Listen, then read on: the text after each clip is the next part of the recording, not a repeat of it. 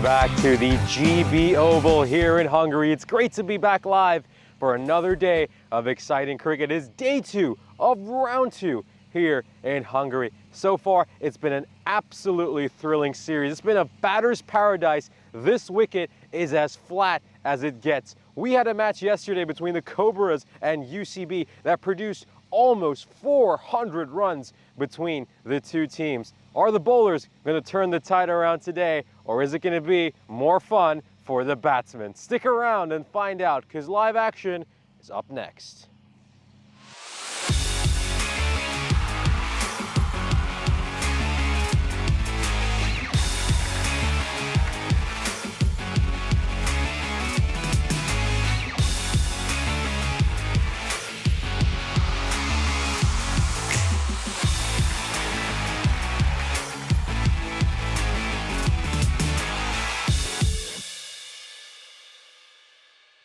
This European Cricket Network event is proudly brought to you by HCL Software and Paramatch.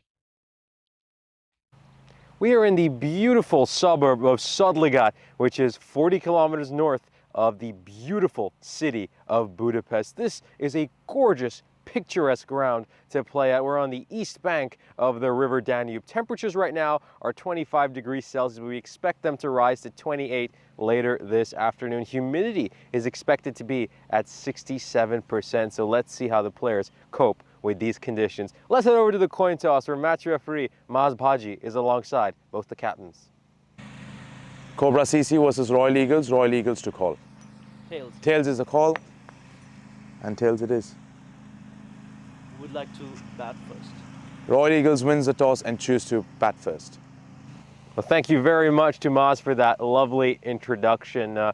This should be a very exciting matchup. We're going to get to see the Royal Eagles have a bat first. Two players you absolutely have to look out for are Sachin Chauhan and Shiraz Dilbar, who have so far scored 172 and 142 runs respectively so far this series. Those two are run machines, and they'll be hoping to post a big total to put some real pressure on Cobra Cricket Club in the second innings. For Cobra, well, they're blessed with some great left arm spin options, but the man you absolutely have to look out for is Sheikh Rasik, who has been in electric form throughout this series. He scored 3 centuries in this ECS, and the great thing yesterday was they finally pushed him up the order and they had him opening the batting. That is great to see from Cobra's point of view.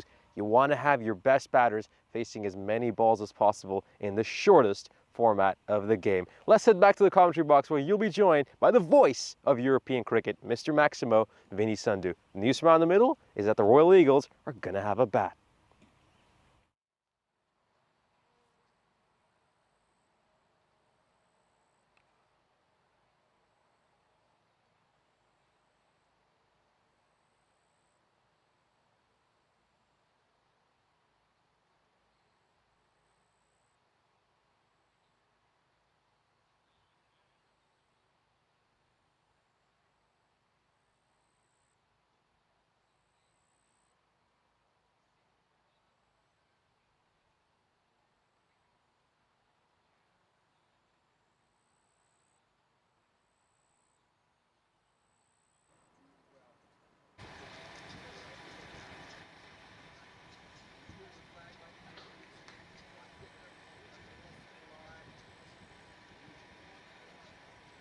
Sanāk, viņi pat laivā nedzird vai tikai tokbakā?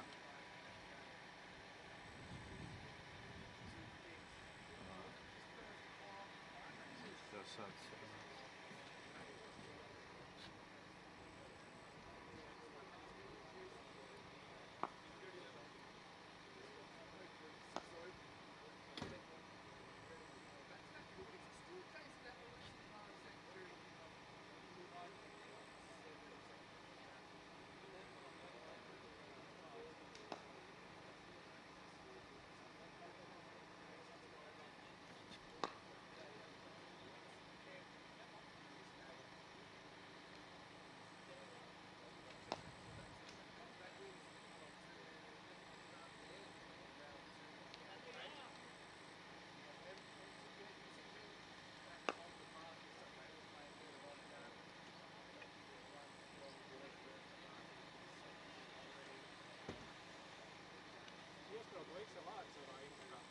Šito?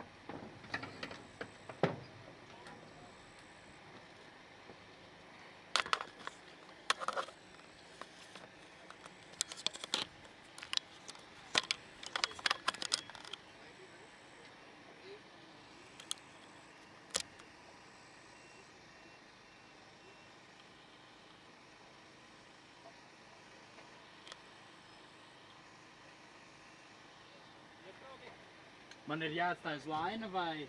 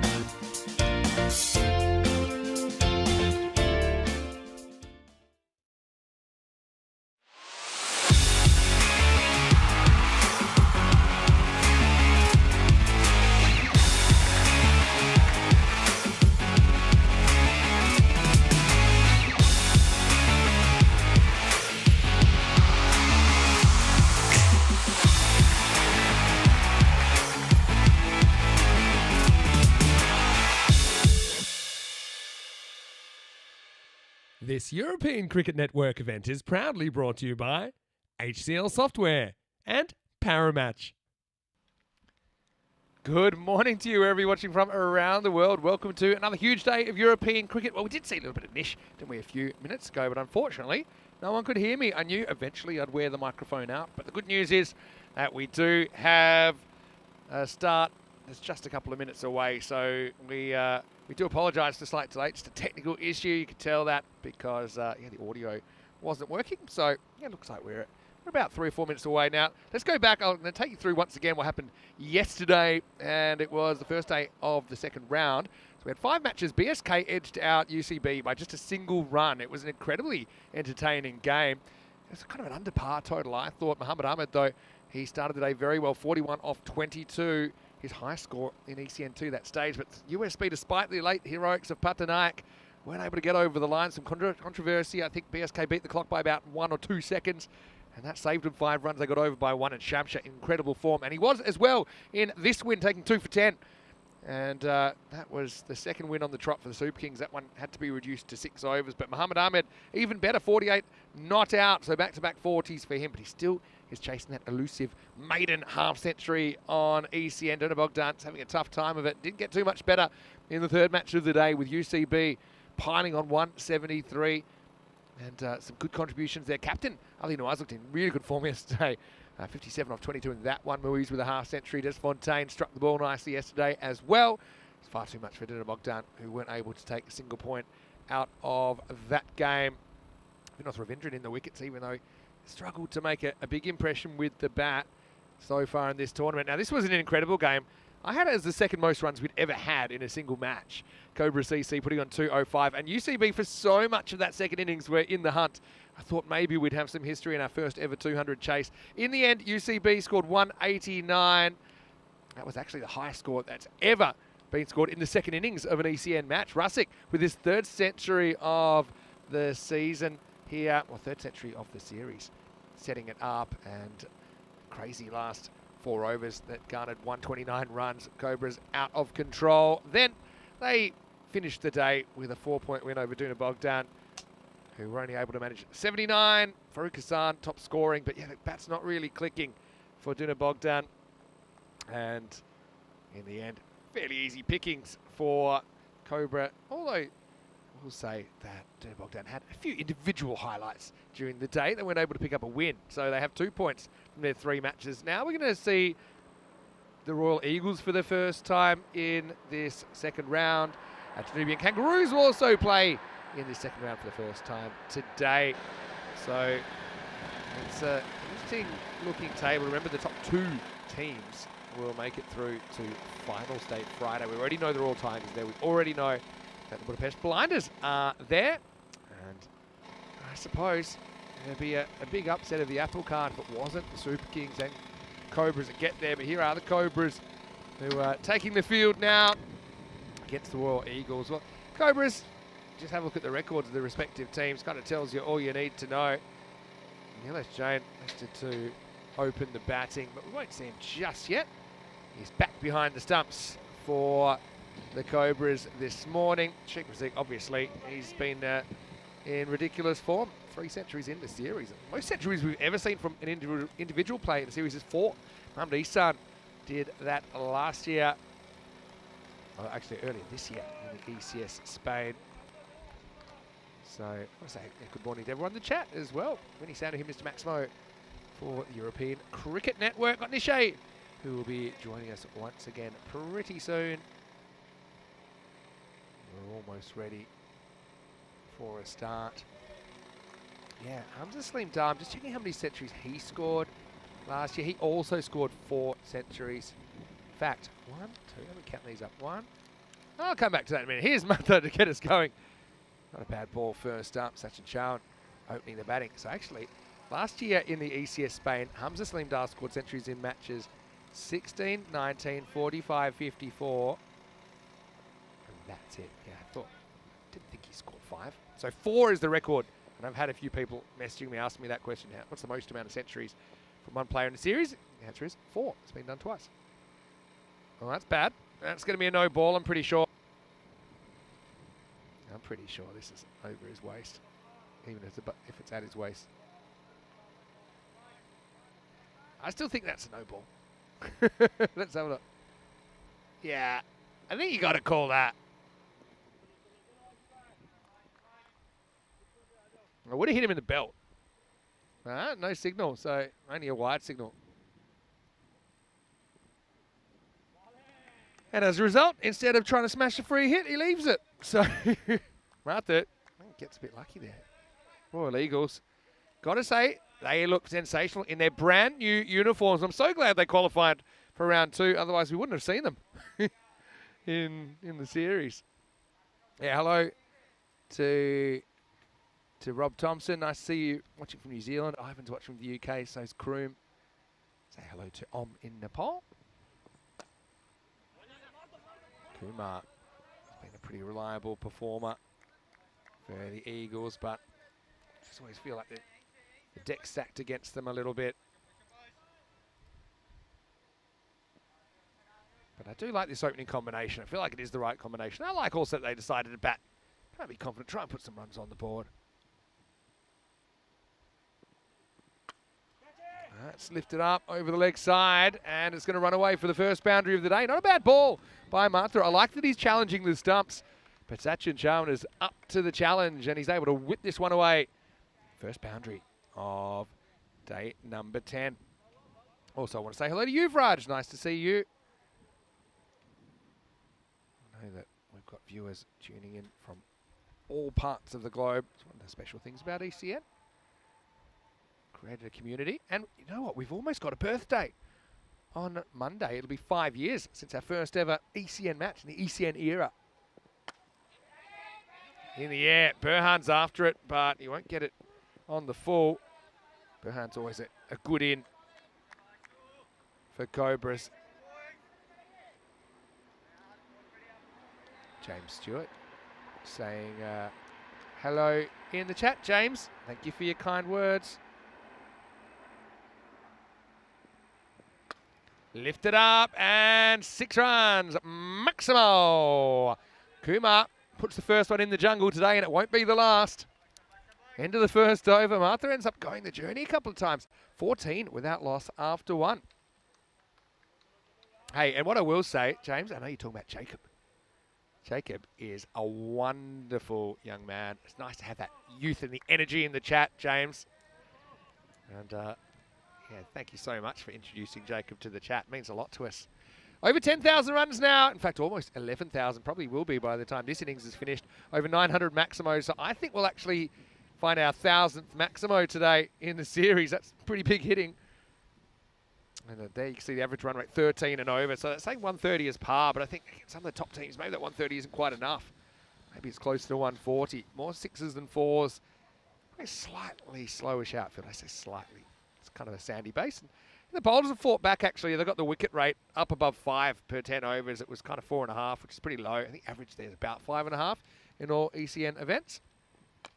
Lifts it up in the air. Just going to creep over the fielder in the circle. And Vicky's going to have to chase it, but to no avail. It's 4 runs to start the over. Rasic sharing the new ball. Well, Vinny Sander here, Mr. Maximo, and another young man that has forged a special place in the ECN community is joining me now for the first time in the commentary box today. Nish Bart. Nish, good morning to you. Yeah, very good morning. Great to see this start by the Royal Eagles. I think you love to see their positive intent. Plays that one with soft hands, and he blocks it out. Goes towards third. Yeah, I mean, the Royal Eagles, I mean, they're obviously going into this game as underdogs. There's no other way to put it. Their only 2 wins came against Kashmir Budapest, and they're going up against a really strong Cobra CC side. But I love the fact that they came out that first over, batted really positively, got 14 runs off it, and they're looking to play their strokes. A great ball there by Sheikh Rasic, a man who's been in electric form throughout this European cricket series. Yeah, exactly. Wouldn't put it past him to get a 4th century, even a 5th. Right, this is in the air. Burhan hunting to his left, and he takes a brilliant catch. I think it got a bit close to him in the end. Had to clutch it. But Sachin Chavan's going to have to go, and Rasic breaks through in just a second over the day. Brilliant fielding from the Cobras, 18 for 1. Yeah, this is a brilliant bit of fielding. I mean, he's out at wide, long off. It's not easy to take. I wonder if he's used his chest to corral this ball. Oh, he might have. He might have looking at that replay. Excellent effort. And the first wicket falls. The first thing is he had to get to the drop zone, had to move pretty quickly. So Chowan has to go. This is Swarup Gowda, who's coming in number 3 position. And the Eagles, obviously it's the first time we've seen them in round 2, but they're already starting behind the 8 ball, aren't they? Because of the structure being that they don't carry any points through. Some teams carried 1, some teams carried 2 points through. But if you actually look at the Royal Eagles and their numbers, you see that they have found it hard to put runs on the board. 106 is their average score, and their actual top score so far is 133.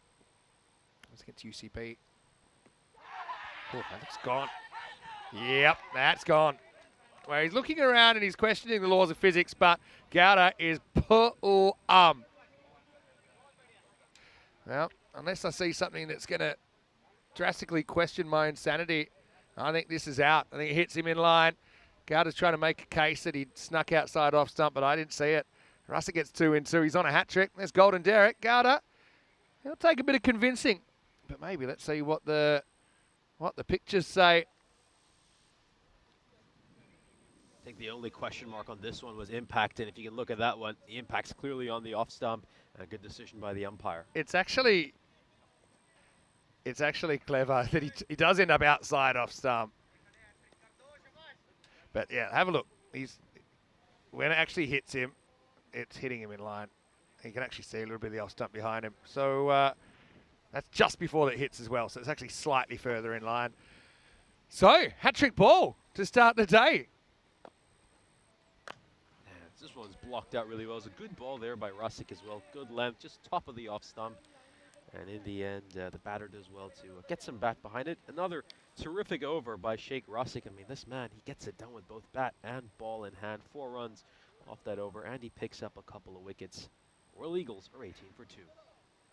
This is the table. So the thing is, the Cobras and the Super Kings, they still have a match in hand over UCB and Duna Bogdan. Kangaroos and Eagles have to do something crazy, but they do have 5 games to pick up points.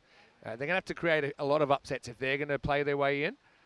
But yeah, Cobras and Super Kings, who we'll see a fair bit of today, because they play 3 games each, they could essentially lock up those two spots before we even get to day 3. Anyway, here's Sawant to bowl the 3rd over. This is played out towards mid-wicket, goes for 4. Nice shot there by Kumar. Yeah, great attacking intent by him. Love the fact that he's opening the batting. He's had one of the higher strike rates in this Royal Eagles side throughout this ECS. Fortunately for them, nobody in their top order has had a strike rate above 200. And here's a look at our calendar for the ECS. Had a question for you, Vraj. What's the schedule? There you go. This is where we are. This is just European Cricket Series cricket. There is a little bit of extra cricket as well. It's bonus weekend in Croatia, first weekend of August. We also have some T20 internationals towards the end of August in both Malta and the Netherlands. This one's going to pop up to Burhan, who will take a comfortable catch at mid-off. So it was 1 shot too many for Kumar. He loved the positivity he was playing with, but probably needed him to hang around a little bit longer. The 3rd wicket falls for the Eagles. And that's the thing, because we're still in the power play, more infielders, probably later in the innings. If it's next over, this probably just bounces on its way to long off. But yeah, power play can be good for the fielding side too. We see a lot of wickets taken. Statistically, 3rd over is actually disproportionately high for wickets. I think partly it's because also the batters know that the power play is creeping away and they do get pretty aggressive. That time the miss hit costs Arvind Kumar his wicket. He goes for 11, 22 for 3. Here comes Fayaz Khan, who's he's a real battler for Royal Eagles. Love his attitude. And Nish, I know you didn't see too much of the Eagles in the first round. Their uniforms look sensational, like a scarlet kind of flash out there. Unfortunately, I'd like a few more runs on the board. Yeah, beautiful uniforms for the Royal Eagles. Actually very similar to Cobra Cricket Club as well. I think it's kind of hard to tell the 2 teams apart at times. Yeah, and also Duna Bogdan have very similar colour. But, hey, if it looks good, they can share it. I don't mind that. Fayaz watches the first one pass for a wide. What's your favourite colour, Nish? Oh, it has to probably be like royal blue, something like that. It's pretty similar to mine. Cobalt, it's called.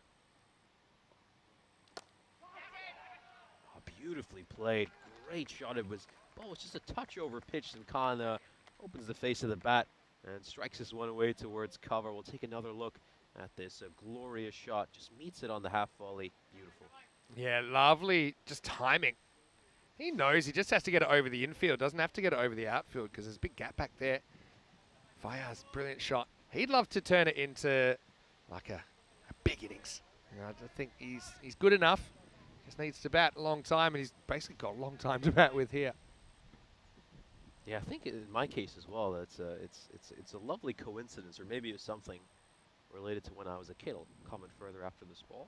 Just played back towards the bowler that most of the teams I've grown up supporting as well happen to wear the same color. So I wonder what led to what. I mean, was it what came first, the chicken or the egg? Yeah, I see what you're saying. So what are some of those teams? No, you could go with the likes of, say, Chelsea, Cowboys, Indian cricket as well, of course. And a lot of the teams I support in other sports as well all happen to wear navy blue. This is pushed away towards point, and that's a really good throw. Fired in at the stumps, and it looks like has he made it back in time? Yes. Throw just he pulled would have made it back in time if happened at the stumps as well. Pulled the keeper away momentarily, and that's why he was able to scramble home.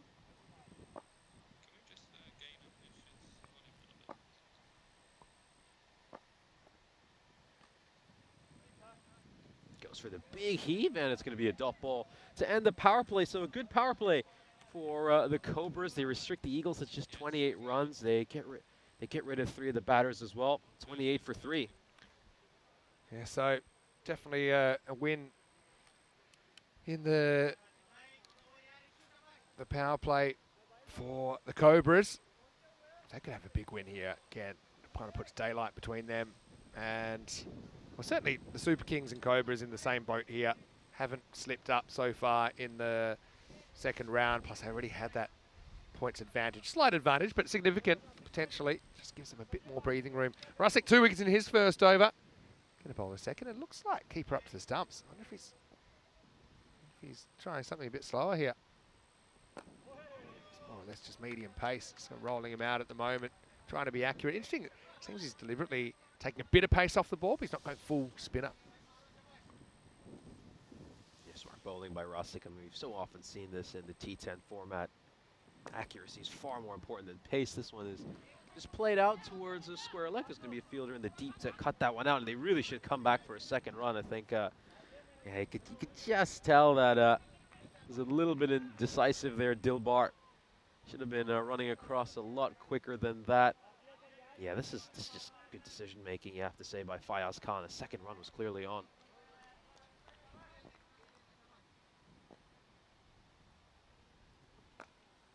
Nicely played away towards a backward square leg. They'll pick up another single here, but they won't mind this too much. The Cobras just restricting them to singles and doubles for now.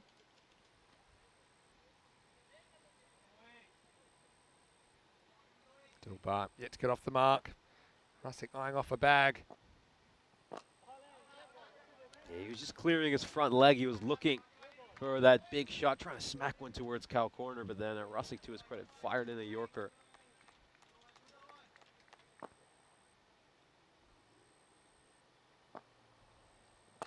Looks to advance, but again, smart bowling by Rusick, watching the batter very closely, follows him, fires it in at his feet, so he can only get a single. Take another look at this. Very intelligent bowling. Yeah, very smart. He's pretty good at hitting that block hole.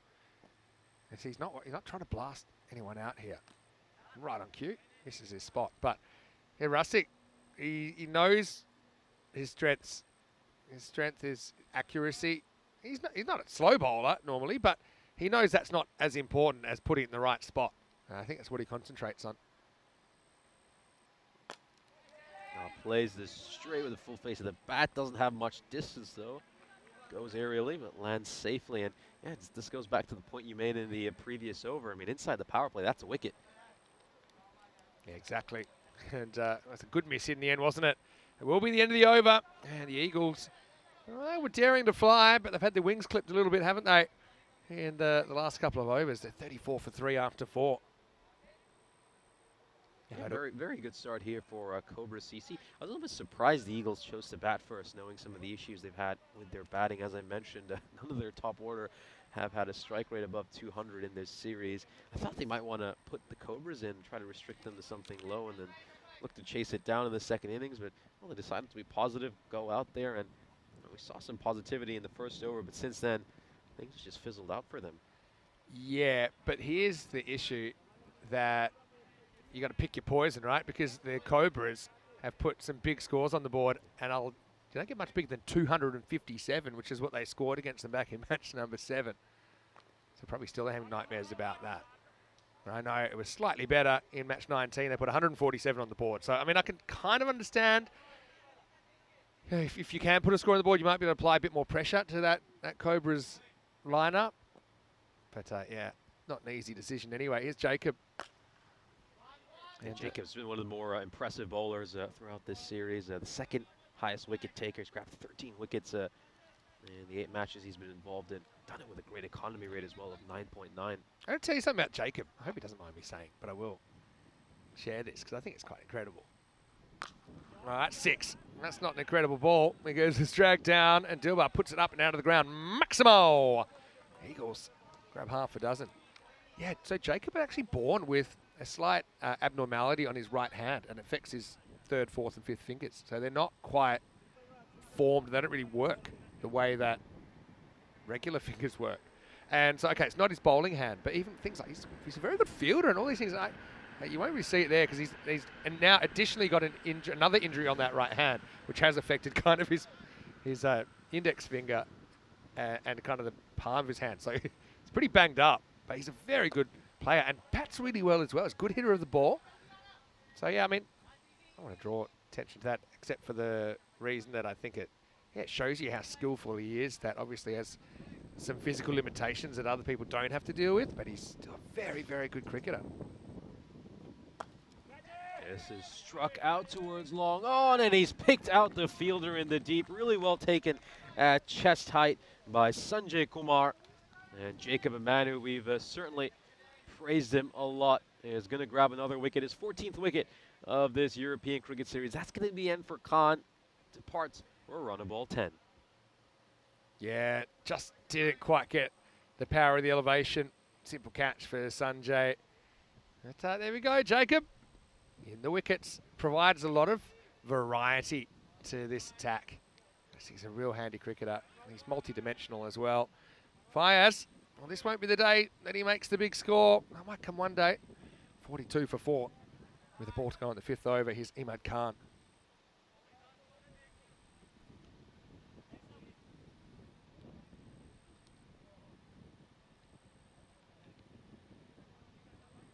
Pretty good over this from Jacob. Only 8 runs off it at the moment.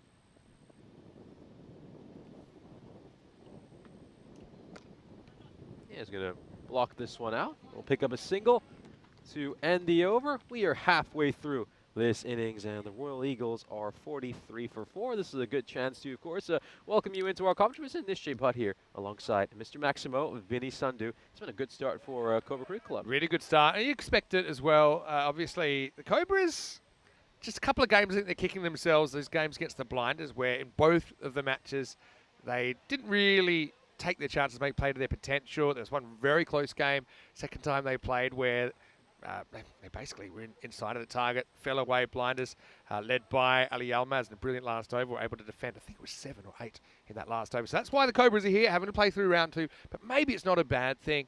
Again, maybe they can build some momentum up to having a crack at those auto-qualifying teams, potentially on Finals Friday. Yeah, it's the old argument of rest versus rust. I mean, will this extra momentum help them into semifinals day? I mean, some of those big boys in the semifinals will not have played any cricket for 4 or 5 days, and that can be a disadvantage. Yeah, definitely. And for Royal Eagles, I mean, obviously, they're a real underdog story. When you think about the fact that when these two teams played earlier on in the tournament, 257 is what the Cobras scored. So the Eagles, they have to try and maintain a positive mindset, and that's just a one-off innings. I think you need to tell yourself, if we can get some of these dangerous hitters out before they can hurt us, then we're every chance of keeping it down to something reasonable. But first, the Eagles have to put a score on the board in the first place. Great to see Dave joining us in the chat. A very good morning to you. got Peter van der Steen joining in today as well, coming in from the Netherlands. It was great to have you in the chat yesterday. Hope you're enjoying this game. Good start to this morning. You have to say Cobra Creek Club will be mightily pleased, as we just mentioned.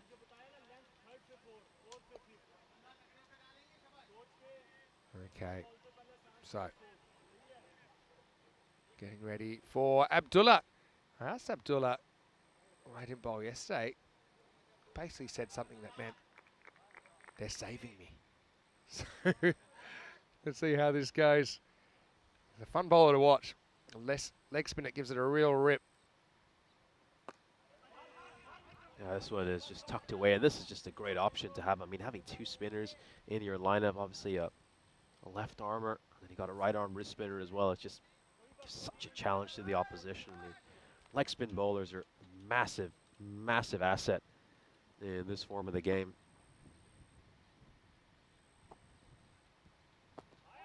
Just fires that one in, darts it into just around his feet. Good Yorker length delivery.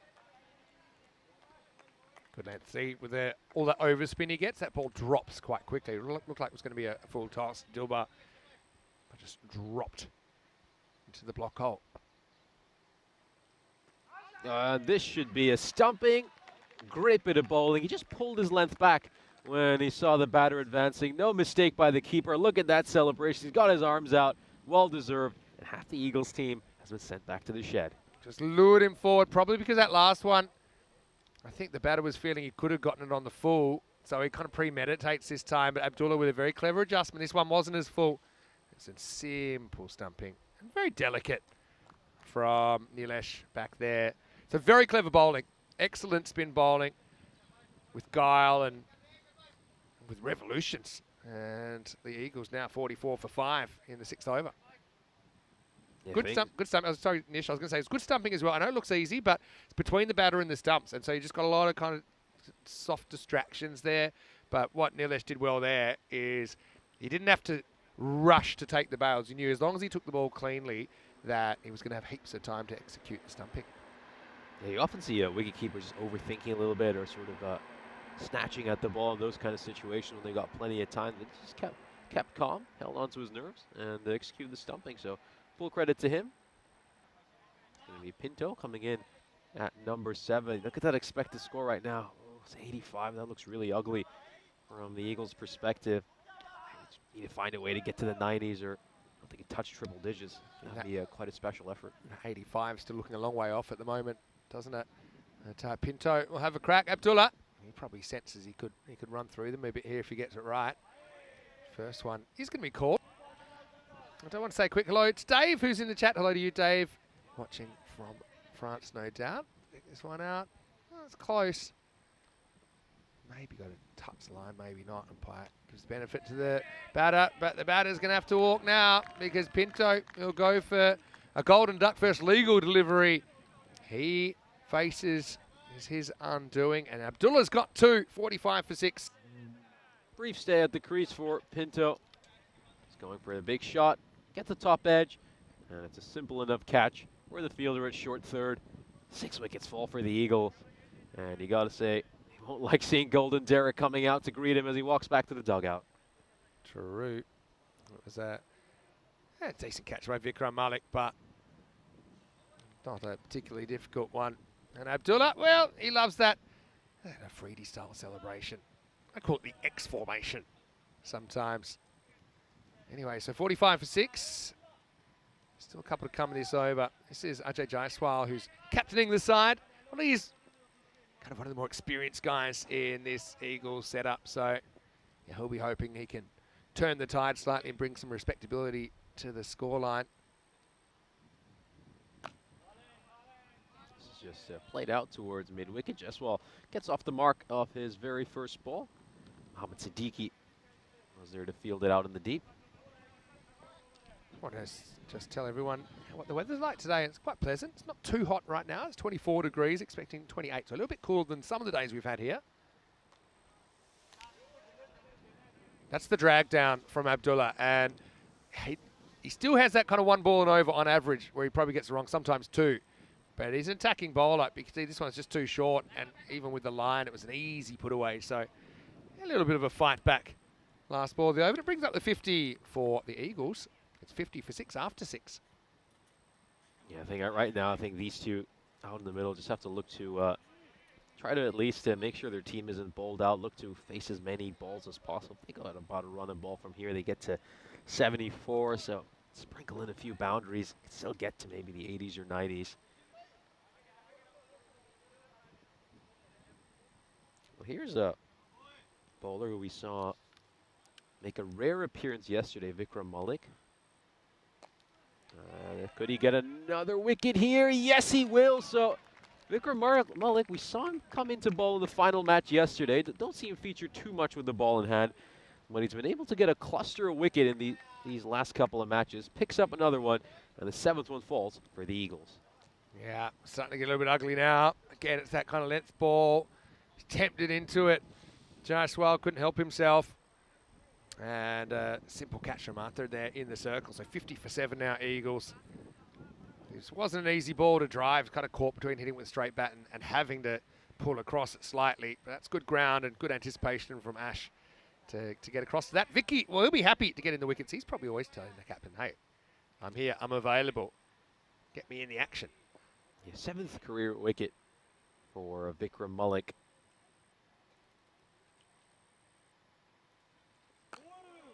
This is one is doesn't turn to the ball too much, Vikram Malik, but he is very accurate. And I think most of the bowling we saw yesterday was very pace on. We saw most of the top sides they were blessed with plenty of quick bowlers, but I think the fact that Cobras have all these spin and slower bowling options could be such an X factor for them heading into the elimination round, provided they of course reach there.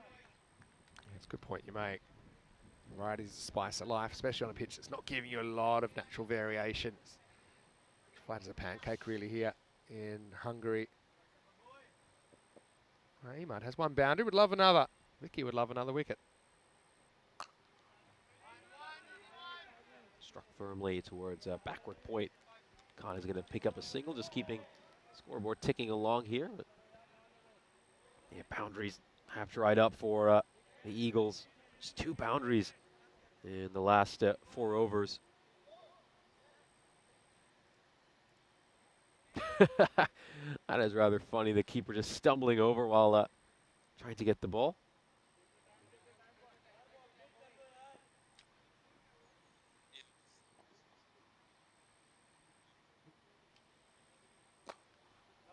Again, just good length here by Vikram Malik. Really full, almost Yorker length over there.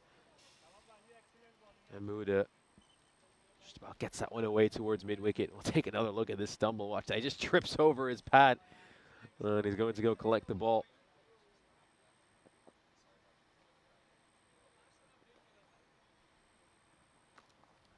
He's going for the big shot. He gets a top edge, threw everything at that. Doesn't have enough to go to the rope. Looks like it does. The fielder will lose out on that race. It was a good chase by Ashutosh Mathur, who's fielding at short third. But the ball wins the race.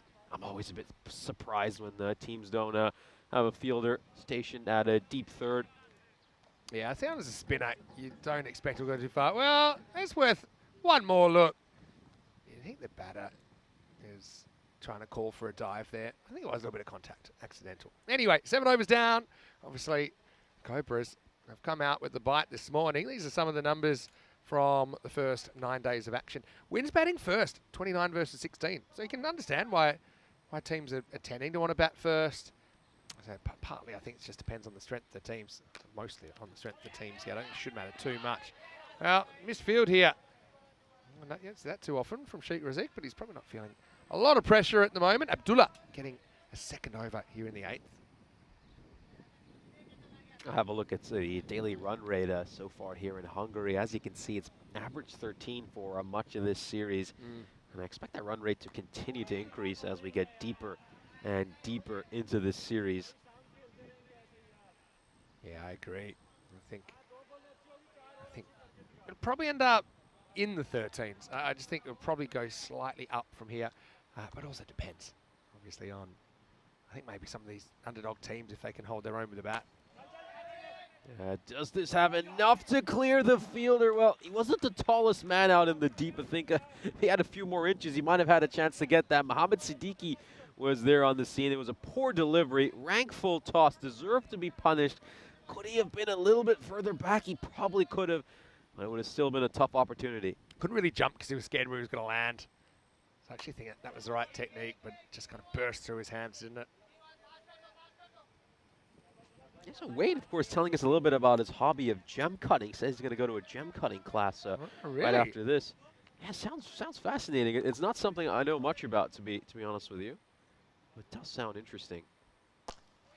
Meets this on the half volley and smashes it for a 6. Oh, so this boy. Is the first big over we've seen in a while. That one crashes into the production cabin. It's a wake-up call for some of our members of Sprint Productions. Well, that's a crossbar challenge complete on the production van. And I don't know if we'll catch this all the way, but it goes bang and hits actually the crossbar. And that was pretty close to the window. That would have broken the window. So anyway, good luck, whoever's in there right now. The crew are pretty good. They're moving around a bit because they're all trying to avoid danger. They're moving around. End of the over. Abdullah will have to stick to the 2 wickets. 72 for 7 after 8. I think it might be Paul in there right now. I mean, that would have been quite a fright. Not the first time we've seen one go straight at the production cabin. We, of course, saw a couple hit it yesterday as well. And then, of course, the closest call we had was when we saw one go straight at the scorer's monitor. But thankfully, the protective case was there yesterday to protect the monitor. The Grizzly-proof case saved the day. But, yeah, I think we're right to be a bit concerned at some point. But the window's going to get broken. Anyway, here we go. Vicky gets the second over number 9. And stabs this one away. He's going to use his feet in the end. And he might have hurt himself with trying to do a bit of foot fielding. Yeah, that was a great previous over. 15 runs came off it. I said they might want to try to get to the 80s or 90s, and that over will certainly help them. I think it's just caught him right on his heel.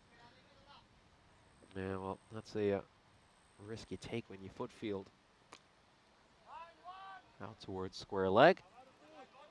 It's another run. Khan looking really good out in the middle. 19 of 9 for him. Mahmoud's been an able partner as well, hitting some good runs as well. Yeah. Nice little fight back here. I said the 80s looked a long way off. They should get there now, at least. Oh, nicely played towards point. This is going to be quite a chase for the fielder. Is he going to get there in time? Well, doesn't look the fleetest of foot. I just wonder if he's carrying an injury. I mean, he was running rather gingerly. That's, of course, Abdullah, I believe, on the That's field. Latif. And Latif, Latif, yes. his injury is that he's a fast bowler and he's sore. So you haven't seen him in this game. Just saving himself up a little bit. But, yeah, it was a very ginger kind of attempt. And now there's going to be more chasing going on. This will pop into the gap. It'll be 4 runs. Nice shot by Mahmoud, who joins Imad Khan on 19. A very nice shot there by Mahmoud, and back-to-back boundaries. We're starting to see the boundaries flow these last couple of overs. Had a period between overs of 4 to 6 when we only saw 2 boundaries, but since then they've started to play some shots. They've been aided by some subpar bowling as well. I think both Malik and Abdullah have departed from some of the fundamentals that served them so well earlier this innings.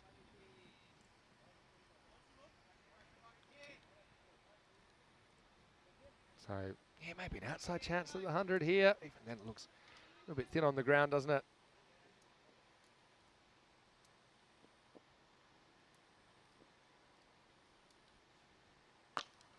Goes for the big shot. That was a shorter delivery, and it's been punished. That's the biggest 6 we've seen so far this innings. Terrific hit by Khan. And, you know, he's making a case to get pushed up the order here. He sure is.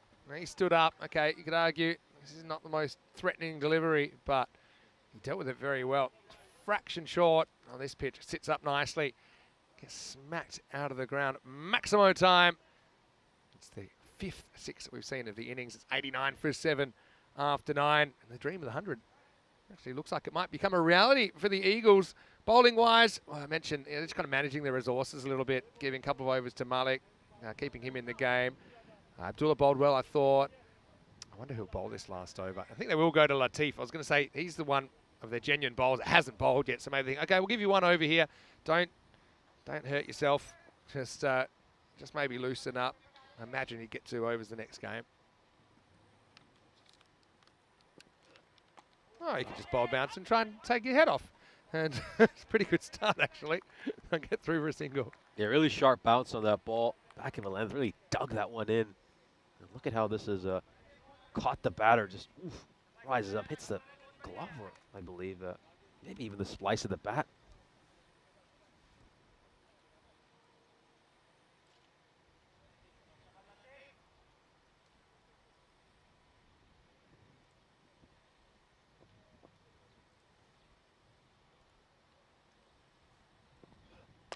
Oh, goes for the big shot, walks down the wicket.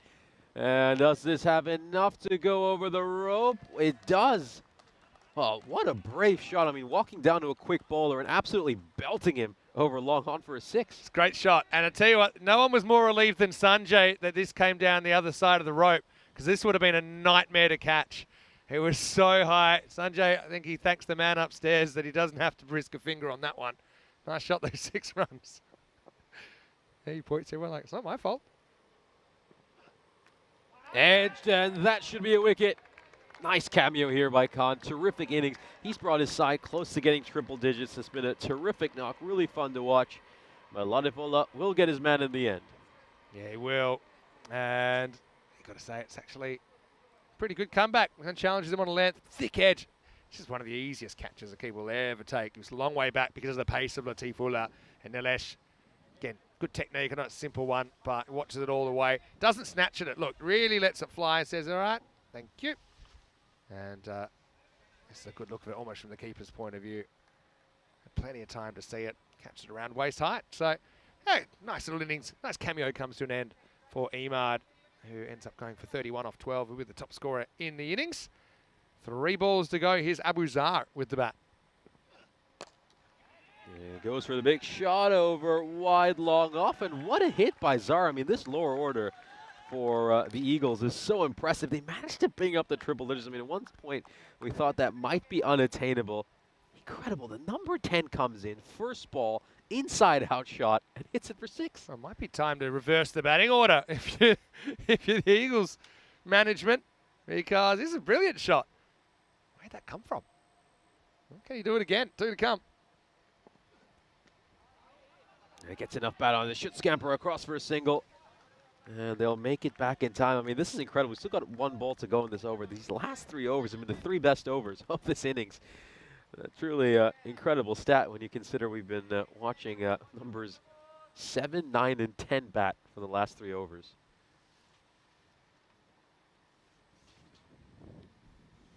All right, so last ball time, I should say. Amir Mahmood will get 1 more chance to advance score. The 100 has come up, by the way, during his 10th over. There's a big shot, and see ya later. That is a huge 6. Clears the fence, which surrounds this ground.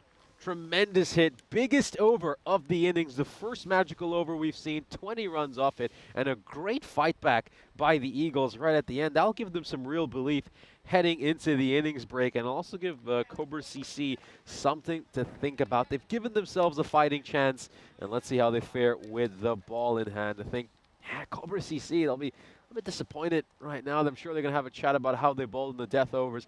I think they missed a trick. They just departed from some of that really accurate bowling we saw during the middle overs.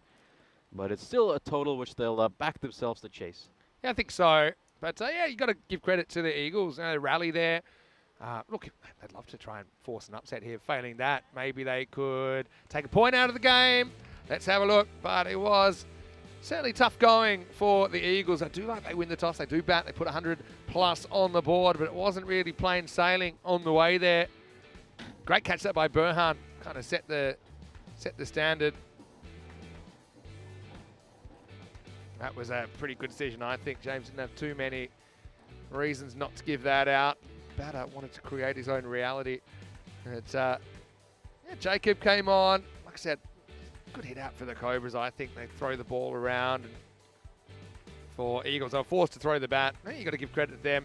The guys that did come out there and were able to turn the tide to an extent. Certainly had the right approach. As Abdullah, with his 2nd wicket, looked like he might be able to take it back. In the end, he had to settle for a brace.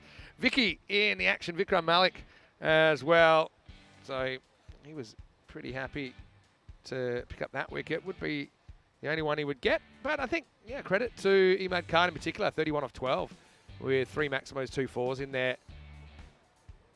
Latif did look like he'd woken up on the wrong side of the bed. He would get the 10th over, which wouldn't go too well actually as well. Last over going magical. They go from 89 to 109 in that last over. Although Latif did take a wicket, regulation catch giant doing the rest. But Abizar came out, he pounded a 6, and then the last ball disappeared from Mahmood as well. He finished 27 off 12. Also a very good knock from him.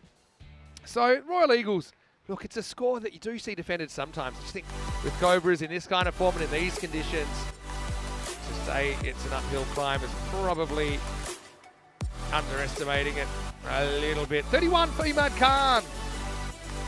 Nice innings from him, including 3 bombs. Just 12 balls spaced. 12 balls spaced also for Amir Mahmood with 27 not out. But the Eagles, apart from that, finding it pretty hard going. Just the 5 extras as well, compounding their problems, not giving a lot of runs for free. So Cobras will be chasing 110 in the second half of this game. 2 wickets apiece to Sheikh Razik and Abdullah. Singles for Sawant Jacob, Vikram Malik and Latif Ullah, although he was a little bit expensive in the last over.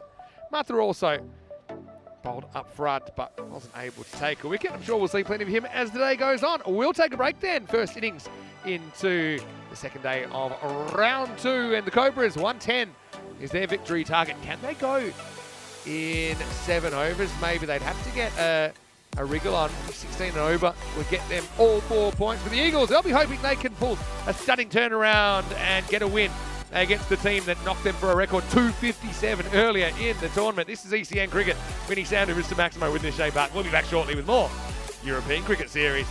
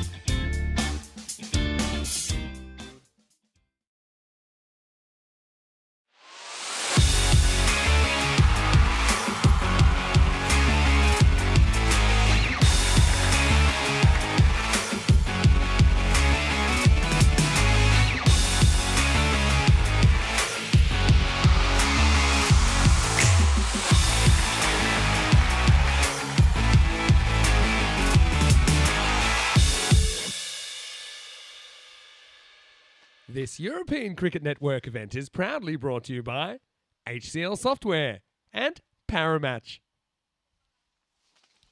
Welcome back for the second innings of our opening match of the day. We saw a great fight back from the Royal Eagles right at the end. At one point we thought they'd struggle to even get to the 70s or 80s, but they end up setting a target of 110, as you can see, thanks to the fact they managed to get 52 runs in the last 3 overs. An incredible batting performance by their lower orders. We saw a great display of hitting, some tremendous sixes were hit. We saw 3 sixes hit in the last over. And they've given themselves a chance here. They've got a foot in the door, and that's the main thing. I mean, now the Royal Eagles bowlers will feel like they have something to bowl at. And they've got to look to attack early. Of course, this man, who's set to face the first ball, Rasic, who, finally, he's opening the batting for his team. I mean, we were calling for him to open the batting for quite a while. It was a bit puzzling. He was at number 3, considering he's been their best batter throughout the series. He struck 3 centuries.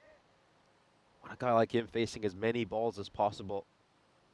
And it's good that they finally realized they should have him opening the batting. Here we go, first ball. Jaswal going around the wicket here, starts off with a wide. Yeah, I'd love to hear your opinion on this in the chat, but I'm not a fan of him coming around the wicket. You take away certain forms of dismissal when you do that. It's so much harder to get him out. But, well, I might have to take back my words. However, that's going to land in the Bermuda Triangle. Could have been a catching opportunity. Just fielder was a little bit flat-footed. We'll take another look at this. Oh, dear. Really feel someone should have got at that. But yeah, I'd rather he go over the wicket. He's got the chance to get an LBW. I think when you're defending a target of 110, you need to look to attack. Defensive tactics won't cut it. I'd consider having another catcher in nearby as well.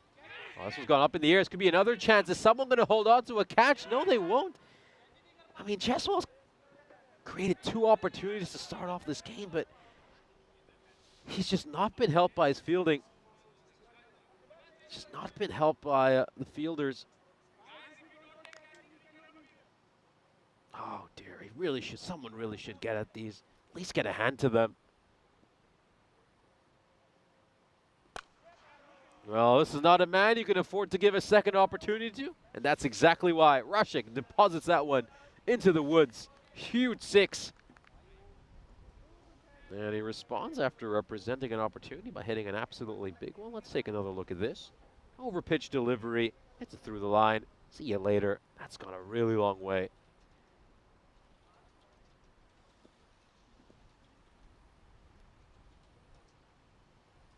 Oh, well, that's a wide one. That's a wide one.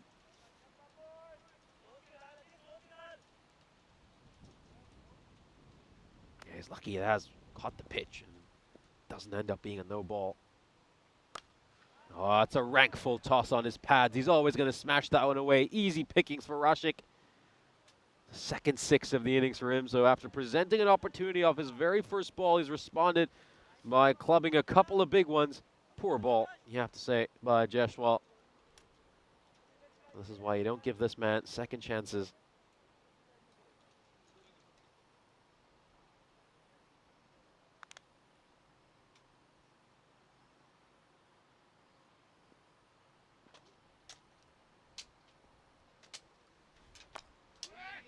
A bit of width on offer over there. Not the best fielding again. If Cobra CC had run that first run hard, there might even have been a chance for a second, but they'll settle for the single.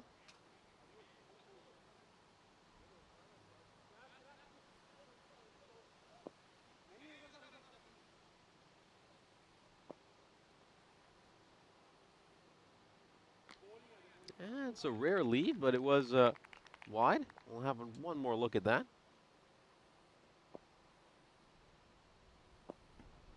Oh, well, I think the bowler has the right to be hard done by there. And oh, well, has been given another wide.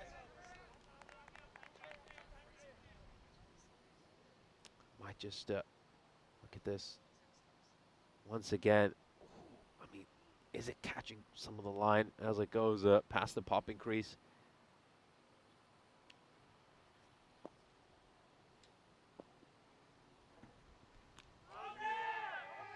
And this one should be a legal ball. End of the over. It's a good one for Cobra CC to get 19 runs off it. Could have been a good over for the Eagles. I mean, you got to feel for the bowler, Jeswell. Created a couple of opportunities with the first 2 balls, but no one got a hand to it. It could very easily have been an over where a couple of wickets fell. But that's the way cricket works sometimes. It's been 212 matches since we last had a golden ball on the European Cricket Network. That was, of course, all the way back in Cyprus in a matchup between the Cape Verde Tigers of Limassol and the Cyprus Knight Riders. Haven't seen a golden ball since. Went through the series in both Hungary and Romania. I should say Czechia and Romania, beg your pardon, without seeing a golden ball. And we're hoping Hungary provides this one here in the second week of action.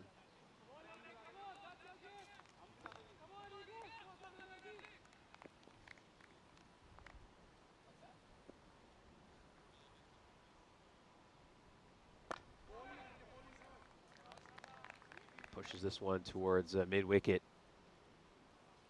It's a risky ball to start off, in all honesty, straying onto the pads. I think Rashik, more often than not, would be belting those away, but target's just 110, and he's maybe just playing a little bit more reserved than he typically would. Oh, that's better. The length is a lot better over there. Comes off the toe end of his bat.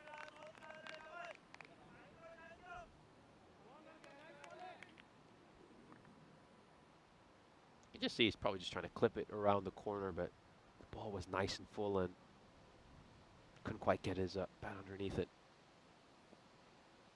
Oh, wayward. That's going to be a no ball, and it's probably going to go for 4. So it's a minimo and a free hit. Well, it's the worst possible outcome for the bowler. Take another look at this. Yeah, lands well off the pitch. Keeper had no chance. He had absolutely no chance to get to that. And a free hit is coming up here for Rashik Saula after bowling a couple of dot balls to start the over. Is slightly spoiled his over here. Free hit's coming up for one of the most informed batters in Hungary right now.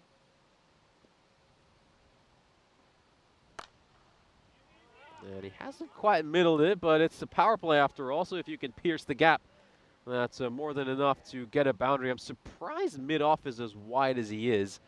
Would have had him a lot straighter. And he just gets enough bat on it to get it away for 4.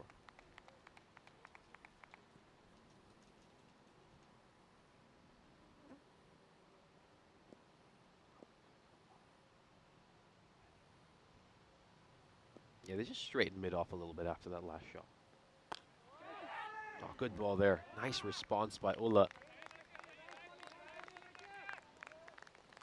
You can see the ball just shoots up off the pitch. He's really hit the deck hard.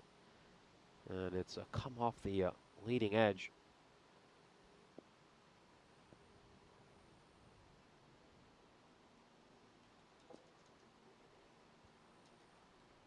Oh, full toss. That's a poor delivery. It's going to be another no ball. So the second free hit of the over coming up. The easy decision here for the umpire. Look at that one. Well above waist height.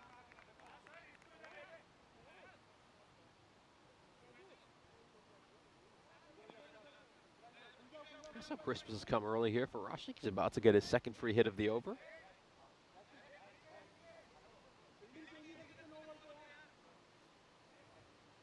Yeah, the umpire just pointing out that you can't change your field setting on a no ball. I saw some of the fielders moving about. Yeah, that was Sanjay Kumar telling his teammates, hey, stay right where you are. Hasn't quite timed that one, Rashik. But he will get a single, so they're not able to capitalize on the free hit. A good hard length. Didn't quite give Rashik the room to free his arms either.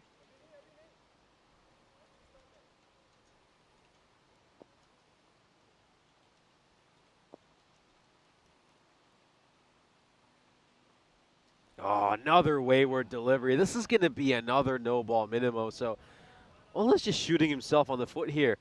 Way too many no balls. That's the third no ball of the over. Oh, this is catastrophic. I mean, he's bowled some really nice stuff at times, but he's just mixed it in with some of these really, really shocking deliveries.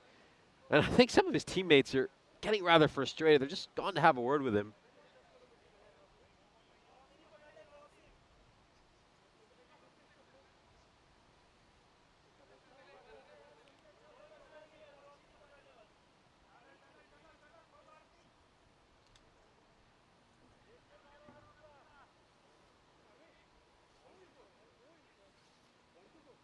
Third free hits coming up here. Rushdie got a chance to face a couple now. It's Jan's turn to be the beneficiary of a free hit. That's a wide. Yeah, extras. Why have they hurt Samiola?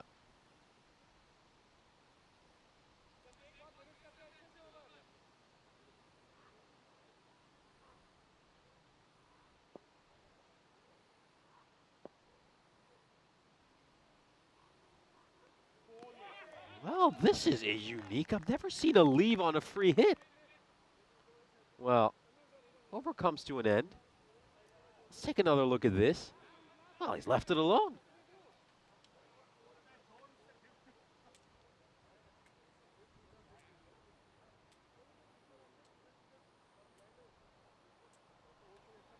Well, I've just been informed that that ball was actually not even called a no ball in the end, so it wasn't a free hit. It was actually a legal delivery.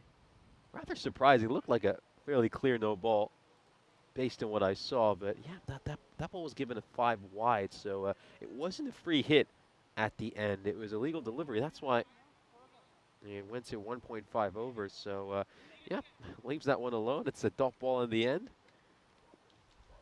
Still an expensive over, though. 17 runs come off it. Just straying onto the pads, and oh, doesn't quite carry to the fielder, but he's also let it get past him for a 4. Just never in a good position. I have to say, the Royal Eagles, they're fielding these first 13 deliveries has been rather ordinary, to put it kindly. Yeah, just never in a good position to do anything. I mean, wasn't looking to catch it, wasn't looking to stop it. In the end, he just lets it go past him for a 4.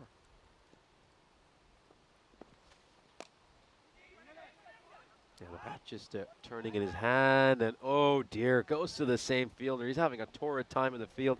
You really have to feel for Amir Mahmood. Don't think he's covered himself in glory either of these last couple of balls. Wasn't perfectly timed, but got enough bat on it. Someone of Mahmood's quality, you'd expect him to try to stop that, and guess what? He's been swapped out immediately. I think the captain's seen enough mistakes from him. Amir Mahmood has been sent to cover, and Ahmad Khan, who we saw bat superbly, has been sent out to deep mid-wicket. And somehow the ball finds Amir Mahmood again. Well, he's been a magnet for the ball. I had a feeling that the ball was going to go straight to him. Well, you can't hide a fielder in cricket, can you?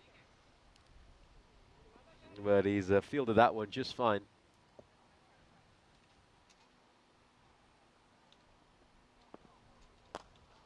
Oh, this is struck firmly straight down the ground. It's going to beat mid-off.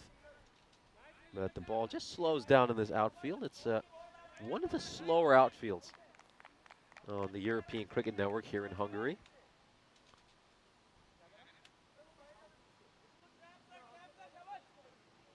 They're just going to...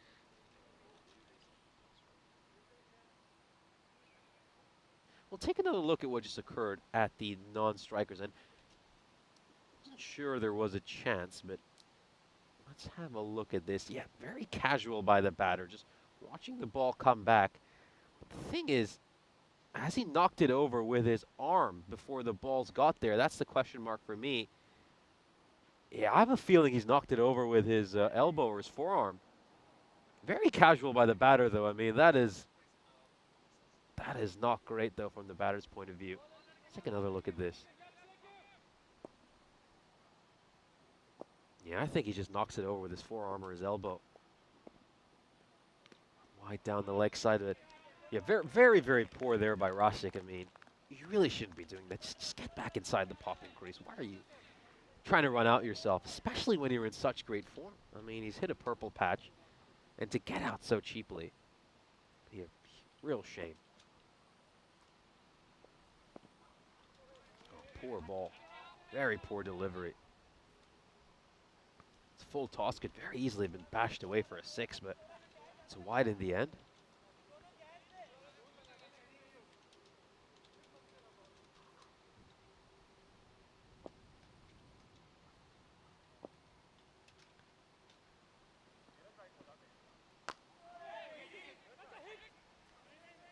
Yeah, hasn't quite middled that one, just comes off the bottom part of his bat. And it goes straight to the fielder at mid-off. 11 runs off this over so far. You should maybe looking to cut that one. It was a right line and length. That's another wide. Yeah, these extras are just racking up here for the Royal Eagles. It's now 19 runs of extras. And we're not even at the end of the power play yet. Still got a ball to come.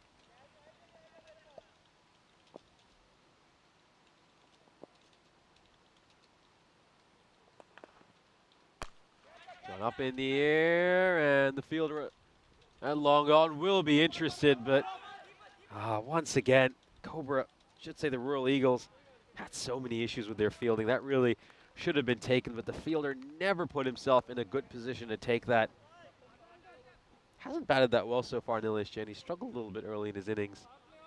And yeah, just wasn't in the right position, was trying to take it sideways. Should have come at the ball, looked to take it at chest height. But in the end, Cobra CC survived. Nilesh Jain is a lucky boy, could easily have been caught on one. But he will continue to battle on as we come to the end of the power play. Cobra are 49 for no loss. Of course, the end of the power play means that got the opportunity to introduce Mr. Maximo, Vinny Sundu, back into the commentary box. Yeah, it's been a funny old power play, hasn't it? Yeah, well, you can actually see Cobras kind of took their foot off the gas in the first innings, and Eagles fought back. 82 off the last 3 overs. Got them up over the 100, but yeah, a couple of sky balls that I think that should have been reached. All right, now they're paying the price. Rasic, 28. Jan doesn't have to do too much yet. But yeah, the Cobras, they'll be eyeing off doing this in the next 4 overs, I'm pretty sure, if they can get going. That's very, very possible. Here's Alden Pinto, who's going to bowl over number 4. That's another wide. Lines have been such a huge issue, haven't they? Make that 20 runs. And he, the extra is 21 now, if you include the single that they managed to take as well. Yeah, very poor.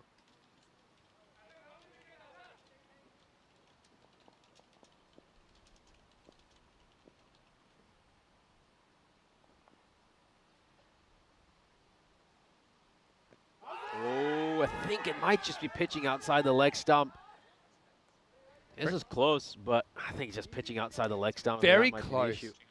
I think it does straighten a bit, but let's see, where is it? Pretty close. I actually think it's probably an umpire's call on pitching.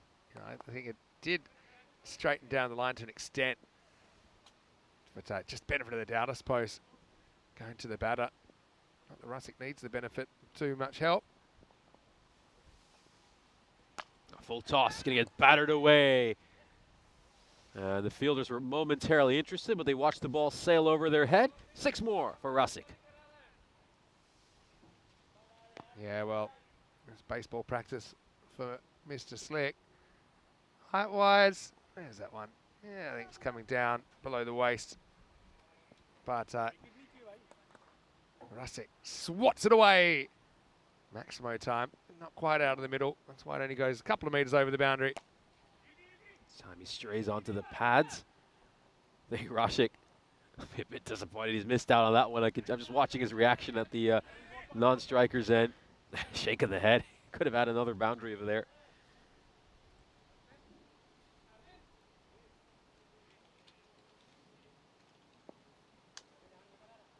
Jain can get going. Stylish performer when he's in touch.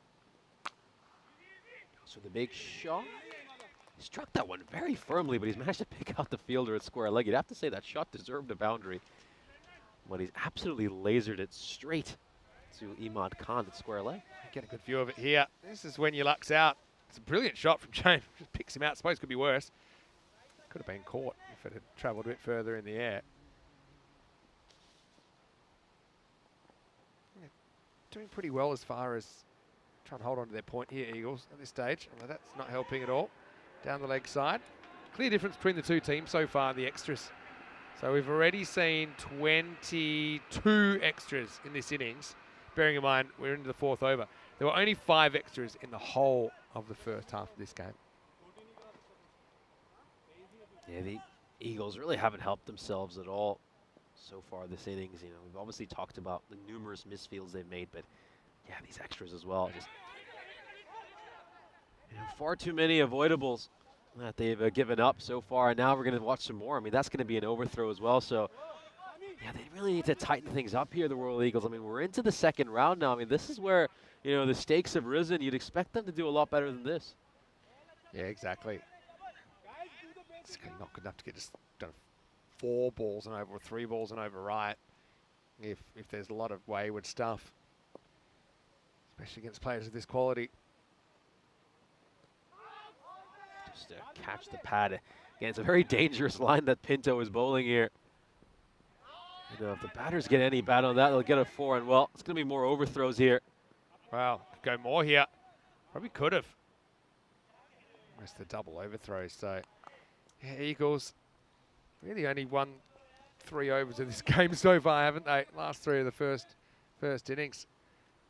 And even that ball to start with is outside the pad, just gets a bit of the pad, but it's not quite the right line. And I think actually if Russing had a few more energy tokens, he would have come back for a 3rd. Anyway, it's the end of the 4th over, and the score 63 without loss. So, yeah, they're flying at the moment. What do they need? They're 3 overs, and they still need 47. So, yeah, I think they should be eyeing that off. Yeah, 47 of 18, certainly doable with these two out in the middle. They'll be eyeing that bonus point. I think, yeah, the Royal Eagles, like you can just tell. I mean, I've been looking at some of the frustration. I mean, obviously Sanjay Kumar right in front of us here at long off. Been watching his reaction. He's been telling them, guys, come on, let's focus on the basics. Yeah, just been very sloppy, really, really sloppy. I think after that, those big last 3 overs they had in the first innings where they managed to score 52 runs right at the end, you'd have thought they'd carry that momentum into this innings and really come out with a lot of energy. But then they had kind of half chances created. They weren't able to take it. That kind of sums it up. Sucked all the life out of the game, really. Yeah, you really do have to feel for them. I mean, that Ajay Jaiswal went for 19 in that first over. Could easily have had a couple of wickets if some chances were taken. That's the thing. Sometimes the difference between the top teams and the rest is that the top teams just do things more often within a game. So you just see that when the Eagles have kind of played their best, they've been competitive, but the times they've let things slip, the Cobras have pounced.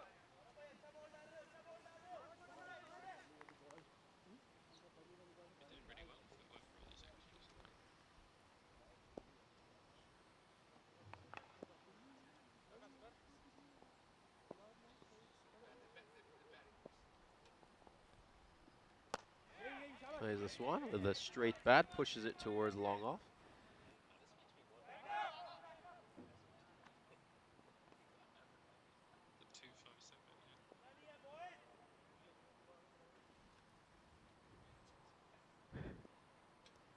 All right, 44 off 16 for all the points. He's going for the big shot here, and the fielder's just going to watch one sail over his head. You know, Rashik hasn't really timed that. That one is all power. It doesn't quite middle it, but he gets enough elevation, manages to get that lofted shot over the fielder at square leg. Must be nice to hit them, I'd call them averagely, but to still be, what is he now, 43 off 21? Not bad at all. 38 off 15 for the BP here. Put a bit of daylight between the Cobras and the rest.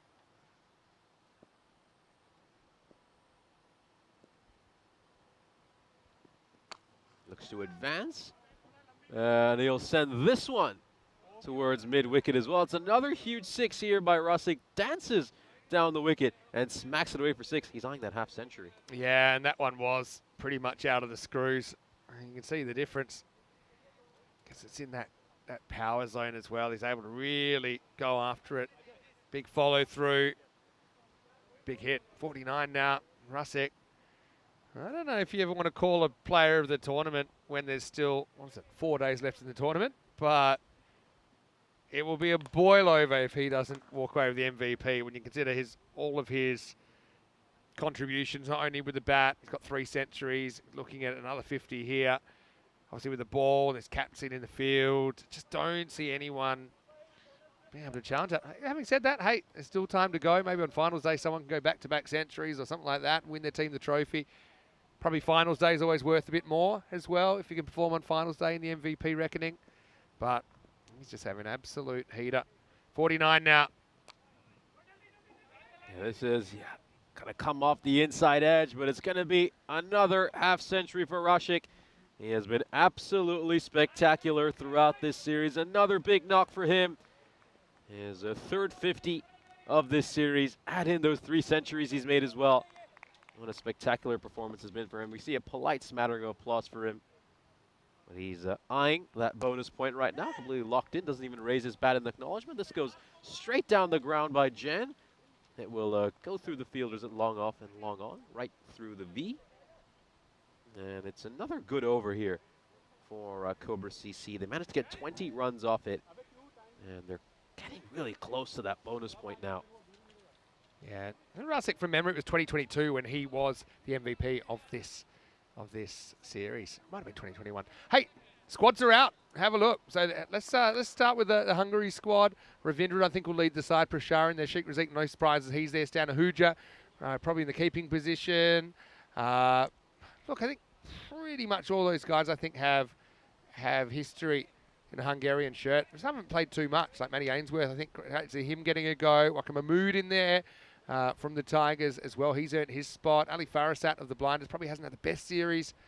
But, yeah, it's a pretty competitive side. Czechia, they'll probably be led by Dylan Stain. Interesting, Riaz Afridi is their fastest bowler. In fact, he might be the fastest bowler out of any of the sides. But he is also a bit erratic at times. We were just in Czechia not too long ago, just a few weeks ago.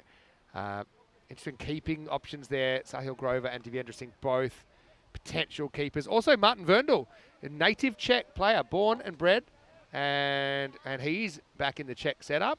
He plays his club cricket in the UK now. Romania will be led by Cosmin Zavoiu, who we've seen leading the Gladiators. Luca Petre is a really good young player. I think he needs to get more overs. I hope he does. Nada Gotler's a potential wicket-keeper for them, though Raj Pisal's been doing a pretty good job taking over the reins at Cluj. Abdulasif is probably the talisman there. But look, Pavel Florin, down bottom right-hand corner. Pavel is back in Romanian colours. We saw him back in the ECI Romania, of course, just a couple of weeks ago where they played there. And the big Bears in there as well, Mohamed Moyes. So we'll talk about that a bit more as we go. Right now, 27 off 12 required for the bonus point. Backs off this and cost him a boundary. Dilbar tries to be careful, but there's such a thing as too careful sometimes. There's maybe a half chance to get Rusick, but in the end, it's not caught, and it goes for 4. Yeah, this is we talked quite a bit about their fielding throughout this innings, and that's another one you can add to the blooper reel for the Royal Eagles. Now with an offer, pops up in the air, should be taken. Will it be taken? No, it won't. And that's kind of been the theme of this innings, hasn't it? You don't feel like any catches are going to be taken. Yeah. Another chance goes begging. Well, you know, when you're hitting balls straight up in the air and continue to not get out, then you start to think, well, how could he possibly get out? I'm racking my brain. Yeah, it was just going back to those squads. I mean, obviously great to see some of the representation in both those sides. Very interesting to see for Romania. There's a couple of key names I remember watching over these last few years. That one is struck away for 4. Good shot by Jen. That we're missing from the team. I mean, I didn't see the likes of Satishan, Vasu Sani, or Manmeet Kohli in there. Good point. Yeah, we talked about who's in. We didn't really talk who's out. I know that Sani got rested from the last last ECI, and he's the regular captain now, I think, of Romania. So Thiessen, I think, mostly given up the reins, but Thiessen's also had some struggles with injuries and finger injuries in particular.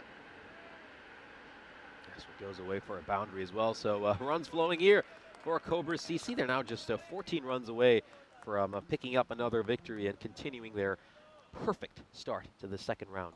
Yeah, so, yeah, good point, actually.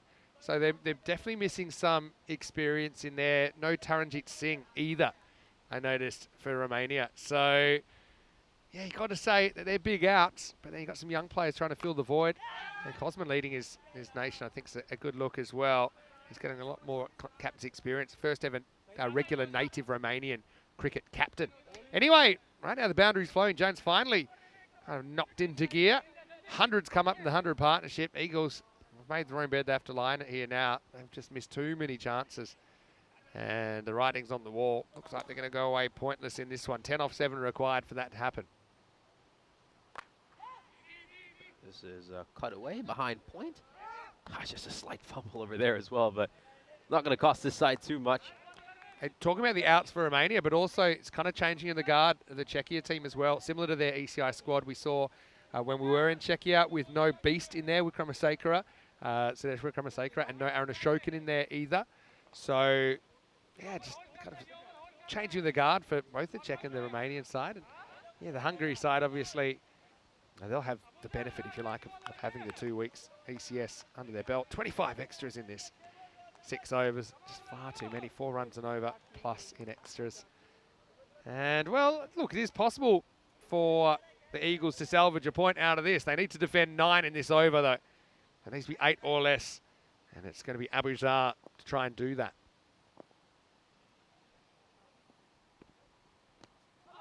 Yeah, we're clearly striking him well outside the line of the off stump. Yeah, just looking to ramp that one around the corner. Premeditated shot.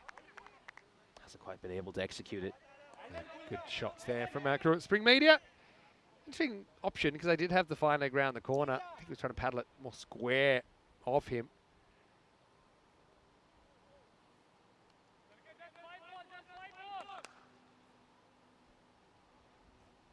Eventually the stumps are set up.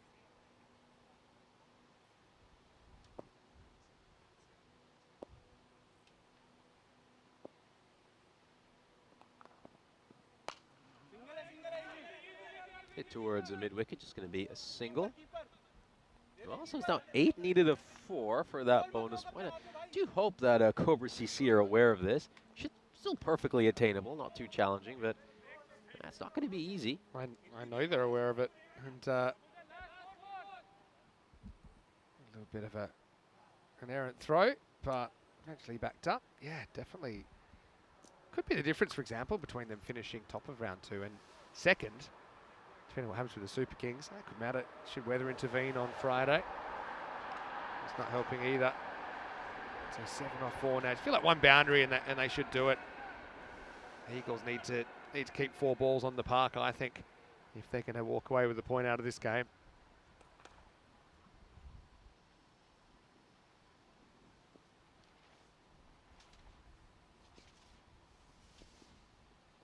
Now goes for the big shot, and this one's going to clear the boundary rope with ease.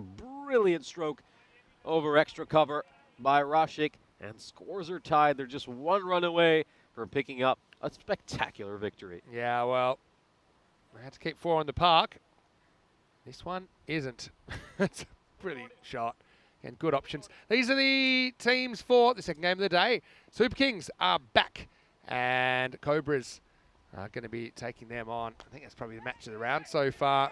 That's coming up in around about 25 minutes. I think we'll keep the game going. 1 more ball. Yeah, you have to say, I mean, obviously because of all the extras, if they'd actually taken this game 10 overs, they definitely would have had issues with penalty runs.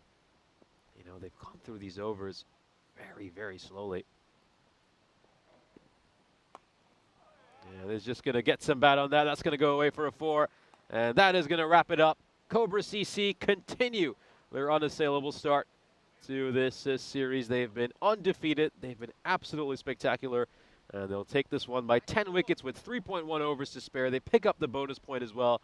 And they're looking in prime position to book their place in the semifinal. Yeah, it's looking that way. At the Eagles, I think it's kind of saw the difference between the two teams. I think the Cobras played better for longer, and I think that they were allowed to play well as well. You know, with some of those missed opportunities in the end, Cobras, they sailed through. I said I was finding it hard to work out how Eagles could possibly take a wicket, and that's the way it worked out. 113 without loss after 6.5, and all the points going to the Cobras in match number 46. Maybe one more time we'll have a look at the two teams to come up. And, well, for Super Kings, Tadella leads the side. Muhammad Ahmed's been in great form. He's actually got the gloves for this game. That's interesting. Valavarthi, the regular keeper, maybe he's got a slight injury there. Cobras winning the toss and batting, so they do get the chance to bat first. Let's see what happens when we return for that game in about 25 minutes' time. We'll have a look at the highlights of this innings. It was a dominant performance by Cobra CC. They were certainly aided by some mistakes by the Royal Eagles. I mean, they could very easily have had a couple of wickets in that first over. Jeswell, you have to say, was rather unlucky. He created some chances off his first couple of balls, but it was just a game of missed opportunities for the Eagles. Extras were a big concern. As you can see, the amount of wides we saw was truly tremendous. 26 runs given of extras. We still had 3.1 overs to go, and that certainly affected them with their over rate as well. In the end, they had just over 4 minutes left to bowl 2.1 overs, so they certainly would have been in quite a bit of trouble. I have to say, at times, Cobra CC, they struggled with their timing as well, but they were helped a lot by the Royal Eagles. I thought Nilesh Jain in particular looked very uncomfortable when he was out in the middle. He didn't quite have his timing. I think he got lucky a few times. Sheikh Rashik, well, wasn't his prettiest innings by any means, but he managed to still get 65 of 28, which just tells you all the quality he has. He actually mistimed one that went for a 6. He's just a player who's such a joy to watch. As you can tell, they were helped by so many misfields out in the deep. Hardly any catches were held onto. No catches were held onto, to be perfectly honest with you. But we did get to see a few good shots sprinkled in. We saw the quality of Sheikh Rosik. That was a brilliant shot right there in the final over of this match. A great 6 over extra cover. And those were the winning runs that would wrap up the game for Cobra CC, who continue their perfect start to this tournament. They win this one and take the bonus point as well. And you really feel like they're edging closer to that semi-final spot. We'll have a look at the scorecard for this inning. So really was a wicket. And as you can see, Sheikh Rosik top scorer with 65 28, his third half century of this series. You can add that to the 300s he has scored as well. He's just been incredible. I mean, just to emphasize how much better he has been than the rest of the batter. The next batter in the list, Vinod Ravindran, is 280 runs behind him. Really, really incredible. It shows you how good Sheikh Rosik has been, and he's someone who's certainly back to go on and win MVP in this series, although we've still got plenty more days to come. Here's a look at the bowling card for the Royal Eagles. Rather ugly sight, you have to say. They all struggled. Maybe Jeswell could have got a couple of wickets in that first over. It could have been a different story. Samuela and Alden Pinto, I thought, did okay. Pinto, at times, would have been lucky. I thought he was bowling very wayward down the leg side. And the match summary states that Cobra CC have won this one by 10 wickets. They do it with 3.1 overs to spare, and they pick up the bonus point. Join us in 20 minutes when we bring you our second match of the day. That is an absolute heavyweight clash between Cobra CC and the Super Kings. Really looking forward to that one. Make sure you're here.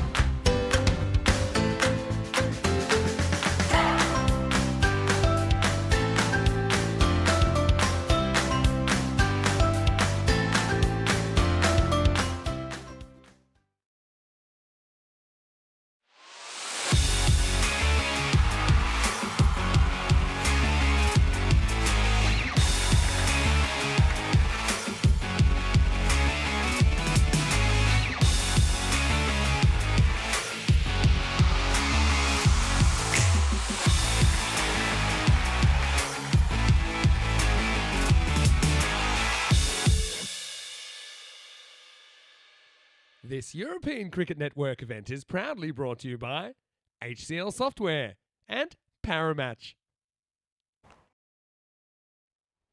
Heavyweight clash between two undefeated teams. Let's head out to the coin toss where match referee Maz Bhaji is alongside the captains of Cobra Cricket Club and the Super Kings.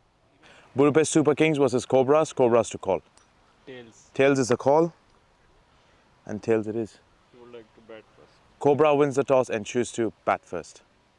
Well, thank you very much for that update. This is a match between two star-studded teams, two sides who are blessed with so much talent. Both of them finished second in their group, so they're coming into this second round as massive favorites to make it to the semifinals. These two teams might play each other again in a final, so this is going to be a very exciting matchup. There is so much talent on both sides. You've got the top two wicket takers going up against each other here in Jacob and Shamsher, and you've also got the best batters in this series taking part as well. You've got Rafiq on the one hand for Cobra Cricket Club, who has been absolutely sensational throughout the series, making 3 centuries. And then you look at the Super Kings, they are blessed with so much talent. You've got the likes of Zile Islam, Tadela, Ahmed. They have a stacked top order, and we could see a very exciting matchup. Let's head back to the commentary box where you'll be joined by the voice of European cricket, Mr. Maximo Vinny Sandhu. Thanks very much, Tanish, out there in the middle. And yet, for me, this is kind of match of the round so far, because you've got two teams that really are in prime position to qualify for the finals. But, you know, still some matches to go and still a few things that could happen. And obviously, we're talking about the Super Kings taking on the Cobras here in match number 47. Both these teams having a fair bit of success in this tournament. And well, for the Cobras, they're coming off a fairly comfortable win in that first game of the day. Super Kings have been in good form, though. And yeah, probably one thing I would say about these two teams, they've both got a fair bit of depth. And you won't find too many bunnies out there in either side. They all like to hit the ball a long way. Mohamed Ahmed's in a rich vein of form. Just a clarification note earlier, we listed a different keeper, but it will be Valavarthi behind the stumps as usual. Budapest Super Kings, 37% against Cobras. I don't know. I think the way they've been playing, I think that they deserve to be a little bit more even than that. But a 10 overs aside will sort these two teams out. And so many cricket games this year. This is game 675 in the European Cricket Series. But if you add them all up, I think we're pretty close to 1,000 games for the year. So, I want to welcome back everyone watching on Fancode, of course, in India. And everyone watching on our YouTube channel, ECN, European Cricket Network. Great to have your company. Sunny day here, 25 degrees, so still pretty pleasant. I'm expecting 28 today, so maybe not quite as hot as some of the other days that we've had here in Hungary. So yeah, just doing a quick count here. I think at the moment we are we're at 900 and what's this 47? 993 matches. So actually, I think maybe we'll hit the 1,000 for the year tomorrow. And yeah, guess what? Season's only about half done. So yeah, match 54 should be the 1,000th match of the year. There we go. Anyway, hello to everyone in the chat. Great to have you as usual. What do you think about this clash? I think we have seen a few mismatches during the tournament, and even probably in this second round stage. But these two teams are going in with a lot of confidence. Interesting, Sanjay Kumar has been given the opening spot. He's one guy who hasn't quite performed to his potential during this series, but he's a pretty good hitter on his day. And yeah, Super Kings, they'll be hoping to push for top 4. That'll be a great result for their club. I think last year, from memory, they had a 4-6 record. Haridas looks like he is going to get us going.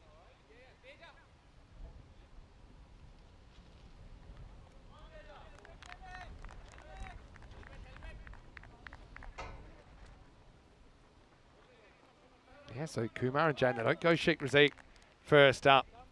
Has seemed to want to bat one drop against, say, some of the other more threatening teams. Haridas ready to get going. Week 2 has been new kit time for a couple of teams, including the Super Kings. I like that kind of yellow and black number. Told you. It reminds me a little bit of my own Western Australian kit.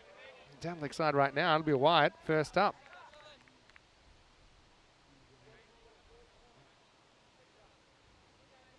Traditional wide to start the game.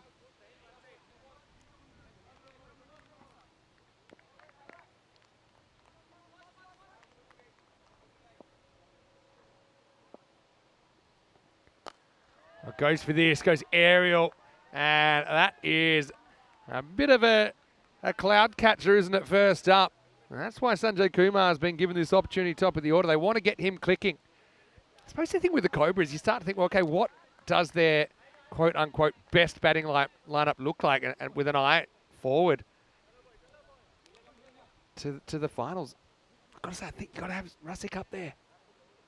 And we talked about it earlier, I know Nish was talking about it earlier. Jane probably didn't quite get a lot of the strike firstly. It kind of came good as that first game went on. He's a talented batter, very stylish.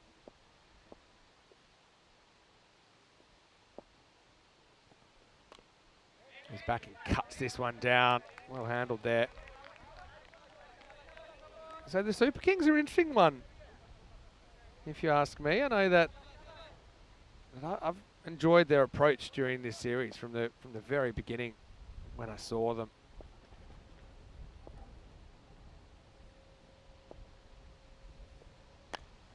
Low full toss this time.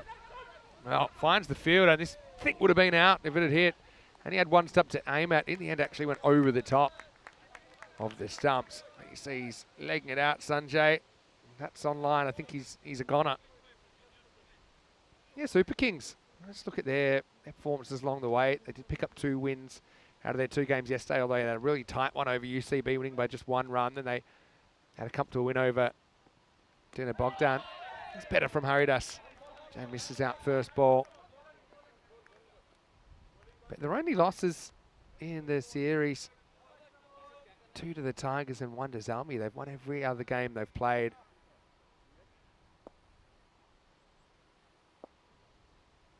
Lost to Tigers by just 1 run as well. Up in the air. That's going to run away for 4. Jan's very good on the offside. He stays well balanced. He has a really nice batting shape.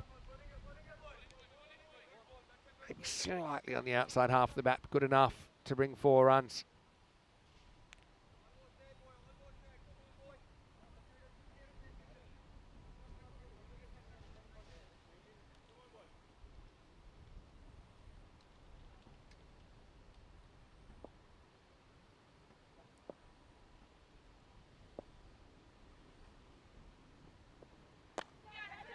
Driven down the ground this time by Jane. He'll just get a single to retain the strike. So Haridas goes for 13 in the first over. And the score is 13 without loss. Let's have a look at where we are on the calendar. Yeah, I mentioned that tomorrow.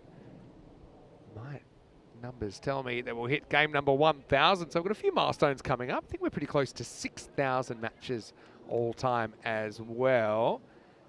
And that'll probably come up during the end of August, which is in Austria there, and also on Monday it's our 5-year, I suppose, anniversary. Let's call it birthday. It's our ECN birthday. We're turning 5 in the ECN era. Vinny Sander here, Mr. Maximo. Here's a guy who's probably a teenager 5 years ago. Nishay Butt with me in the commentary box. Is that true? Not quite, probably just at the end of my teens. Close. But yeah, interesting start of a year. 13 runs off the first over. I do find it interesting that Rosik's not opening the batting. I think we saw him open the batting in these last couple of matches against 2 sides who you would say Cobra CC were heavy favorites again, but he's back down to number 3. Well, picked up off the stumps. Jane's got a good eye and just manoeuvres that one over backward square. Maximo to start the second over. Gaikwad getting this over. So Super Kings probably had the 24-hour hiatus, just taking a bit of time to get back into the swing of things. A really nice shot there by Jen. think he was a little bit tentative to start off in the previous match, but looks like he's found his timing again in this innings. He moves on to 11 of 4. Very good looking shot over there. Doesn't look to overhit the ball, just uses the pace of the delivery. Jane's one, I think they like him in their best order, in their mind. I think they have him as I think it's him and Rusick, but Rusick still wants to bat 3. But I think you want to beat teams, obviously, that you haven't beaten before. For the Cobras, that's only the Blinders, and you look at how they lost to the Blinders, particularly when they fell off the pace in the chase. Rusick sat on the bench for 5 overs while the game slipped away. So I just think that's a real indicator he's got to open. And so I just think I get that you probably want to like mix it up a little bit, but I think just that's what you got to do. You got to mix it up, try and get more batting into more people. So I get that as well. This one swings a bit too much for Gaikwad. So I think I'm going Jane and I'm going Rusick. And then you've got options, actually, depending if Abhijit's in the side. Also, you've got Sanjay, who's here, who's an option. You've got Burhan in there, of course, Siddiqui. That looks like a no ball. Let's have a look at it. It's going to be disappearing out of the ground, but let's just see how high this one is. Just judging by the shot, I got a feeling this is hip high or higher. Certainly gave the umpire something to think about. I think you got to call that. He hits it that waist high. Yeah, it's going to be called a no ball. I think that's one of those ones. It's kind of on the border, but those borderline ones do get called. So not a great result. It's going to be 7 up time and a free hit to Cumnish. Yeah, it was a poor delivery there by Gaikwad. Just left it hanging. And Jen, all he had to do was barrel that one away. In the air. This is a free hit. Not that it would have mattered because that's over the top. Great fielding by Joe over there. Does everything right, Joe Foster. He protects the equipment. This is where we saw the monitor get smashed yesterday, but Maximo, essentially that ball goes for 13. Nilesh looks organised. He's actually come out, hit the ball well from the first over this time.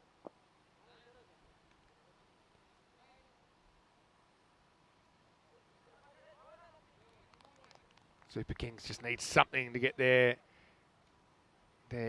themselves going. But the scary thing is, I suppose this is one thing you'd always be thinking about if you take on the Cobras. If you do take a wicket, guess who's coming out? Up in the air, should be gone. It's caught. Well, there's the wicket. Jane makes a bright start, but he goes no further. Pretty productive 8 balls for him.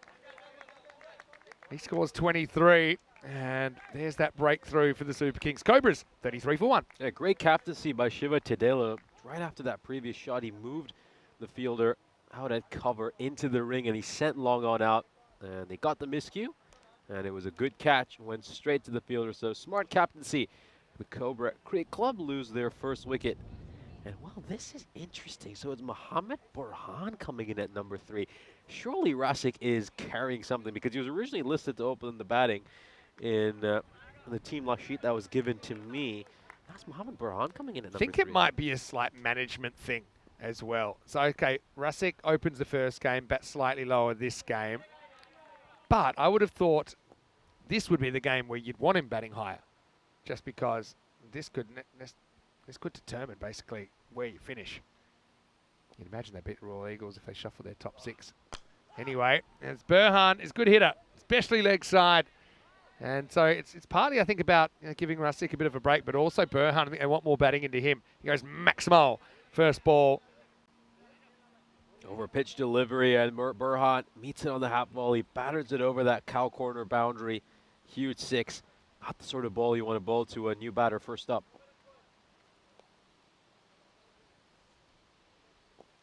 Gaikwad does have a wicket, but at a significant cost. It's gone for 26. And I think that will make it 27. So, Super Kings, they do pick up a wicket, but they're chasing a fair bit of leather so far. Magical start for the Cobras. It's 40 for 1. A great start here for the Cobras, despite losing that wicket. Another fantastic over, 27 runs coming off it. We'll take a look at the standings for round 2. So both these sides are undefeated so far. They both finished second in their group as well, so they came in with a 2-point advantage. There's certainly a couple of teams who you'd fancy to make it to the semi-finals. I think United Chalad Budapest might be a team who'll look to spoil that party. But you have to say, they are the class of round 2. The way things are going, if games go to form, I think these two would have locked up those finals day places. But what I will say is that if it works out that way, then these two will actually meet in the eliminator first game on Friday morning. So, a chance for them to feel each other out here. Shamsha having a good tournament. Gets Burhan on the back leg. That's going to hurt. Shamsha's bowls with good pace. And I think the thing that helps him is most of the time he knows where they're going. Burhan's just laid on this one. Ouch. That's where you might have a back thigh pad, but not many players wear that at this level. Feel the slip slides in.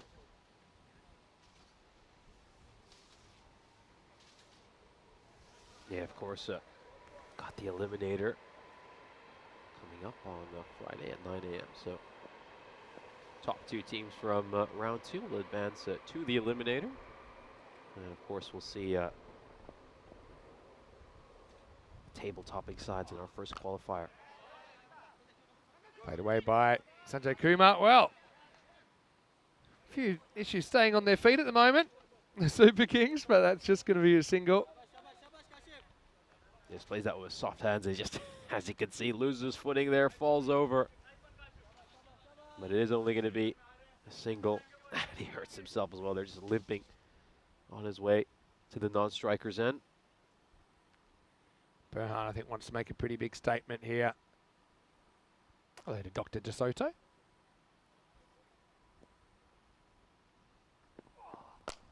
Hit hard, just over the top of the field, and that's going to be 4. Burhan wasting no time. This is power play batting. Maybe it was a foot, if that, over mid-off, but good enough. 4 runs. Very nicely struck there by Burhan. Struck it firmly, and this is the kind of risk you have to take during the power play. You know, if you can pierce the gap inside the ring, it's going to go away to the boundary.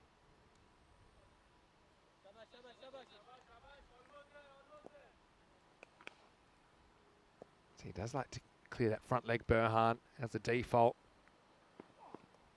And this time, he plays a very well executed hook shot. It's about shoulder high, and he smashes it over the leg side ropes. Maximal Burhan on a heater here in match number 47. Goes for the shorter ball, but he doesn't get sharp enough bounce, and Burhan gets his hands underneath it, and he elevates it over for a 6. Great batting. Sure is. 50's up already, just 16 balls into this innings. Burhan's a guy who actually saw him playing in Croatia last year for the Zagreb Chiefs. That's some international cricket experience as well. He's played 4 T20Is. Great bowling by Shamsha. Very good comeback, and if there was a 4 stump, it probably would have knocked it out. Yeah, the length was terrific there. Great comeback ball. Went for the shorter delivery on the previous ball, and he follows it up with a Yorker. Shamsher is always such a wicket-taking threat. The leading wicket-taker in this European Cricket Series. 15 wickets to his name. He'd love to get a 16th by getting rid of Burhan. It's hard to believe it. Burhan doesn't have a 50 on ECN. I think partly that's because where he normally bats. He's certainly capable, and he's got the time to do it today. This one speared in towards the pads. He'll keep it out. He'll keep the strike. Shamsha goes for 12 in the over. End of the power play. And Cobra CC, 53 for 1. Great power play here for Cobra Cricket Club against the Super Kings. I think this is something what we could expect from matchups between these two teams. They're both quality sides. I expect they're always going to give us some really high-scoring affairs. Here's a look at the power play. You can see that massive skyscraper right there in the middle. Here's Gaikwad. His over went for 27 runs. Of course, he gave that no ball as well, which went for a 6, which really, really caused him all sorts of trouble because the free hit was smacked away for a 6 as well. Probably one of the issues with Super Kings early in the tournament especially was they found it really hard to keep other teams quiet. But they have improved to the point. I think they've got 5 pretty settled bowlers that have been in pretty good form, but they're getting tested here. This is a player I like a lot, actually. Pelaj Wright. I saw him playing an amazing innings from number 10 the other day, but he hardly ever gets a hit. That's in mostly as a bowler. He's going to bowl over number 4. First one flies away. I wonder if this is going to be a wide. No. Interesting. I thought it might have been a wide initially looking at it. I mean, the question is it slightly on the line and is it over the head? And both of those are almost, probably was a wide for height, I think, but it's a tough call live. Anyway, next one is up in the air and a 6, Maximal. Well, Burhan, after facing one, which is in the very top corner of the allowable zone. Next one was a lot closer to him and he smashes it out of the ground. The over pitch delivery. Can meet this one on the half volley. It's in the slot, clears the front leg, and bang, smashes it towards long off.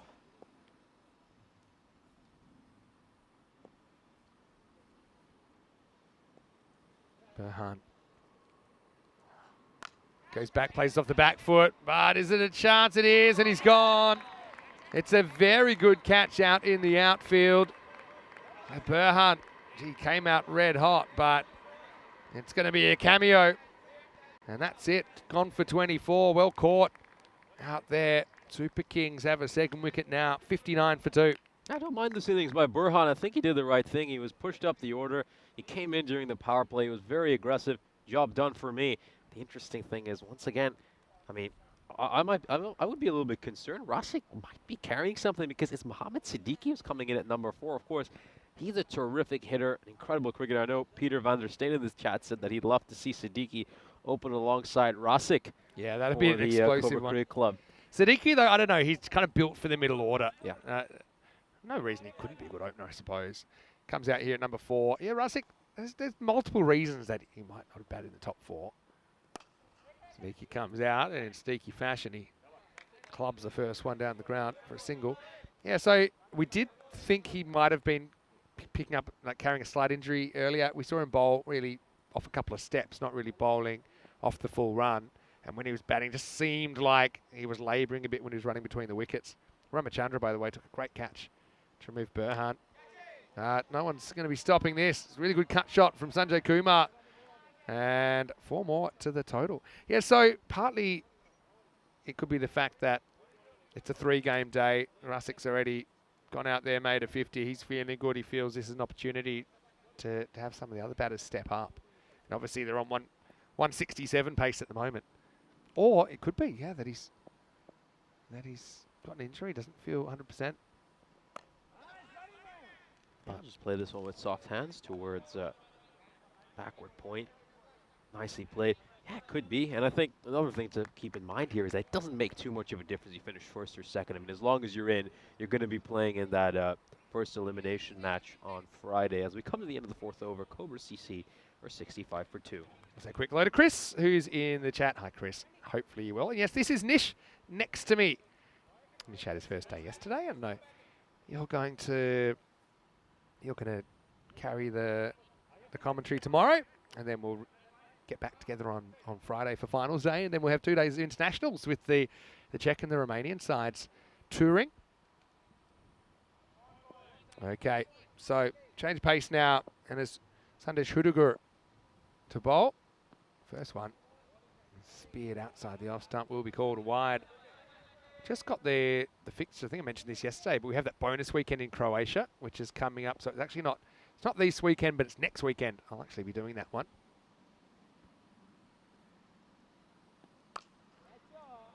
Takes this leg side, but just a single for Kumar. It's over there somewhere. So it's multi-format. It's something that we're trying a few different things with an eye to next year as well, about how we might be able to hit a few more locations up and kind of increase the offering. It's great that people want more. That's always a good thing.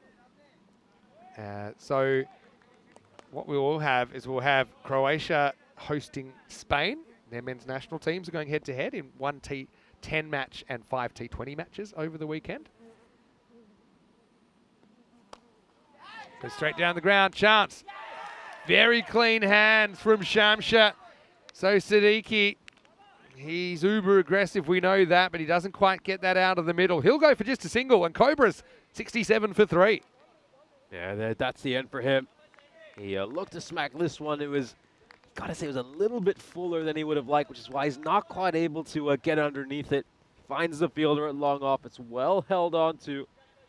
And Kashif Shamsher, the man who's been the leading wicket taker in this ECS, holds on to a good catch himself.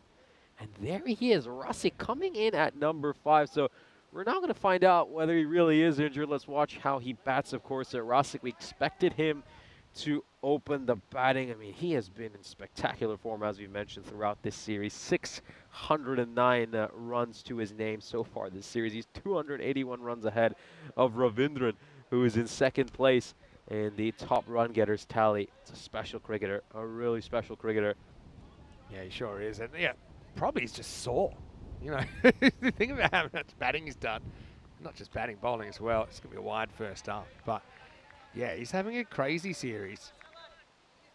So just quickly, I'll go back to the Croatia weekend. And I mentioned there's international cricket between Croatia and Spain. They're men's national teams. Goes after this, Rasic, thick outside edge, gets away with it, rolling away, and it's 4 runs. Again, it's a brave chase by Ramachandra out there, but it's a futile chase.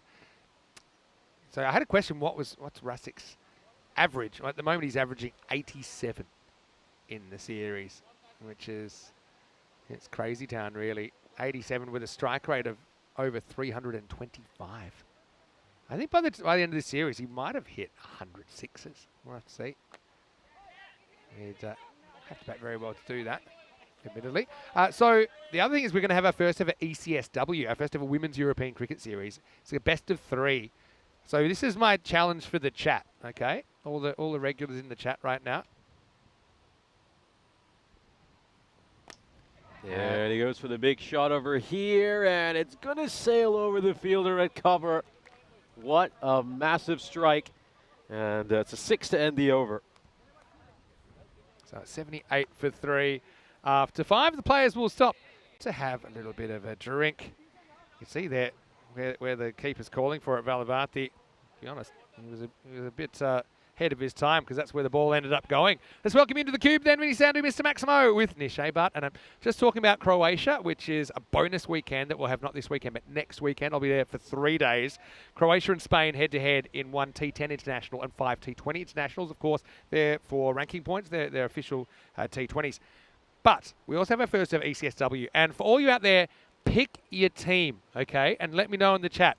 So from Croatia, we have Jinx Zagreb. Yes, Jinx Zagreb. And from Serbia, touring will be the Lavender Lionesses. So tell us, are you a Jinx fan or are you a Lionesses fan? And let's just get a bit of momentum because I'm looking forward to making a little bit more ECN history and having our first ever European Cricket Series for women. Yeah, it should be a historic moment, of course. We got to see our first ever ECCW last year, and now we're taking so many strides in women's cricket. And of course, Croatia, it's a budding cricketing nation here in Europe, and we're going to see sides from throughout the Balkans involved in that series. So it should be a lot of fun. Definitely, and with Erin Vuksic, the Croatian women's captain, likely to be unavailable because she'll have UK commitments. Then I do think we could potentially see some new faces. Also, the Croatian women's team we saw in the CE Cup recently, and I know that they've been working really hard in their cricket. So Shamsha is going to come back, makes sense. Need to break this partnership. 78 for 3 after 5. First one gets hit straight back down the ground by Kumar, who, funnily enough, hasn't had too much of the strike after opening the batting. Only faced 7 balls in the first half of this innings. Yeah, hasn't faced too many balls since the power play. Rashik, well, we were wondering if he's carrying any injuries. Yeah, it might just have been, as you said, he might have been sore. They might have wanted to just give him some rest because he started off 10 of 3. This is going to be a great matchup. The leading wicket taker in this series against the leading run getter, Shamsher versus Rasic. Slow ball, but he picks it. That's a sign of a player in good form. Dealt with the subtle variation in pace. He took a bit of a risk by hitting a ball off the stumps to the leg side, but he's a good player and he gets 6 runs. Picks a slower ball. As you said, it was a full toss as well, so it was a juicy ball. And he smashes away. Hits it towards square leg. Yeah, Shamsher needs to come up with a better ball.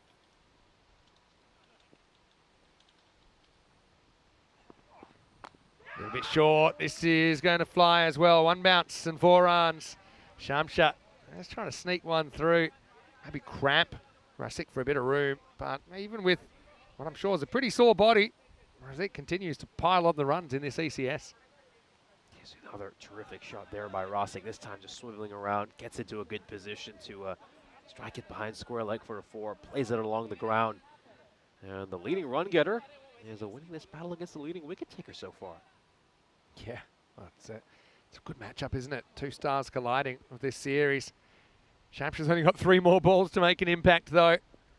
Rasik, 20 off just 5. Does beat him outside the off stump. Does get the nick, though. Let's have a look at it on the replay. Got him reaching there, playing away from his body slightly, away from his eyes. Super Kings would feel, okay, if they get Rasik now, remember they've already got through Sadiku, who's normally pretty good in this situation. Maybe they can crack this game wide open, maybe keep it to something in the 130s. Bat well and chase it down. Goes after this, Rasik, there's no one back there, that's going to be 4. Just throws the hands at it. Shows you how tough it is for the bowlers. Cobra's up into the 90s. Yeah, just threw the kitchen sink of this one, didn't he, Rasik? Got enough of that edge of the bat on it. Goes quite square, this edge, behind point. Off it goes for 4, so had the upper hand against Shamsher so far. Rasik gets a little bit of luck over there, making runs by hook or by crook.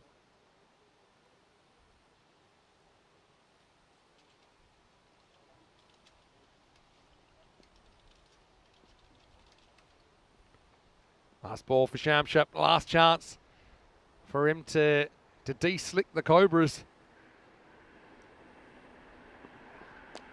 He won't. Attempted Yorker turns into a full toss. Rasik knocks a single with the intention, I think, of keeping the strike. Was this close? Kumar took a long time to get going. Throw came in. I think he would have been gone, you know. But anyway, it's the end of the over. 94 for 3 after 6. He's currently on 94 for 3.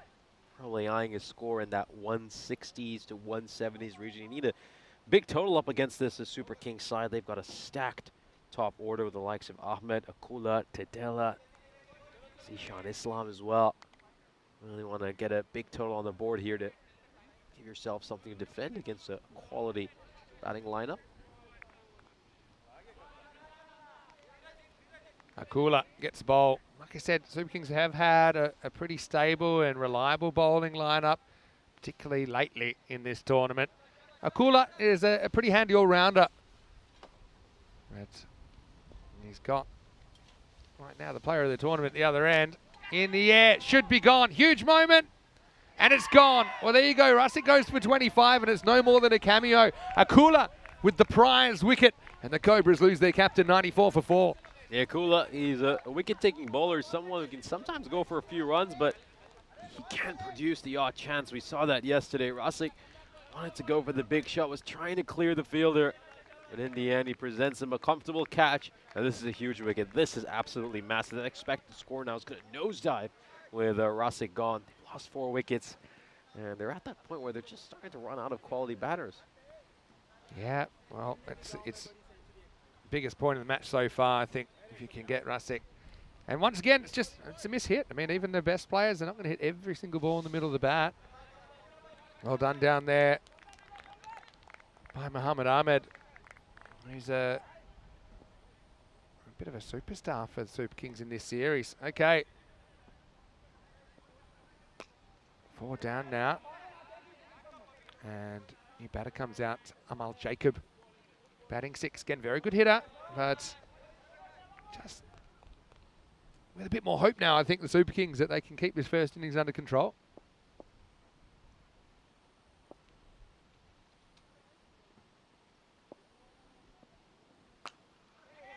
Kind of on the charge there, Kumar. Wow. gets home, but only just. Jacob. Just jam that bat down in time. Yeah, Kuma still. Yeah, he faces basically 8 balls out of the first 38. So you'd expect to get half the strike, all things being equal. But he's only had about 21% of the strike so far before that ball. All right, well, that's in the air as well. Taken. So the Super Kings catching well. Jacob goes for just the single, and this game's taken a turn. It's 96 for 5. Yeah, it was a shorter delivery there by Kalugala. You'd usually expect Jacob to batter that one away, but he just probably didn't quite get the room to free his arms, and he's found the fielder at mid-wicket. Disappointing way to go out if you're Jacob, but half the Cobras team has now been sent back to the dugout. This is huge. They could really put the turn the screws on them here. Take another look at that catch. Well taken. I mean, it just shows you, though, Royal Eagles, okay, I don't think they bowled that well either, but they did have balls that popped up in the air that they couldn't grab onto. But the Super Kings, they've set higher standards and they've achieved them more often than not in this series. Some key catches there. Akula got the golden arm at the moment. 2 for 2. Latif Ullah comes to the crease at number 7. In the air, oh, just to the left of the fielder. It'll run away for 4. It's Abhishek Jha who's into the side. And he has to pick it off the fence.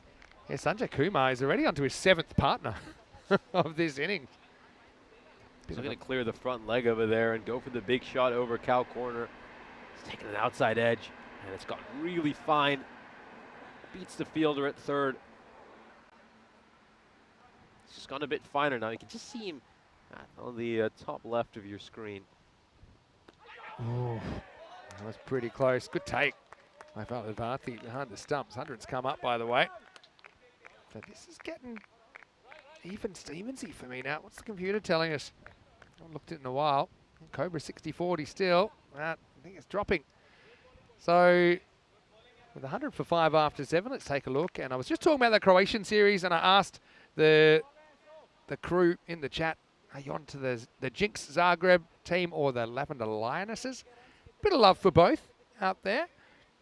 But you can see our next stop before we go to Croatia will be in Bulgaria. So you've got some pretty exciting international cricket each weekend coming up. For the ECIs this week in Hungary. Then the next week will be Spain and Croatia going head-to-head, plus that ECSW.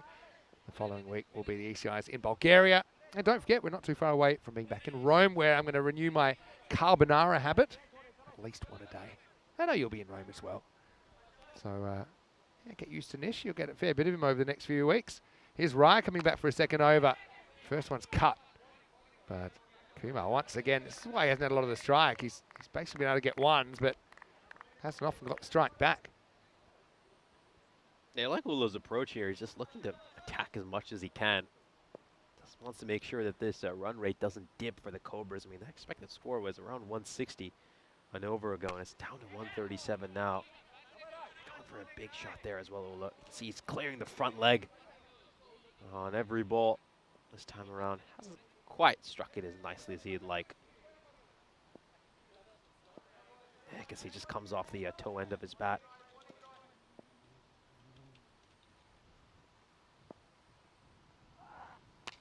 That one looks slightly slower. And, well dealt with out there because there's a slight Tortuga, but fielder keeps it in front of him.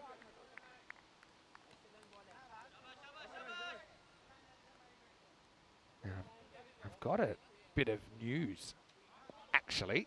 I was seeing Shamsha playing in this game. It's a Gundy ball, really. It's going to be a minimo. The last thing you need when you're just working your way back into the game. Because he's got a slingy action, this will probably happen occasionally for Wright, where it just gets the arm slot slightly wrong, and despite the best efforts of the keeper, it runs away for an extra 4 wides.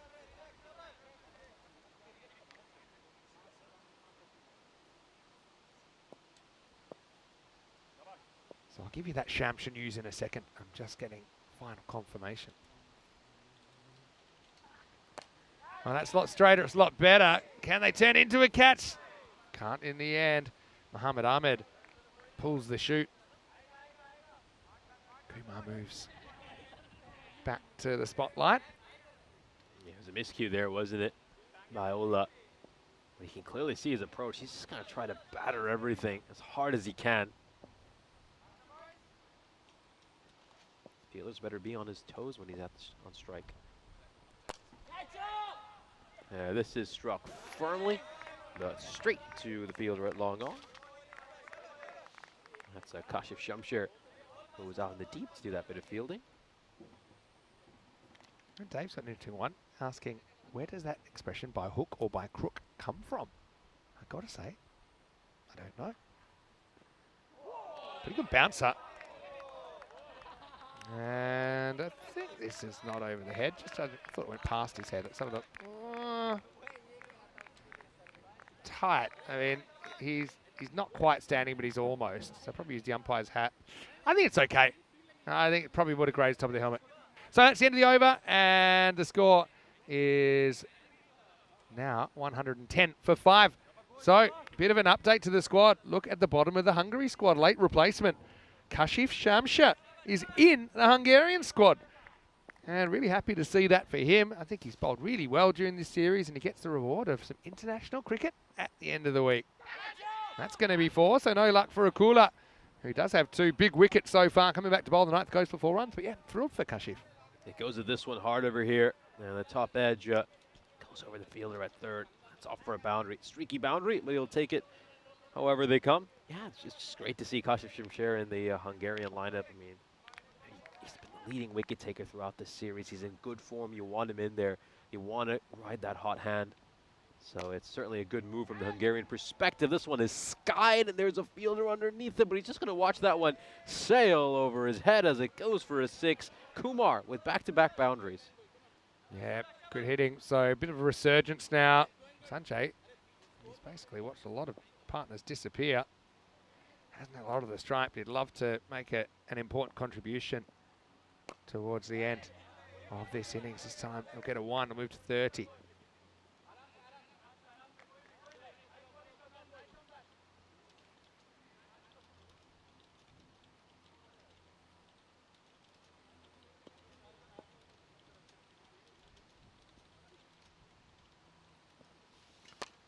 Okay, up in the air and over the top, Maximo. Well, not the greatest bit of fielding. Who's that down there? Is that Burhan? I think it is. But anyway, he'll save his catching for the second innings. Just kind of picked up slot length. 6 more runs. Cobra's fight back continues. Well, I'll be hoping Ula gives him a bit more catching practice during this innings. Great strike by Latif. Now goes down the ground. This one is even bigger. Maximo for Latif, showing that he can handle the bat pretty well as well.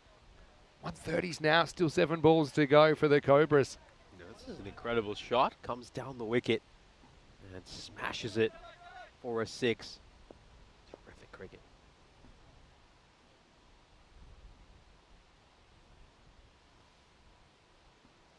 Oh no, well, that's a slow ball. It's gone wrong. It'll go up in the air. It'll be caught. But I think this is too high. I know it's coming down and it is dropping, but I still think he's in his crease, and when he hits it, it's well above the waist. Yeah, I mean, that's definitely going to be a no ball. You see it is dropping, but you got to call that. And so I think the Super Kings, they knew what was going on there. No real celebrations or anything like that. Akula have to deliver a free hit, but it's missed. Can't be stumped anyway. So that will be the end of the over, and the score is 135 for 5. Kumar is absolutely convinced that that was a wide. He's actually even looking at the score like umpire, hoping that he might give it a wide, but there's no way he can make that decision. And he's still talking about it, Kumar, as he goes towards Latifullah. Nah, it's not a wide. Remember, the whole ball has to be outside, and most of the ball is inside, if not all. Let's have a look on the replay. Yeah, completely legal. So, yeah, pretty well located. 135 for 5 then after 9. Pretty interesting game, isn't it? As you see the bowling figures there. Looks like they're going to bring Hudagur back for a second over. So interesting, they're going for a slightly slower option here in over number 10. Yeah, 25 runs off the 9th over. We say it all happens in the 9th, and certainly a lot happened in that over. Edged, and, well, does get past Jar, but only momentarily. The bat's gone disappearing here. Just as I think he went to go put the bat back in the crease, but then he ended up leaving the bat there. Must have just popped out of his hands.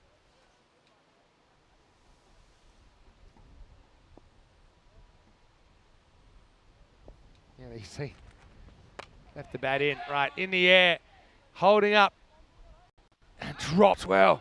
Probably one of the easiest ones so far. Ramachandra's already shown he's a really good fielder, but for some reason he misjudges that one, and I wonder, might cost him, even with only a handful of balls left. Yeah, you'd want to bring a more unrecognized batter to the crease as well for these last few balls. Might cost him a boundary or two.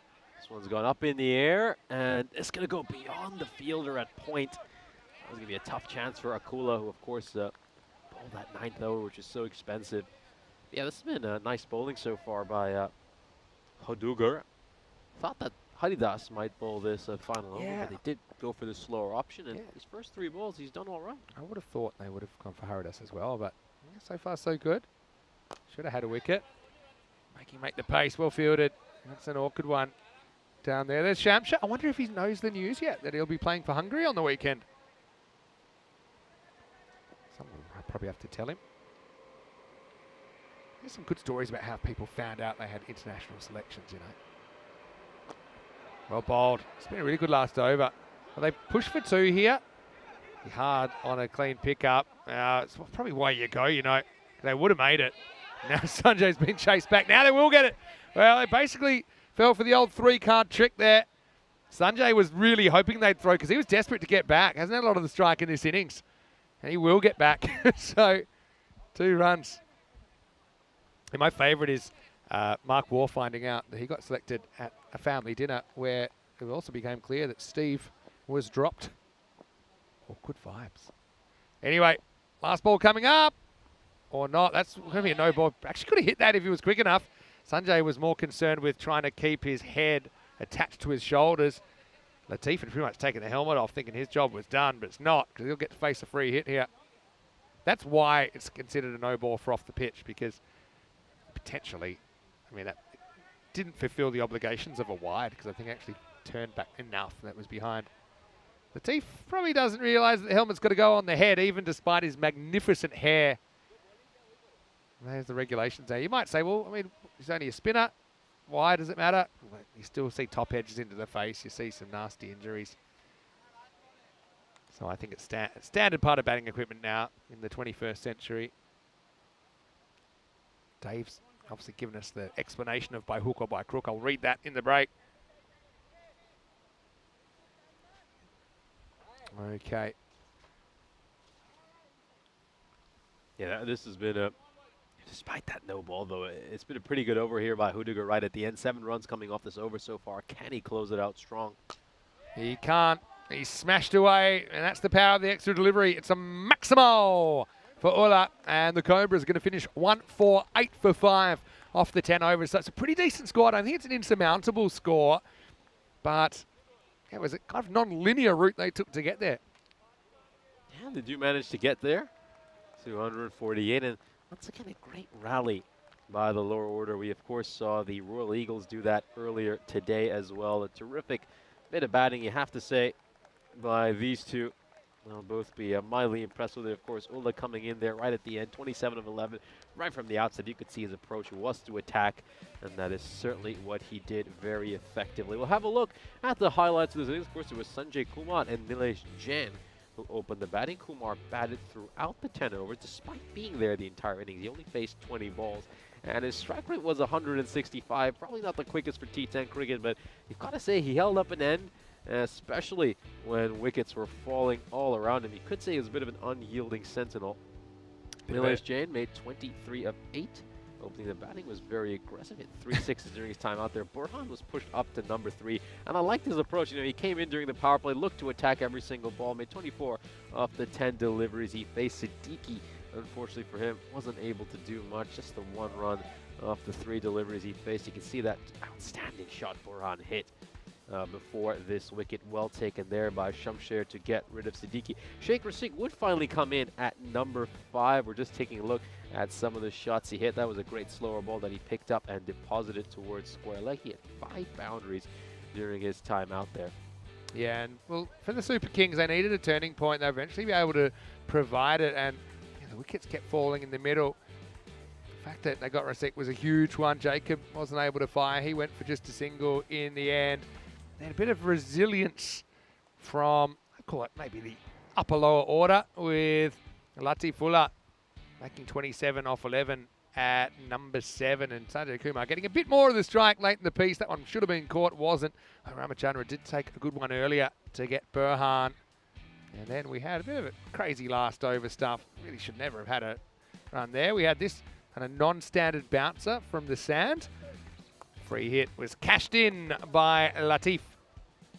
And he ended up carrying his team to 148. But we know Super Kings are a pretty strong batting team. If you look at their numbers in this series, they're certainly holding their own. And I'm sure they'll be very keen to put on some big runs here. They're averaging 138 in the series, but yeah, they've been incredibly consistent, scoring 100 every single time that they have undertaken a 10-over innings. Sanjay Kumar with 33 bats through the innings. I'm not quite sure what to make of it because, yeah, he faced 1 ball out of every 3 during that 10. Looking at the other contributions, we got 20s for Nilesh Jain, Burhan, as well as Sheikh Razik, the captain, and Latifullah towards the end. So it's a bit of a community effort, isn't it, from the Cobras that get them up to a pretty competitive 148. Bowling-wise, I think Akula was super important in the 2 wickets he got in quick succession, including the danger man, Sheikh Razik, for 25. Also wickets for Gaikwad early on, as well as Rai and Sandesh Hudagur. I thought did a pretty good job closing out the innings. But for the Super Kings, give themselves a shot. 149 will be their victory target. Let's see if they can chase that down and hand the Cobras their first loss of the tournament to a team that isn't called the Budapest Blinders. Vinny Sandy, Mr. Maximo with Nishay, but we'll take a quick break and we'll be back shortly with more European Cricket Series.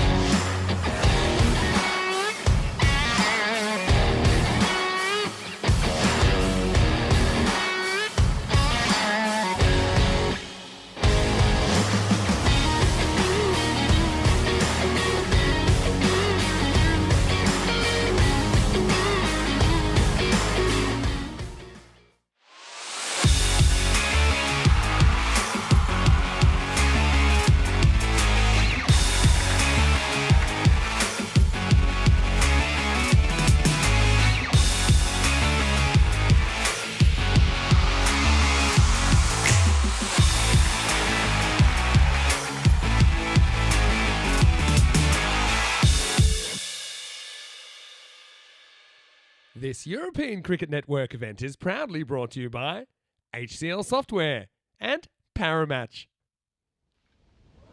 Hello and welcome back to the GB Oval in Sedlik, just outside of Budapest in Hungary. It's European Cricket Series, Hungary once again. Always enjoy the time we spend here. Beautiful country, and this cricket ground has certainly seen many, many interesting contests over the years that we've been here. Right now it's round 2 and we're into match number 47. Cobras taking on the Super Kings. Super Kings chasing 149 for victory. They'll need 104 to guarantee their point, but I think they want the whole thing.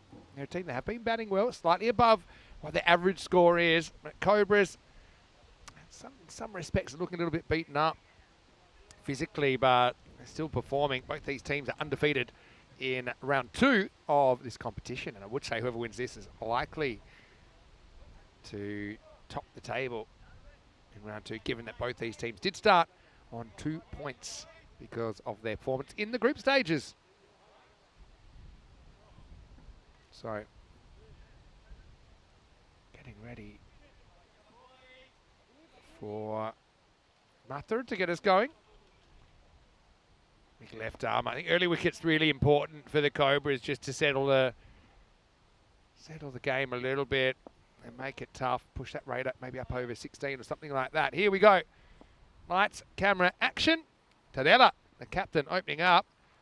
Let's bat on this first one. Burhan goes foot fielding. They don't even take a run. Tadela has eventually pushed himself up to the top of the table, and I quite like that move. He was hitting them well. He said, all right, drop to it, top of the order, I'm going to do it. And you've got Muhammad Ahmed at the other end, who's in very good form. Doesn't have a 50, but does have a couple of 40s. Actually, he scored yesterday. Tries to swing across this one. Completely misses out. I feel like you do need to take that single second ball. I think the reason Tadela didn't is because he was just kind of sizing up Martha and didn't want to give the strike away. Put a little bit of research and development into that first ball and says, okay, I got the pace now, I want another go.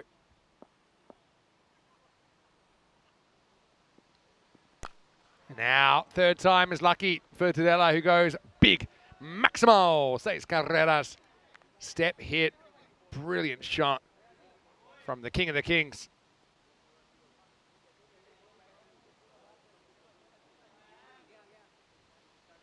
Just turned it into a slot delivery. Probably good length if he'd stayed at home, but turned it into something quite drivable.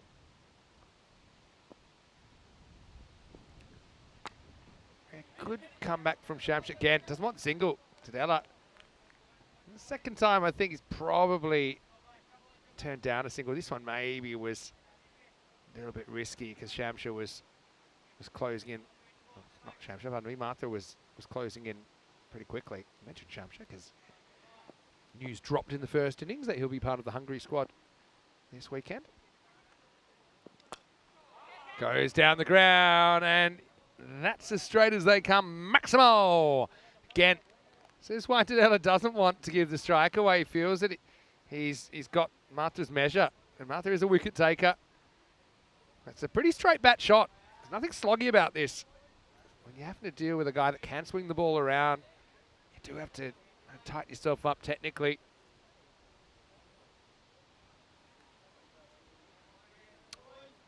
Last ball of this first over then.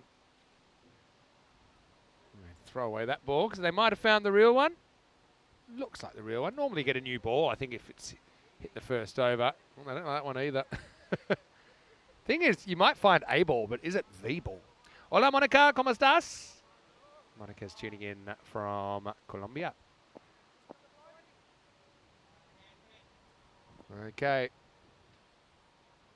Last ball of the first, and Shiva will in there.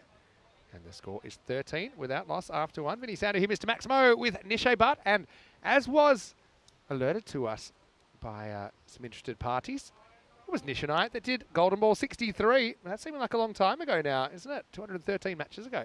Yeah, it was a long time ago, but it was certainly a very exciting matchup, which we got to witness in that Golden Ball. A great upset win for the Knight Riders. And we're going to turn our attention back to this clash between two real heavyweight sides in the Super Kings and Cobra Cricket Club. Both these teams, as we mentioned, have been perfect so far in the second round. But something has to give in this match. One of them will lose for the first time in the second round. 149 is certainly a good target, just above par. Well, the Super Kings with the quality to have, they'll certainly back themselves. Put on a good chase here. And this is going to clatter onto the stumps. It just brushes the pads along the way. Rosick, I mean, this man never misses a trick. He's been so good with the bat in hand, and his bowling has been exemplary as well. Just tries to angle this one into the right-hander, and it just comes off the pads, crashes onto the stumps. That's going to be the end for Shiva Tadela. Made 13 runs in the first over. Yeah, it's just knocked him over. So a couple of handy ones, but captain gets captain in the end. Actually, kind of makes himself a human backboard there. If he had more constructive footwork, probably gets across that, whips it away, but Rasic gets the big breakthrough, 13 for 1.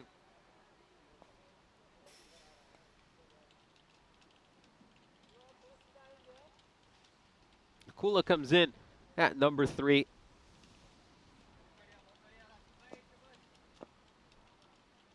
And we know he's certainly a very, very gifted hitter as well. I think the Super Kings side, they're blessed with so much batting depth. That was a terrific ball there by Rasic. Just moves away from the right-hander. He's very lucky he hasn't caught his outside edge along the way. Rasic certainly bowled within himself today. Just off a couple of steps. And this is tattooed by Akula. Here he goes, Maximal. Well, 2 of the form batters at the crease now. So Shiva ends up just playing a bit part role, but if these two get going, this game is very winnable for Super Kings. Great hit there by Akula. So 215 runs to his name so far this ECS, batting with a strike rate of 218. That was his 23rd six of this series.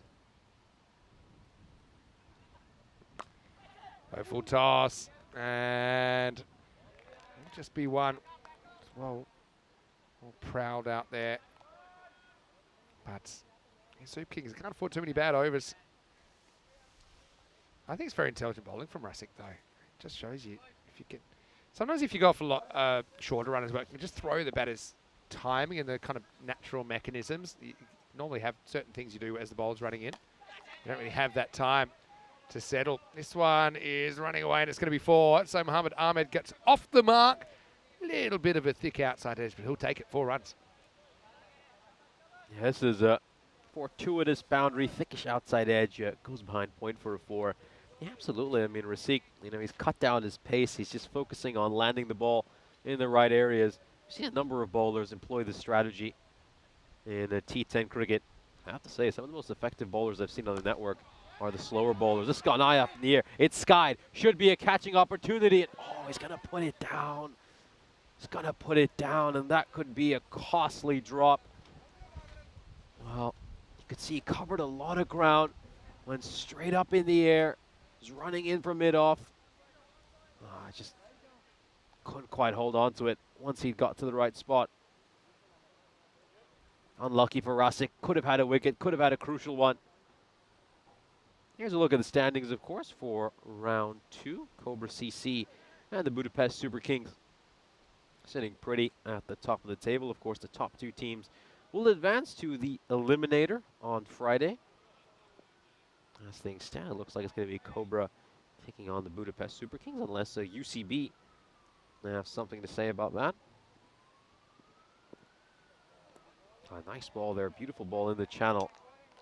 Or even want to be bowling as a left armer.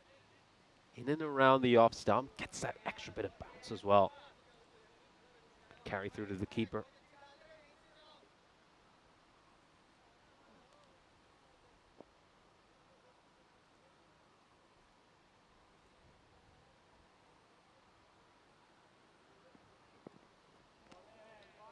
And I was looking to make some room by stepping towards the leg side and then playing it behind point.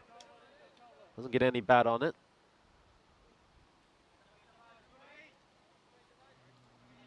See what he's trying to do there. Play it behind point, but completely misses the ball.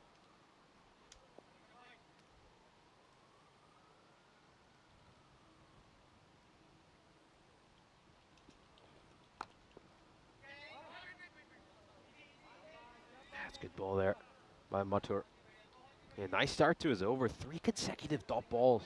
Not something you see too often in T10 cricket, especially against the Budapest Super Kings.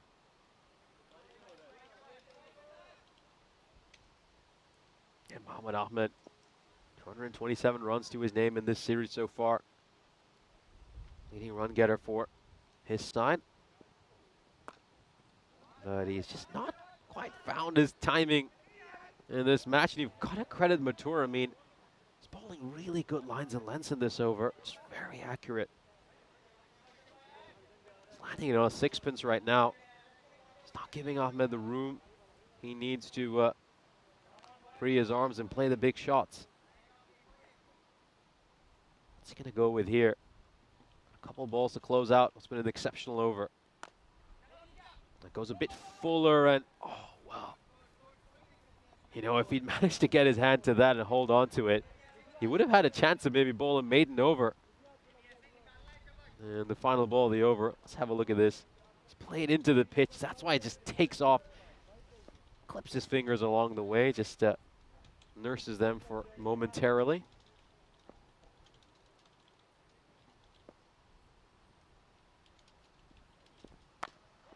Oh, what a hit. This is a spectacular shot. It's going to clear the boundary up. Goes all the way for 6.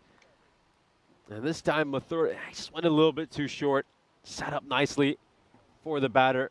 And Akula made no mistake. Pulls that one towards mid-wicket. And it's gone for a 6. Great shot. Slightly spoils the over, but it's still a 7-run over, which is going to please Cobra CC. So as things stand, the Budapest Super King won't be too happy with that power play, in all honesty. Going at under 11 and over. Probably needed to go a lot quicker. You can see they're 21 runs behind what Cobra CC were at this stage. Yeah, certainly behind the 8 ball. You want to be kind of up in the 40s. I mean, you can catch it up in a couple of balls, but Russik's going to bowl out here in the 4th. And first one's not a good one.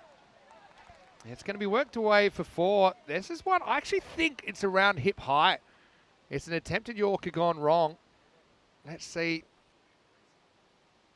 Oh, it's close. Really close.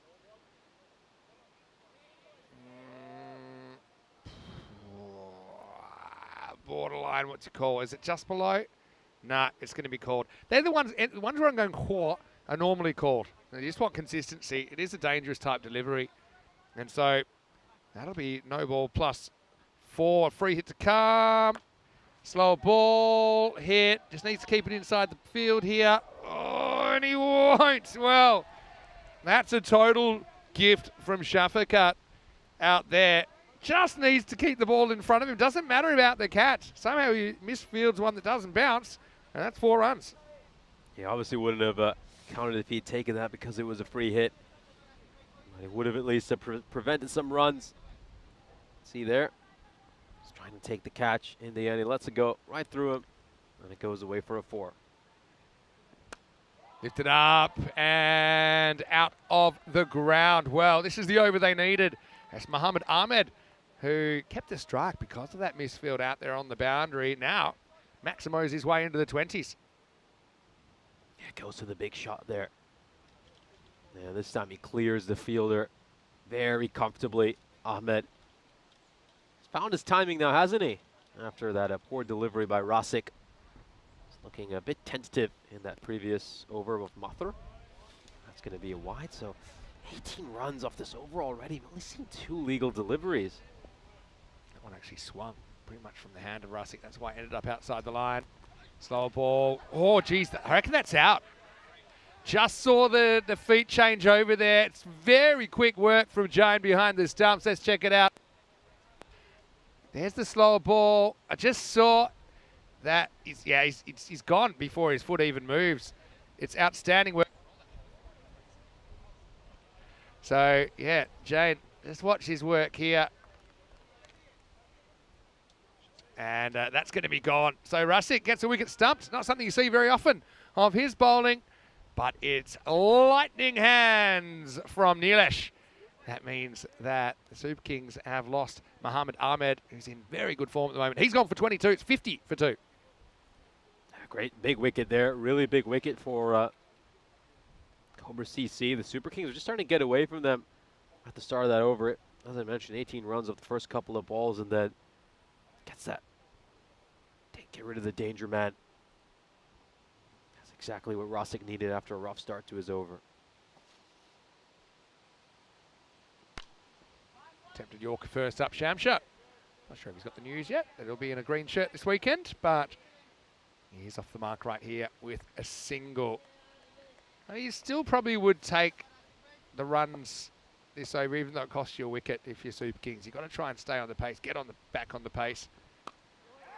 A low full toss. This time dragged away leg side for one. So just need to keep producing. One thing that has been a pleasant occurrence for the Super Kings is they've had a lot of players that have been contributing. Goes after this. It's a streaky one, but it's going to run away for four. So Shamsha rides his luck all the way to the boundary as the Russick's over. Though it does produce a wicket thanks to some magnificent wicket keeping. It also goes magical. 24 come off it, and it's 56 for 2 after 4. But even with a lot of the slower bowlers, we keep seeing these edges fly to a deep third, and it just goes back to that point we keep reiterating of it's always a bit surprising when you don't see sides employing a deep fine third here on the European Cricket Network. Let's have a look at the graph for this inning so far. You can see that previous over of Sheikh Rosick, 24 runs coming off it despite that wicket. The Super Kings, they've got lots of batting depth, so. Here's Jacob with some left arm spin. First one just wide of the line. Maybe if it gets a piece of it, it's okay. Umpire says, nope, that's missing. Probably looked fair enough. Yeah, these Jacob overs are going to be so important in determining the outcome of this match.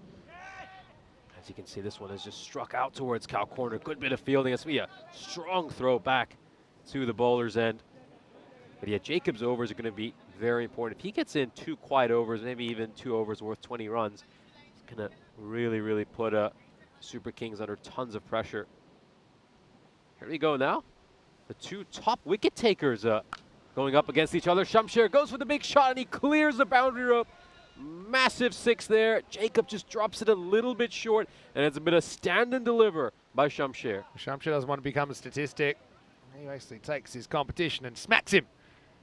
Not a huge turner of the ball, Jacob, but he is very good at kind of mixing up his pace. He's got a good quicker ball. I also like that he often, if he gets hit, he'll actually go slower and try and tempt the batter into going after one that he probably shouldn't, or at least kind of getting the batter to overswing. I wonder if this is one of those cases he'll toss it up and try and essentially go shopping and buy the wicket of Shamsha. Big again. Orthodox pace again. Russick's going to try and pull it back. He can't. So that's 4 more. Shamsha winning the battle at the moment. Super Kings getting moving at the right time. In fact, right now, they're fractionally ahead of the required rate. I think the length's the issue over here. Once again, a bit too short. Sits up nicely for Shamsher, who hits it towards cover. This is good striking.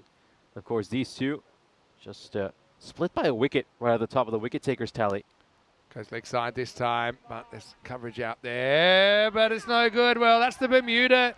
Well, it's not really a triangle. It's the Bermuda person at the moment. And that's Shafkat again. I think it was. Long way from us. But it sneaks through for 4. And I tell you what, if the Cobras lose this by a handful, any Tortuga? Maybe slightly, but should have been covered. 4 more. Jacob, he's going to be pretty dirty, I think, on that one. Hit straight, hit well, Maximo!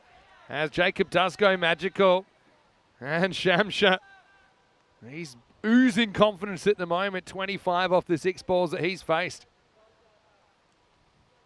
Just a good, solid hit. I still think Jacob could afford to at least try, and it's not quite full moon ball when he tosses it up, but it's not far off. Yeah, he's winning this matchup, isn't he? Shamsher against Jacob. 2 players who obviously got tons of competitive spirit. There's a slower one, but actually pretty intelligent from Shamsha. Says, look, okay, don't do anything crazy. Got my runs off the over. And he'll retain the strike running hot. 79 for 2 after 5, and a very entertaining match between the two table toppers at the moment in the second round. Let's welcome you into the commentary box. Vinny Sandu here, Mr. Maximo, with Nish Barta. Nish, it's all set up here. These two teams, there's every chance they might meet again on the weekend. We know that. But, yeah, it's been a game with some ebbs and flows, hasn't it? And probably has a few more twists to come. Yeah, it certainly does. I think a great back and forth between these two teams. It's it's like a pendulum, just swinging back and forth, as you said. I think anytime they get a wicket, then you immediately see the opposition bounce back with some great runs. The one thing about the Super Kings, though, is they have so much talent at the top of that order, so many accomplished run getters. So there's plenty of batting left for them. Let's see how they will negotiate this Cobra Creek club. Yeah, Super Kings, I've said from the very beginning, they have a very positive approach. I think they have a fairly team-based and unselfish approach to their cricket, which I think helps as well. Because as a team in these series, you do really have to ride the ups and downs. It's rarely smooth sailing all the way along. So kind of how you deal with that as a group. And by diluting responsibility, I think there's less pressure on any one individual. So that's kind of one thing I've really liked about the Super Kings. They seem to be getting the best out of each other. But I mean, Cobras, I know that they're a very good side. Record-setting side, actually. They're a side also that represented Hungary in ECL 24 at the start of the year. But, well, we're getting ready for Abdullah to enter the scene. I've got an interesting question from Helix. So is there an actual manual about how they make hard wickets over there, given that they're not on a concrete base? I've never heard of anything like that, Helix. But I will speak to some people. Too short, Abdullah. I often say he's got 1 or 2 loose balls and over. Well, this time it's the first one, and Shamsha continues his hot streak, smashing that one out of the ground. Yeah, if you remember for Cobra CC, it was those spinners coming in during the middle overs that really helped them in their match this morning against the Royal Eagles. But so far today, the spinners haven't clicked, I should say, so far in this match. Jacob went for 23 runs in the previous over, someone who's normally such a reliable player for them.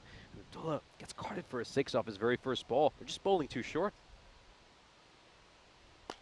Well, that's pitched up and smashed out of the ground. Maximo, what an innings this is from Shamsha. This wasn't a bad ball really from Abdullah. He tossed it up, basically challenges the batter. It's an easy ball to miss hit, but Shamsha hits it right out of the screws and into the jungle. Oh, great hit. That was so powerful. I mean, sweet connection off the bat. Now tries a variation. That's going to be re-bowled. Yeah, I'm going to ask around, Helix. But I know that there's a lot of, I suppose, anecdotal things about what you can use to create an artificial pitch. This is a concrete one. I suppose that's kind of like the standard we'd have in Australia. That's where you're watching from. Gunty ball. It's going to be a wide. Pretty good stop by Jane. But I've heard of different materials, kind of like rocks and shale and layers of things. I'll ask a few people I know have been involved in the construction of wickets. It's also a great pitch in Milan. It's actually called Calcestra, kind of like hard rubber that they used in kids' playgrounds. Draws him wide, but it's called wide. So I'll see what I can do, Helix. I know that you're very interested in these kind of things. This is hit out to Rasik, who eventually deals with it. Abdullah was up earlier, but now he needs a good fight back in this over. Otherwise, you've got to say Super Kings well on top here. Yeah, Super Kings in great position. I mean, just 12 and over needed from here. Plenty of wickets in hand as well. You can see the win predictor has them up at 62%. Full toss. Isn't quite able to connect on that one. And it gets away with one there, Abdullah. I think that full toss really sat up nicely. And it should have been punished. Take another look at this. Strong throw. And you just see it stings Abdullah along the way. Oh, that one, you could just see it stayed a little bit low, just skidded on there from Abdullah. I just wonder if it was a bit like a flipper or something. Yeah, I think it just kind of pushes it through. He's still numberless, isn't he, Abdullah? But he's not wicketless. Oh, he is in this game. All right, last ball of his over. He has fought back reasonably well. Again. It's a bit wide, that ball. I think the batter looked to target the offside, try to play that square of the wicket. He would have certainly been able to find the boundary. Nevertheless, 6th over comes to an end. 18 runs came off it. The Super Kings are 97 for 2. So Dave's saying that he called golden ball early in this one. I tell you what, certainly a possibility. Who's likely to come in next? Probably Valavati. I really like Pelage Wright. He played this innings the other day that had my jaw on the floor when he was batting 10. But I think 13 and over, feeling fairly confident they could do that. Budapest Super Kings. Sanjay Kumar is going to get a bowl, and he's very experienced, especially in the second halves of innings. He's going to be bowling to Shamsher, 40 off 12.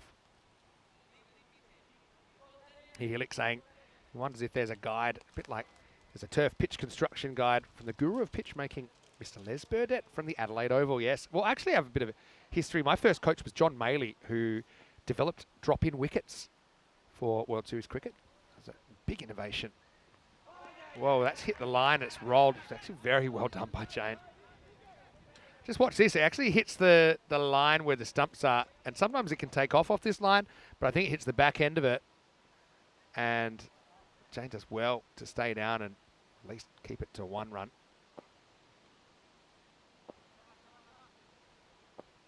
Gets Shamsher out the way, at least a cooler.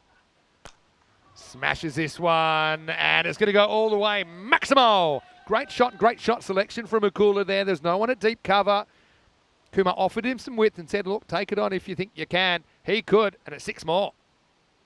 Oh, really, really nice hit. He's going for that wide Yorker, but just missed the length ever so slightly. And that allows the batter to get underneath it. And he's hit a flat 6 there, Akula. Absolutely flat.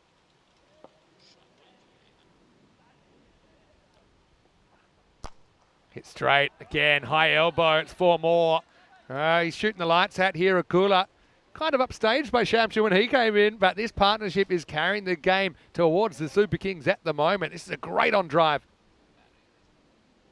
That's a lovely shot, beautifully played with the full face of the bat.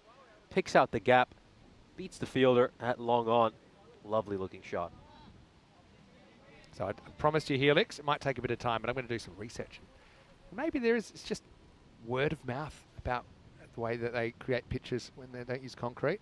Also, you can't always use concrete when you need a temporary solution. So, for example, we've seen wooden-based pitches in Barcelona and even in Switzerland last year. I know that there's coconut matting, there's all sorts of different things, just because of the practicalities. I've got a good answer here. I actually messaged Terry from Estonia, because I know he's been involved in the Prague pitch. 6 runs from Akula. Akula Matata. What a wonderful phrase. And right now, he's 32 off 10. Maximo time. And the Cobras are slipping away.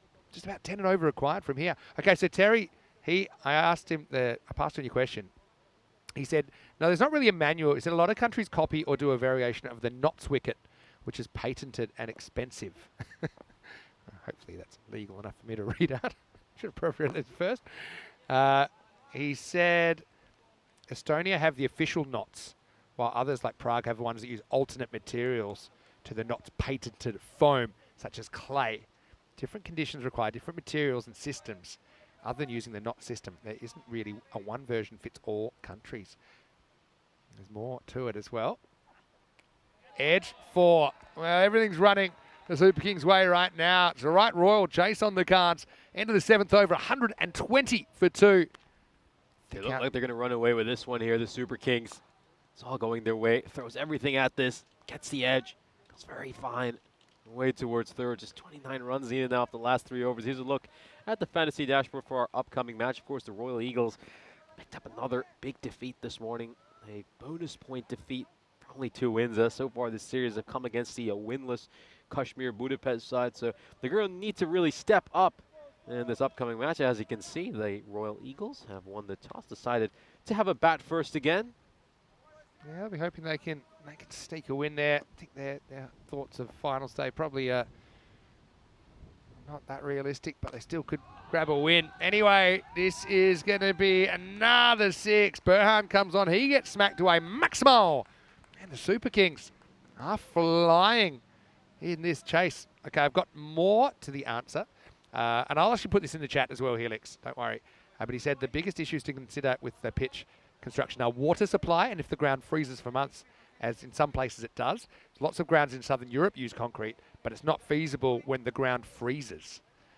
So yeah, there's a lot of factors, depending on the materials you can use, and depending on if it's temporary or permanent. And as far as Portugal, asked Paolo, he said there's about a 50 centimetre small stone kind of base with stone dust on top. So again, just kind of I think a bit of experimentation. Well, that's a bit of a moon ball. That's going to be 6. It might even be 7. I mean, it's another one of those slow balls that it's coming down, but is it coming down quick enough? Stands in the crease. I think that's going to be fine for height because he's out of his crease and it's dropping pretty quickly. See the tail on the ball there. But it will be 6 runs, and Super Kings really hard to see any way that they could muff this chase now. Yeah, they introduced a 6 bowler into the attack here, hoping that he can maybe change something. Burhan gets carded for 6 off his first 2 balls. Well, 17 to win now. This should be gone. It is. So is this a late twister? Kula misses out in the half century, but he gets his team pretty close to the finish line. Holes out to Rasic in the outfield off the bowling of Burhan for 45. But what a great partnership that was. Those two put on 82 runs in just 4 overs. And the Super Kings now are in control of this match, despite that wicket of Akula for 45, 132 for 3. They put on a great show, Akula. These 14 balls, 7 of those went for boundaries, and 6 of those 7 were 6s. Oh, he's hit this one really, really firmly, but he's picked out the fielder. And he takes a good catch.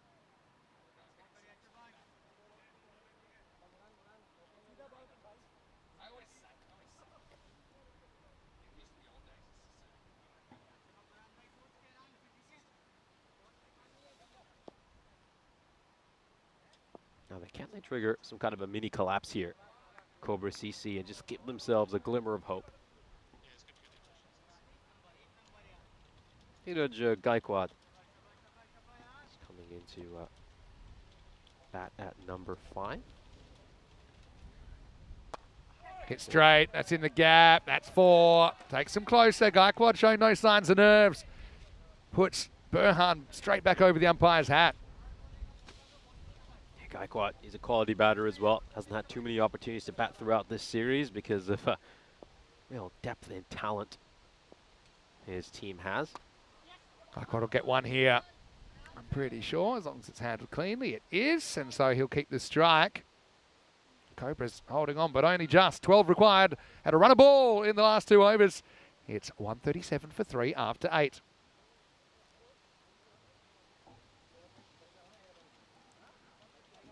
Take a look at the graph. As you can see, Super Kings are well above the required as things stand.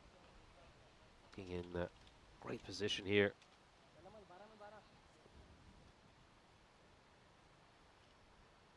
We need a huge over, don't you? Over number 9.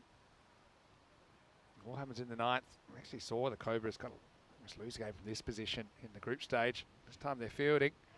Oh, did he hit that? I think he has. If he didn't, I think he's plump. Keeper was kind of interested, but maybe because the batter obscures his view, he probably doesn't realise it's a big edge on it. You saw the deflection there. Oh well, so far so good. 12 off 11. If I'm Gaikwad, I'm just getting to the other end. Here's what he's trying to do, but he's not going to be able to do it with the ball that goes straight back to the bowler. Yeah, Gaikwad and I cut from the same cloth. Missed the first one. He said, you know what? I might just make it up to you. Shamsha. 12 off 10. Good start from Jacob. Does get some bat on this, and it's going to slide away to the boundary. Well, Gaikwad, third time lucky against Jacob. Settles if there were a few nerves. Super Kings make it 8 off 9 now.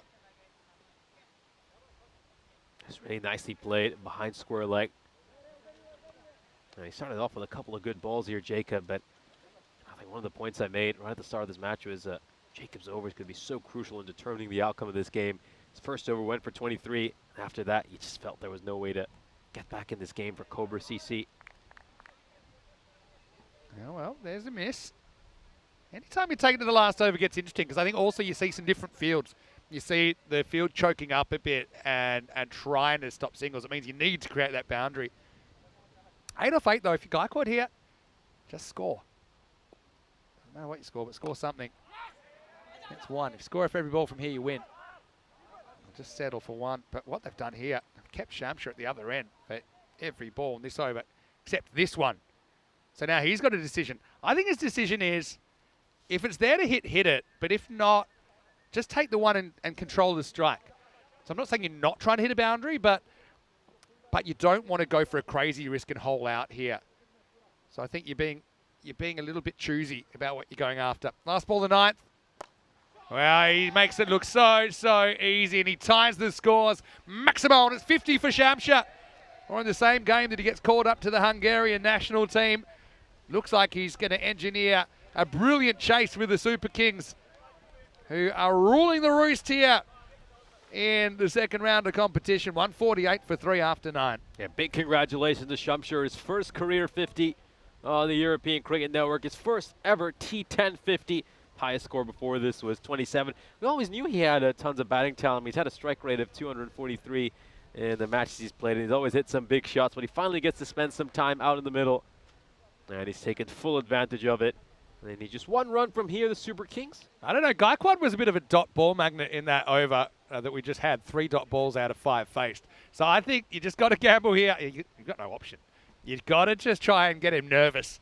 6 dots in a row required for a golden ball, and it will be game, set, Maximo. Super Kings stay undefeated in the second round. The Cobras are going to have to take the loss as Gaikwad lifts the full toss out of the ground, brings up the 150 and brings up the win for the Super Kings, who do it with 5 balls to spare.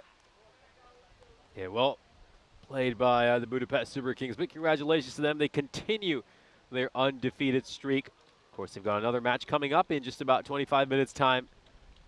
Cobra CC are handed their first defeat of this second round. So quality sides went up against each other, and this match certainly didn't fail to disappoint. Saw plenty of runs scored by both teams. 302 runs between them. Saw a lot of quality on display, but in the end, the Super Kings came out on top. And we're just having a look at Shamshir as he walks back towards the dugout. What a performance for him. What a day for him. He heard that he'd been included in the national team during the innings break. And he followed that news up by hitting his first ever 50 on the European Cricket Network. Here's a look at the fantasy dashboard for our upcoming match that will be on air in 25 minutes. The Royal Eagles will be taking on the Budapest Super Kings. Royal Eagles, well, they had a miserable start to the day. Of course, they suffered a huge defeat at the hands of Cobra Cricket Club, a bonus point defeat. And they'll be hoping to turn things around against the Super Kings. Will be coming into that match with a lot of confidence. They have been undefeated so far this second round. Let's see if the Royal Eagles can pull off a major upset. We'll have a look at the highlights of this innings. Of course, Super Kings once again flexed their muscles and showed us all the quality they have with the bat in hand. Shiva Tadela opened the batting alongside Muhammad Ahmed. You're watching the highlights of the first over where Tadela managed to make 13 runs until he was, of course, eventually cleaned up by Sheikh Rasik. Rasik, though, he wouldn't have that same kind of luck in the second over, which would be a lot more expensive for him. We're just seeing some of the chances that were put down. That was that one opportunity which they dropped of Muhammad Ahmed. It wouldn't cost them too much in the end. And of course, Prakash Akula and Kasif Shamshir would both put on big totals to help their side get over the finishing line. Their partnership was, of course, worth 82 runs. Here's a look at the stumping, which got rid of Muhammad Ahmed. He depart, having made 22 of 11. Sharp glove work by Nilesh Jain to get rid of him. And now we're watching the highlights of the third wicket partnership of Kula and Shamshir. Just guided their side close to the finishing line. 82 runs is what this partnership was worth. Let's take a look at some of these brilliant shots. That is Shamshir hitting some magnificent strokes. He had a strike rate of 340 in his 51, his first ever ECN 50. Akula hit some great looking shots as well. Love that on drive. That was maybe the shot of the day. Beautiful strike straight down the ground. They had a little bit of luck at times as well, but fortune favors the brave, as they say. But really, it was just a clean display of hitting some incredible shots. Have a look at all these sixes hit. 11 sixes between the two of them in their partnership. Of course, Akula would depart 5 runs short of his half-century. Sheikh Rasik would take the catch at the end to dismiss him. And then, of course, Dheeraj Gaikwad would come in, play a nice little cameo. 16 of 9 for him. and then eventually hit this winning 6 to help his side get over the finishing line, and that would wrap things up. The Cobra Cricket Club would be defeated. The Super Kings take this one with 5 balls to spare by 7 wickets. Yeah, it's a very good chase.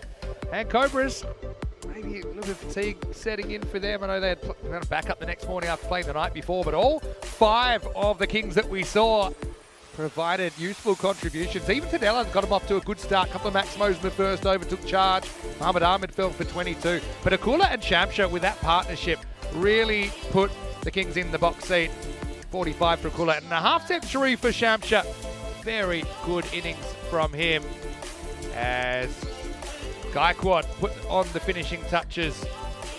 And they get to the 150 and the win with 5 balls to spare. 2 for 36, Rusick. The second over went a bit off the rails, didn't it? The other wicket went to Burhan. He just couldn't get those crucial breakthroughs. And, well, Shamsha, I think for me, he's the player of the game in the match. That he scores his first ever ECN half century. And, of course, we found out that he got called up to the national squad, so he's probably only going to get more good news. We'll take a break and we'll be back in around about 20 minutes, take you into the third match of the day. Can the Eagles find their wings against the Super Kings, who are the ones flying high at the moment? Vinny Sandy, Mr. Maximo with Nishay, but we'll be back in a little while with the third match of the day. Match 48 on the way here in the European Cricket Series.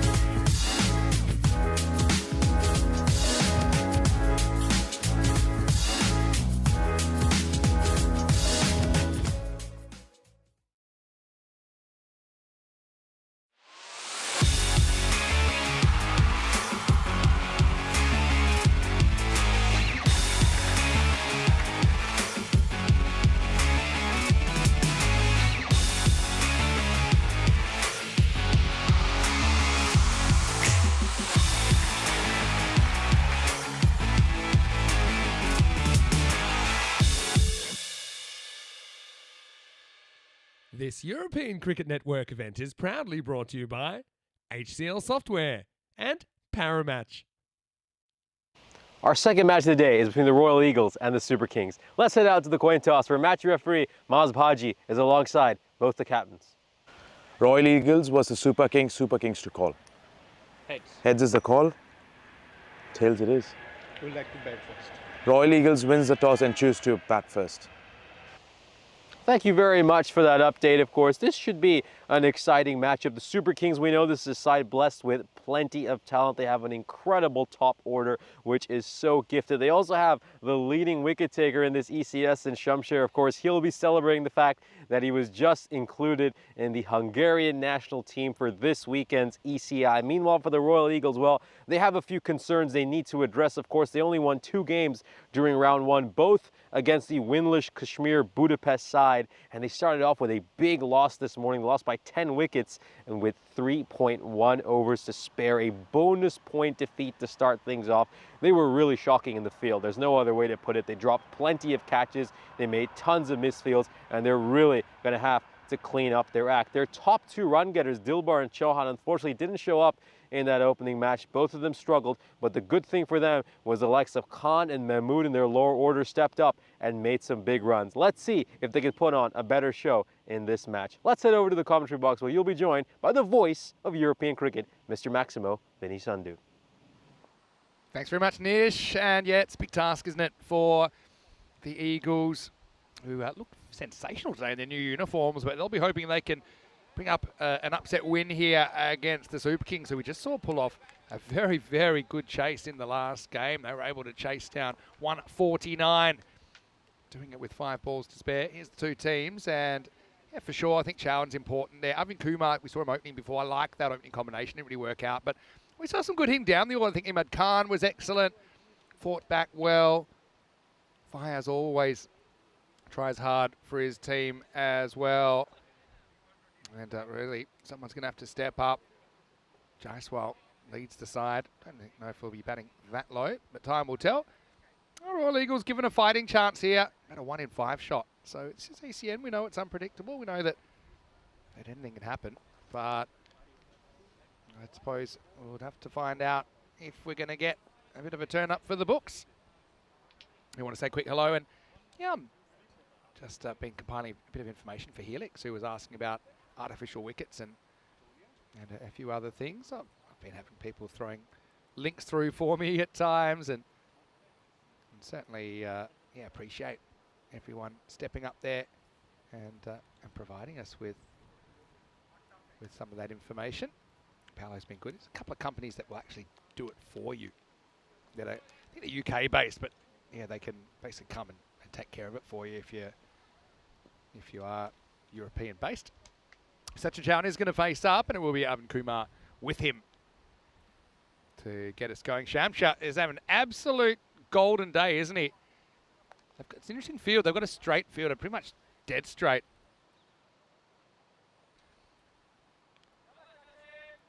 And so that's one of their outfielders. And then the other one is going around the grounds at deep third. So it probably makes sense for a thick edge. Shamsha to get us going here in match number 48. And the first one is wide and sets a bit of a task for Valavata behind the stumps. Does well to make sure there's no extra runs. He's had to launch himself at that one.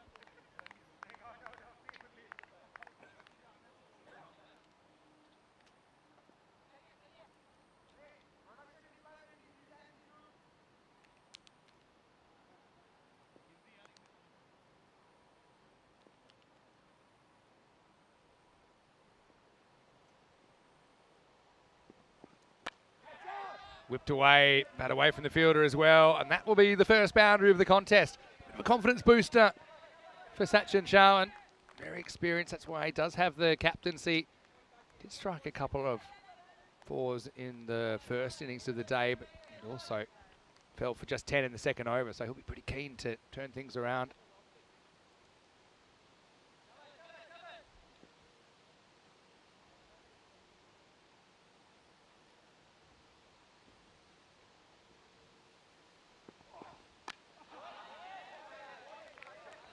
Blocked out this time. Royal Eagles need some confidence, don't they? Need a couple of bigger contributions, individual contributions, I think.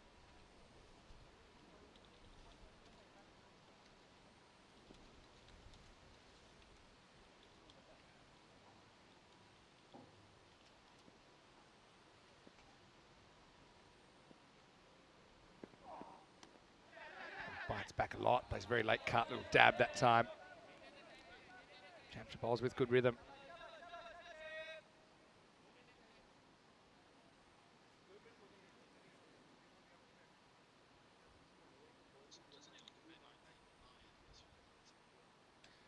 Some people have told me that he's a bit of a Nathan Lyon lookalike.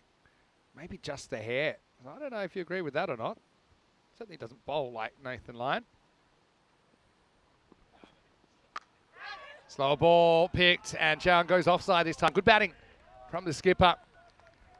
Just think it might be a bit of an opportunity to burst the Super Kings bubble a little bit. Obviously flying high after that 149 chase. Is there a chance that Eagles could stun the competition here?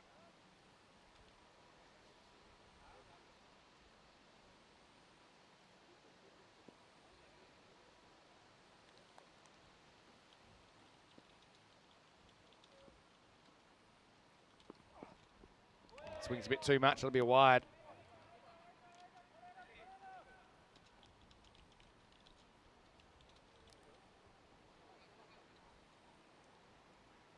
Chowan, like I said, I'd be disappointed he hasn't been able to turn starts into something a bit more significant.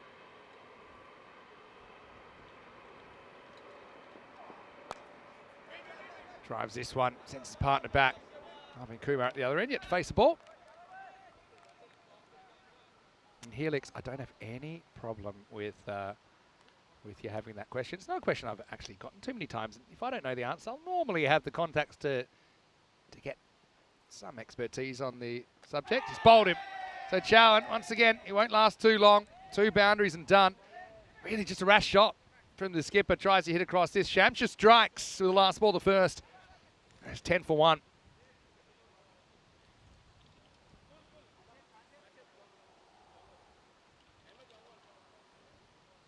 Yeah, just disappointed there, Sachin. No, he would have loved to have stepped up. At least he makes the most of while he was there. A couple of boundaries in that first over.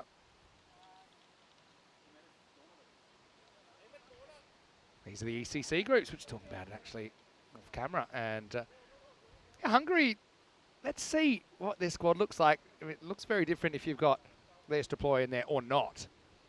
But because of their performances last year, they're up in the Premier Division. But let's say that they don't get the deploys, I think they're going to have a bit of a tough task with some of the teams in their group. Having said that, I mean, you can see the quality on display during this series. Rusick, for example, is a very good contributor, even at the international level.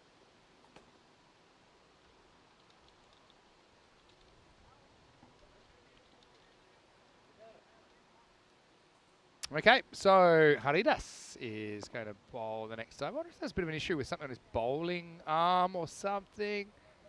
Not quite sure what the delay's for. I don't see too much on his bowling arm, except the black sleeves.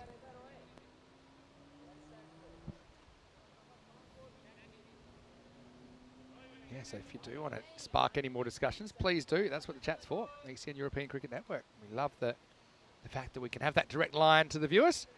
Looks like we're ready to go then.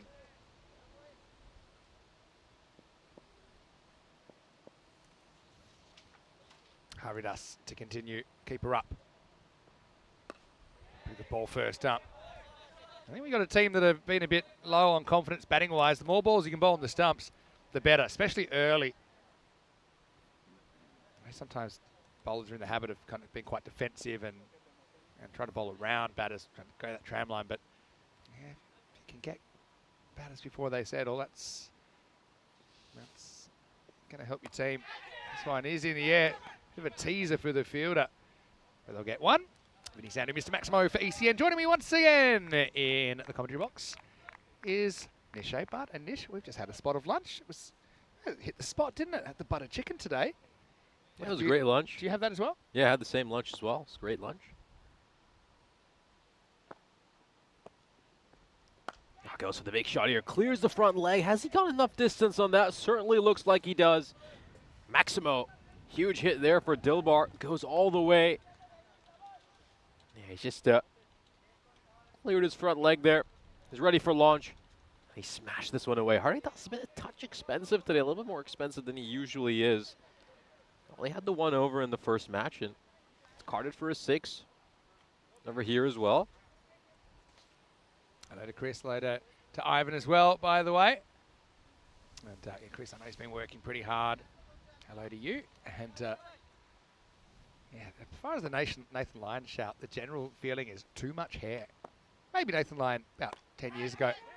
It's up in the air. This could be a catching opportunity. Fielder at mid-off is underneath it, and he will take it. Very comfortable catch. And the first wicket falls for the Royal Eagles.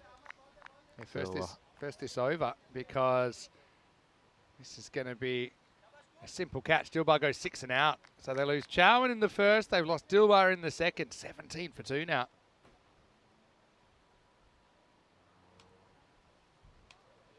Disappointment. 17 for 2 here.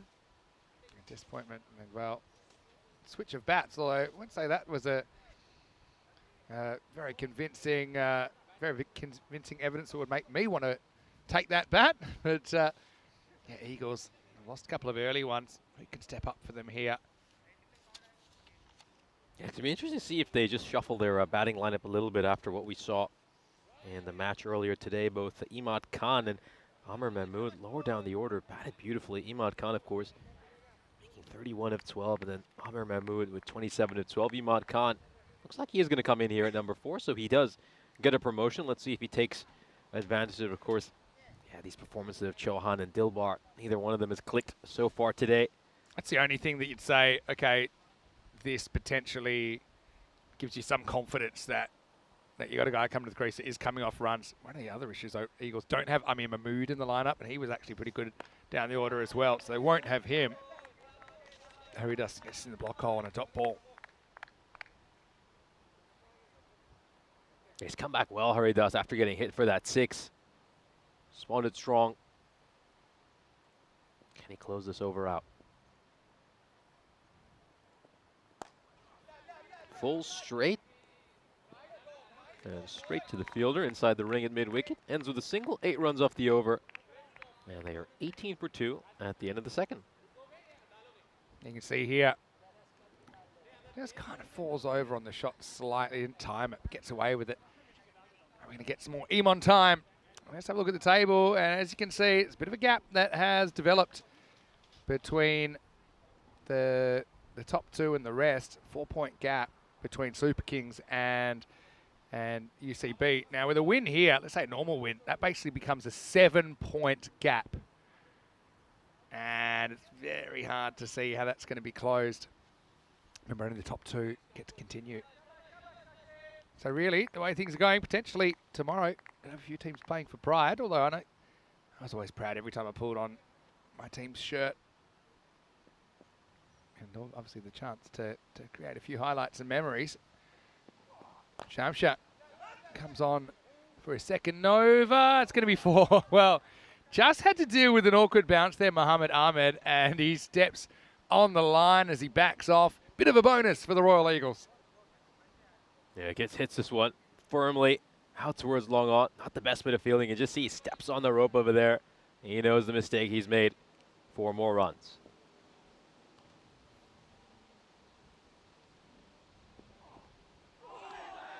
Gets out of the way there. Well-directed delivery.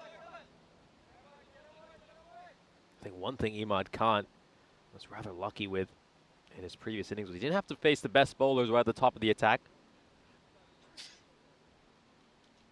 He does over here.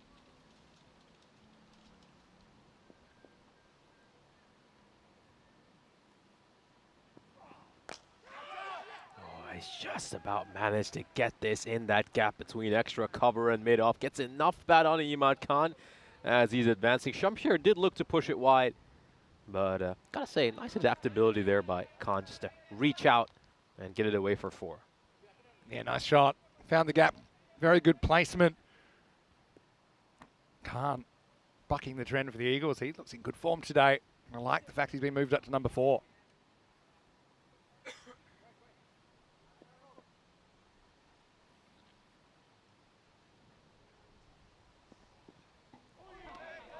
Takes this one in a little bit shorter, beats the batter for pace. You see, he's disgusted, Imad Khan. Feels he missed out on an opportunity. If he'd let's just elevate this over the fielder inside the ring, he would have certainly managed to get a boundary.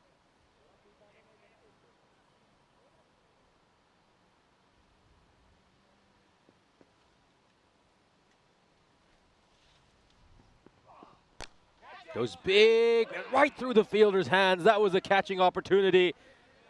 Oh, he's a lucky boy, Imad Khan. He could have easily been walking back to the dugout. Taking a look at this. It was struck really hard, so it was always going to be a tough catch. Goes big. And, well, if he was slightly taller, he would have had a chance of that. Maybe if Shamshir was fielding off his own bowling, he might have managed to catch that one. But unfortunately for him, it just squirms right through the fielder's hands and makes it way to the boundary rope.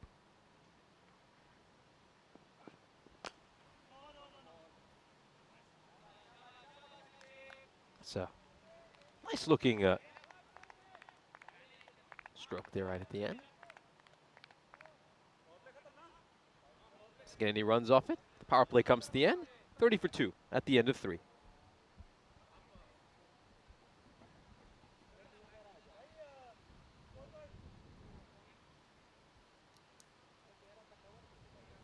So we've come to the end of the power play. That means fielding restrictions have been lifted.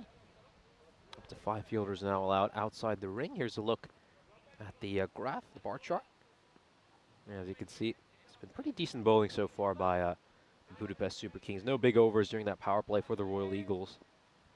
As you mentioned, they're a side who, well, they do struggle with explosiveness at times. Nobody in their top order has a strike rate of above 200 so far this series. We did see them show a little bit of firepower at the end of their opening match of the day when they made 52 runs off the last 3 overs. But outside of that, they've just struggled to hit boundaries on a consistent basis.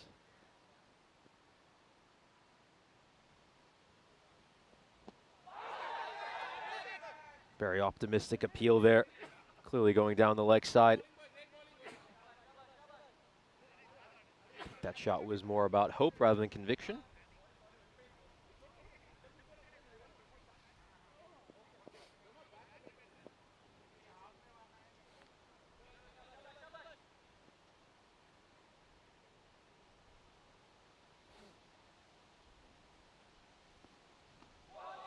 This time he just bowls it a little bit wider. You can see the batter just trying to make some room to cut that, but Kumar was unable to execute the shot.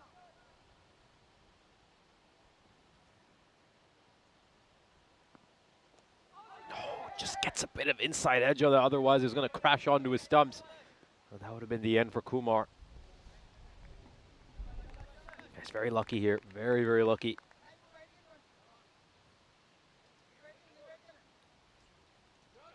He gets through his overs quickly, doesn't he, Hudiger? Look how he starts his run up. Yeah, if you could just catch the way he sort of kicks his hind leg before he bowls. That's really interesting, almost like a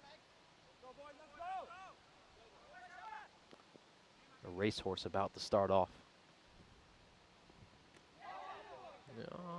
That caught a bit of the line along the way, not according to the umpire. Just turns ever so slightly away from the batter, just a little bit of leg spin, which meant that it was a wide.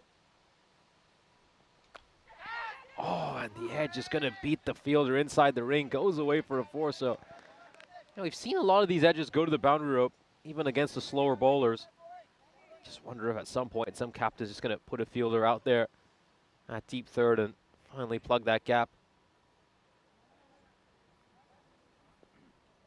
Wade goes for 4.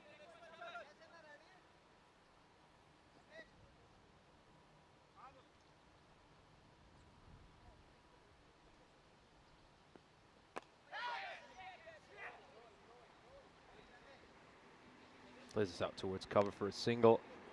Won't mind this too much. It's another good over here for the Super Kings. Huduger.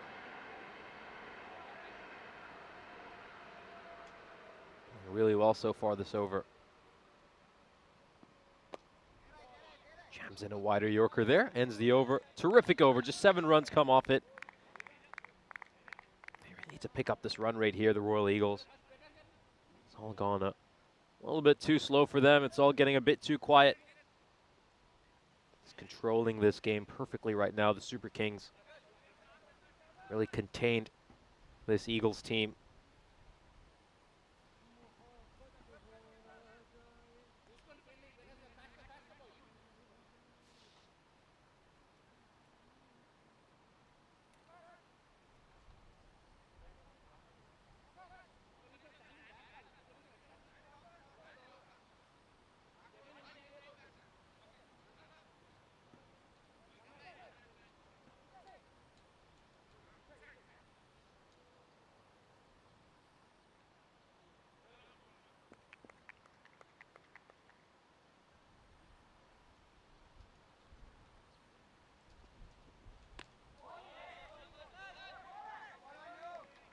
Kula coming into bowl his first over. He's had an interesting tournament, hasn't he? I mean, he's managed to get wickets at some very opportune moments for his team, but he's also been rather expensive at times throughout the series. We'll just read you his stats after this ball.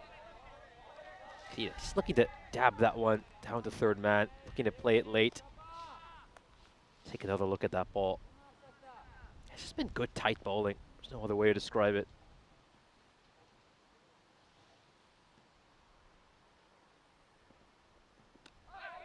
Goes for a big swing there, Imad Khan, but he's not quite been able to find the form he had in the opening match of the day. I think just the quality of the bowling's been a little bit higher as well, which has helped him. But yeah, just going back to those stats for Akula, he's managed to get 10 wickets in the 16 or so overs he's bowled so far this series. That's a little bit shorter, and it's played out towards backward point, but he's had an economy rate of over 13, which again, it's a bit of a risk to bring him on. You know, he's sort of bowler you can back to maybe break a partnership every now and then. Of course, his best performance came against DCC when he had figures of 3 for 4.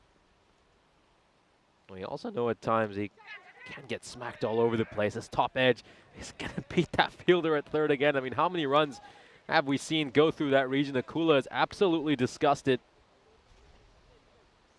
Yeah, the second boundary we've seen in the last couple of overs go towards third, courtesy of an edge.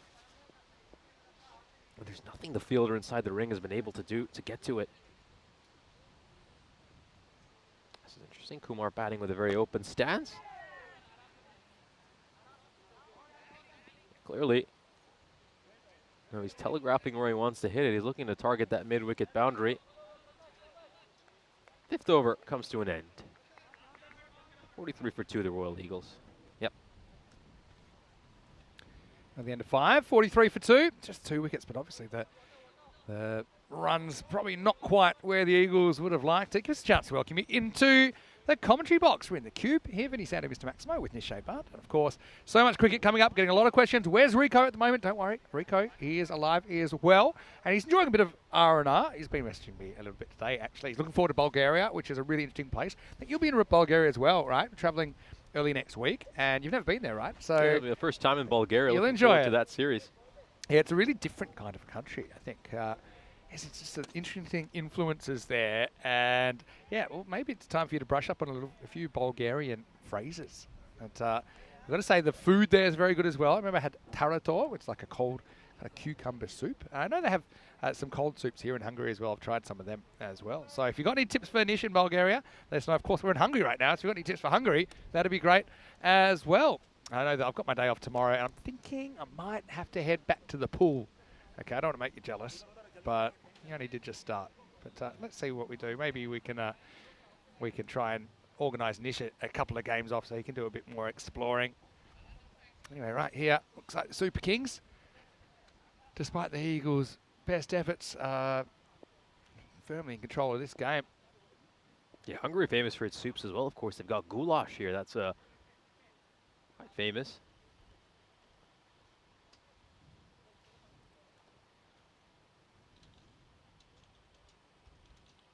I just love the way he starts his run up each time. Always kicks back his left leg. Ready, set, go. Starts off with a wide Hudiger. Yeah, it's interesting. I'd love to hear your opinion in the chat. I mean, what kind of comparisons can you think of the way he starts off his run up? That's a baseball pitch, actually. Yeah, this is going to go straight to the fielder. And it's a well taken out at cow corner. And Hudiger gets his first wicket. Yeah, it's a good catch there by the umpire as well. Nice one-handed take. I think it was just happened off camera. Going for the big shot there. They know they need boundaries. Boundaries have really dried up here. Just a couple of them in the last 2 overs. And due to the urgency of the situation, he had to go for the big shot. Failed to get it, Arvind Kumar. And he will depart. 3rd wicket falls here for the Royal Eagles. Yeah, that's a good result. I think that the bowling style or the run-up, if you like, watch out, great catch. I tell you what, not just the fielders that are forced to catch sometimes. Hey, so in baseball they have what's called pitching out of the stretch. Explain what that is in a second. Gowda, the new batter. That one I think might have got a little bit of the line. Yeah, it came back. Remember, the ball, if even part of it's on the line, then it's a good call. And I think it probably is a good call. And this one certainly is good because that's over the line as well. Yeah, so if there's runners on base, you basically don't, how do I describe it? You don't really take as much of a step. So this is the cricket version. We kind of has that right foot puts all the weight on. This should be another one. It will be. Well, Gowda cannot take a trick today. That's a pair for him. Remember, he was nonplussed, being given out first ball LBW earlier. But he's got a pair of donuts now, and things going from bad to worse for the Eagles. 44 for 4. He's looking to go for the on drive. Trying to hit it down the ground, but he picks out the fielder, and he picks out one of the worst possible fielders in Kasif Shamsher. Somebody who, one of the safest pairs of hands, and out comes Derek to greet him. Well, he's a got really sorry sight for any batter. He's got 2 ducks now, that's why. And this is reminding me of Dane Kirby. At one stage, he had 5 ducks following him around. So unfortunately for Gowda, probably wondering why he picked up a bat in the first place. Gets a bit of this, but not enough to get it over Shamsher. Well, if you don't laugh, you cry. Gowda certainly couldn't blame that one on the umpire. I remember Kirby last year back in Rome. I mean, such a lovely gentleman, and he had so many ducks following him around. He had 4 Goldens in it, and a second baller. And they're all on the screen. Oh, great Yorker there. Jammed that one in perfectly, Hudiger. Hit the block hole well. Yeah, look at that dreaded score for the Eagles. 4s all across the board. 44 for 4.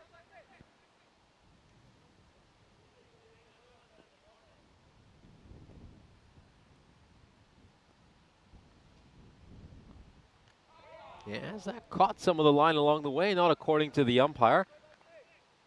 Well, this is a really tight one. I think the umpire's just about got that one right.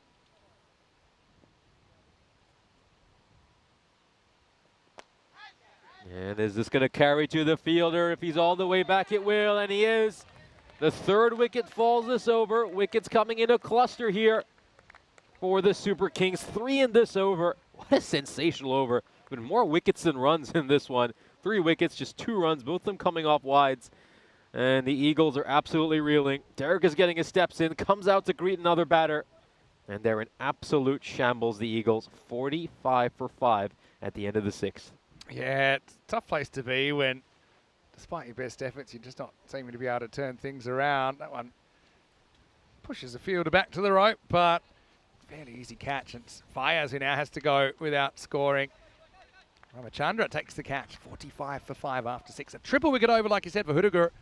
Just the 2 wides in it, actually. No runs off the bat. And he can definitely come back. Who knows? Might be eyeing off a 5-wicket haul or even more. Up in the air, this one is sky. There's a fielder underneath there. Is it going to go all the way? Yes, it will. The fielder's going to watch that one sail over his head, and maybe it's time for Khan just to shift up the gears. We know he put on some late innings heroics in the opening match of the day when he made 31 of just 12 balls against Cobra CC. Let's see if he unleashes the snake over here as well.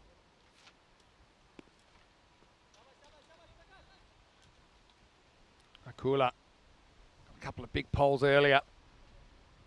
Once again, Seamard is flying the flag for the Eagles. 50's come up with that 6, but has had very, very little help so far today.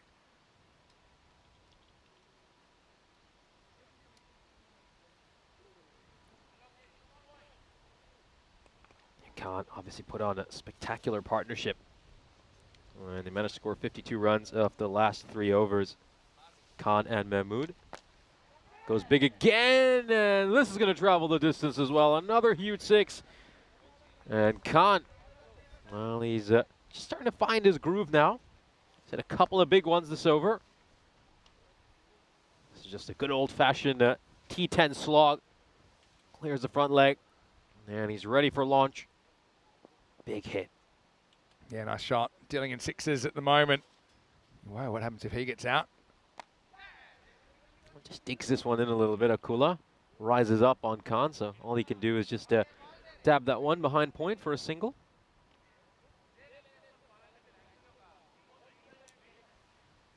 Just eases that one away. He's got a good range of shots, doesn't he?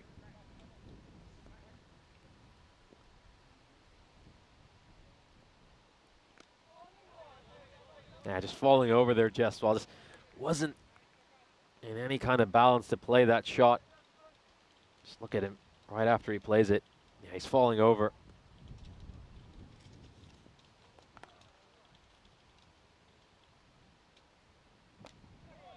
Oh, this is played nicely. Much better stroke. And it looks like it's just going to trickle over the boundary rope. 404.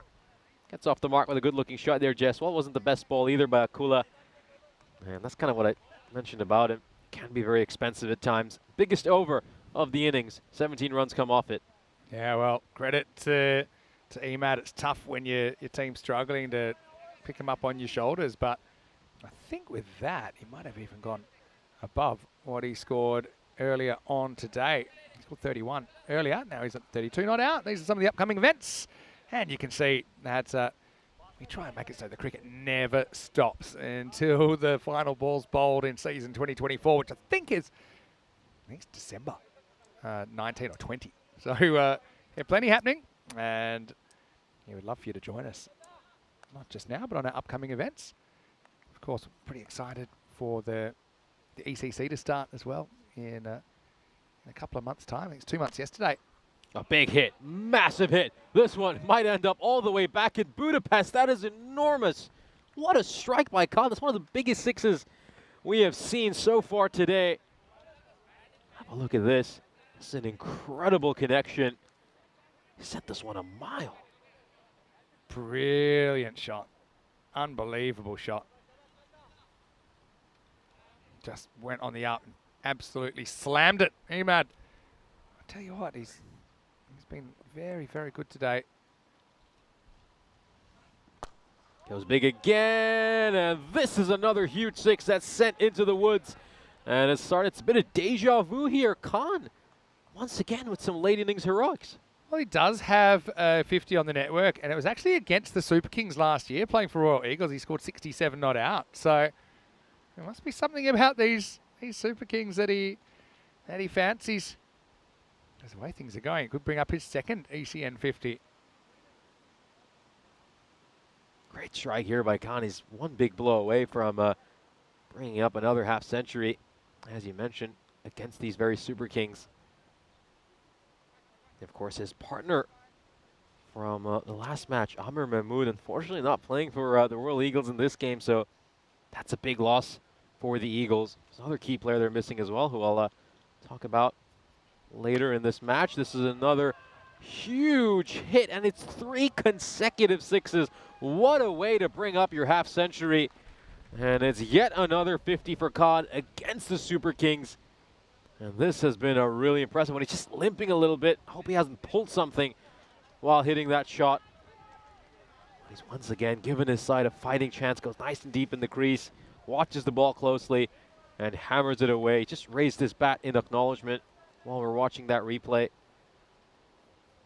Yeah, brilliant innings. Really, really good innings from Emad. And who knows? Still got quarter of the innings to work with.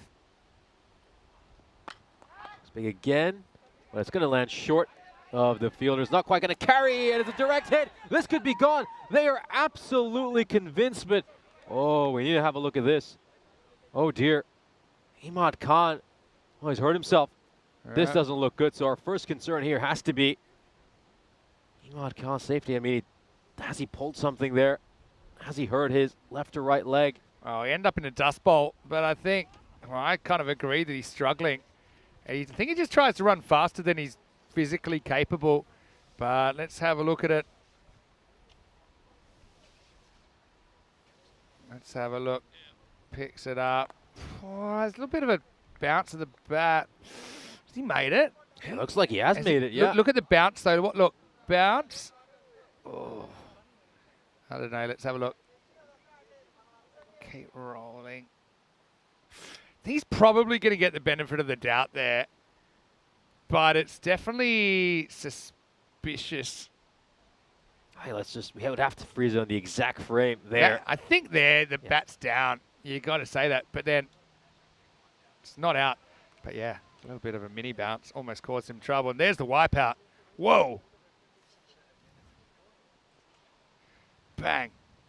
And a brilliant bit of fielding. Also, credit to Imad. He's playing like his life depends on it.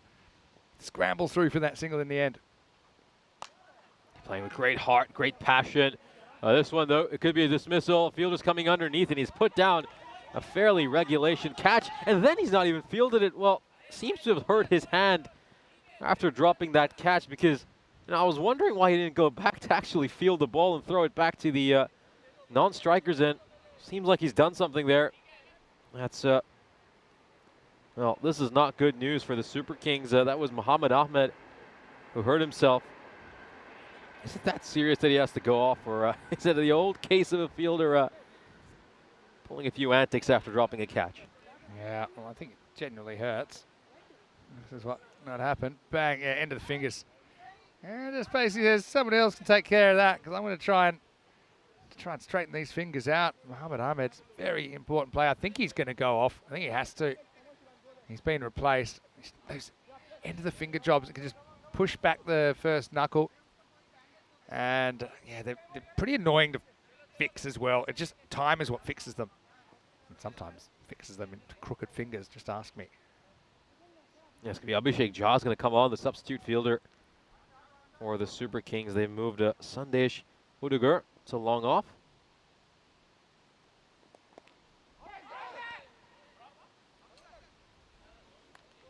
It's a dot ball.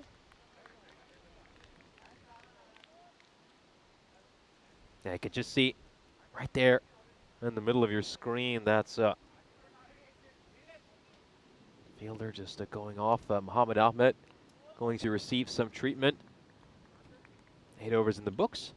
The Royal Eagles are 83 for 5. Again, they're fighting their way towards a potential 100, aren't they? It's hard to see them getting a lot more than that.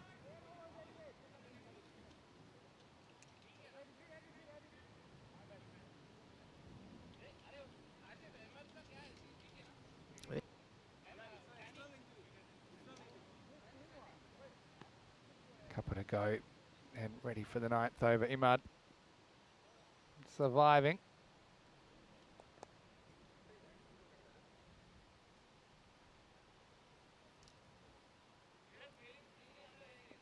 There he is. Sandesh Udugar. Yeah, it was interesting. I had a chance to watch him field for one ball when he was here at long off. And the interesting thing about him is he feels much the same way that he bowls. Starts off with the same stance. A little bit unlucky there, Khan. He's absolutely crunched that one, but he's managed to find the sole fielder in that part of the field. Udugar. Odd couple of really tight overs, didn't he? 7 and 2 off them. Picked up 3 wickets. Good gloves from Valavarthi. I like his work up to the stumps, actually. He's a pretty tidy keeper. Dheeraj Gaikwad is the 6th bowler who has been used in this match. He's coming in to bowl this penultimate. I would have wondered if they'd have given this over to Haridas and then maybe gone for Gaikwad for the final over. That's a good bowl there by Gaikwad. Terrific length. It was a really full, and Khan was only just about able to get it away for a single, and boy, now he's trying to protect himself. He's taken a few blows today, walking around pretty gingerly. He's put his body on the line for his side, and well, he almost copped a blow there. Just trying to do his shoelaces, or he's trying to just fasten the straps around his bat, and the throw is fired in straight at him.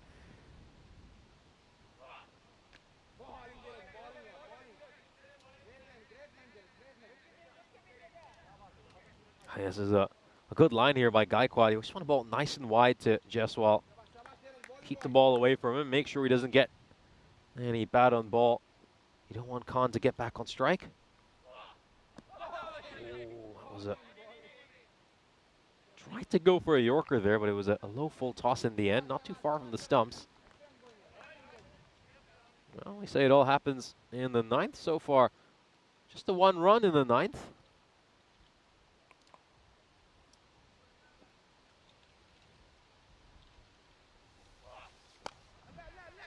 Great ball, full and straight.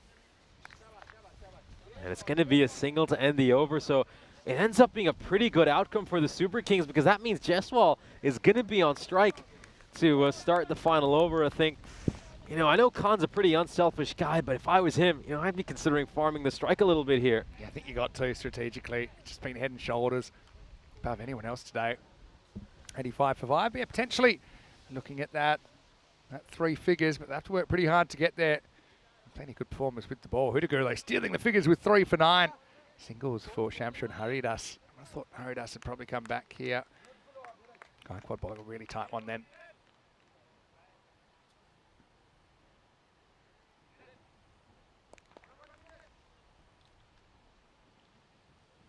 Okay. Shake, rattle, and roll.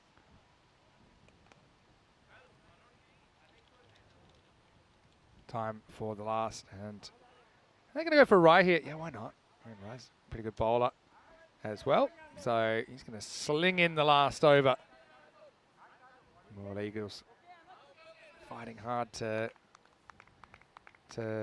get a score on the board. Now, we got a retired out here, actually. Jaiswal's been retired out. And as you said, he is on strike. So it's a strategic change. Probably just feels anyone's better option than him at the moment. So yeah, it's the captain's call. He's taken himself away from the action. So it'll be 85 for 6 then.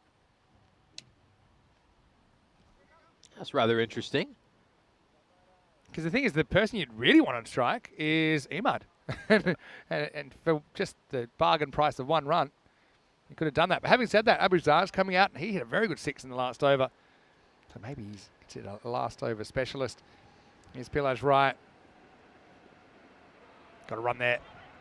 Got to.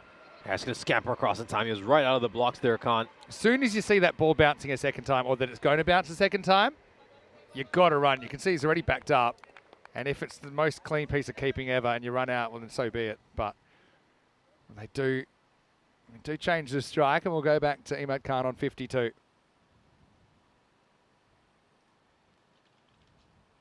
Imad Khan, you feel like he'll have to face all the remaining balls in this innings. Oh, it goes big, goes massive. And the fielders just watching this one sail over their head. This one's gone well over cow corner for a 6. Khan is down on 1 knee. He's absolutely exhausted. He has played a couple of brilliant innings down the stretch for his side. Yeah, it's just see ball, hit ball. Great hit. It's gone a long way. I gotta say, I was a little bit surprised when it was Pelaj Raj who came in to bowl the final over rather than Haridas. Haridas has bowled just a 1 over in each match today. It goes big again. I don't think he's timed it as nicely as the previous one, but he's still going to get the outcome he desires. 6 more runs. Yeah, I actually like Rai getting an over here. I think you gain more from bowling your bowlers. I know Haridas probably deserves the second over both games, but one of their issues, and it's a good issue, is that they've got probably more than 5 bowlers now, the Super Kings, they all want to get overs into. So I don't mind that, but Imad doesn't mind either. He moves into the 60s now.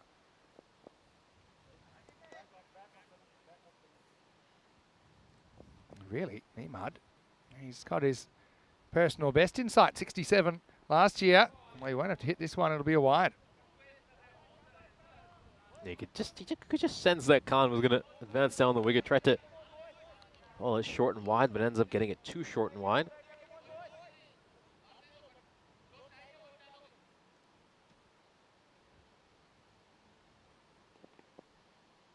All right, one more run and get to the 3 figures. Yeah, trying to make some room over there to cut it, but just went too far down the leg side. I think he made the right call there to tell the non-striker to stay right where he is. One Khan facing as many balls as possible.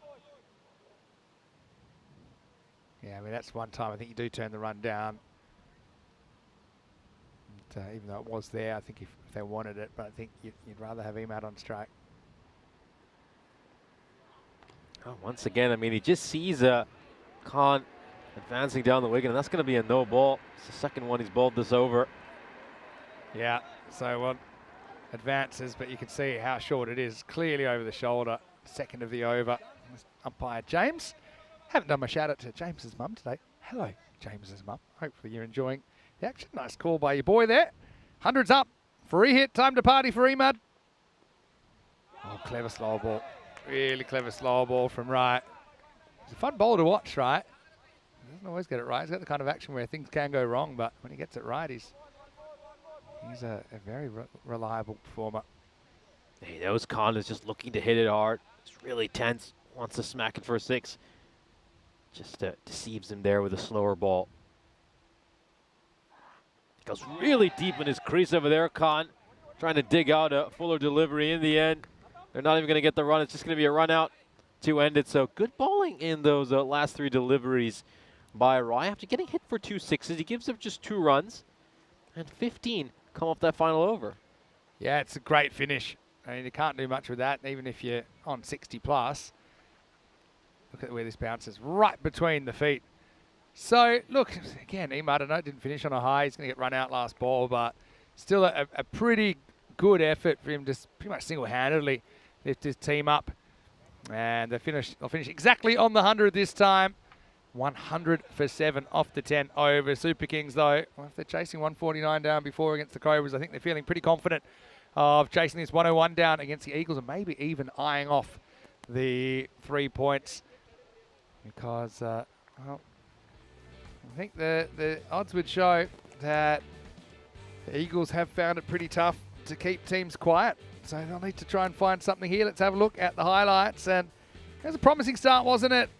Chow able to hit a couple of boundaries, but then he got Castle just trying to hit across that ball. And that was all she wrote. And then really the wickets started falling at scarily regular intervals. And we're 2 down in the first 2, and then kind of a mini partnership developed. But yeah, that was a bit of a gift, wasn't it? Just a misjudgment by Ahmed. Ended up costing his team 4 runs. But yeah, just looking at this scorecard, I mean, 64 for Emad Khan. The next best is 8. So really does single-handedly get his team up to the century. Some good catching in there as well, though. Not just from the fielders, but also from the officials. Gowda, well, penny for his thoughts. He lasted twice as long this time, but he has a second baller to go with his first baller this morning. And as far as the Eagles, well, they just kept on losing wickets, didn't they? Meanwhile, Emad, he just kept on trying to keep them in the game. 7 maximos and 4 fours in his 31 ball knock, 64. And he would take them right down to the end of the innings. Good clean hitting. We'll say some of the bowling maybe left a bit to be desired. It's kind of bowling machine stuff. Just slot kind of ball. There was his 50, his second on ECN and his first in season 2024. And he was really showing his commitment there. Needed every centimetre possible. He got wiped out in the dust bowl. That was a bit of a nasty one. And I think there are some concerns for Mohamed Ahmed if he is able to bat. And then we had some chaos at the end. We had a friendly fire. Emad, though, continued his fight all the way to the end. But pretty good finish, I think, from Riot. I know the first half of the over went a bit all right. But a good Yorker finished things off. Finally, Emad dismissed for 64, searching for an impossible run off the last ball of the 10 overs. There's only one man we'll really talk about when we see this batting scorecard, and that's Imad Khan. 11 boundaries on the way to his 64. Apart from that, well, you pick a next best, not easy. Couple of ducks in there. Dilbar 6 and out. It's probably the next most productive innings. Just the 8 extras didn't inflate the score either. As the Eagles have to fight, but they do score 100 for 7 at one point. I will say they lost 3 wickets for just 1 run in that 6th over. They were 45 for 5. So I suppose 55 in the last 4, considering that half the wickets were gone. Could have been worse. Bowling wise, well, plenty of good performers there. 3 for 9. Hudiger will remember this one for a long time. Singles to Shamsha and Haridas out there. And shout out to Gaikwad, who only went for 2 runs. Dos carreras when he bowled the 9th over. Mini sounding Mr. Maximo then. Got Nishabat with me, and we'll both be back in a few moments. See how the Super Kings go, chasing a 101 for victory in match 48. This is ECN Cricket, and you're watching the European Cricket Series.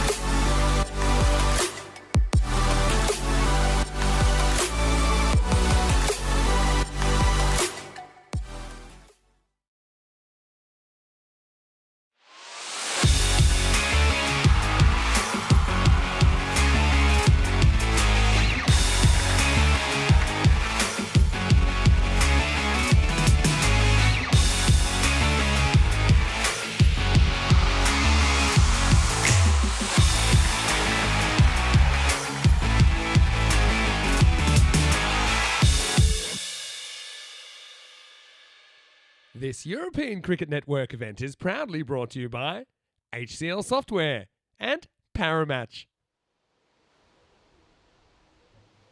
Welcome back for the second innings. Looking forward to this. Of course, Royal Eagles once again led by an incredible batting performance by a real quality player named Imad Khan. Have just about managed to give themselves a respectable total. I mean, they've managed to reach triple digits just like they did in the last match. You feel this is still well below par, and a side with the Super Kings quality will look to wrap this game up as soon as they can. But hey, stranger things have happened in the past, and you might see a few strange things today. Here's a look at the bonus point equation. As you can see, if they can achieve this target in 7 overs or less, they'll be leaving here with a bonus point, as a Cobra CC did earlier today.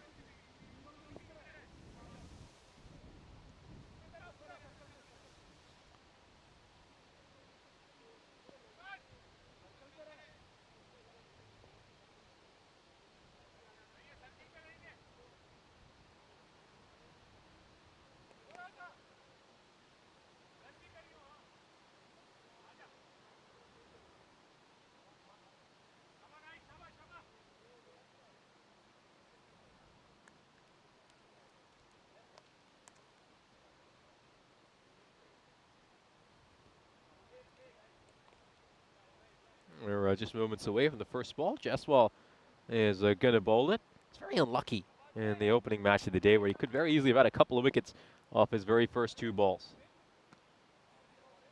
Well, okay. This is going to be a dead ball, I think. I think he has a complaint here about... is it about the side screen, or is it just the bowler's run up? I wonder what it is. It's bowling very, very wide of the crease.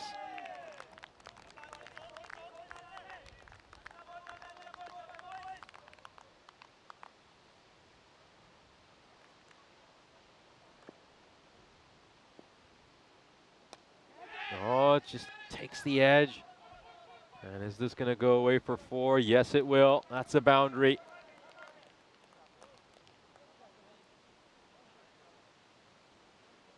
Outside edge.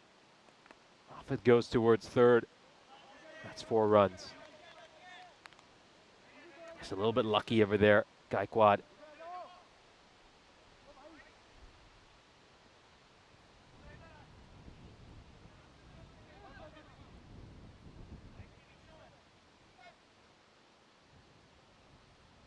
They're just making some adjustments in the field. The fielder backward points going a little bit square. And once again, just that's the thing with Jaiswal, though. He's always just pushing it. And that one, it's going to be a wide. Easy call there for the umpire. Oh, could this be out? I mean, it has hit him on the flush. As a full toss. Maybe just missing the off stump. It's not a great ball. Let's just be honest with ourselves. Really isn't.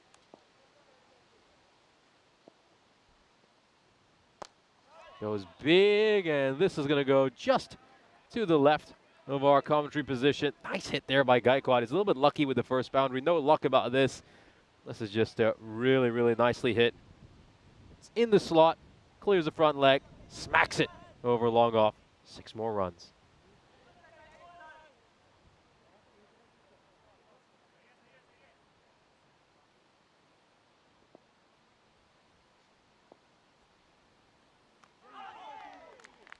I think he would have been better off just trying to cut that one rather than play it towards the leg side.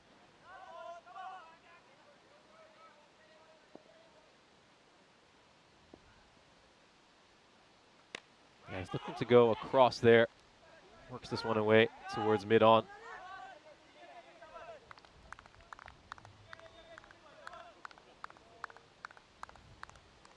End of the first over. 12 runs come off. A good over for the Super Kings. As you can see, they just need to go at 10 in the over to win it. And they got exactly as many runs as they needed from that over. So it's been 214 matches since we last had a golden ball in the European Cricket Network. That was, of course, all the way back and the ECS Encore in Cyprus. Fortunately, we didn't get to see a golden ball in Czechia or Romania. Hoping to see one here in Hungary as we're into week 2 now.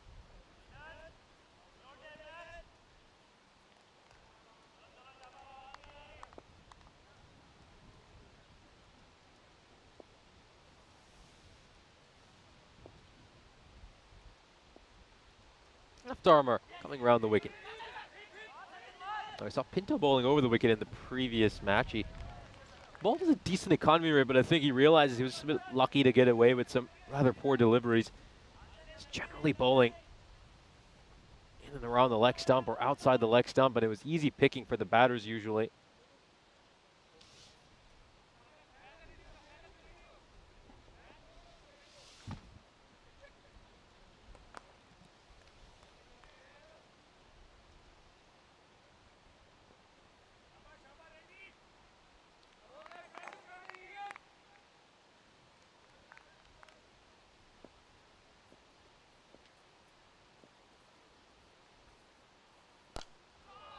This is hit straight down the ground, and it clears the fence which surrounds this playing field. Very well struck there by Volivarthi. Let's take another look at this. It's a check swing, but it's just so sweetly timed, and it's cleared the rope very, very comfortably. Of course, the Super Kings saw Cobra Cricket Club pick up the bonus point earlier today against this very opposition, the Royal Eagles, and they'll be looking to do the same as well. And width on offer, hasn't quite managed to connect with this one, and they finally hold on to a catch. Well, it took the wicketkeeper taking this one, someone with the gloves in hand, and we've talked a lot about the Royal Eagles fielding today. We saw the number of catches they put down earlier today, couldn't hold on to a single one. And this is the first catch they have taken in today's play. Oh, it's a good thing it went to the keeper. He's just commenting that the sun was in his eyes. But he does hold on to it. And the first wicket falls for the Super Kings. They're 19 for 1 halfway through the second over.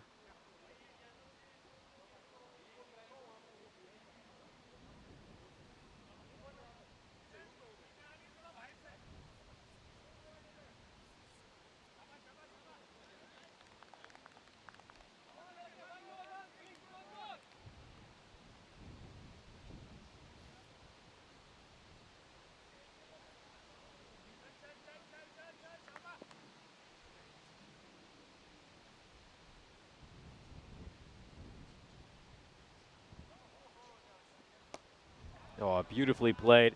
Full toss on the pads. Works it away beautifully. And he gets off the mark with a really nice shot. Let's take another look at this. Yeah, this is gorgeous. This is gorgeous.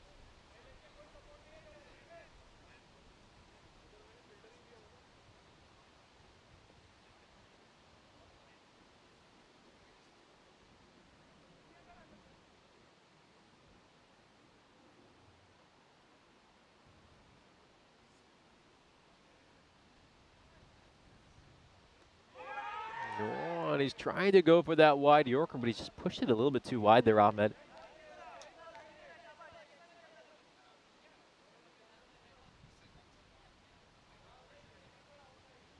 Oh, just wonder over there. Looks okay to me. Should be fine.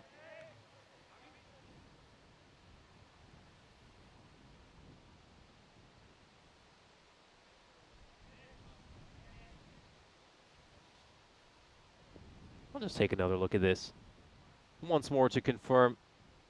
Yes, foot's down. It's clearly down. Shouldn't be a problem there.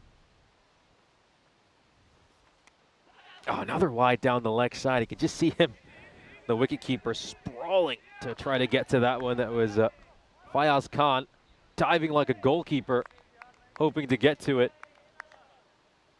The ball goes past him. It's a wide and some byes.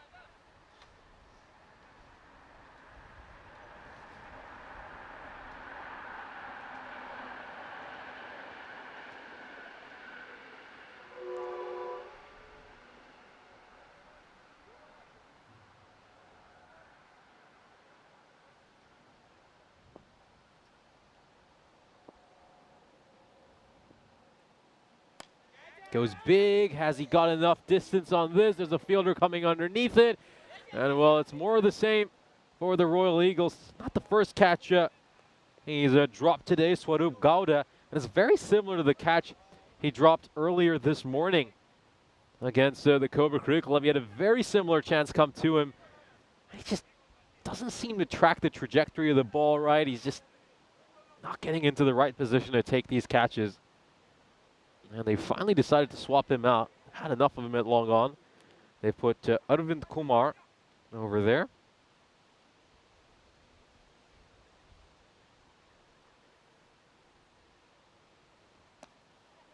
Oh, beautifully played off the pads. Beautifully played. Just gets his line wrong over there, Pinto. But the shot was absolutely exquisite. Great wristy stroke. And it goes away for a 4. 31 for 1 at the end of the second over.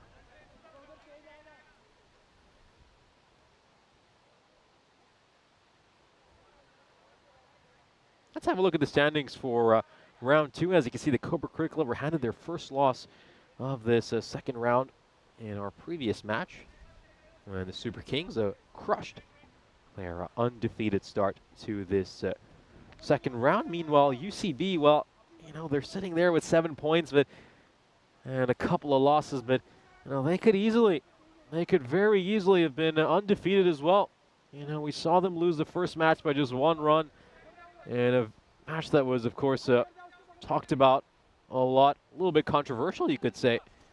Obviously, we had that penalty runs incident with them, and then they put on a great show in their second match where they came so close to pulling off the greatest ever chase on the European Cricket Network. Where is this one going to go? Straight to the fielder, and well, Arvind Kumar was just moved there to replace Swarup Gowda, and now Arvind Kumar puts a catch down. I mean, you got to feel for the captain. I mean, he just can't find anyone in this team who is capable of taking a catch. I mean, surely you've got to have your best fielder at long on. The question for me, though, is who is the best fielder? You can see right there, that's a 4 rather than the 6. Just lands up inside the boundary rope. Yeah, the Royal Eagles got a lot of issues they need to address, in particular in the field. Just can't win cricket matches if you can never hold on to catches.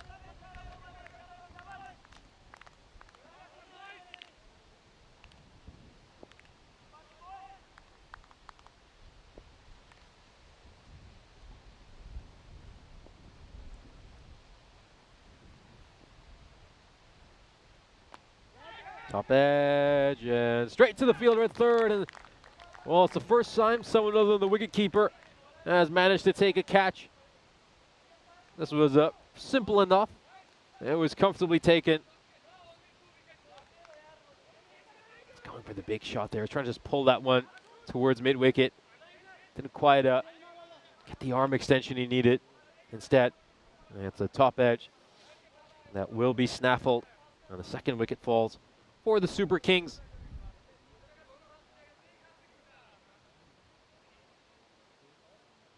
Shiva Tadela, the captain, is going to be coming in at number 4. It just shows you the quality this Super Kings team has. Look at some of the names that are still to come in this lineup. Still got Akula Shamsher coming off a brilliant 51 of just 15 deliveries, and Amachandra as well. So many great hitters all over this team, and now you've got dangerous Muhammad Ahmed alongside Shiva Tadela out in the middle.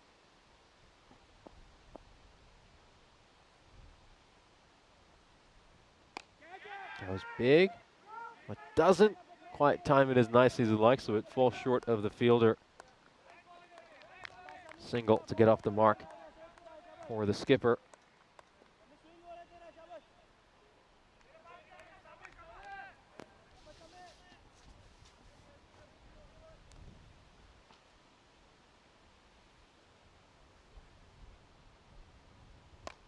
Looks to advance down the wicket. Meets it on the full, though. He's almost yorked himself there, Ahmed. Probably stayed in his crease. He would have been able to Hit a slightly over pitch delivery.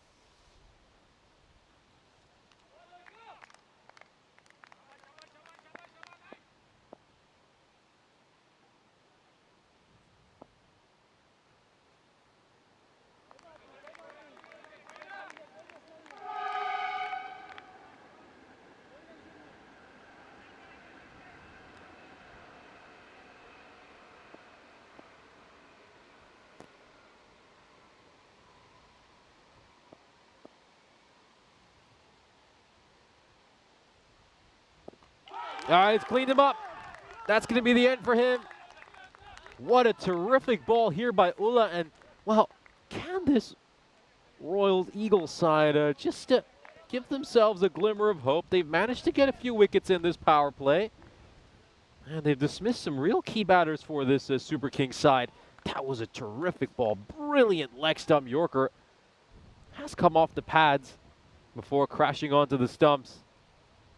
Well. The Eagles, have they got a chance here? Let's just take a look at this. A great ball. That was a terrific delivery. As you can see, just ricochets off the pads onto the stumps.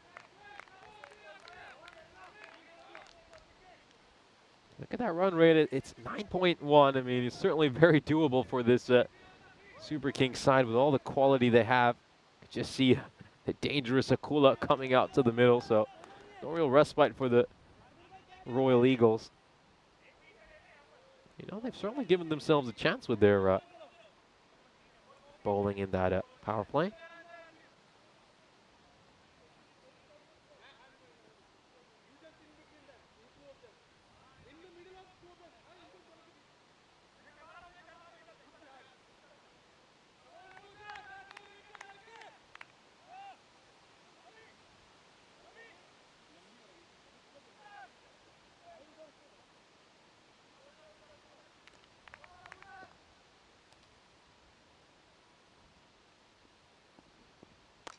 Up in the air. Does this have enough distance to clear the fielder? Yes, it does. Just about goes over his head. 6 more runs here. Ahmed just gets enough power on it. Muscles it over the rope. It went high up in the sky. But it's gone the distance. 6 more runs.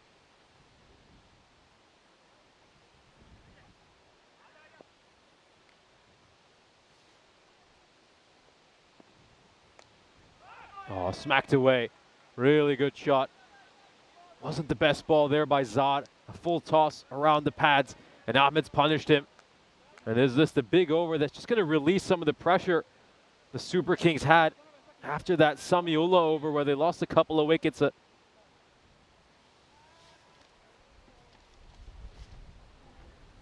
just look at that. A couple of boundaries, and the run rate just nosedives down to 8.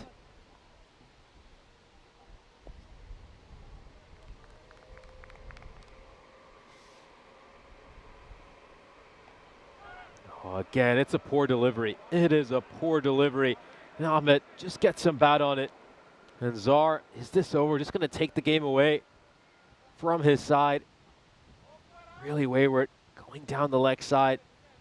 Does well to get some bat on it. And off it goes for 4.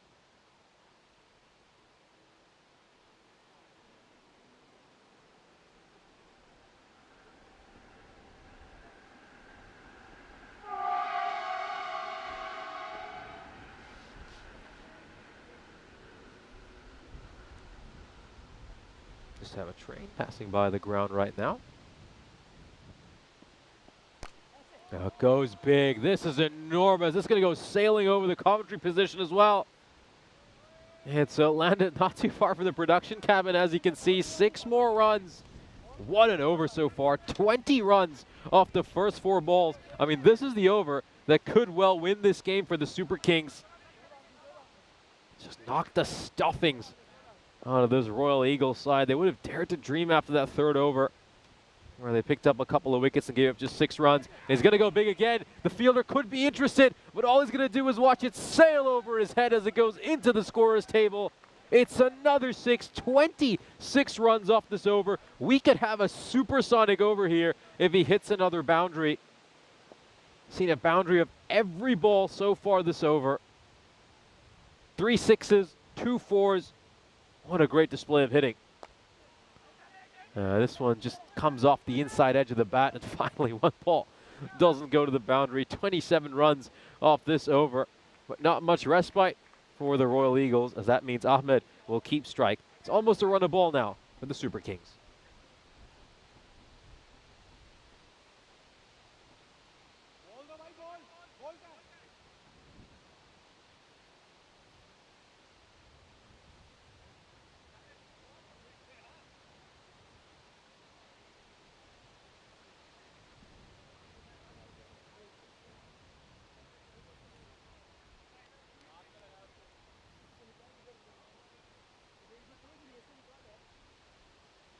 So the dilemma here for the captain, who's he going to bring on to bowl this over? You know, I'd bring Samiola right back on. I mean, he got you a couple of wickets in his first over and gave up just 6 runs. My opinion, what are you holding him back for? Bring him right back on. Hope he gets another wicket or two and at least gives your side a half a chance. I don't understand this move, especially considering Jaiswal hasn't really covered himself in glory with his bowling so far today.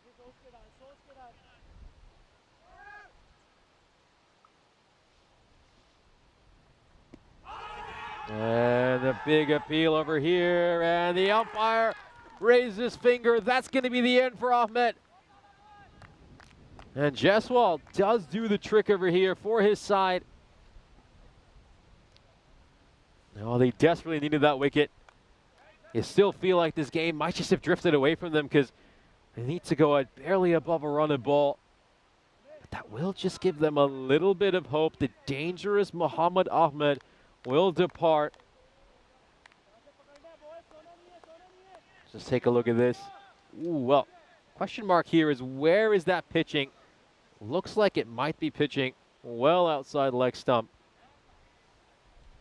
You got to say, a little bit of a howler there from the umpire. You tend not to see those given around the wicket. They won't care how they come if you're the Royal Eagles.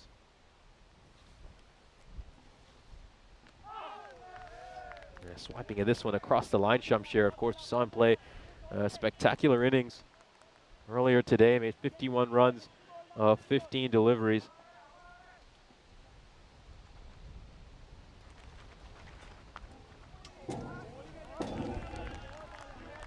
Oh dear, well the wind has really picked up here and the sight screen has just been blown over, so we're just gonna have a short pause in the game.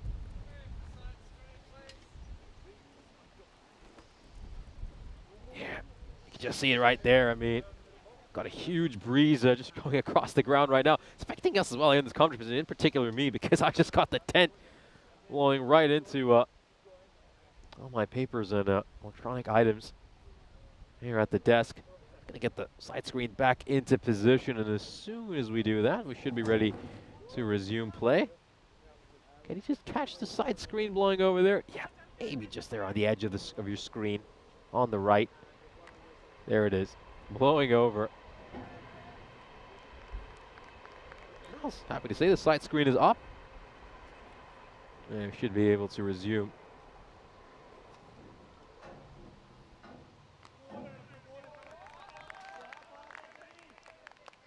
Let's just take another look at that.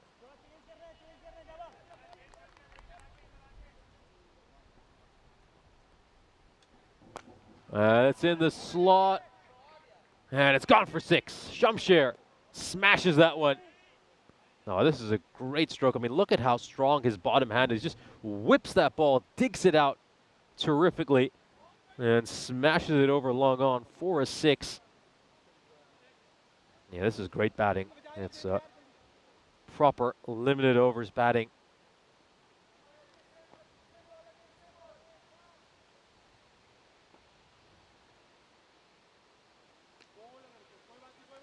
That's another wide.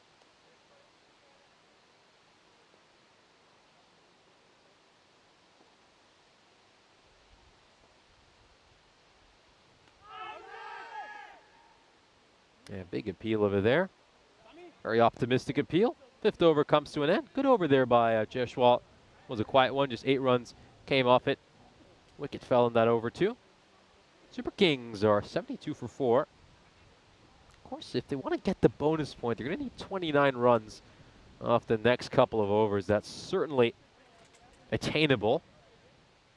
Keep in mind, I believe this morning Cobra CC needed about 28 runs off 2 overs as well. They managed to do it with a ball to spare to pick up the bonus point. Here's a look at the squads for our upcoming ECI. Of course, Kashif Shamsher, who's out in the middle, was greeted with some good news this morning when he found out that he has been included in the Hungary squad for this weekend's ECI. Big congratulations to him, of course, a proud moment for him and his family as he will be representing Hungary in this weekend's ECI. Meanwhile, for Czechia, as you can see, Dylan Stain will be leading his boys into battle as they make the trip eastwards towards Hungary.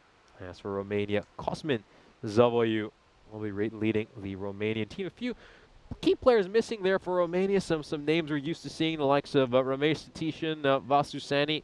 Just wonder if Sani's still nursing a few injuries or just unavailable due to other commitments. And we'll see how this Romania side fare without some key players like him, as well as the likes of Taranjit Singh, another very important player for Romania, who is unavailable for this series.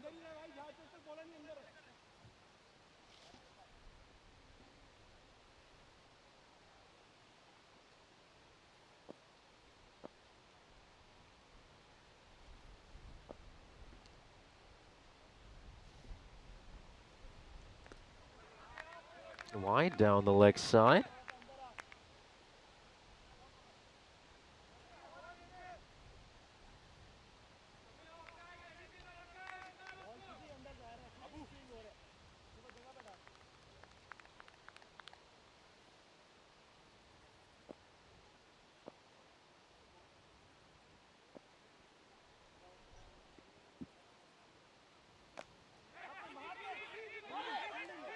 Oh, could be a mix-up here. Could have been a run out at the non-striker's end.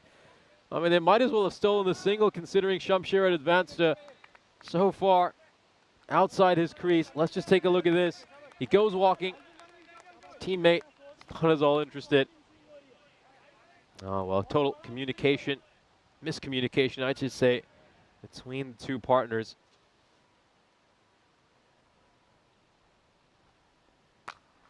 Goes big. Out towards mid-wicket, and oh, that is not the best bit of fielding, but not the first time we've seen mistakes from Royal Eagles players in those positions. That was Dhananjaya Godagama. It was a short ball that sat up nicely for him, and you can see he's just trying to reach back and get to it, and he's unable to. But this is the thing, though. I mean, you can't afford to have, I should say, weaker fielders at positions like long on and deep mid-wicket. Need to have some quality fielders in those kinds of positions. It's going to be a wide. I think the rest of the team thought there might be an edge. I heard a sound as well in my headset, so I got a little bit excited. Yeah, it's just a wide.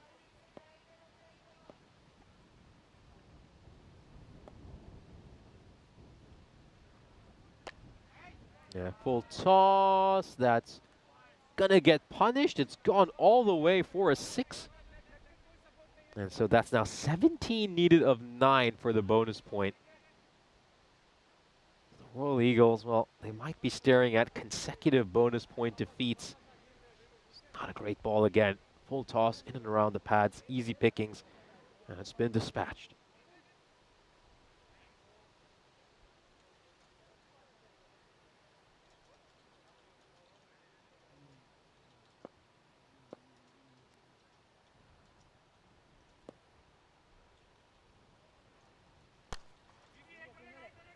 Struck out towards long off. It's going to be a single.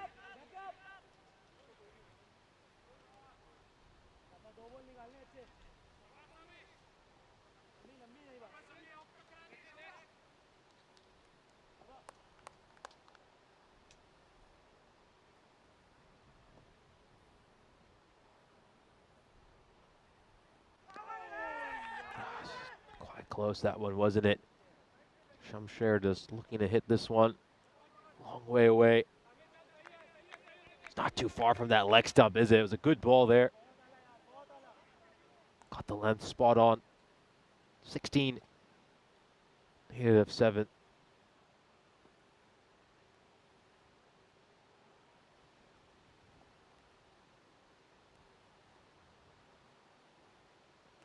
Edged, and it's gonna go away for a 4. So, well, teams are reluctant to plug that gap, and runs are gonna continue to flow through that region. Another boundary that goes through third man. Just unlucky for the bowler, really unlucky, but yeah, that's why you should have a fielder back over there. I mean, we see so many runs going through that part of the field. And they need just 12 runs now, the Budapest Super Kings, off 6 balls to pick up a bonus point. Here's a look at the scorecard. Seen a number of contributions from a few different batters. Of course, Mohamed Ahmed, a 36 of 10. Superb innings by him. It's very entertaining to watch until it was cut short. And when he was given LBW off the bowling of Ajay Jaiswal. And, well, let's say it was a pretty rank decision. Pitching well outside the leg stump. He'll feel rather hard done by, but umpires are human after all. And done a stellar job, our umpiring crew, throughout this series. Anyone can make a mistake.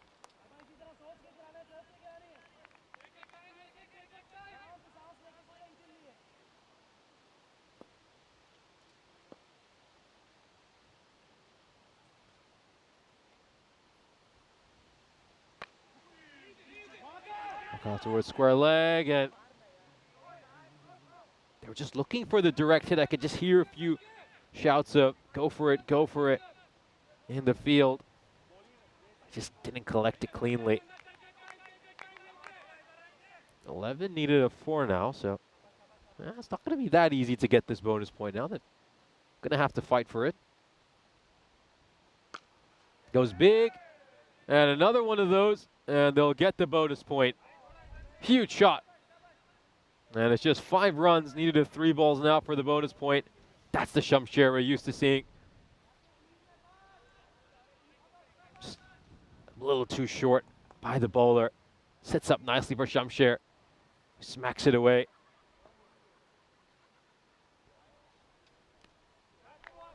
Oh, well, he's convinced that was a wide. Let's have a look at this. Ah, well, actually really should have been called. I think you can understand the batter's case over there. It's deep in his crease. That one is certainly a wide, so any boundary of these 2 remaining balls in the 7th over will be enough to help the Super Kings get a bonus point. Oh, goes for a big shot.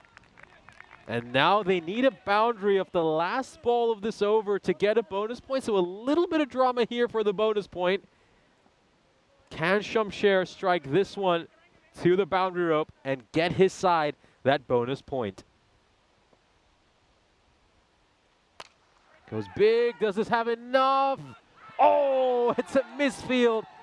That is quite poor. Oh, well, that sums up the Royal Eagles' day, doesn't it? And they just about get the bonus point. You got to feel for the Royal Eagles. I mean, a better fielding effort, and they would have at least picked up a point from this match. But the Super Kings are going to do what the Cobra Cricket Club did earlier today, get a bonus point off the Royal Eagles. They will continue. They are a great start to this second round. Gotta say now, you really feel like the Super Kings side, they've got 1 foot in the elimination match. And what a sensational win for them here, a dominant win. They came into this match as massive favorites. It's not always easy to win when you've got so much expectation on your shoulders. And that's exactly what they've done. Handshakes all around. Great performances by a number of players in that Super Kings team. Akula and Shamsher were there right at the end to score the winning runs. And we saw Mohamed Ahmed earlier in the innings make a brilliant 36 off just 10 deliveries.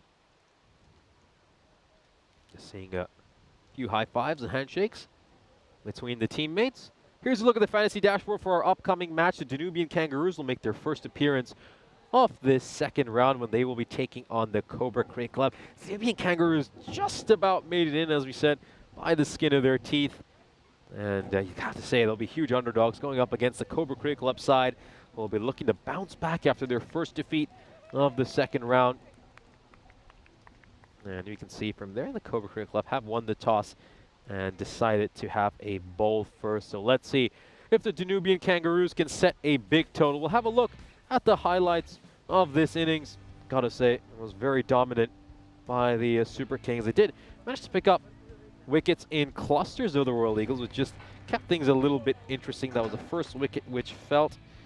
Alden Pinto picking up that one to get rid of Volivarti, who made just 6 runs off the 2 balls he faced. A lot of those issues out in the field came back to plague the Royal Eagles. They once again put down catches in the deep. You're taking a look at some of them. I think until they address these catching issues, and it's going to be very tough for them to win cricket matches. I mean, if you got fielders out and long on and deep mid-wicket who can't hold on to catches, have a very, very tough time. And then he also put in some of the issues they have with their ground fielding as well. I mean, we saw this match end on a misfield right at the end, which is what allowed the Super Kings to pick up the bonus point. We're just taking a look at some of these gorgeous shots. That was Muhammad Ahmed when he was out there in the middle. He hit some beautiful, beautiful strokes. And ultimately, he was given out LBW on what was an incorrect decision. As we can see on that replay, the ball was pitching outside the leg stump. Very unlucky for him, but Ajay Jaiswal picked up the wicket. The skipper, Shiva Chadela, would make just 1 run. And then in the end, Prakash Akula and Kashif Shamsher were there at the end to score the winning run. Shamsher a little bit lucky there with that fortuitous edge. Looked to hit it hard, and they caught the outside edge and went away for 4. This was the final ball of this match. Shamsher hit the winning runs over there. He had to hit that ball for a boundary if his side were to get the bonus points. And he was aided by that misfield, as it was a dominant victory for the Super Kings. Bonus point win. They take this one by 6 wickets with 3 overs to spare. We'll have a look at the scorecard of this inning. The top scorer was Muhammad Ahmed with 36 of 10 deliveries. Very unlucky, of course, with the way he was dismissed. Ball was probably pitching well outside the leg stump, so he shouldn't have been given LBW. And then at the end, Shamsher and Akula were there to add the finishing touch. 20 of 11 for Kashif Shamsher.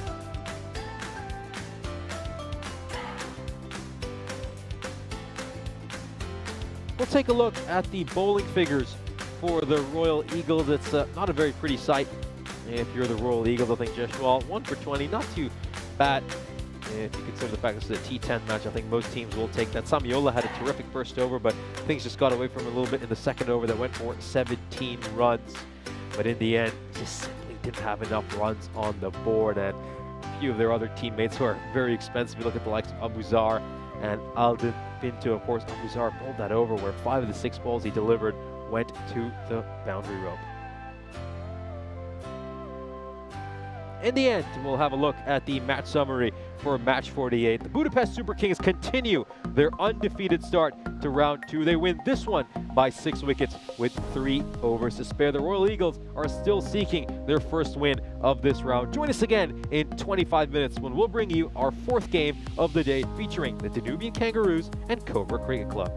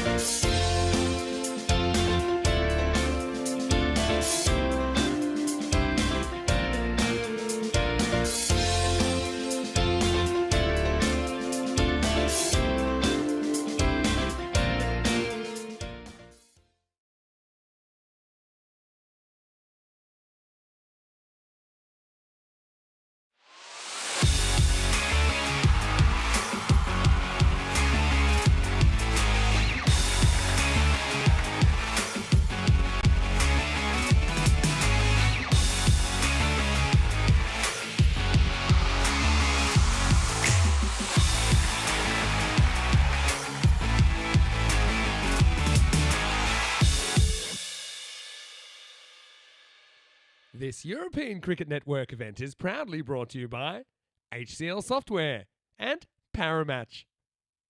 Our fourth match of the day is between the Danubian Kangaroos and Cobra Cricket Club. Let's go to the coin toss, where you'll be joined by match referee Maz Bhaji. Kangaroos versus Cobras. Cobras to call. Heads. Heads is the call. And heads it is. Would like to bowl. Cobra wins the toss and choose to bowl first. Thank you very much for that update to match referee Maz Bhaji. Looking forward to this match. It's our fourth game of the day. And of course, these two sides have had very different fortunes so far this series. We'll start off with the Cobra Cricket Club, of course, we know, picked up their first loss of this series earlier today. Their first loss of this second round. Of course, they're going to be led by Sheikh Rashid, who is a terrific player. He's the top run getter in this series, 306 runs ahead of the second place batters. He had 3 centuries and 3 50s so far this series. They also have some great bowling options in Amal Jacob, who is the second highest wicket taker in this ECS. So plenty of quality in this Cobra CC side as they look to get back to winning ways. Meanwhile, for the Danubian Kangaroos, they went 1-7 in the first round, and they barely got in by the skin of their teeth. Let's see if they can put on a better show in this match. They'll be led by the likes of Robbie Ainsworth, who had 201 runs during the group stages, and they've got a great bowling option in Adam Gall as well. Let's head back to the commentary box where you'll be joined by Mr. Maximo Vinny Sandhu. Thanks very much, Nish. And yes, time to get into another one, match number 49. And for the first time, we'll see the Kangaroos in the second round. And they're running into the Cobras. Well, Cobras got defanged, didn't they, by the Super Kings last time we saw them. Still have a pretty good record in the tournament. Nice to see the Kangaroos getting this opportunity. They're led by Gabor Torok, who's actually had a pretty good tournament so far. The Ainsworths, they've been kind of inconsistent, I suppose. A lot of potential there. Morosi's a good young Hungarian cricketer. Seen him actually turning his hand to wicket keeping in this tournament. Adam Gall is one of the more experienced players out there. Rick Yang comes into the side for the first time. Well, we've seen his shirt on the field. We haven't seen him on the field.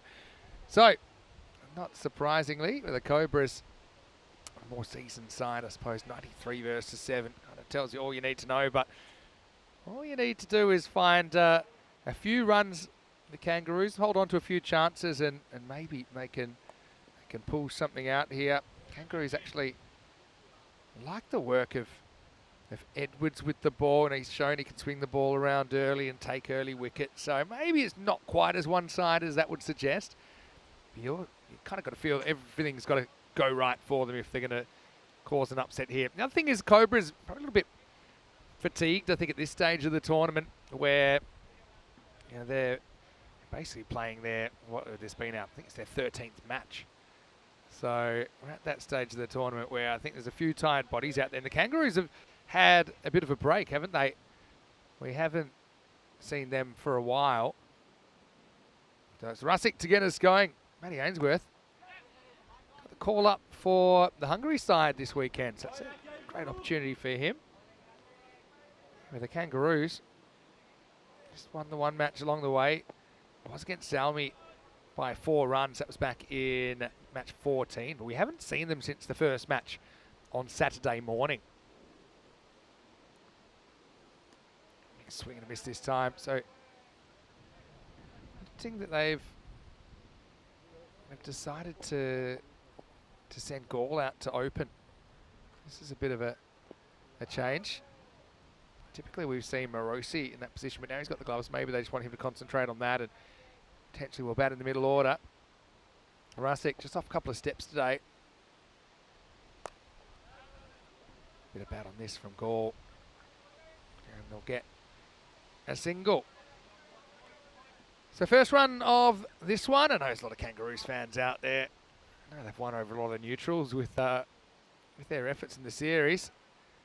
And they fielded an all Hungarian lineup on the weekend as well. Don't forget. It's a bit of a first, all native team.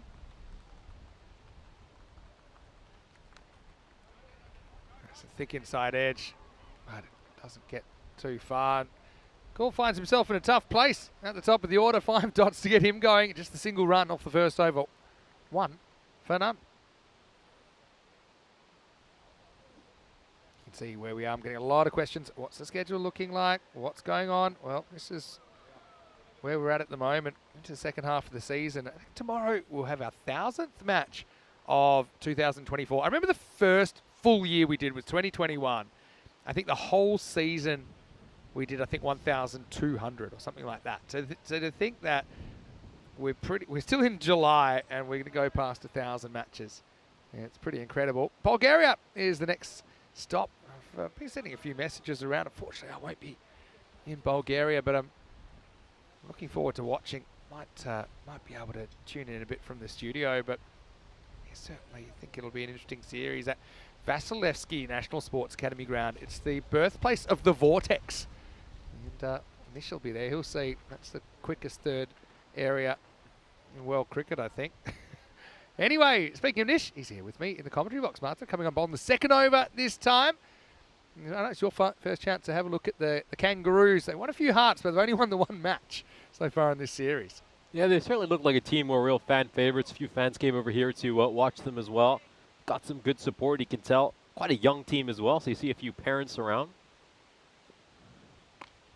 This one is pulled away, and yeah, Ainsworth and Gall combining for just 1 off 8 at the start. So you've noticed that there's a bit of wind around them. Actually, we had a few sandstorms in the middle. A few kind of mini tornadoes, which could make things a little bit uncomfortable for the players.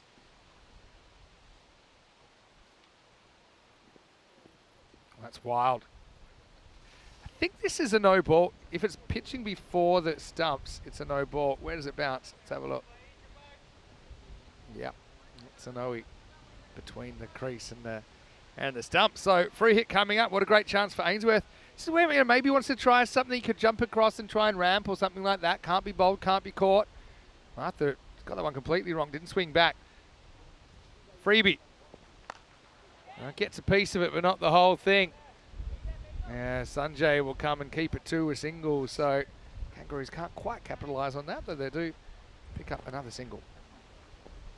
Hello to Matt. Sorry, Nish, I was going to say quick hello to Mandrake, who I noticed in the chat, and Ivan's in there, and Jeff, of course, getting behind the ruse. He's watching from Australia. Yeah, the breeze really picking up. These last few balls just going across the right-hander, so it's going from the offside to the leg side for the right-hander, so might just be able to get some drift back into the right-hander. Well, poor Gall, he's played out his own personal maiden here.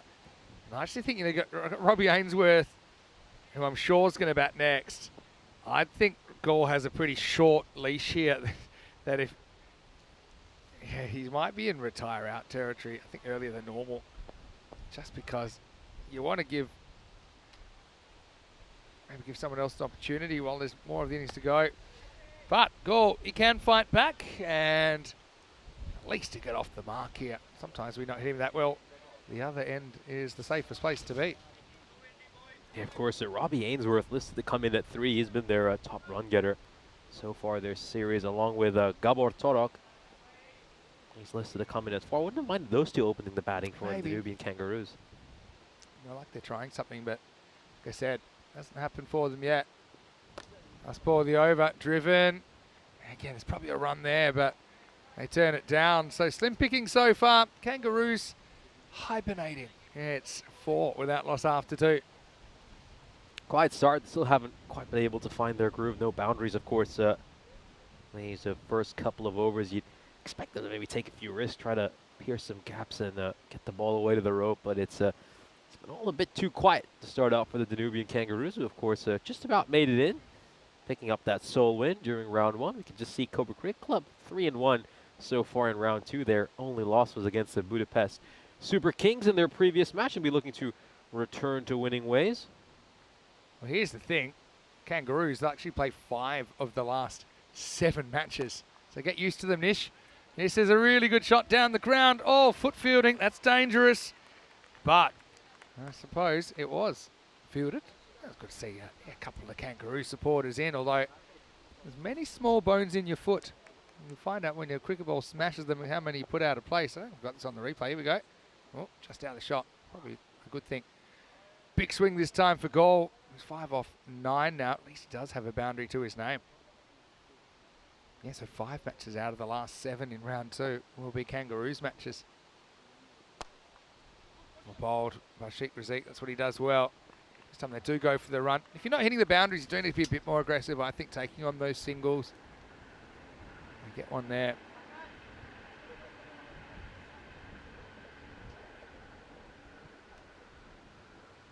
So Razik, I wonder where he'll bat in this game.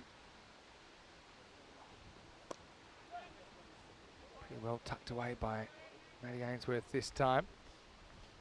Yeah, I like this by Rashik. Of course, we've talked quite a bit about how he shortened his run-up over these last few matches. He's just bowling it nice and straight, keeping it stump to stump.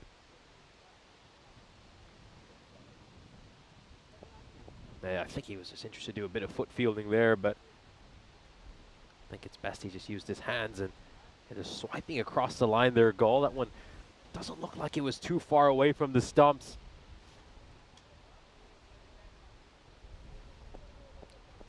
All right, last ball of power play.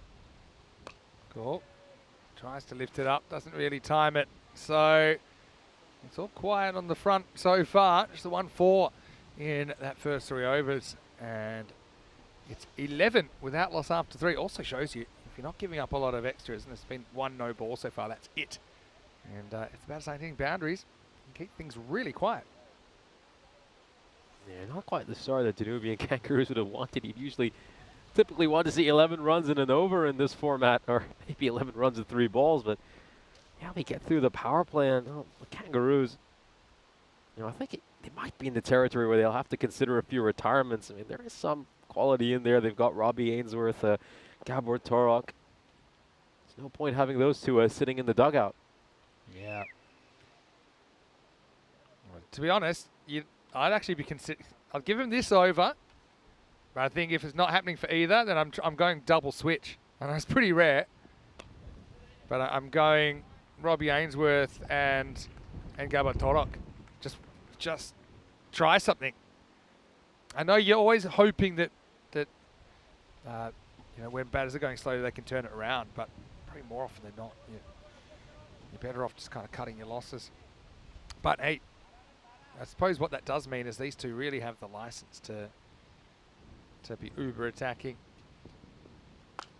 That's what he's going to try, and it's going to be knocked over for 6. Maximo! Well, Matty does challenge the fielder out there, and Sanjay not able to do it. Tips it over the bar, and we have our first 6 runner here of match 49. Yeah, first 6 we've seen so far. I think Sanjay will feel he could have done a little bit better if he was all the way back on the rope. It probably would have been a nice catching height, but he ends up tipping it over the bar, as you said. Goes for 6 runs.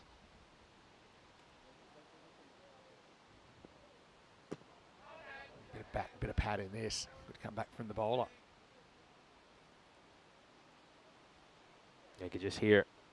There we go. Just hits the inside edge before it goes onto the pads. He's a good bowler, Martha. It does swing that ball naturally. Your archetypal left armer will challenge the stumps. Gets a lot of bold and LBW decisions. Ooh, this one goes pretty close to clipping off stump.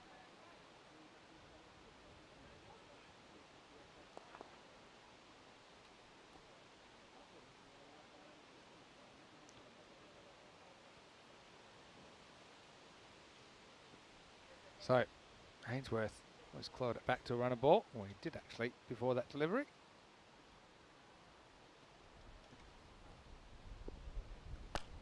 Now goes up and over. It's more like it.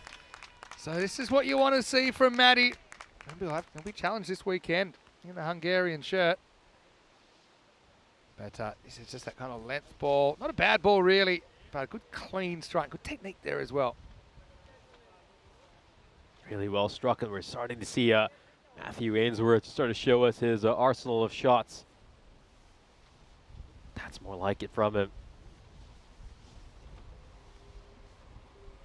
Just a bit of a delay while they try and locate that ball, which I have a feeling they won't be able to.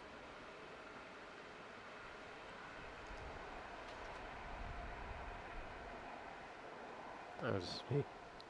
Going to locate the ball. He's got 1 ball left in this 4th over. It's been the best over so far for the Danubian Kangaroos. 13 runs have come off it so far. The first over, we've seen multiple boundaries. Well, there we go. There's the Tarzan. Good luck. Long pants required when you're in there because there's some itchy stuff. I think we must be running out of balls. If we're spending this long looking for one, I'm panicked. Because how long have we got to go here? We've got 5 more days here, including the internationals. Could be trouble. Last ball, the over. Gets them on the pad, but they won't be able to scramble a run. Much better over there for the Kangaroos with 13 coming off. It's 24 without loss after 4. Yeah, so a good over there. That's more what we want to see from the Danubian Kangaroos. 13 coming off it, a couple of big sixes. Saw Ainsworth just showing some of his quality. Look at that graph now. It's just starting to trend in the right direction for the Danubian Kangaroos. Can they string together a few more big overs? Well, the only way is up, as Yaz once said. Look that up before your time, Nish. I think it was Yaz. It's a song. Yeah, Yaz. Do you know that song? The only way is up. I think I might have heard it. I won't try and Sound familiar. All right, this is up in the air, holding up. Latif gets 2 hands, drops it, and it rolls into the rope. So Gall rides his luck, gets into double figures. Jacob comes on. He must have kicked a black cat on the way in today, Jacob, because he's having no luck with the ball. And instead of a wicket, that's a boundary. Yeah, very unfortunate for him. Seen a few balls go with the boundary off his bowling. Just trying to swipe across the line over there. Goal doesn't connect. That song, by the way, I'm talking about was released in 1988. So it is well before your time. Were you born in the 2000s or the 90s? Late 90s. Late Right 90s. at the end. Okay, gotcha. 98. Bowled him. And this is going to be the end of goal. And Jacob says, oh, if I'm going to take a wicket, I'm going to have to do it myself. So it's pitched up. Pretty much bounces on the crease. Over go the wickets. Unfortunately for Gall, doesn't really work out for him at the top of the order, though. He does take 2 boundaries along the way. He'll go for 12. And the Kangaroos have lost their first wicket. It's 28 for 1. Yeah, tough one there for him. I think he just struggled while he was out in the middle.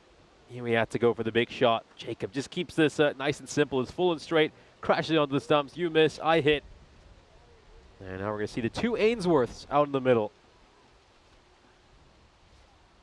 Robbie Ainsworth been the leading run getter for his side throughout this European cricket series. Has 201 runs to his name.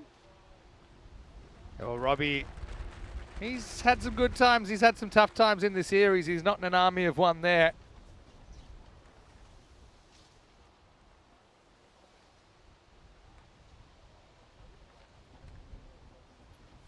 All right, so Jacob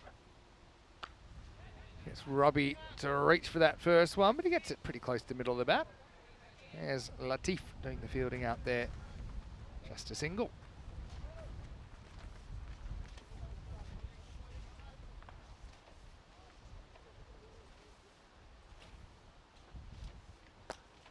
Pretty well bowled by Jacob Gann. And this time, we'll just get a single down the ground. It certainly is probably the windiest day we've had so far. It's kind of kept things reasonably cool, 28 degrees. Haven't hit the 30, which I think we have every other day. Okay, they're going to push a tight single here. Blind throw from the keeper. Actually, probably would have spun and thrown at the bowler's end, personally. I think it still might have been out, though. It would have been. Batter didn't really get a good slide. I think he was a bit worried about his own safety. End of the 5th over then. And the score is 31 for 1.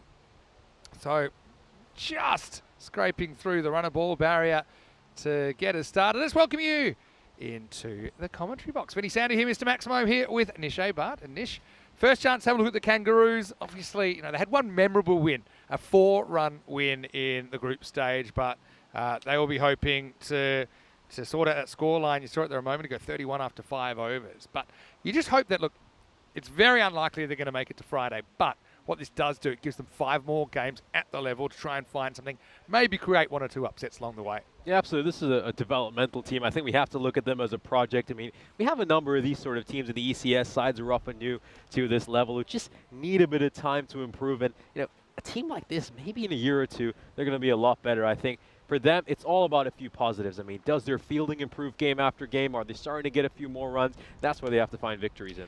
Yeah, and look, I hear this all the time. Vinny, where are the native-born players? Where are the players that maybe don't have a natural connection through their family to cricket? And I think that the Kangaroos are a really good example of how many players they've introduced to the game, and that it's not an easy game to pick up either if you don't have that natural connection to it.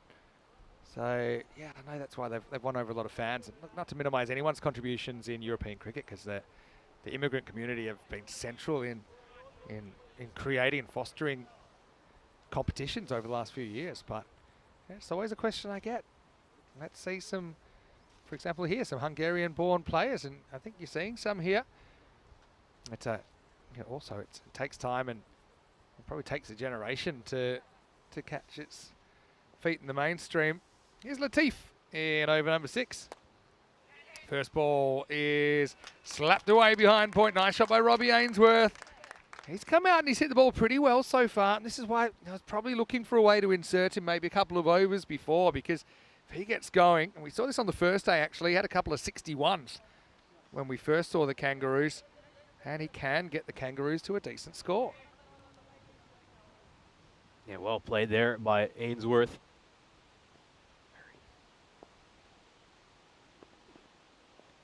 Swing and a miss this time from Robbie. Doesn't get that one near the middle. Yeah, Dr. DeSoto definitely remembers that song by Yaz. And he also loves Jacob's little kind of hop step, yeah, when he's bowling his left armers, that's true. It's a good headband. It just looks like a bowler, doesn't he, Latif?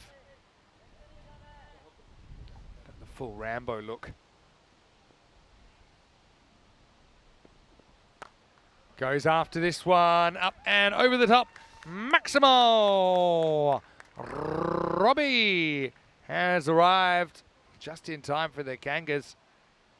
I will tell you, I've spent a bit of time with kangaroos, mostly in wildlife parks when I've given people tours of Australia. They can be a bit sleepy at this time of the afternoon.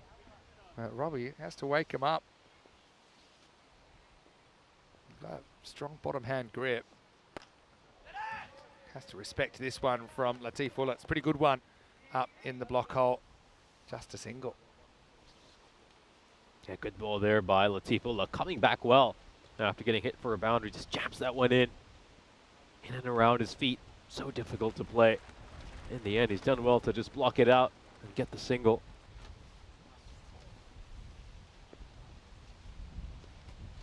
Yeah, swiping across the line here, Matthew. Doesn't get close to the ball. It's another dot ball. Yeah, so Kangaroos. I think, to be honest, with Matty,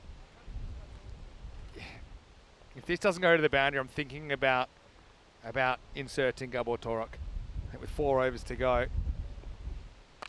Well, he hits that one pretty well. It's just kind of desperate times call for desperate measures kind of thing. Now the Ainsworths will remain together, and it's the end of the 6th over. It's 43 for 1. We've even seen their dad, Paul, playing in the series. So he's worked very hard to put Hungarian cricket on the map here, as well as many others.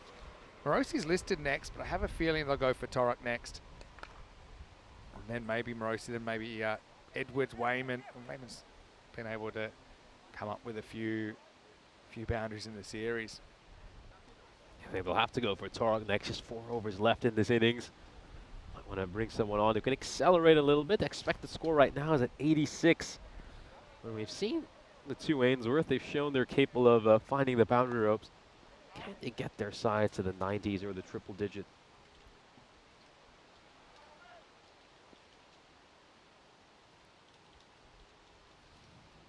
There's a little hop step from Jacob.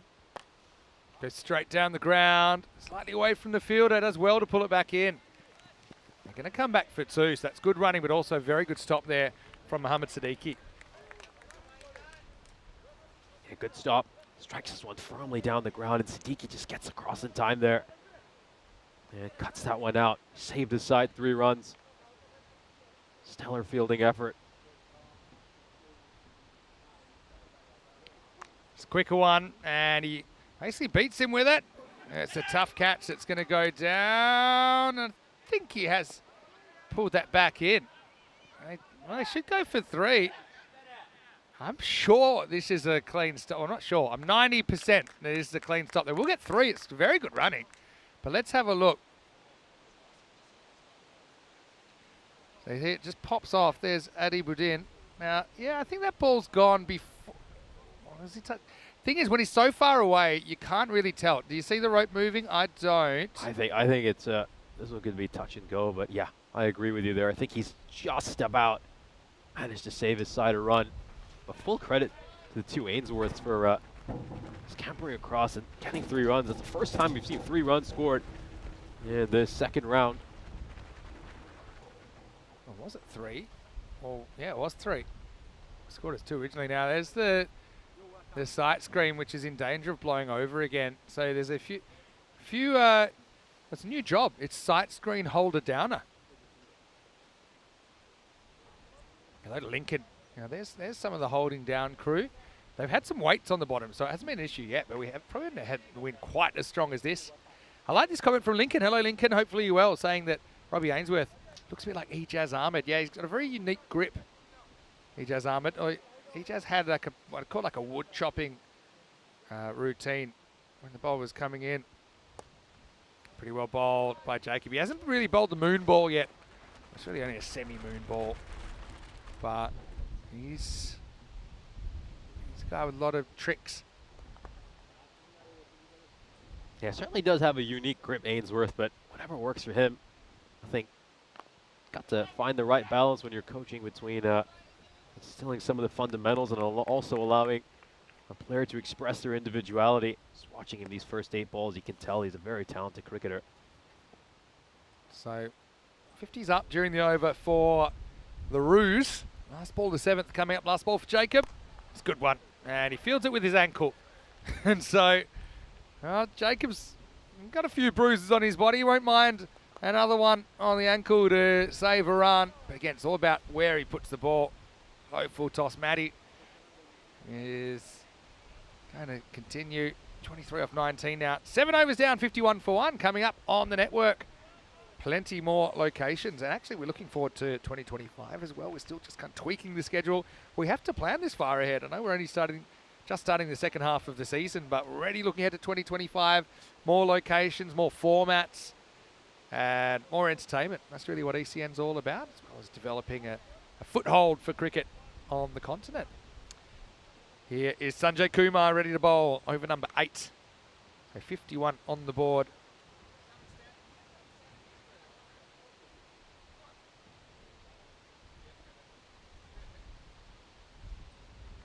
Here we go. And first one is up and out of here. Robbie does it again. Maximo takes the Kangas up to 57 for 1.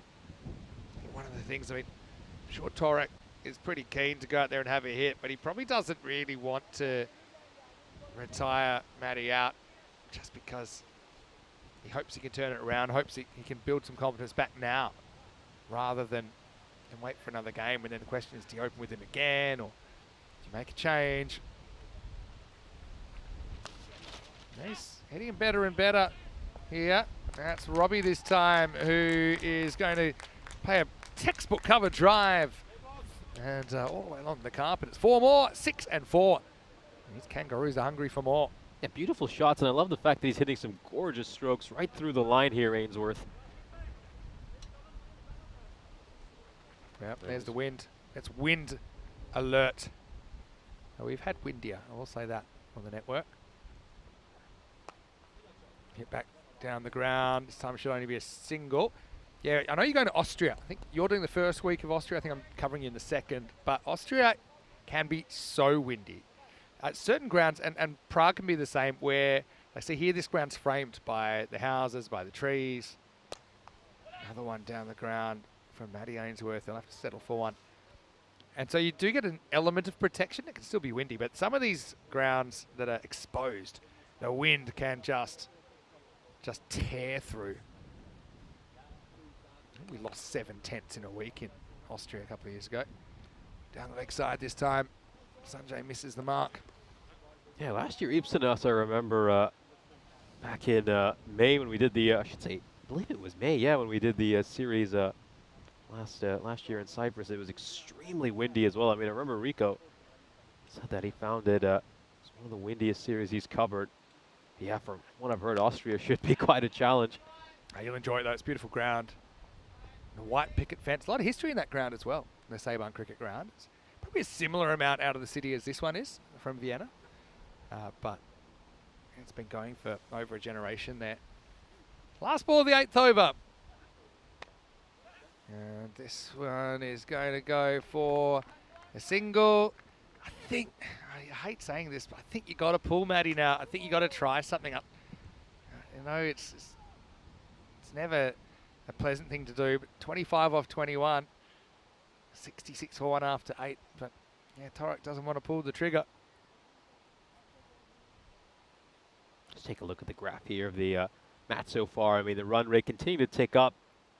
Gotta say, the two Ainsworths have done a terrific job of just getting their side to the precipice of something respectable. Still, quite a bit of work to do in these next couple of overs to try to get into those 90s or 100s. That's been a good batting performance these last few overs, especially considering they were 4 for no loss at the end of the second over. They've rallied well these last 3 overs, managing to make 35 runs off the 3 of them. Well, here's Latif. Interesting, he's wearing a Morosi shirt. Morosi actually playing for the Kangaroos. Where is Latif's shirt? Must have left it at home, or maybe it's walking away by itself at this stage. Need to wash. Anyway, Matty Ainsworth, again, part of it has been that a lot of the time he seems happy to take one rather than try and hit a boundary. So it's just, I suppose, reading the situation. It's a tough form of the game because you do have to take risks, and you got to take more risks the longer the innings goes. Back to Robbie though. Does try and be a bit more aggressive. This is going to test the field of Burhan. It's actually a brilliant stop. He's kicked it into another district, but let's have a look. I'm pretty sure that that kicking foot never touches the rope and the other one's inside. Well, there's foot fielding and then there's foot fielding. Have a look at this. Let's just check the non-kicking foot. But yeah, I think this is a good. So the right foot lands inside, and then the left foot. See, it might be over the line, but it hasn't bounced. So it's actually a good stop. Paolo Maldini just coming across over there to cut that one out. Intercepts it. Firm side foot. You thought the Euros were over. This one's going to blast through Ash at cover, and that's going to be 4. So Robbie goes 2 and 4, and no one was stopping this one. Oh, really nicely struck here by Ainsworth. Again, I just love the fact that he plays each delivery to its merit. Once again, through the line, hits it through the offside. Beautiful stroke by Robbie Ainsworth. Certainly a huge talent to watch. Well, get ready for a bouncer, because this is going to be one. There you go. Sometimes you can see the future, and there was no way that Ulla was going to give Robbie something he could drive. But actually, Robbie handles it pretty well, even though he can't really play too much of an attacking shot. But he does keep his head in one piece. It's going to be one for the over, so it's tough because he'll probably want to bowl shortish, but he can't bowl too short. Above the shoulder's going to be a no ball if he tries. This one flicked away nicely. Good shot from Robbie Ainsworth. Maximo. This is where I caught it earlier. I said, you think they needed to find a way to get him out there a little bit earlier because he's going to run out of time to put a really big individual score on the board here. Well, that was a nice little clip away over the leg side for 6 runs. Yeah, that's why I was very surprised that he didn't open the batting. The leading run getter for this team. 240 runs to his name so far this ECS. Now he's added 39 more. Nice shot. Up, and that's going to be 4. So Ainsworth just teasing the fielders out there. Sanjay's a bit of a ball magnet today, but Not much has fallen into their hands. It's a nice way to finish the over for the Kangaroos. They take 17 off the ninth, and the score is 83 for 1 after 9. Oh, this is just great T10 batting. As you can see, lands right in front of the rope. He knows he's going for the Yorker, just opens the face of the bat a little bit, digs it out perfectly, and he smashes it to the boundary. That is one of the more impressive shots he's hit, and gotta say, it's been a real joy to watch him play. I found this innings thoroughly entertaining. He's a textbook player, the way he's just playing these gorgeous shots. It's very, very enjoyable to watch. I think a lot of the chat feeling Robbie needs to open as well. I think you have to. I know you might go cheaply, and sometimes that's hurt them, but even someone like Matty, maybe the middle order, he can kind of have the confidence. There's already some runs on the board, and yeah, I suppose it's a team effort in the end. Ainsworth's putting on a decent partnership runs-wise. They came together 28 for 1, so they have put on 55 in 4.5 overs.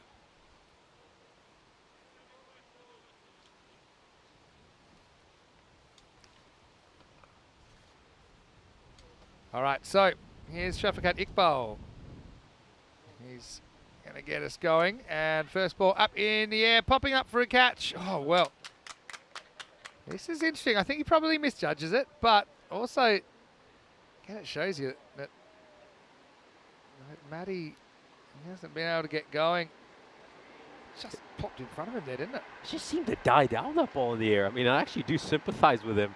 I think watching the trajectory of the ball as it went up in the air, I think it's just come down a little bit earlier than he expected. So, yeah, I do sympathize with him for misjudging that one. I think it's taken a mini tornado on the way.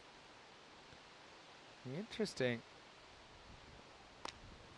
Lifted up by Robbie. Going, and just hopping away from the fielder who was in pursuit. Latif was watching it, but the fielder chasing it couldn't make the stop, and Robbie Ainsworth moves to 47. Yeah, nicely played. Really nicely played. The bat just slightly turning in his hand, so he's probably not quite able to direct it where he wants, but he gets the desired result. 3 runs away from a half century. Well, this is going to be out of the ground. It's another half century to Robbie Ainsworth. 19 balls to bring up the milestone, and he has produced a pretty good individual contribution to get some respectability into the scoreline now. 4 Maximos and 5 fours in Robbie's 50. Oh, great innings. I have to say, this has been one of my favorite innings to watch so far in this second round. He's just such a good player, Ainsworth. He's technically so proper. He's got all the fundamentals down to a T, and a well-deserved 50. Wild. That's actually a bonus. It's going to be 5, but is it a no ball or a wide? We're about to find out. So I think they're asking about the height here as well, because it was pretty full. Firstly, let's just see where it bounces. That's not helping us too much. So it'll only be a no ball if it's above the waist when it reaches him. Let's have a look here.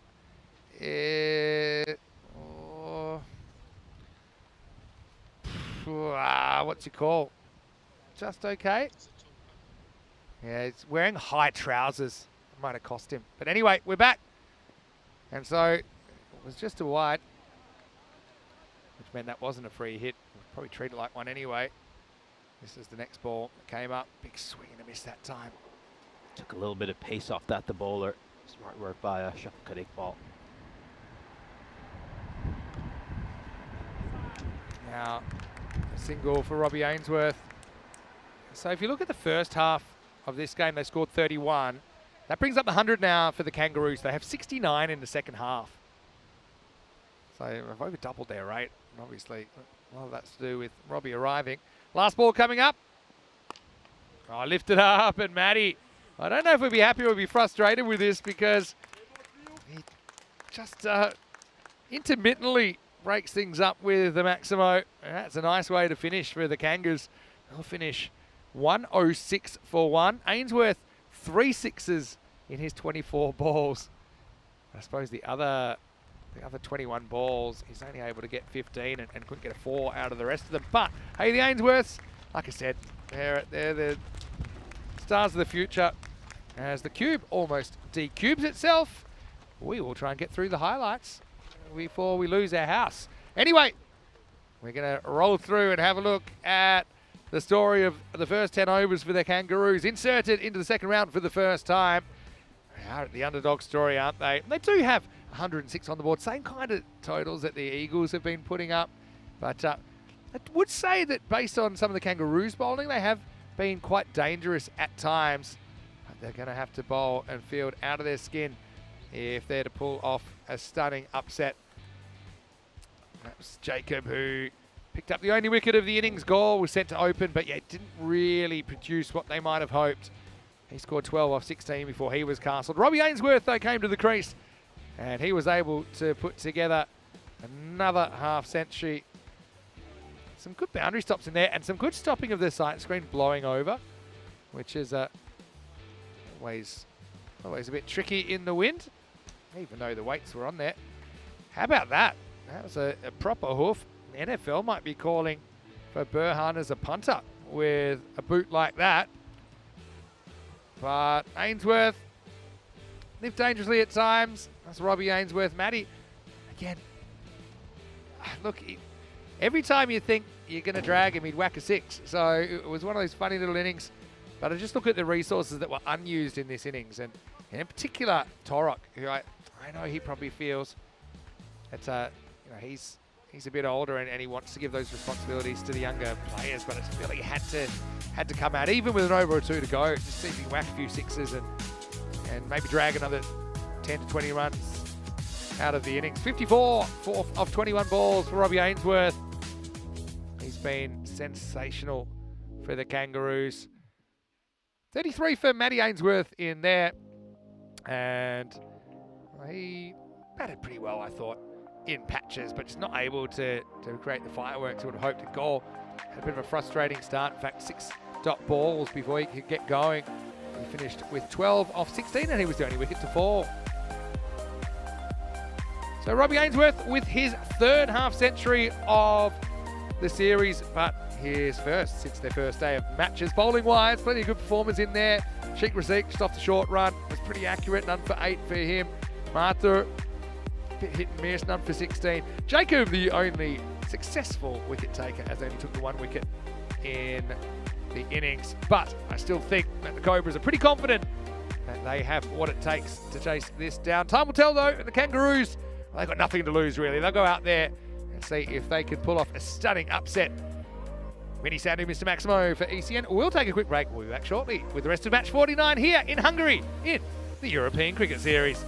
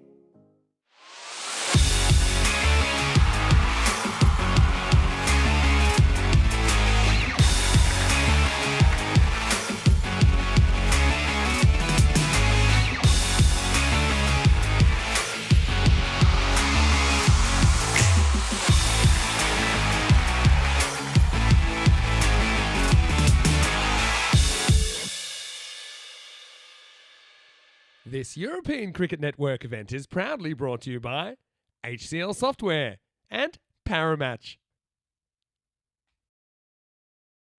Hello and welcome back. Great to have you with us. And we're halfway through match number 49 here in the European Cricket Series. Hungary went to round 2 now, and the Kangaroos are hitting the park as a team for the first time now, going out to defend their score of 106 in the first half of this game. So they are taking on a pretty strong Cobras side. Did drop the last game though, Cobras, too. The Super Kings have been playing some great cricket. 107 the victory target. If they could do that in 7 overs, and look, that's not impossible, is it? You probably need about 15 and over to do that. They'll take all the points. If the Kangaroos can have a stunning fielding effort and keep the Cobras below 74 or less, then they would take all the points. And that would be a turn up for the books. Vinny Sander here, Mr. Maximo, on day number 9 of action. And by day number 9, I mean day number 10. Sheikh Razik is going to open the batting here. He's been managing himself today. You can see when he's bowling off a couple of steps. Must have a pretty sore body.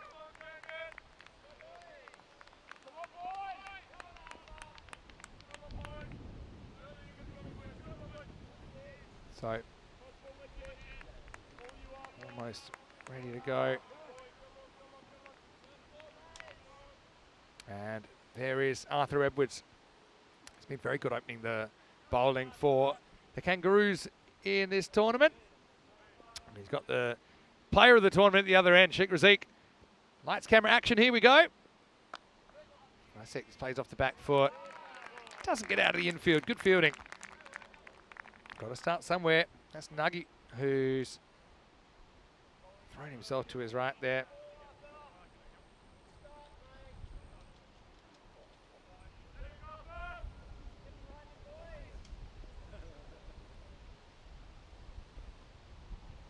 % chance of defending this, according to the supercomputer. Lifted up, beautiful shot by Razik, just leans on that and pops it over the rope. Maximo! As you see the difference between the starts now. Took a long time for the Kangaroos to get going, just 11 runs I think in the power play. That's a very, very confident looking shot. It just takes one ball though. If you can get Razik, maybe you can stack up a few little wins if you're the Kangaroos and get into the middle of maybe the lower order. Another ball that has Razik reaching and able to keep it out. Vinny Sander here, Mr. Maximo, and here's somebody we can't keep out of the cube. It's Nishay Butt, and we've had some cube issues, haven't we, during the break with the wind? Almost blew away. It's nailed down for now, and it's good to have you back safely. Yeah, the cube starting to get tested by these windy conditions we have here in Budapest right now.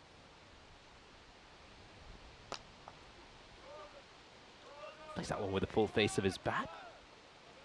And it goes down towards long off. Yeah, Edwards, just first time, of course, I'm getting to see him here in person. Very interesting action, you have to say. I think sometimes you could probably throw off a batter with all the moving parts. I can certainly see bowls with a lot of heart, with a lot of courage. Had some good numbers as well. So far this series, picked up 7 wickets. And the 15 overs he's bowled. Good economy rate as well, 10.4, which is certainly very respectable in T10 cricket. You just see him collapsing a little bit sideways there. That's why he's bowled another wide down the offside. Yeah, you could just see his weight just leaning a little bit too much to the left.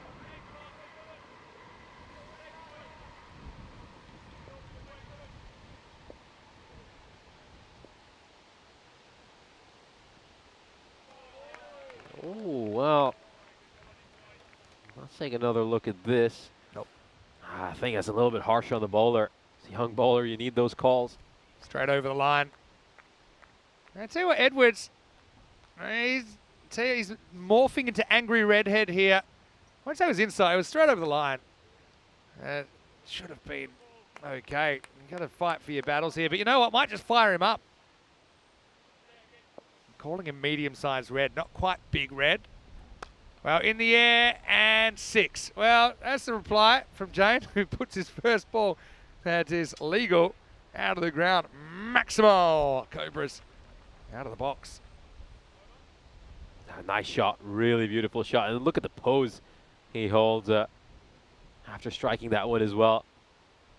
I know Jan's a quality player. I think in the first match they just struggled a little bit with his timing, but he seems to have found it in that match Cobra CC were involved in against the Super Kings. Since then, he's looked spectacular out in the middle.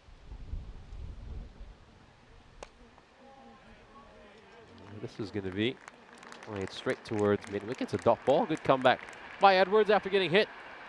First over ends up costing their side 15 runs.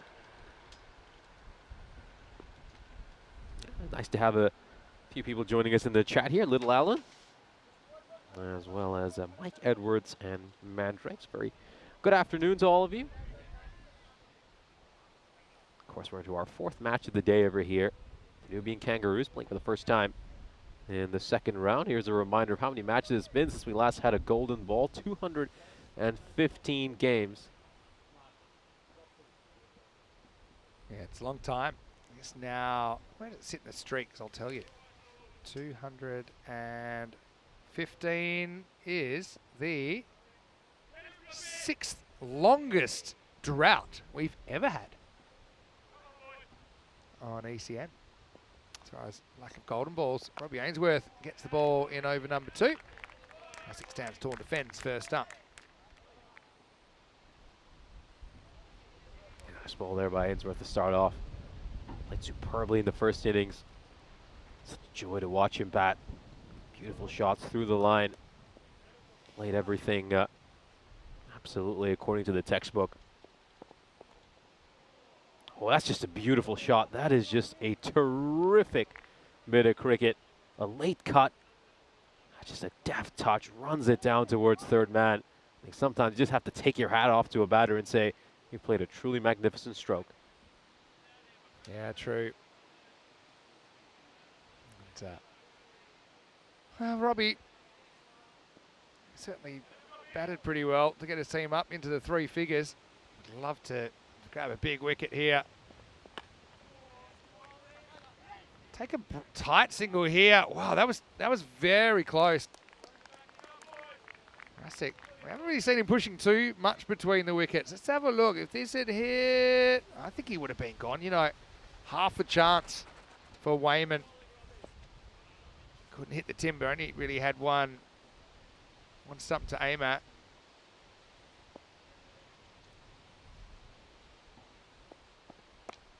Flicked away over the fielder. And Jane gets himself going. Jeez. For me, this is their opening combination, I think. If and when they do get to Friday, I think they balance each other well. I know they're a little bit worried, what if Russett goes early, but there's consequences to not batting him early as well. Yeah, I don't think you can worry about your top batter going too early in this format. If you look at the very best teams, they're accelerating from the first over. I mean, that's the nature of T10 cricket. You look at what happened to the Nubian Kangaroos in the first innings. I mean, do they not wish Robbie Ainsworth had come on a little bit earlier? They might have had a bigger total right now. Pulled away high in the air. No outfielder back there. Not that it would have mattered, because that has gone over the rope. Maximal for Jane, who really has all the shots in the book. He's good offside. He's well balanced when he strikes the ball through the covers. And he's also very quick to jump on anything short. Yeah, incredible. It's that one over mid-wicket. Great pull shot. It's that with the horizontal bat, Jan. Edged. Oh, and he's dropped an absolute sitter. Morosi had forever to watch that. And that's frustrating. Fairly new to the position, Morosi. This hangs up. In the end, just closes the gloves a bit too early. Oh, genuine nick. That's a fast bowler's dream to get a wicket like that. Draws the batter forward, draws the outside edge. And then the keeper isn't quite able to wrap the ball around that one. Would have been a beautiful wicket if he'd been able to get it. Here's a look at the standings for round 2. Cobra CC picked up their first loss of the second round earlier today when they were defeated by the Budapest Super Kings, the Nubian Kangaroos. They're going to have a busy couple of days ahead for them. Playing a couple of times today. We've got this match, which is going on right now. Match 4 of the day. They'll be playing in match 5 of the day as well, which will be coming up in just about an hour. Andrek saying 215 sounds like a lot, but it's not that many. When you think about how many games we play, it was 44 days ago that we had our last Golden Ball. So a month and a half. Okay, Adam Gall gets the ball. In over number 3. So around 15 and over is what the Cobras would have to score at to take 4 points. That's roughly what they're going at the moment. I'll say Kangaroos still 5% chance. Outswinger there from Gall, but Rusick picks the swing and he picks the gap as well. It's 4 more. Yeah, beautifully played. Really nicely played. You just see he's batting well outside his crease over here. Going for the wide Yorker. He slightly missed it. Allows him to get his bat underneath it and work it away for a 4. Not looking to overhit it, Rusick.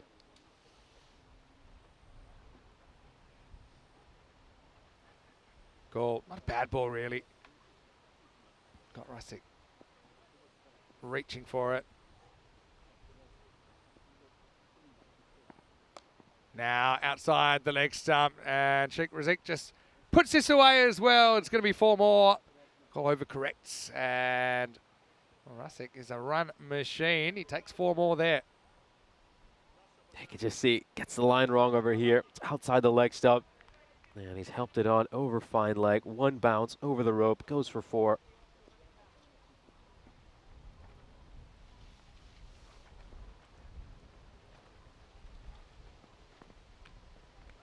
Oh, that time he's going to go. So Rusick chases probably what would have been a wide. And Morosi will be thrilled to hold on to that. So in the end, the keeper does the job. And all's well that ends well. Big wicket falls, and the Cobras 38 for 1. Oh, big congratulations to Adam Gall. Gets his 12th wicket of this series, and he's now in the top 3 wicket takers in this ECS with that wicket. Now, he's been exceptional, Adam Gall, throughout this series. Wasn't quite able to make the runs he wanted with the bat in hand, but it's with the ball where he's so dangerous. You could just see a little thin feather edge through to the keeper, and manages to snaffle that one. And so it's a similar kind of edge as well. Hangs up in the air. Morosi this time makes no mistake. Sanjay Kumar comes to the crease at number 3. They batted him opening earlier, thinking I could get some batting into him, but he only faced 20 balls. So he batted through the whole 10. And here's the interesting thing. We'll just mention that right after this. Who's the man he displays from the top 3? Sheikh Razik, the player we just dismissed. So that's right. That is certainly very interesting. Razik was sitting in 3rd place in the leading wicket takers tally, and now Adam Gall has taken his place by dismissing him. Good observation, Nish.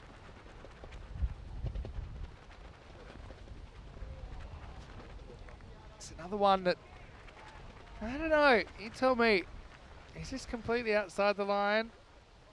No, I agree with the umpire there. Yeah, I mean, thing is, if 1% of the ball's on the line, should be good, right? But there is that kind of doubt element. If there's doubt, they'll probably call it. That's one of them. I think there is doubt. I don't think, because is there daylight between the outside of the line and the ball? We certainly get plenty of practice looking at them, don't we? This is called a wide for over the head. Now the head of the umpire and the head of the batter are pretty close here.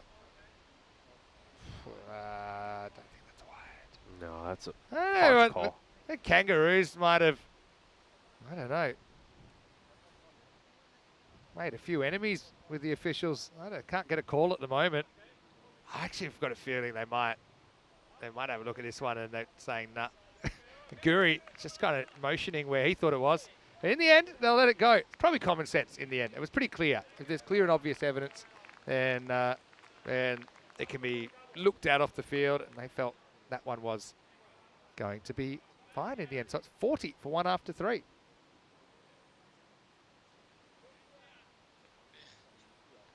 (15-15-10). Tennis score, 15 love, 30 love, 41. Unfortunately, it's not quite a tennis score to start this innings. Have a look at that Kangaroos innings, though. Yeah, started off with a lot of bungalows at the start of the innings, and they're finally building some apartments right at the end of it. A few tower blocks. Good innings there at the end by Robbie Ainsworth. See Anthony Edwards coming back to bowl his second over. Starts off with a wayward delivery down the leg side. It's going to be a wide. Yeah, just lose this down leg side.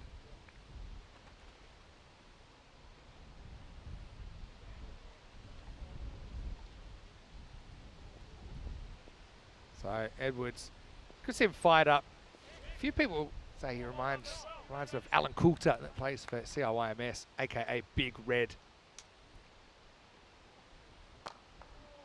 Not a bad ball from Edwards. It's Kumar reaching. So what they have done by removing Sheikh Razik is they've put themselves in a good position, even if they don't win the game, to get a point. They'll still feel, though, they have 65 runs to play with here, and if they can continue to create and take chances, maybe the Kangaroos can pull off a memorable victory. They defended really well in their only win in the group stage.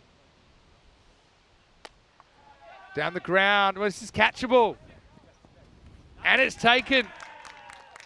Matty Ainsworth has a very good pair of hands. He had his bro for support, but Matty calls it, he takes it, and Jane, another good hitter, has to go for 16, and the Cobra is 42 for 2. Oh, great catch there by Matty Ainsworth. That certainly was an easy one, high up in the air. He's taken it down nice and low. That's going for the big on drive. As you can see, the bat just slightly turning in his hand. Wasn't able to get the timing he wanted. And Matty's there to snaffle that one. Second wicket falls here for Cobra CC. They're 42 for 2. Yeah, it's very useful. Only go one at a time. Hang in there, the Kangaroos. Still, long way to go. Burhan comes out. We know that he can tear an attack apart in a matter of minutes.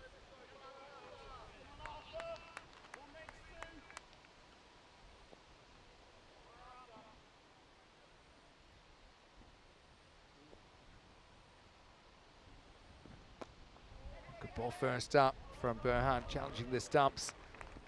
And from Edwards, Burhan tucks it away for a single. Yeah, nicely played off his pads there by Burhan. Gets off the mark with a single. I love this one by Mandrake. VAR equals Vinny assisted refereeing. It wasn't my idea, but the refs do see what we see. So occasionally they step in. Good bowling from Edwards. Yeah, so Mandrake was also saying if we went 3 months without one, would that be at least 700? Well, 3 months is, let's say, 13 weeks. And at a kind of normal load, I'll say 35 matches a week. Sometimes we've got night series and things like that. Then 3 months would be about 455 games. If you had a night series in there, potentially it could be more like 500. Bowled him. What a seed from Edwards. And he's going to get Kumar.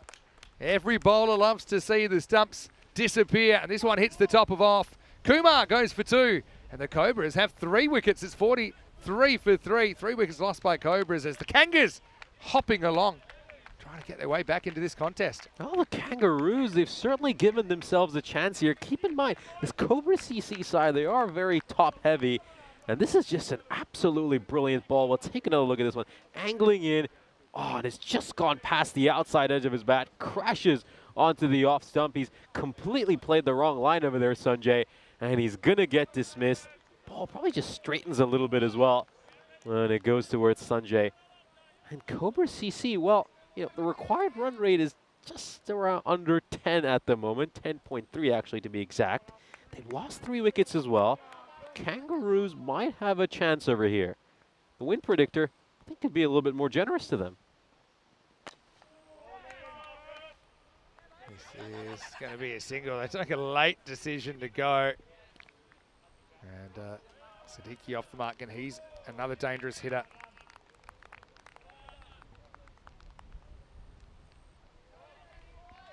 So the thing with the Cobras, any one of these guys can come out and tear the game apart. But you hope that you can get them. These two are probably two of the most dynamic middle order players in the competition. But they're only just getting started at the end of 4 overs. It's 44 for 3. Yeah, I could just see that run rate's like nosedive these last couple of overs. 14 runs and 3 wickets in these last 2 overs. Had a good start.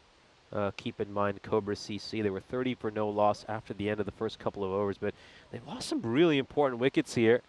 You know, the likes of Rasik, Nilesh Jain, Sanjay Kumar, their entire top 3 has been sent back to the shed. Still got Siddiqui out there, though, and we know he's the kind of player who can turn a match around in the space of a couple of overs. They've put themselves in a good position here, the Danubian Kangaroos. You can just see the win predictor. It's gone up from 4% to 11. Well, buy low, sell high. This is lifted up over cover, and Robbie isn't able to chase it down in the end. Nice shot from Siddiqui. Siddiqui is powerful, but he's more than a slogger. You know, I love the way he's able to access the offside as well, despite that kind of clearing the leg technique. Just a natural ball sport athlete, Siddiqui. Goal, not a terrible ball, but ends up finding its way to the boundary. Short this time, makes a slight adjustment. Siddiqui again, good shot selection. Uh-oh, that's going to be 4. Yeah, well, you watch this. He actually avoids the rope for quite a long time until he doesn't. Watch this. It's actually way later than you think. Wait for it, wait for it, wait for it, wait for it. Bag, he's still holding the ball there. So he touches the rope, so it's going to be 4 runs. Oh, Kangaroos shooting themselves in the foot. Siddiqui will get another boundary. Yeah, it's fine margins. Fine margins make such a difference in these games. So for the first ball, 4. Go not too far from the fielder inside the ring, and that one, yeah, Nagy, you can just see, touches the rope when he's releasing the ball, and that's going to be a wide. That one definitely was a wide. This is what I'm talking about. We see daylight between the edge of the line and the ball. That's definitely a wide, but you almost got Siddiqui chasing and nicking the way that Rasik got out.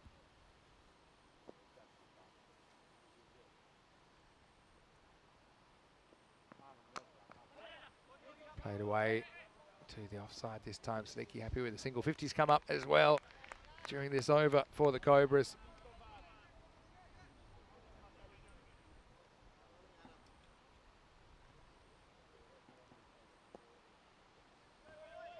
Two more wickets right now would be pretty interesting, especially if it was these 2 that got out.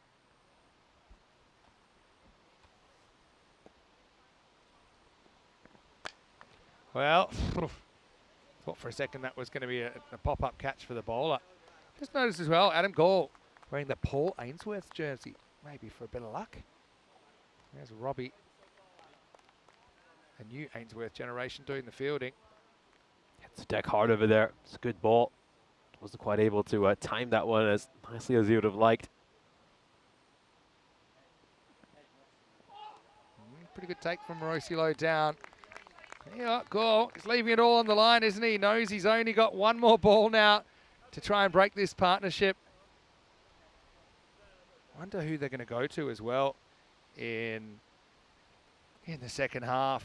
If he's brave enough to maybe bowl himself, Torok. He has been pretty good at closing games out, but rarely has had more than the 1 over.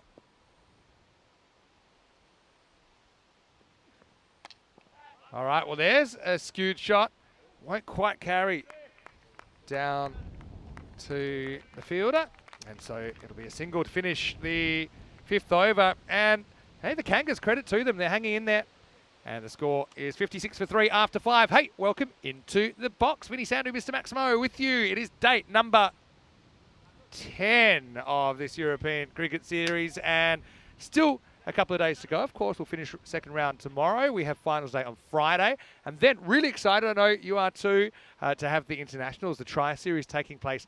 The ECI last year in Hungary, which featured Sweden and Portugal, was the most insane one we've ever had. It had 2 of the top 3 chases ever in consecutive games. And it had one day that had an average score of 172 per 10 overs. But Czechia and Romania this time will be the visitors. And that should also be a really entertaining series. 3 pretty evenly matched teams, I think, as well. Yeah, it's going to be a very exciting series. I mean, the great thing about this Hungarian series so far, we know, is a pretty flat deck. It's been a run feast so far. So I'm looking forward to that. I mean, once you get international players out there, I'm expecting par scores are going to be up in the 160s or 170s. And these ECIs also are a great kind of grounding and I suppose testing ground for who you might want to include in your ECC squad. Of course, we're about 2 months away from the start of the ECC, and of course it's split into 2 divisions this time. So interestingly, we've got Romania and Hungary who are in the Premier Division, and you've got Czechia who are actually in the Challenger Division. And let's see how those 2 teams match up against each other, because a lot of people would think maybe Czechia are probably a team that should be a division up, but then other people might say, well, Romania, based on some of their results at the Carlton Roval, maybe they should be in the lower one. But eventually, it'll all sort itself out. There's that promotion relegation system in place. Christian Hajdu is going to be the bowler here. Nice to see him getting an opportunity. Let's see if he can keep up the standard. I think another important thing that's worth noting is that both Romania and Hungary are in the same group in the ECC. So this weekend's cricket is going to be a preview of something we're going to witness over the European Cricket Championship.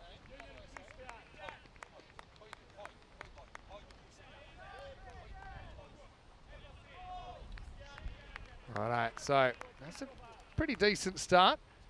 As you love it, a quiet over here. Haidu being given big responsibility, I think, to kick off the second half of this innings. Pretty well bowled, up in the air, and taken. Haidu with the wicket, and Burhan's going to have to go. Didn't get it out the middle of the bat, and the Kangaroos, 1 brick at a time, building something that could be pretty special. Cobras lose a 4th wicket, 57 for 4. Yeah, this time he's picked out the fielder in the deep, and they get another wicket here. The Kangaroos hopping about. They've given themselves a chance. That is a great catch by Matty Ainsworth. You can see he's up in the air when he takes that one, leaps up to grab it. You know, Danubian Kangaroos, their fielding has been exceptional throughout this match. I've been really, really impressed by them. The energy, the enthusiasm they play with. They've avoided the avoidables, and they've taken their catches. Cobras, they're in a bit of trouble now. Every time someone gets out, though, another player comes to the crease that I think could be a potential match winner. Unfortunately, you can see there for Burhan, he's a bit despondent because Cobras, don't forget, they could go 2 losses in the day here.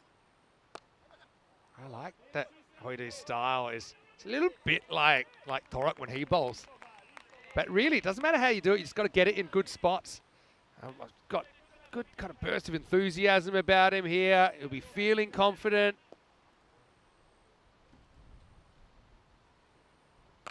Well, that's going to go a long way. Maximo! Seis carreras. That was clean hitting from Siddiqui. He is certainly one barrier the Kangaroos are going to have to remove if they're going to pull off a stunning defence here. Also, we'll say for Haidu, it's his first wicket on ECN. We saw him make his debut versus Duna Bogdan on the weekend. And this one pulls the batter wide. And Siddiqui almost chases it. He does chase it, just can't hit it. Good take from Morosi. Jeez. Siddiqui gets out here. Super interesting. In the air, but that's going to carry the fielder this time. Maximo! Siddiqui, I think he's a bit nervous. Knew it wasn't quite out of the middle, but he gets enough wood on it to take it over the rope. Yeah, these 2 sixes, though, they're going to be absolutely massive. They're not defending a big total here, so a couple of big blows just turns the whole game around. I think we're going to see the win predictor now swing radically back in favor of Cobra CC. It's probably going to be a wide. Yeah, it just misses the leg stump. Siddiqui also probably feels like he missed out there. A few people getting behind the ruse. Be a true underdog story here. But again, it just makes me feel like they left about 20 or 30 runs on the table. That's hit pretty well as well. So Siddiqui seems unflustered by the situation. He goes Maximo once again. Yeah, after that wicket, I think it's just knocked the stuffing out of this side, hasn't he, Siddiqui? And I really feel this might just be the over that's taken this game away from the Kangaroos. Not to burst their bubble, 22 runs off, and it goes magical. Could need something really, really special here. Just 29 runs They're going to have to defend in the remaining 4 overs. You'd expect Cobra CC to do it from here. Yeah, that's the other thing. Could be just a few blows away from this game being over. And even, it's not impossible, because it's 78 now after 6. They need 29 off this over, and they take all 4 points. Anyway, Robbie looks like he's going to come back and bowl over number 7. I don't know exactly why the scoreboard has gone to sleep, but on my monitor it certainly looks correct. 78 for 4. Robbie getting ready to bowl the next over. Siddiqui, classic party pooper behaviour. Looks like we might have a bit of a red letter finish. Anyway, need something special once again. Again, 2 quick wickets now could change the game. But they're running out of time, running out of runs to play with, the Kangaroos. First one down the leg side will be called and re-bowled.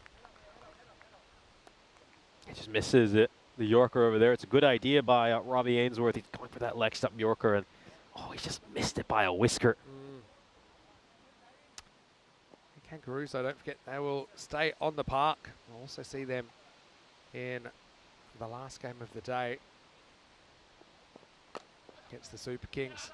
Push, run, and get there.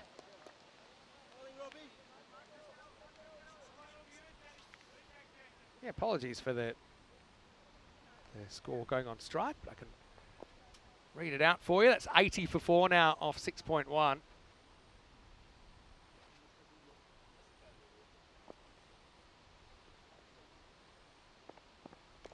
Edged, and oh, he's dropped it. Oh, Siddiqui has a big hack at that. It was rising on Morosi. But that's 2 regulation catches. No other way to put it.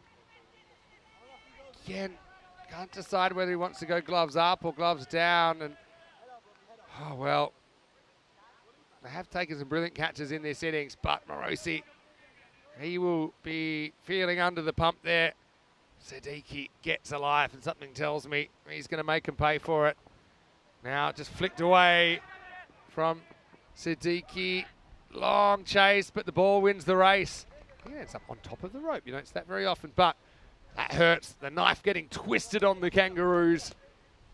Score's back with us now, 84 for 4 in 6.3. Yeah, it's just these little moments that define games. Can't give a player of Siddiqui's quality a second chance. Second catch just was put down. They wanted to have any chance to win this game. They needed to get rid of Siddiqui. Siddiqui's been scared straight here, actually. I think this is his version of a little bit more sensible. 23 off 21. At least the Kangaroos will get a point out of this game. They deserve one, really.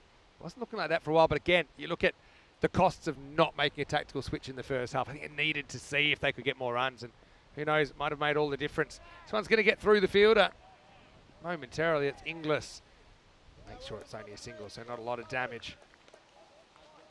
Yeah, Charlie Inglis will make sure it doesn't go to the rope. Just be a single there. Jacob back on strike. We know he's a player who's also more than capable of handling himself with the bat. I'll try and give Morosi a practical tip here. I always found if the ball was rising, you're better off if it's in the middle, about chest height, of bending your knees and trying to go fingers up, right? Nice leg glance again. It'll be at least 2, could be 4. Testing the outfield out. Stops just in time. Inglis, good chase. Yeah, so that'll take us to the end of the over. It'll be 87 for 4 after 7. So by pushing this game into an 8th over, the Kangaroos will walk away with a point, at least from this contest. And Cobra's still a little bit of work to do to finish off the win. Kangaroos stay on the park, like I said, in match number 50. And I wonder what their order looks like. Maybe this is the game you gamble. You put Torok up the top with Robbie Ainsworth and see how you go. But I can tell you that Super Kings will be batting first, so might also depend on how many you're chasing as to how you approach it. So, yeah, so if you have a pitch that's got a bit of bounce, or you see one that looks like it's a nick that's rising, then the problem is if you don't switch your hands to pointing up. So if you don't switch your hands from I'll just come take it. If you can even bend your knees, then as the ball rises, it's easy to take. But if you're trying to get like here and then you're trying to rise, it's very difficult because you kind of run out of room. End up like a kind of a chicken. Straight over the stumps. And it's not covered by the keeper. Going to go for a dodgy too. Well, oh, this could be gone. Throw didn't have too much on it. It's going to be a couple of buys. Yeah, so it's those middle ones that can be tough as a keeper. So if looks like the ball's rising, like I say, if you bend your knees, because you can even, so let's say that it doesn't rise as much as you want, you've still got your knees, I know you can't see my knees, but you still got your knees to go down and take it like that. And I just think this is a very stable catching surface with wicket-keeping gloves. Whereas if you go here, if you get it not quite in the middle, then you get a few that might pop out. Just something that I picked up along the way. Hopefully that's useful, maybe not just to Zoltan, but also to some of you at home that play that position. Right, this is Torok, by the way. Just got to fight for as long as they can. Just giving the one for the over. The other thing, yeah, it is a bouncer as well. The other thing is, look at my fingers. There's a fair few that aren't straight. But that's because over the years you take a few off the end of the fingers, little deflections and things like that. Fraction short this time, but straight down the throat of the fielder. And a wonderful catch out there. So Torok does strike, and Siddiqui, he goes late in the piece. Is there another turning point? Oh, well, the Kangaroos, their outfield catching has been pretty good. And it's Hoidu, who's having the game of his life out there. Only his second game in the European Cricket Series. Well, Hungarian fever out there as the Kangaroos do get Siddiqui for 35. And the score is 89 for 5. Now, Hoidu is absolutely delighted. Siddiqui's eyes would have lit up when he saw that ball. But he's not completely in control of it. He's picked out the fielder in the deep. What a catch for Hoidu. But has Siddiqui already done enough damage here? Or can the Kangaroos find a way to pull off a really remarkable result?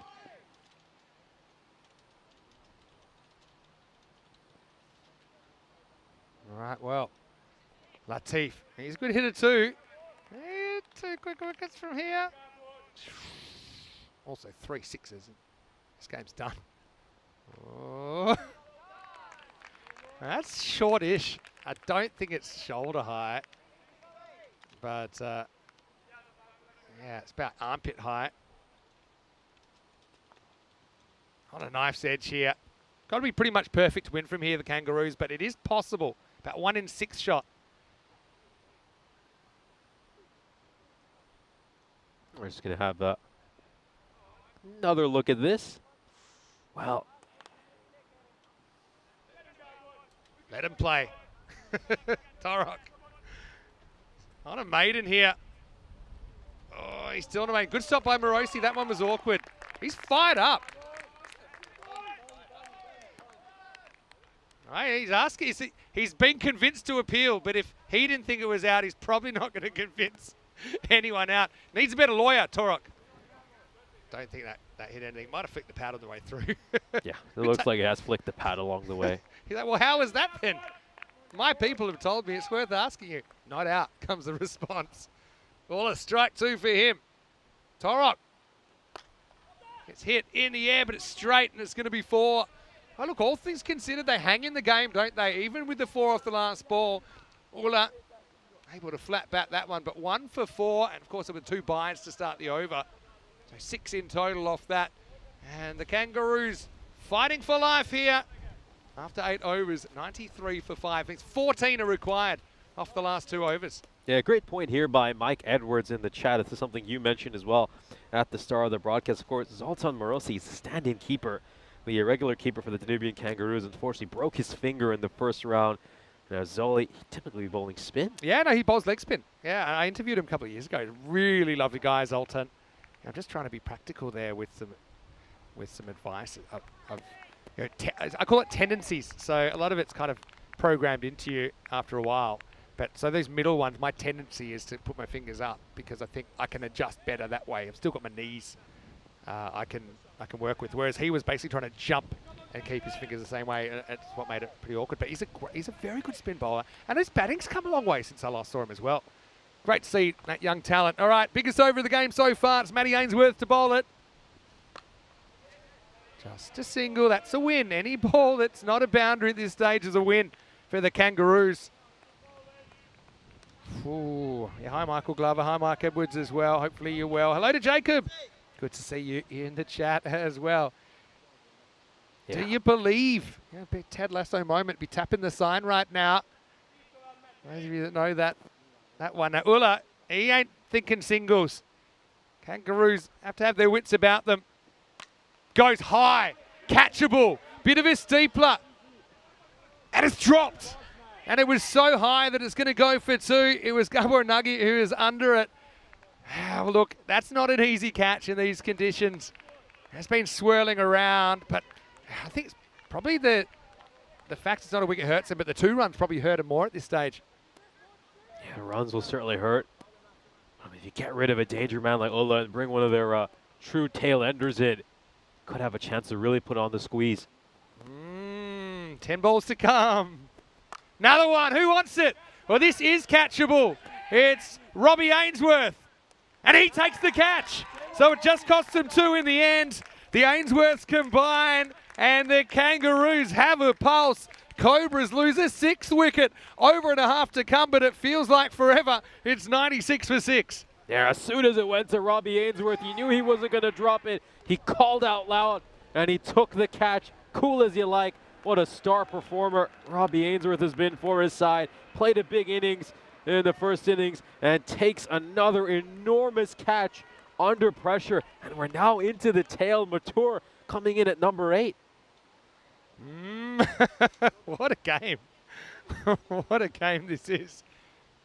Life doesn't always give you second chances, but sometimes it does. You got to love the enthusiasm from this team, Kangaroos. I mean, we saw the scenes when they won their first game in ECN cricket by a margin of 4 runs. So they've been in this position before.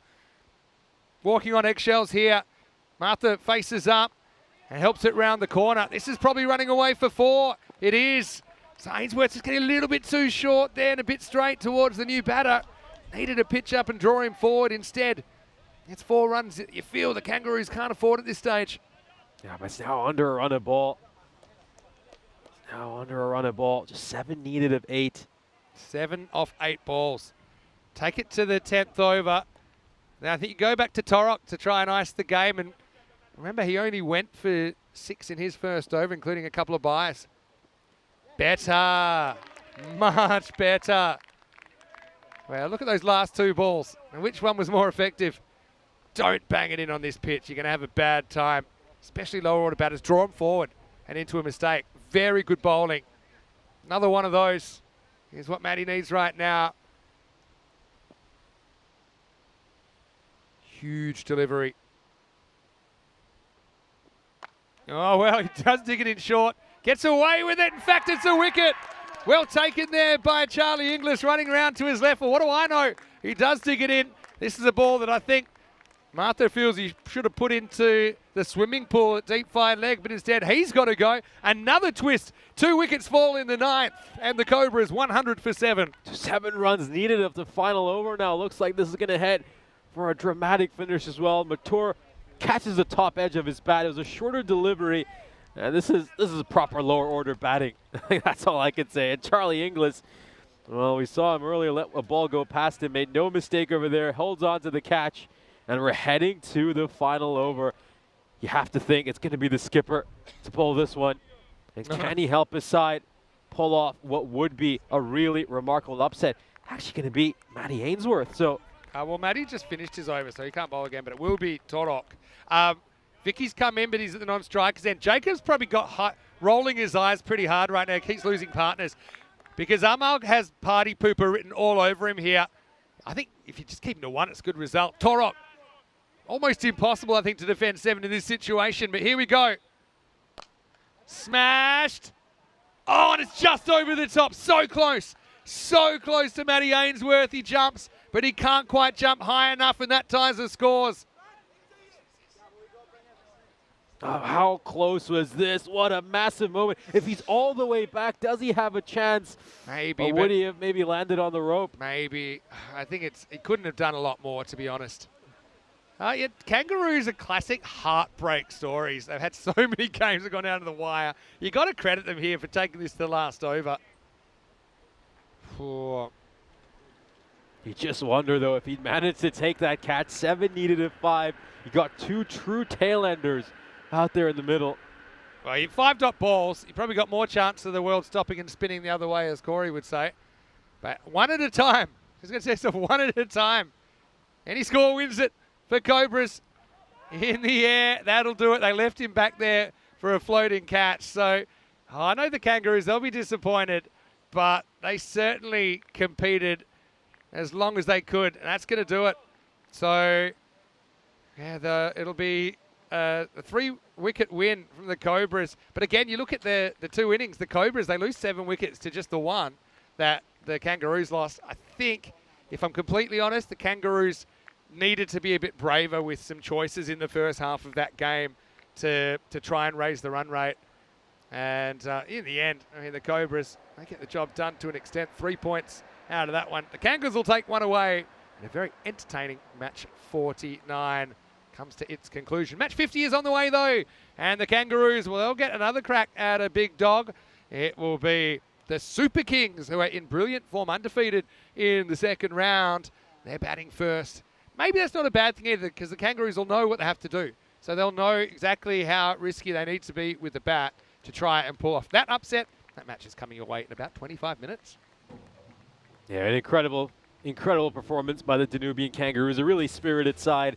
And I'm sure a lot of the ECN faithful were rooting for them right at the end.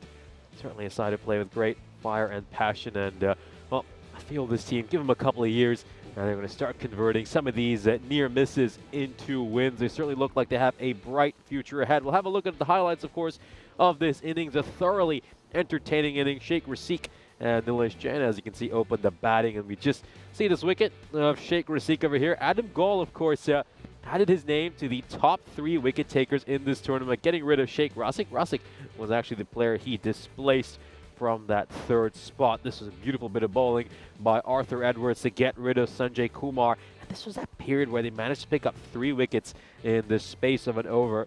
They had Cobra CC at 43 for 3, and then they really put the squeeze on. They were extremely economical with their bowling during those middle overs. We saw Burhan depart having made just 2 runs of 3 balls. He put down a few catches as well. I think they're going to look back at some of those moments. The Danubian Kangaroos, 4 catches in total were put down, a couple behind the stumps and 2 out in the deep. This was the end of Siddiqui. He rode his luck a little bit, was put down once, but eventually Hoidu got rid of him out at deep backward square leg, well held onto. And look at Torok. He was absolutely fired up watching his side perform so magnificently in this innings. That was one of the chances that was put down. It was Gabon Nagy out in the deep. If he'd held on to that, could this have been a different game? Robbie Ainsworth, though, would take a catch to get rid of Latif Ullah, and he would take it down to the final inning. 7 runs were needed of 6 balls, and this was the big moment right at the end. We could see he just about managed to clear the fielder over there, Amal Jacob. If that catch had been taken, you just wonder. 7 of 5 with a couple of tail-enders out in the middle. Could we have had a different story? Nonetheless, the Danubian Kangaroos got to be pleased with the way they fought in that second innings. We'll have a look at the scorecard for the Cobra Cricket Club. The top scorer, as you can see, was Mohamed Siddiqui, made 35 runs of 17 balls, and ultimately his innings was enough to see his side over the finishing line. Sheikh Rasik added 20 more runs to what has been a very impressive tournament for him. Nilesh Jain, the wicketkeeper, making 16 of 7, and of course Amal Jacob hitting the winning runs right at the end. We'll move on to the bowling card for the Danubian Kangaroos. Yeah, look, it's a tough pill to swallow, really, but I get it. It gives the Kangaroos hope that they can compete with even the best teams in this competition. 2 for 19, Edwards, I think, was a bit of a difference maker early. 2 for 7, Ainsworth bowled a fantastic 9th over. Hoidu with his first ECM wicket's a highlight for him. Gaul also bowled pretty well, took a 1 for Torok with 1 for 11 off 8 balls bowled, including a very good first over. That swung things back towards the Kangaroos. But yeah, the Kangaroos, you look at the end, some of the calls, the 50-50 calls on the wides and those kind of things didn't really go their way. But in the end, Cobra CC, they are feeling pretty good about themselves after match 49, and they do look almost assured, I think, now of a spot in finals Friday. We'll take a break then. We'll be back in about 20 minutes' time. And it'll be the Super Kings trying to pile on the runs. But the Kangaroos, well, they've got to pick themselves up. They've got to dust themselves off and try and restrict one of the form teams in the competition. Mini sound to him, Mr. Maximo with Niche, but we'll take a break. See you shortly. For the last game of the day, maybe some random questions and possibly some food chat as well. Here at the GB Oval in Hungary for more European Cricket Series.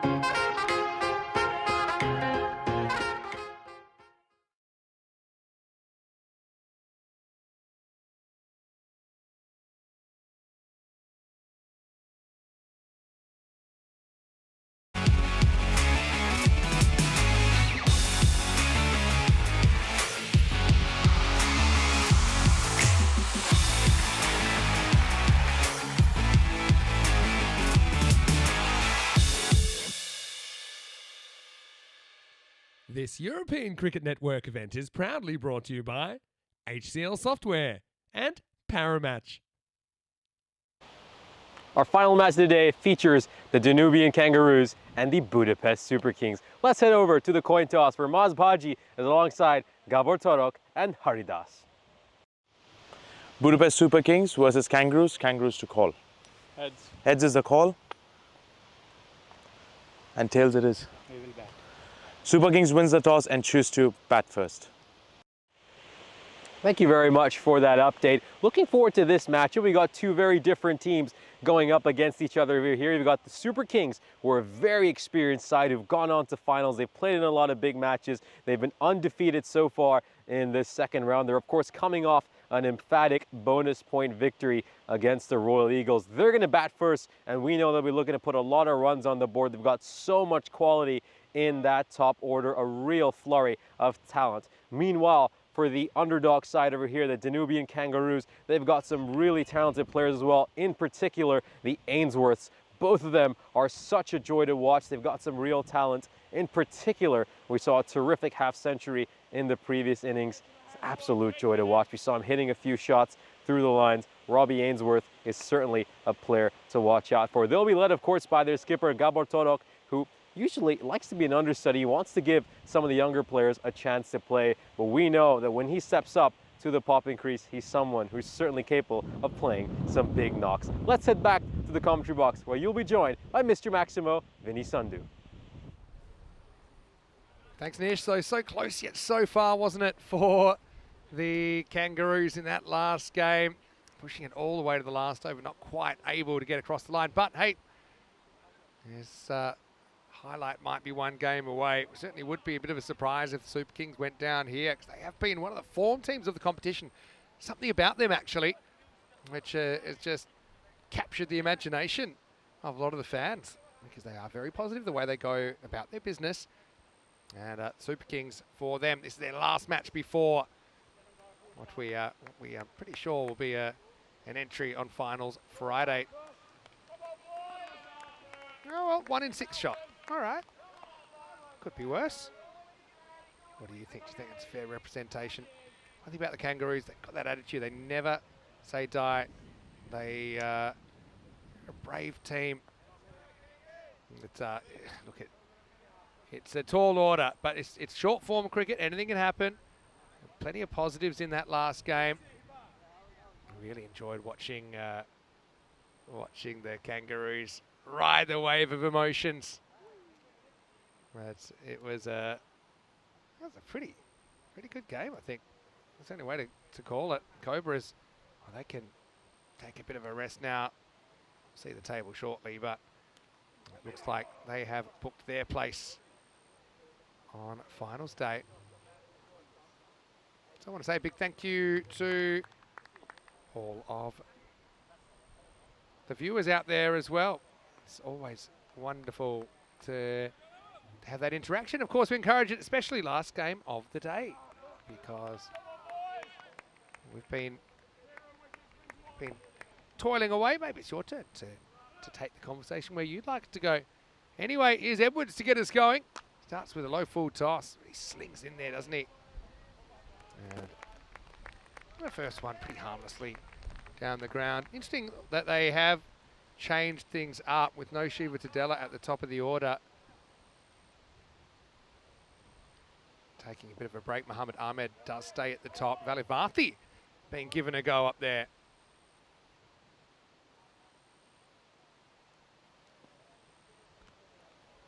This next one goes a bit too far. A little bit of a stumble in the follow through there. Kind of just threw himself off his feet, didn't he?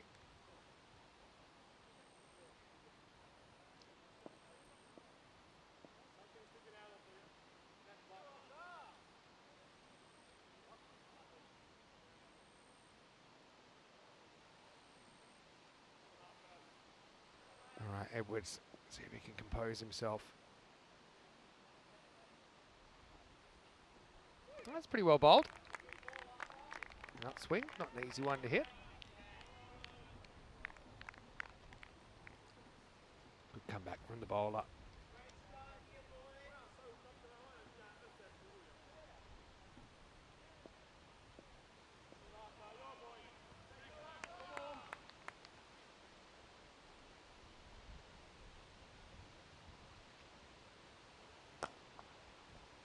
Nicely played this time. Running away. Very well timed from Valavanti.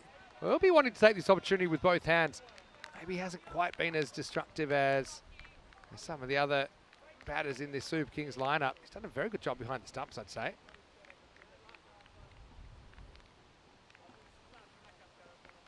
Breaks through with 4 runs of his own. Yeah, Tadella giving himself a break. I think probably smart. I think he's proved himself. I think that's where he'll bat.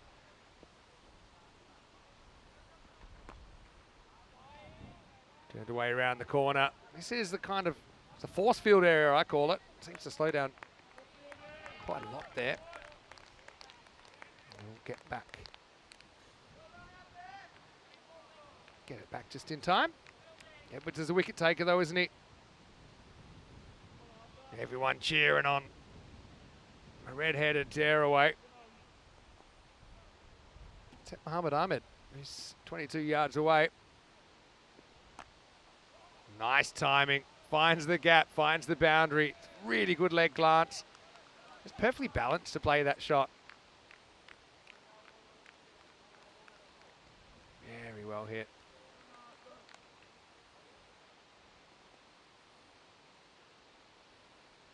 Blew a shoelace. So Drake's back saying, we're back. Come on, you ruse.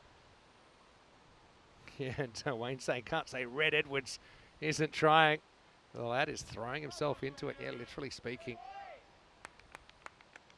It's a game that no one, I think, really thought the Kangaroos would be so competitive in last game against the Cobras, but they fought every inch of the way.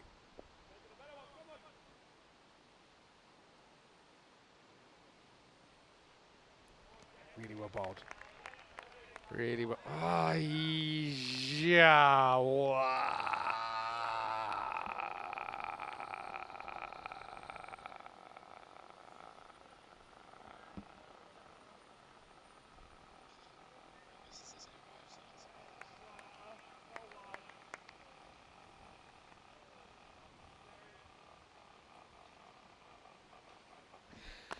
Next ball.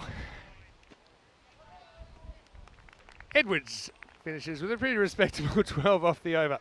Should have been 11. End of the over, and it's 12 without loss. Hey, that's breath control that they don't teach at school. At least it gets Edwards fired up. Anyway, Valavanti and Muhammad Ahmed getting 4 runs each in a boundary and also getting a single each. Here we are in Hungary, and the next stop Bulgaria, then Rome, Austria, Croatia. So just 4 sets of fortnights before we head to the Cardamore Oval for the 4th edition of the European Cricket Championship. It'll actually be extra exciting this year with 2 trophies up for grabs, the Challenger Division and the Premier Division, in that order. And it'll start 23rd of September. Vinny Sounder here, Mr. Maximo, and here's a pretty cool cat to join me the last game of the day. Nish Bart, welcome back, Nish. Yeah, great to be back. Get to see this Danubian Kangaroos side getting straight back in the field with the ball in hand. Saw them do a terrific job in the previous game. They gave Cobra CC a real scare, took the game down to the final over. Dramatic finish in the end. Just a couple of key moments here and there, and maybe they'd have been able to pull off a remarkable upset. Love this team, though. Love the spirit they play with. They got so many bowlers who bowl with real heart. Big fan of Arthur Edwards. No call from James this time. Correctly. So I know that Dave Ainsworth's in the chat, and that's Maddie and Robbie's uncle. I'm going to throw a random question to you, Dave. Tell us something that we might not know about the boys. Maybe like a hidden talent or a bit of trivia. Of course, we've seen the dad Paul playing in this series. So yeah, it can be as random as you like. Like he's one an awesome, I don't know, piano player, or one's a great yodeler or something. It can be as random as you like. Hello to Jacob as well. Good to see you watching from up in Estonia. What's the weather like in Estonia, Jake?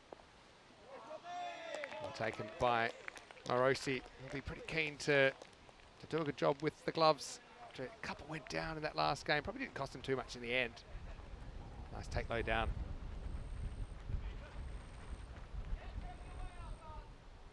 Yeah, Jacob, your dad was in the chat earlier. It was great to see him. Oh, just played very nicely. Just a nice late cut there by Volivarthi. Shows they don't always need to hit the big, powerful shots in T10 cricket. He bowled 4 straight dot balls until that shot. Yeah, nicely played. I was just about to utter the M word if he had managed to get that 5th dot ball in, but certainly not going to get the maiden now. Yeah, quite a good shot there by Volivarthi.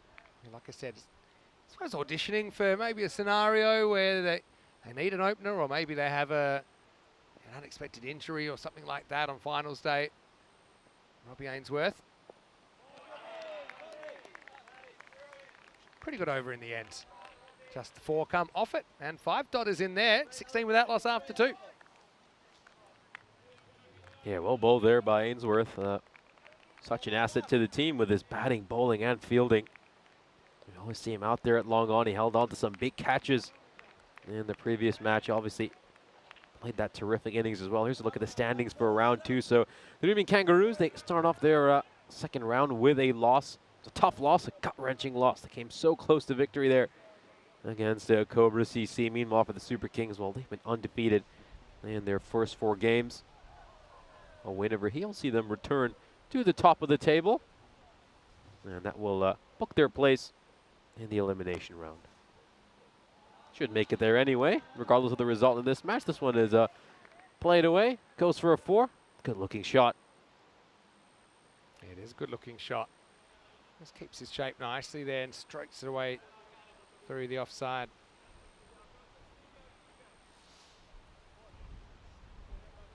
Now, gorgeous, just a low full toss. Doesn't look to overhit it. Opens the face of the bat and just caresses it towards the cover boundary. Just bring mid on up, and they've sent someone out to deep cover. Yeah, a little bit rash. I think this time he's just trying to absolutely whack this as hard as he can. As a result, he's kind of lost his shape a little bit. I can see what he's trying to do, pummel that towards mid-wicket, but I think with that kind of width, he'd be better off looking to cut it.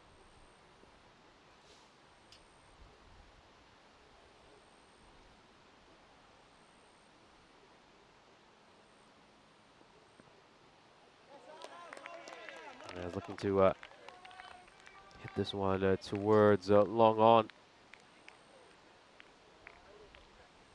Calling for a big shot.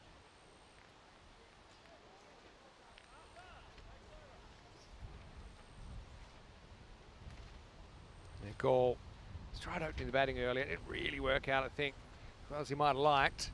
Did bat pretty well down the order the other day, but he can understand the trying things. Maybe need to be a bit braver to make a tactical switch earlier, point I made. So hindsight's 20/20, as they say in the classics.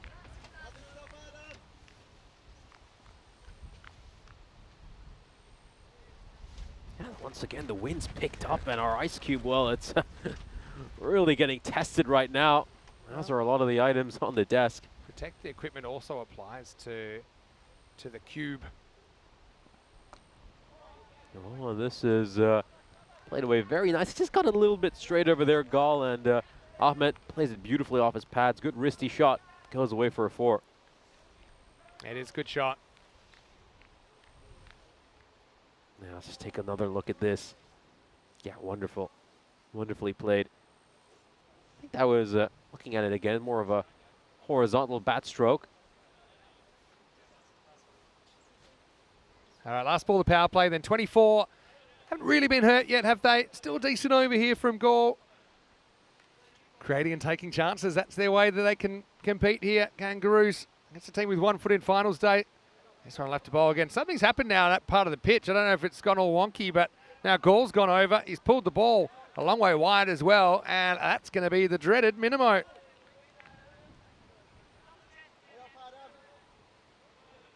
Yeah, it's a frustrating one, really. Yeah, a little bit frustrating. I mean, obviously he's a stand-in keeper. You have to feel for Zoltan Morosi. He's been just thrown in the deep end. We know he's a quality spinner. Yeah, it's just having a few challenges. He's fought hard. He's tried his best with the gloves. Oh, lowish full toss. This is going to be struck away towards extra cover. Goes for a 4. That wide ends up costing his side quite a bit. Extra ball will also go away for a 4, as well as the minimo, which we saw bowled earlier. 33 for no loss at the end of the power play. And well, this is what European cricket is all about. So, you know, these guys, they came in the morning here today just to watch a few games, cheer on the Danubian Kangaroos, and now they've decided to go have a hit in the nets as well. And this is how you develop love of the game. I hope he's available tomorrow. The Kangaroos still have 3 games to go. And, out here in the middle. We haven't been able to get that breakthrough yet. That last ball is costly. But look, part of this game is about bouncing back. It doesn't matter what level of cricket, what format of cricket. Kangaroos, to their credit, I mean, they've had a lot of things that kind of gone against him. But you know, it's funny, they didn't have any luck early, but then they have all the luck in the world. They essentially parachute into round 2. So it's funny how the universe works. Things do have a way of evening out.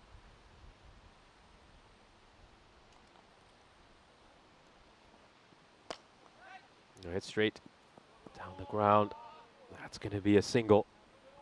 Yeah, Dave's come back to me in the chat saying it'd be a lot easier if I asked him about Paul, his brother.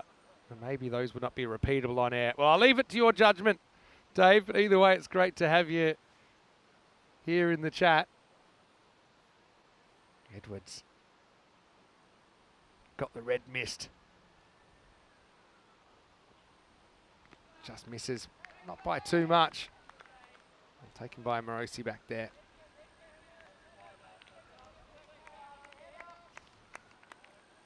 This balls are wide over there.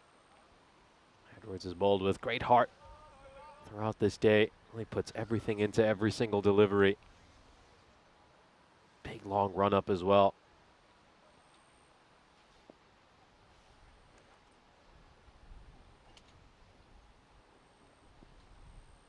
Oh, is there something there? Just sort of sound probably a bit deceptive. And it's been given a wide. Yeah, you can see big gap over there between bat and ball. Yeah, Edwards running out of chances, try and break this opening partnership. Kangaroos, I think they need to be bold, they need to be brave. I think they need to shuffle their cards to the top of the deck. I think Robbie's got to open.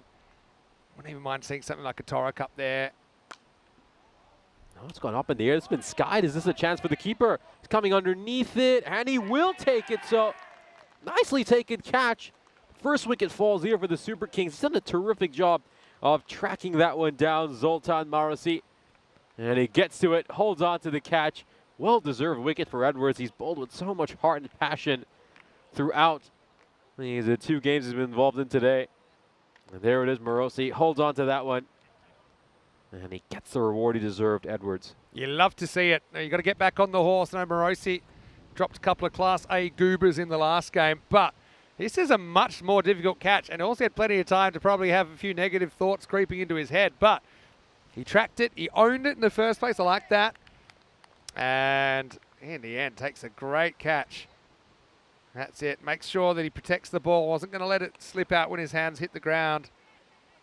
Most amazing thing was his hat stayed on his head during that as well. Here's Ryan getting a shot at number 3. I like it. He was batting down even as low as 10. And actually looked really good. It's funny though. Sometimes you push people up and they don't quite look the same. Let's see how he goes here against Edwards. Now goes for that big Yorker. Doesn't Not look too as far. good. Doesn't look as good. This first ball anyway. Because the thing is, when he's come out, he's just been smashing because it's 10th over. Now he probably feels like he has to, you know, play a slightly different way. He looks a bit careful that first one, doesn't get near it. Yeah, I think he just looked to play his natural game. I mean, the Super Kings have plenty of batting depth. You can see he's batting really deep in his crease. No, he's going to go for the hook shot. He's going to get enough bat on it. And it's gone for a boundary.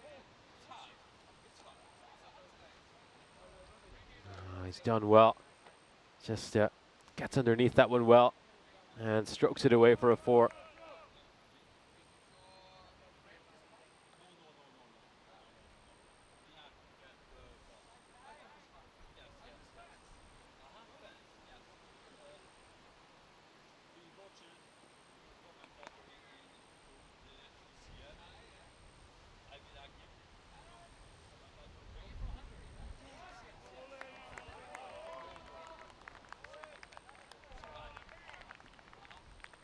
Goes with a big shot.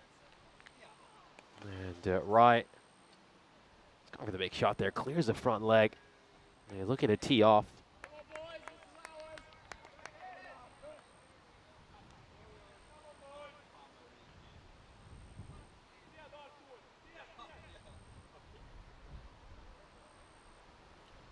Last ball, the 4th over.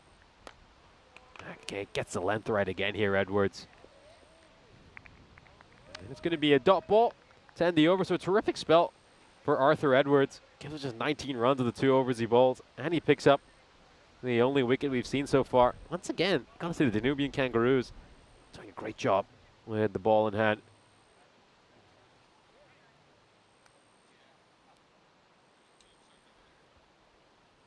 Ten's not really a terrible result.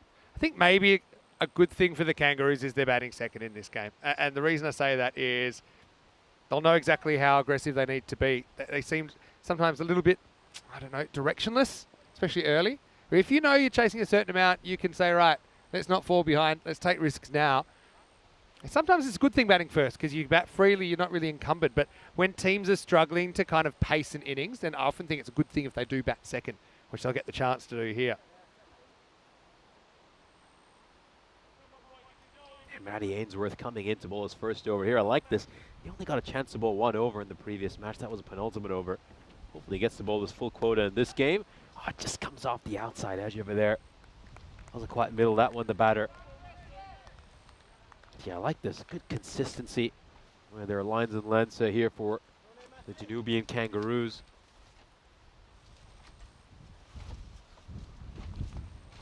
Well, Nish, good luck if it's windy tomorrow, because I've got the day off. And you might be cubeless the way things are going. We've blown around a lot here. It's Matty.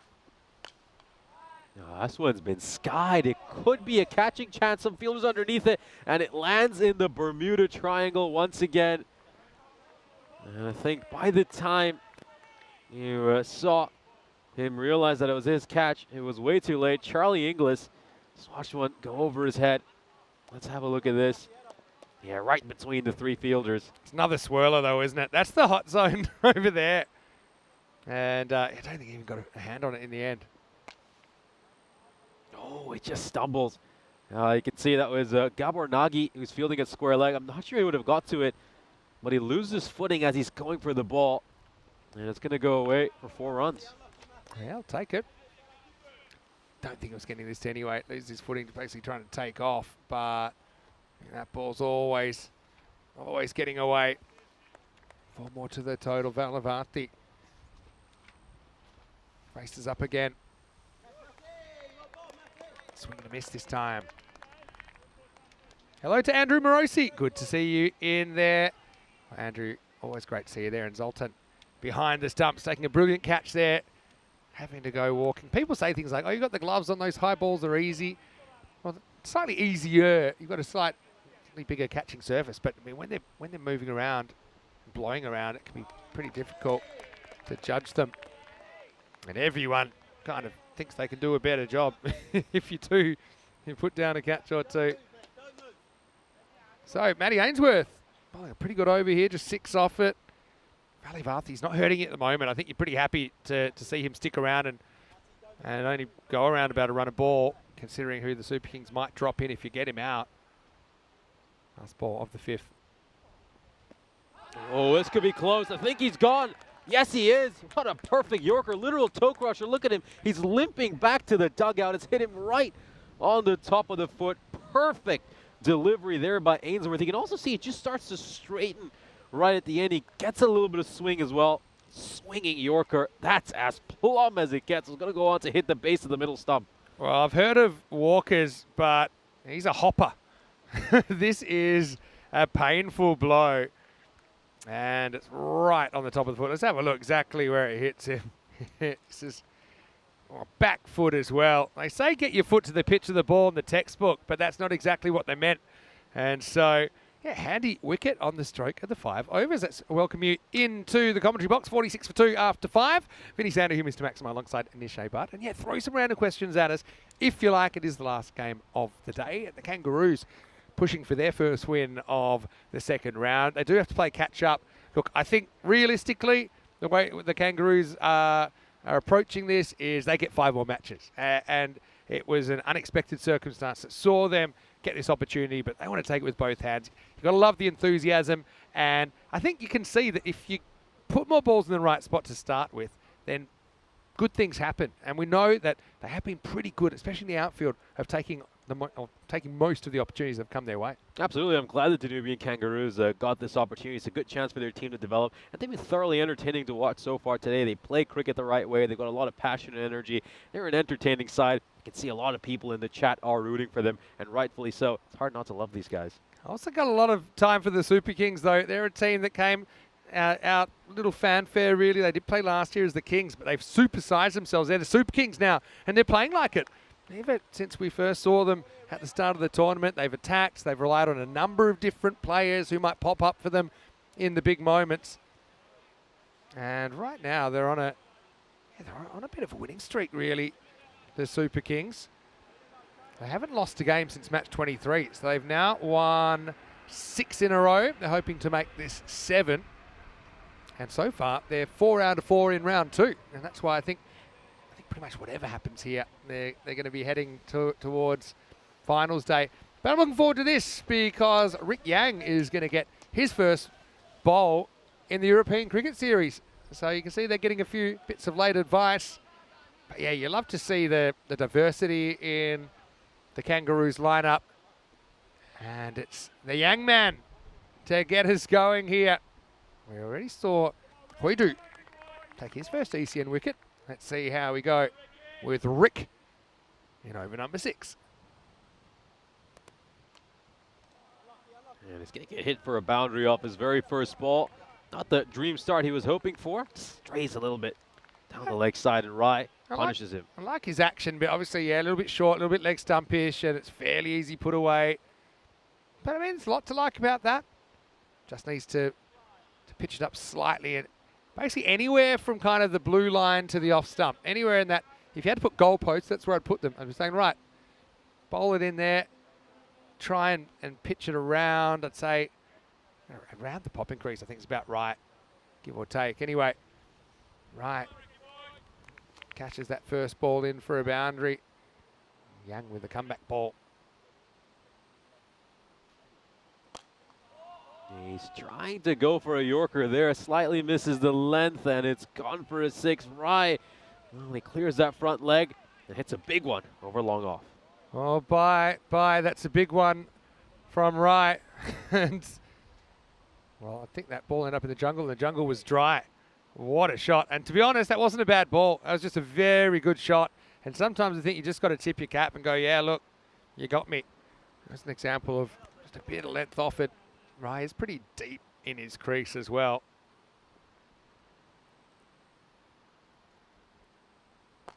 Oh, it's much better ball. You can see he's trying to go for that leg stump Yorker. And Rai gets enough bat on it to push it away for a single.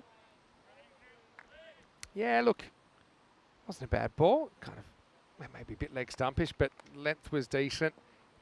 Look who's come out at number 4. He's not hiding for too long. Shiva Tadela is getting ready to face his first ball of the contest. Oh, good bowling here. You got to say Yang has come back really well after getting struck for a couple of boundaries. He's followed up with 2 good balls, really getting those lengths right now. Getting a little bit of swing over there as well. Yeah. Just shaping it away. Because there's a lot to like about him. Tell you what, it'd be a match moment for him if he could get a breakthrough. Just gets that one slightly wrong. Full toss around the pads. He's going to be punished for it. That's the rude awakening you get when you step up to this level. Players of Prince Rise quality are going to feast on your mistakes. And Stephen Sauer, he's saying he's enjoying watching the Kangaroos. Fun team to watch, good spirit. Yeah, I agree. I wonder if there are any kangaroos in Hungary. We've got to get to the zoo. Most countries, we've given a few of them out. I saw an albino wallaby in London once. That's another story. Maybe a bit too random. Right, in the air. Oh, he's dropped it. Oh, you wouldn't believe it. That's Robbie Ainsworth there. Yang Well, the physio is going to have to come on to treat a broken heart. That's the end of the 6th over and a 65 for 2. Oh, you gotta feel for Yang. He was so close to getting his first ever European Cricket Network wicket. Went straight to Robbie Ainsworth as well. Exactly the fielder you want those to go to. He doesn't put too many down. It's a rare drop for him. I'll try and put a silver lining on it that Robbie Ainsworth now owes Yang until the moment that he does take an ECN wicket. And who knows, that might be years depending on how often he gets a bowl. So that's a talking point, one way or another. Now Robbie, he's just had his ribs tested out at long on. He's going to grab the ball in over number 7. Oh, cricket's a tough game, isn't it?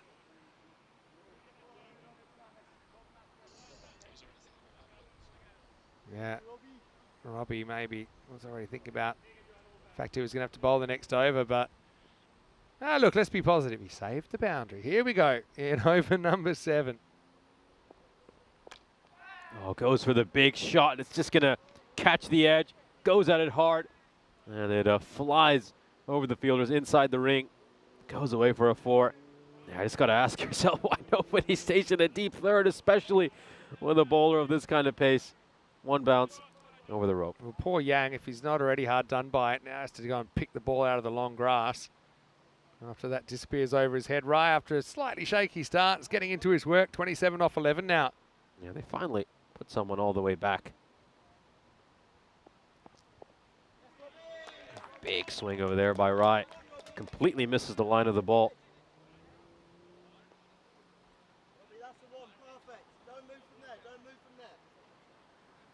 So, right, he'll be hoping that he could maybe come up with a personal best here. Zoltan's gone hatless now because the helmet's on the field.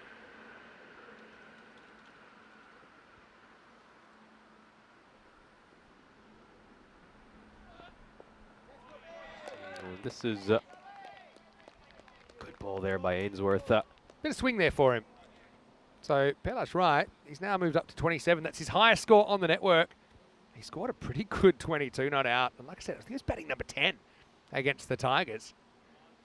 So I like that he's been given an opportunity. He just seems a bit more settled now than when he first came in. So that was a good ball. Oh, down the leg side. That's going to be a wide. Has to be careful, the keeper, with having the helmet back there. There's been a few occasions on the network where I've seen penalty runs given because the ball struck the helmet.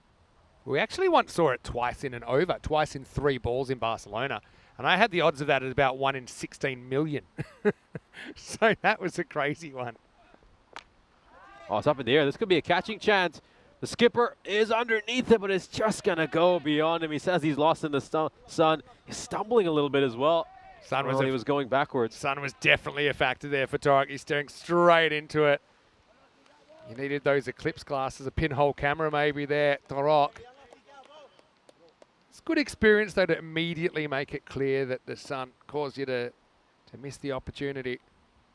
Tadela just faced the 1 ball so far. Goes for the big heave over there. Tadela fails to connect.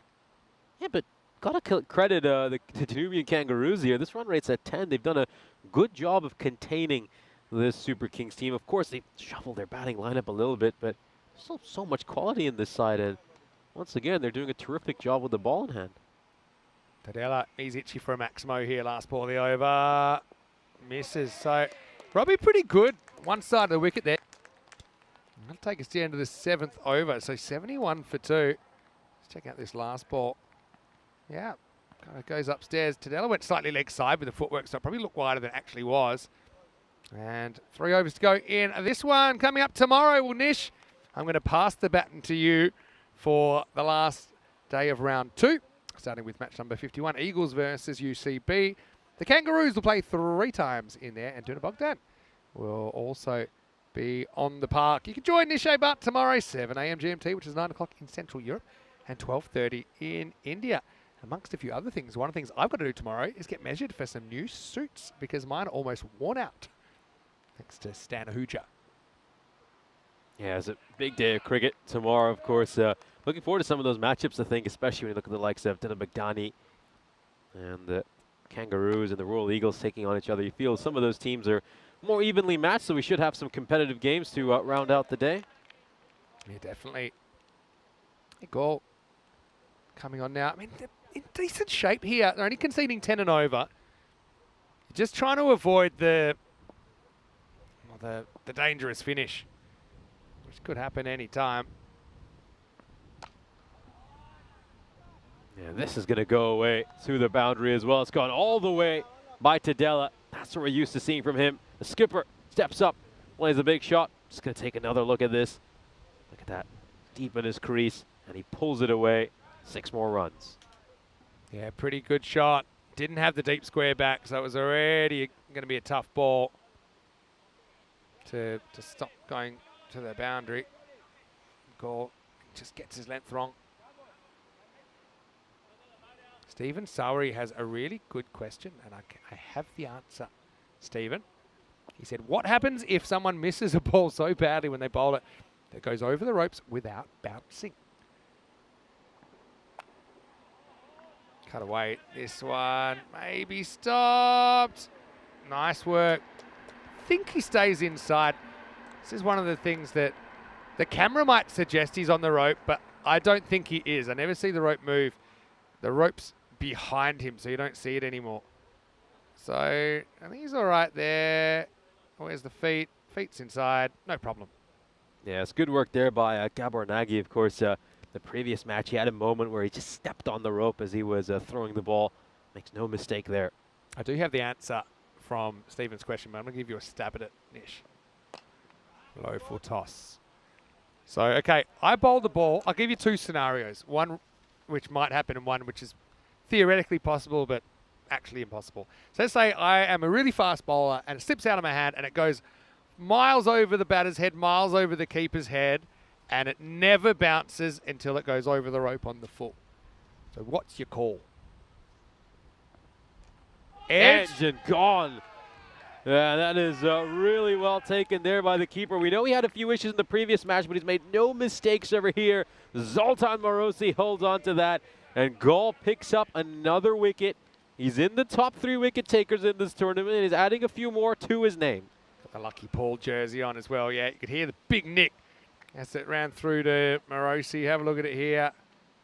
Just made sure of it. And yeah, Gall breaks through. He's been so handy in this competition. So, oh well, didn't mind that from Wright. Given a chance up the order. And he responds with his highest score on ECN. But he'll have to go now. 81 for 3. All right, do you want to have a stab at it? By the way, most people I know get this wrong. So if you get it wrong, it's not a problem. Yeah, so I have been thinking quite a bit about it. I mean, some of the things, obviously, there's the one suggestion over there by Stephen that it could be 7 wides. That sounds extremely unlikely to me. I'm sort of torn between a no ball or a dead ball. I'll give you part of the answer, right? It's not a dead ball because you bowled it forwards. Yep. Let's say it's a no ball because it's gone over everyone. So I'll give you that part of the answer. That's only part of the answer. No ball. I've bowled a no ball that's so high it's gone over the batter's head. And it's gone over the rope on the full. Let's see, maybe Arthur knows the answer. Just wait for him to take this catch and then I'll come back. Oh, good stop by Marosi. Lucky he's tall. End of the 8th. The score's 82 for 3. He's bounced into the ground, but still a good stop. Do you want to have a crack at that one? Because Arthur's pretty quick. If you bowled a ball that went over everyone and went over the rope, what do you think it would be? No ball plus what? He thinks no ball plus 6. 6 buys, let's say. How about you? Yeah, I was sort of thinking along those lines Going as with well. So I'm going to be a party pooper and tell you that it's a no ball plus 4 buys, even if you bowl it over the rope on the full, because 6s have to be hit. So I'll give you another scenario. If you duck a bouncer, let's say bounce off your helmet, goes all the way over the rope, it's 4 leg buys, it's not 6. But I've never seen it happen. So it would be no ball plus 4 buys. I'll give you another scenario. Let's say that you were so far, I don't know how this is possible, but say you're bowling to a guy who is 3 meters tall and it wasn't above his waist. And if you're like a little person. By the way, that's not quite over the ropes on the full, but it's the same sort of thing. Ainsworth gets it wrong. This will be a no ball plus 4 off the bat. Yeah, so let's say for some it wasn't a no ball for height, but like you shot the ball out of a gun or something and it went just below the waist and then over the ropes on the full. Technically, that would just be 4 buys. But I don't think, without the help of like maybe splitting an atom, that's going to be physically possible with gravity the way it is. But there you go. So what did we learn out of that? Maybe not a lot, but 6 runs only is applicable to balls that are hit. No, that's certainly an interesting bit of trivia. Great question there by Stephen as well. Once again, just diving into your wealth of knowledge to find out that. I certainly wouldn't have guessed it. I mean, how many people have you asked that question to so far who managed to guess it? This shows you how long I've been doing this, as this is going to go up in the air all the way back to the line, but it's out of the ground. Maximal for Tadella, who has had a very good series. This shows how long I've been doing this, but I think I might have answered that specific question 3 or 4 times. But hey, that's in 3,600 games, so once every 1,000 games or so. I'm happy to answer it again. And actually, Alex, who's pushing the buttons, is completely correct. It's unjust on the keeper. I agree. Okay, this is up in the air, and Yang's got a chase on his hands. He won't get there. Tadella, bit of a streaky one, but gets 4 more. So this gets me on to Vinny's rant of the day. A few years ago, they changed it so that any runs that were scored off a no ball, if they're not hit, they go down as buys or leg buys. But before that, they were always scored as no balls. A bit like you have 5 wides, you used to have 5 no balls. But they had this meeting. I don't think they invited the wicket keepers to this meeting. They said, oh, that's a bit harsh on the bowler. And they said, now we'll just count them as buys or leg buys if it's off a no ball. And what's the result? You get balls. We see it happen all the time. Balls landing off the pitch, miles away from the keeper, that end up going down as 4 buys. And where were the keepers on this meeting? I know we're busy, but it's crazy. And when I think of all the laws that should be changed, how that got to the top of the pile, I'll never know. So now you bowl a terrible minimum. It's no ball plus 4 buys. Only 1 goes against the bowler's figures. Yeah, no, it is rather ridiculous. I mean, we often see that happen here on the network. I mean, a no ball landing off the pitch on the leg side and gets credited as 4 buys, and it's nowhere near the keeper.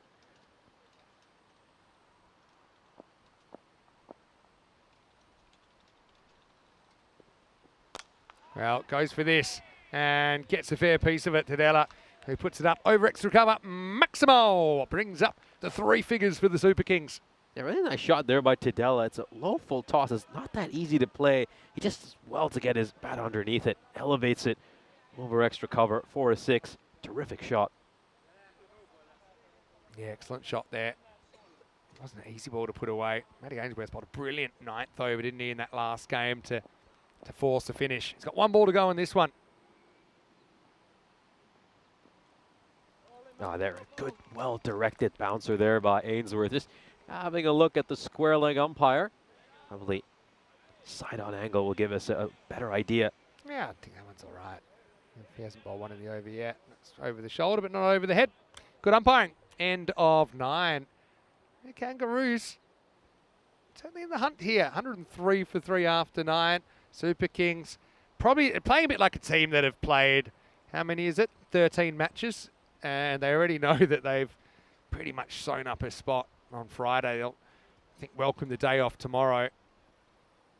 It's Kangaroos, they're still pretty fresh, I think, after not playing since Saturday morning. Did see them play a heartbreaking loss in match 49. Here's Torok, bit of a 10th over specialist, isn't he? Getting ready.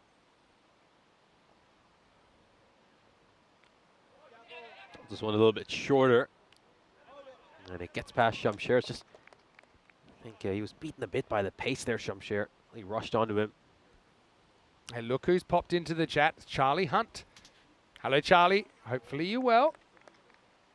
And he's got a random question for you, Nish. I think we talked about this before, but we can answer it now. Charlie's here. He wants to know, have you ever been to Bulgaria before? Just wait for Torok here. It's a bit of a half tracker, but beats the bat. He gets away with quite a few half-trackers, Tark. Now it'll be my first visit to Bulgaria. We're looking forward to commentating alongside you, Charlie. Well, that's okay. I think when it passed the line, it was okay. that looks fine. fine. Yeah, that's fine. Yeah, all good. Oh, 1 for the over. All right. Suddenly he's bowling bounces today. Starts shoulder to shoulder with James, the umpire. Does Gabor. This one's in the slot, but he hasn't quite been able to get much distance on it. It's all height, and Edwards, well, we've had a perfect vantage point of him fielding. He's been right in front of us at long off, and he holds on to this catch. Really well held on to. Wasn't a simple one. I mean, it was skied up in the air. The sun would have been in his eyes, but he's done a good job. And the 4th wicket falls for the Super Kings. That's the length that Gubbo's got to bowl. I know he's dabbled with the short ball, which might be a bit of a surprise tactic, but yeah, Tadella, he's had a big workload. He'll have to walk off. But his team do have 100 plus on the board. They'll have to play well to defend it. 104 now on the board for 4, and there's 3 balls to go. Yeah, so you haven't been to Bulgaria before, and not just first time you go to Bulgaria, first time you'll get to commentate with Charlie. Yeah, absolutely. Really looking forward to that. I mean, I've heard quite a bit of Charlie, and it's going to be a great experience to get to work alongside him.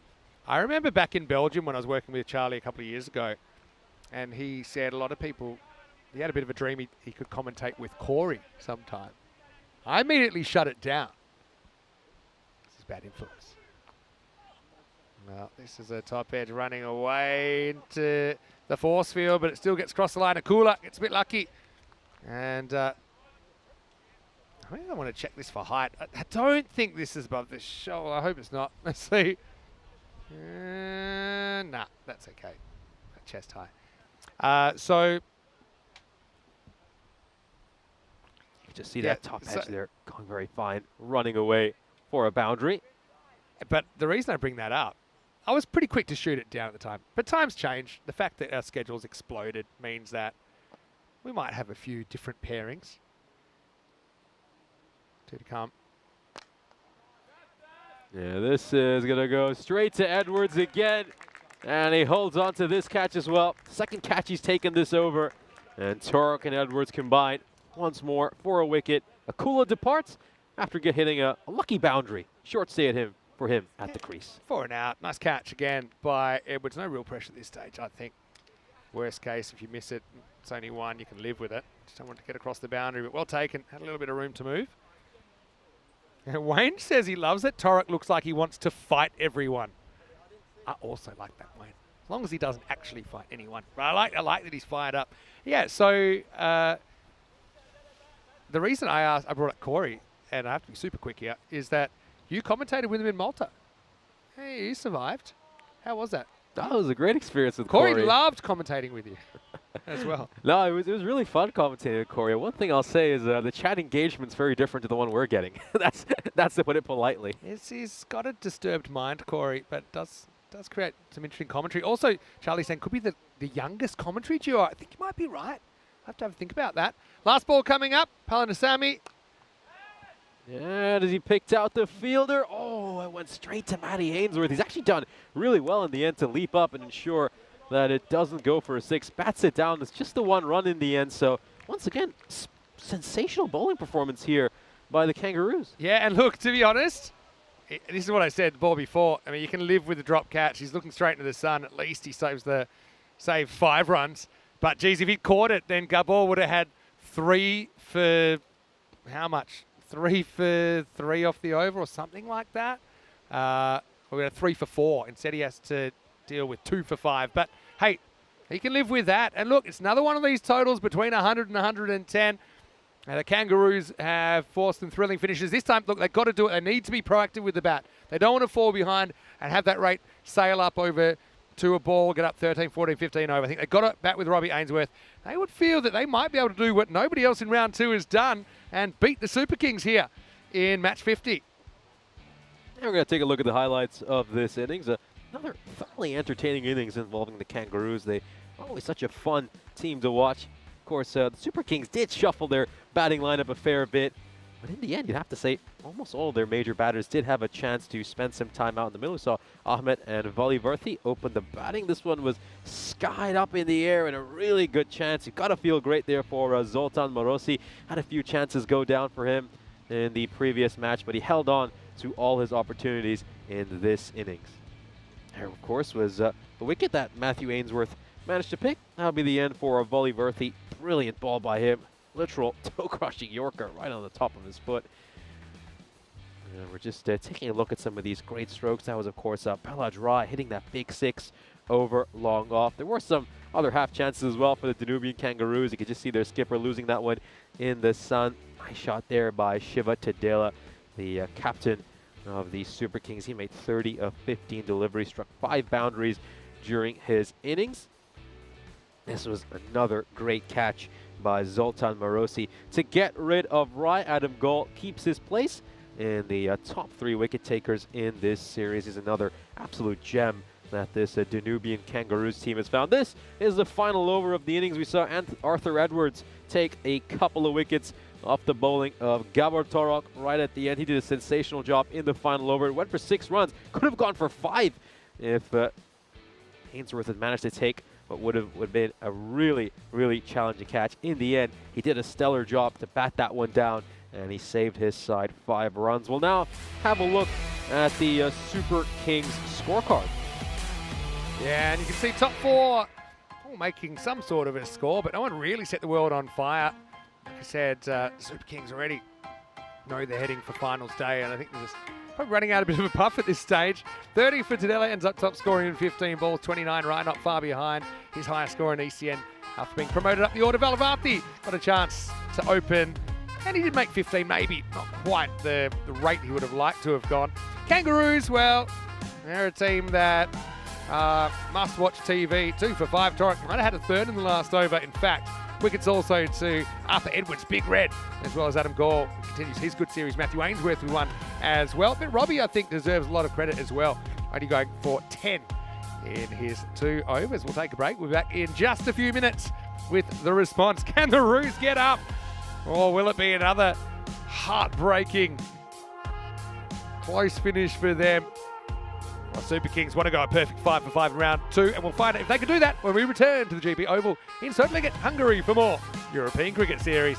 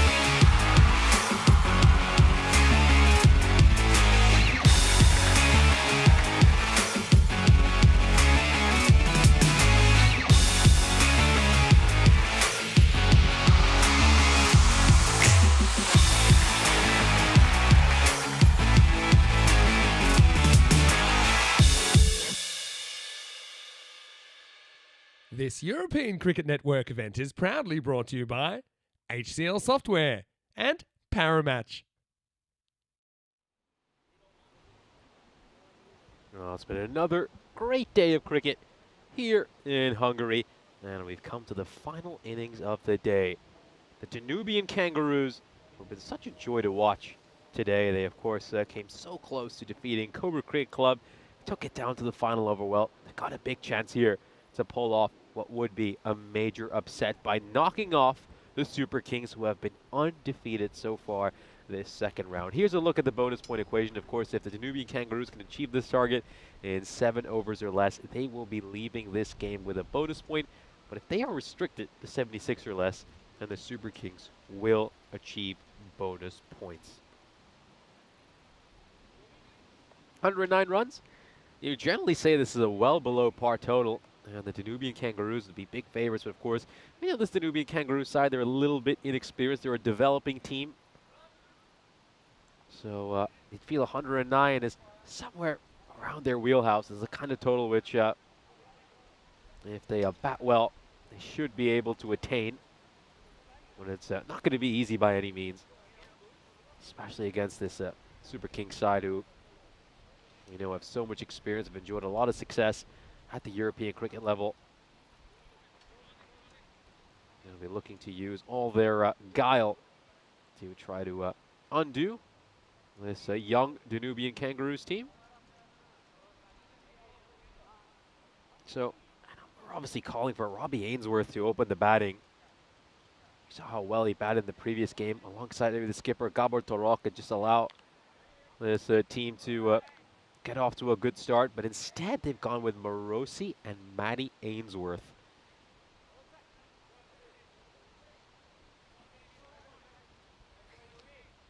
Yeah, of course, you assume the captain is trying to play around a little bit with the team, just give a few different players an opportunity. Of course, the innings will start off with a single.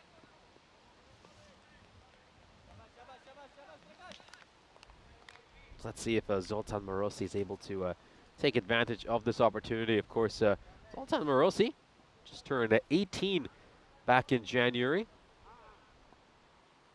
So he enters adulthood, and he gets his first good run in the European Cricket Series.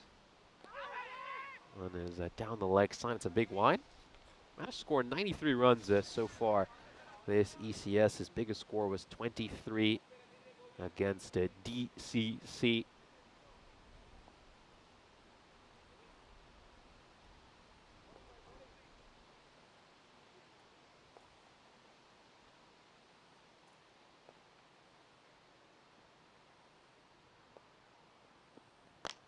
Oh, nicely played. There's a fielder out in the deep to cut that one off, so he'll get a single.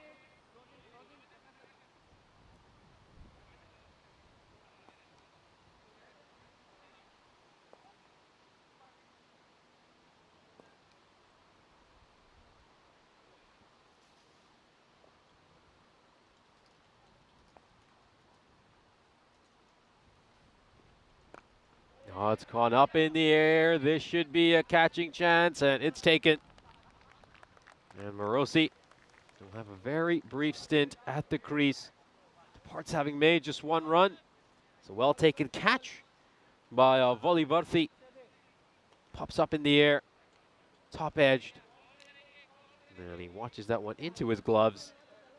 And a good start here for the Super Kings. They pick up an early wicket. Now then, so Robbie Ainsworth doesn't open the batting, but he does come in very early. Comes in to face the fourth ball of this innings. Batted superbly in the previous match. Lovely half-century. I have to say, he was one of the best half-centuries I have seen over these first couple of days here in Hungary. It was just joy to watch the way he played. He's just technically so proper. I love the fact that he hits everything with a straight bat through the line. He's not just a slogger, he's a technical player.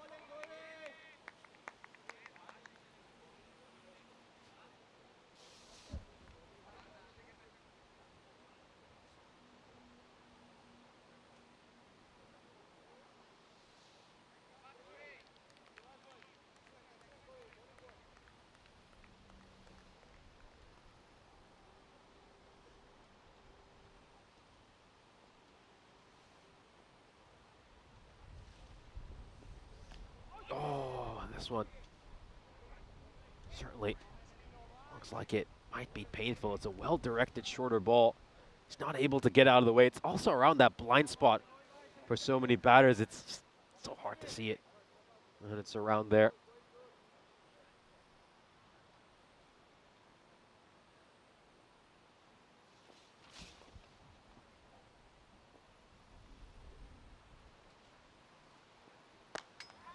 Straight down the ground, goes towards long off. That's going to be a single.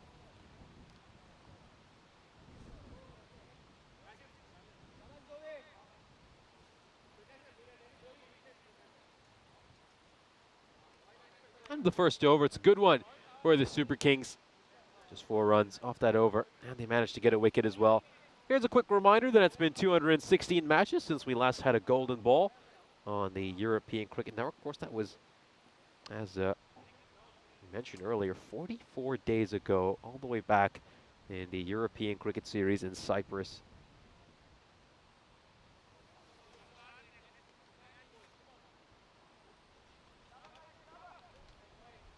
Let's see, Kashif Shamsher, leading wicket taker of this European Cricket Series, coming into bowl the second over. Cleaned him up. He's got him. That's a huge wicket. Robbie Ainsworth, who has been superb throughout this series, is going to have to depart having made just 1 run. That is a terrific ball by a man who has been absolutely spectacular throughout this series. He's just been included in the Hungarian national team as well for this weekend's ECIs. And he's got the all-important wicket of Ainsworth. Huge blow, hammer blow for the Danubian Kangaroos. Let's have a look at this. Yeah, great length. Just hits the top of the stumps. You see that? It just clips the bail between middle and leg. Yeah, this is superb bowling. It's got the length absolutely spot on. And I think sometimes you just have to credit the bowler for giving you an absolute seed.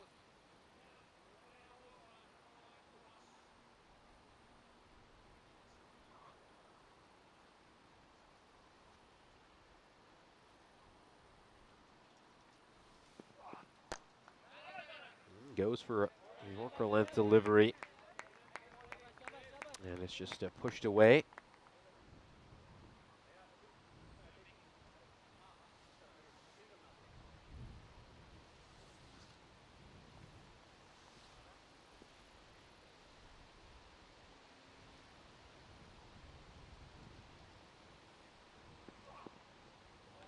That's that one go through. Rare leaf. Don't see that too often in T10 cricket.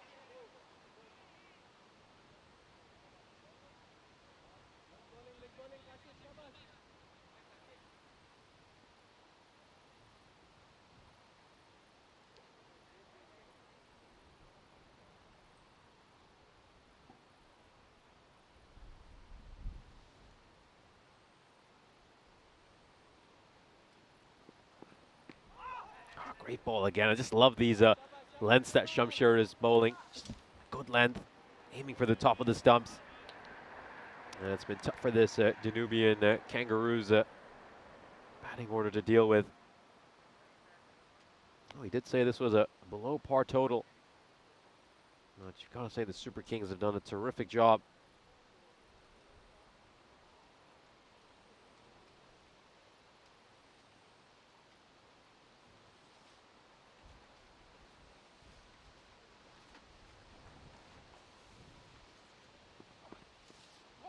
Oh, great slower ball there. Nice change-up by Shamsher.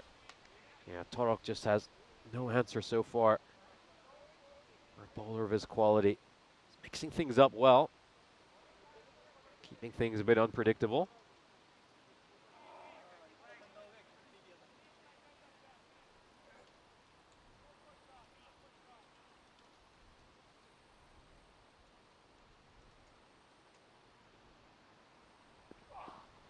Oh, great ball. Cleans him up.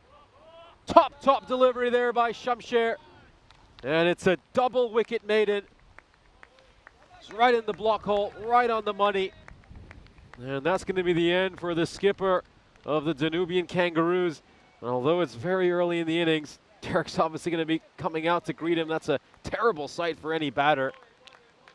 Yeah, just going back to the point, just at the end of the second over, but you feel like this is going to be a very tough mountain for these Kangaroos to climb. How are they going to come back from this? They lost both of their key batters in Torok and Robbie Ainsworth. They're 4 for 3 at the end of the second. Have a look at the standings here for round 2. As we can see, the Super Kings have been undefeated so far this group stage. This is, of course, the last match they will be playing in round 2. Both the Cobra Creek Club and Budapest Super Kings will have tomorrow off. And then we'll see the sides ranked between 3 to 6 playing. Yeah, it's a nice ball again. Heck of a length delivery.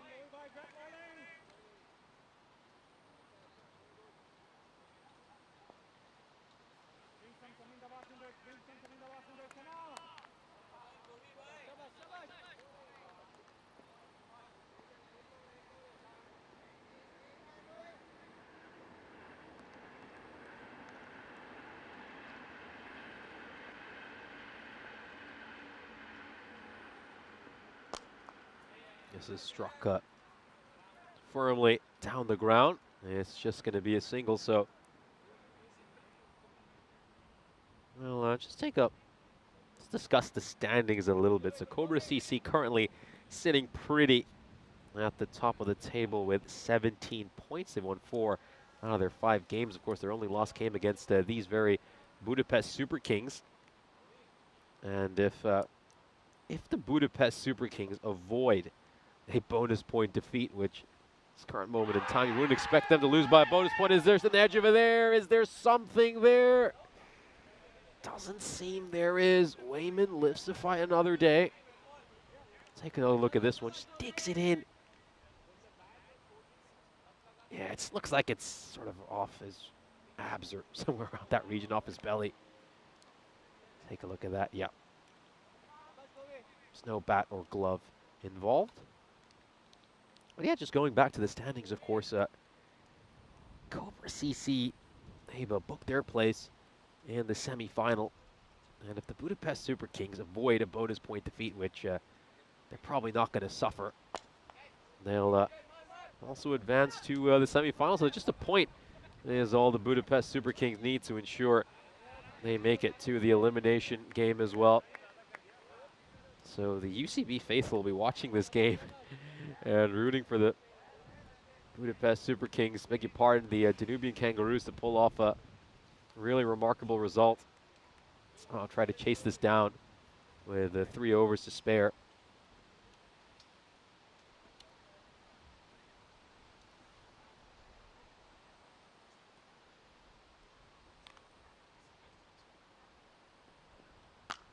Goes big and goes all the way. Huge 6 there for Ainsworth.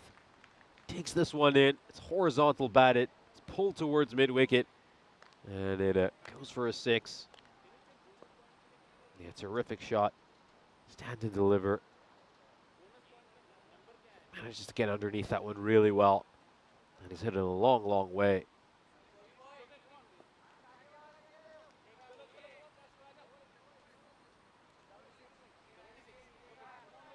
.65 needed of 43 for a point. But the Danubian Kangaroos, I think they'll still be at least hoping they can get close to the target itself, at least hope to get into triple digits. It's going to be tough, though, especially with all the wickets they've lost. They're 12 for 3 at the end of the power play, a sensational power play for the Super Kings.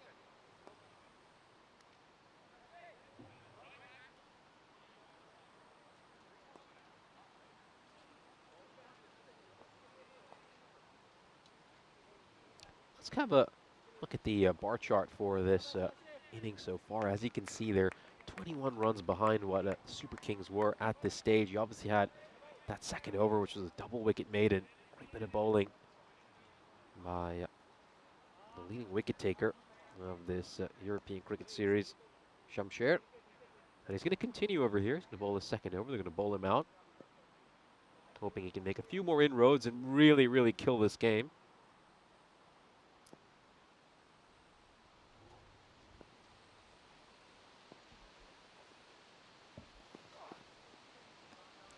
the leg side. Is called a wide. It's the first run he's given up.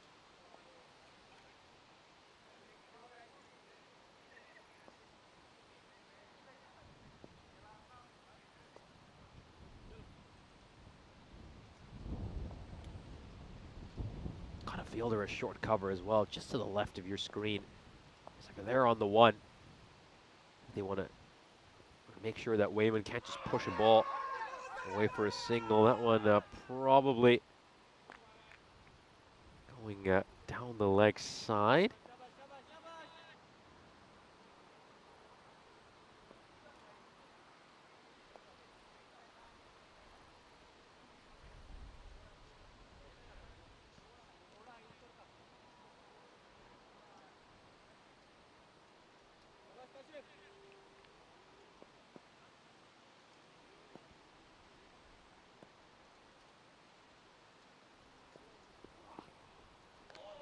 A width on offer there, just keeps that one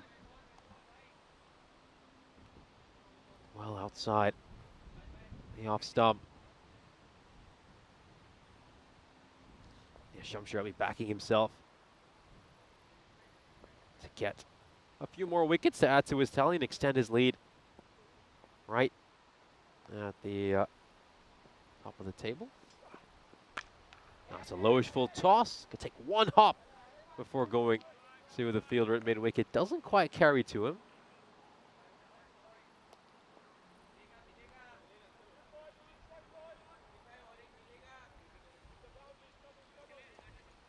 Well, okay, this is a very interesting observation here by Wayne.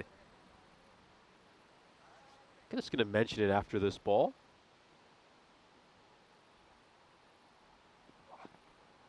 Oh, beautiful delivery. Absolute peach there by Shamshir. Perfect line and length.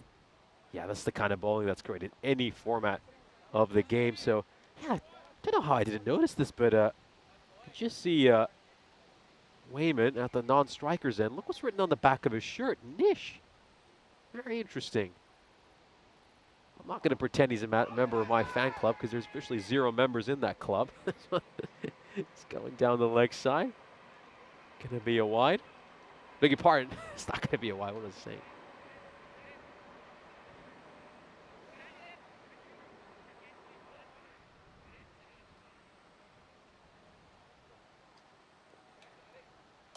Couple more balls to come in this 4th over. Shamshir's just been incredible, hasn't he? I think you got to say the Danubian Kangaroos, they've just had no answer to his quality. Put in a couple of slips in place as well. It's almost like we've changed formats here. Gone from T10 cricket. Test cricket might want to change the jerseys as well and switch to white. Got one more ball to come in this 4th over. Actually, it's the end of the 4th over, mind you. Danubian Kangaroos are 15 for 3. Of course, a good opportunity to welcome back Mr. Maximo, Vinny Sundu, into the commentary box. Yeah, well, the more things change, the more they stay the same, unfortunately, for the Kangaroos. Another rough start for them with the bat. And even to grab a point suddenly doesn't look so easy. But, yeah, I can actually tell you the Nish story. Well, Nish Lianagi, who's player we have actually seen playing for the Blinders before. He's part of this squad, and he actually played 1 or 2 games. Nish the Dish, we call him, because he's, just say, he's quite a specimen. And that looks like Wayman's got his shirt today. But I do like it, and Wayne's got a point. Maybe they can win you over, the Kangaroos. They don't have to try too hard to win fans over. I think everyone can relate. So sometimes the results don't go your way, but you still got to give it your all. Here's Hudiger, who took a 3 for earlier today. Gets his first one past Matty Ainsworth. Got to say, I'm really surprised that they stuck with Matty at the top of the order. He kind of laboured through the 10 overs.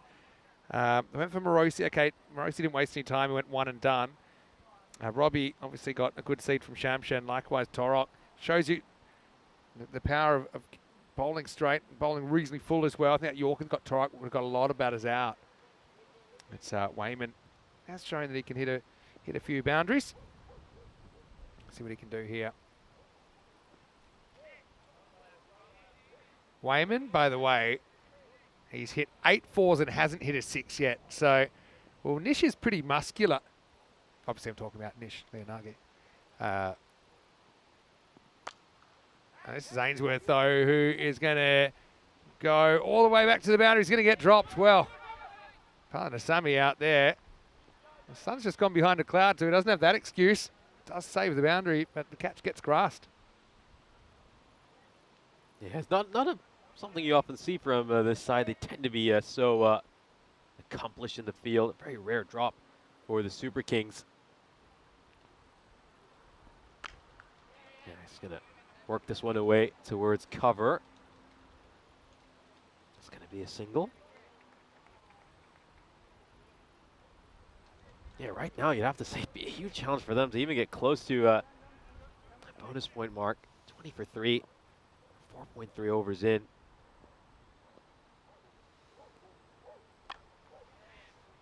Takes a lot of pace off that ball, Hudegard. Wayman has to wait an age for the ball to get to him.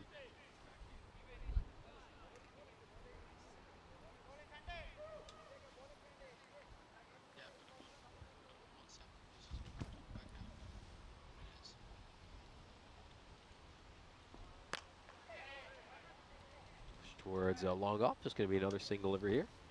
Ainsworth just keeping the scoreboard ticking.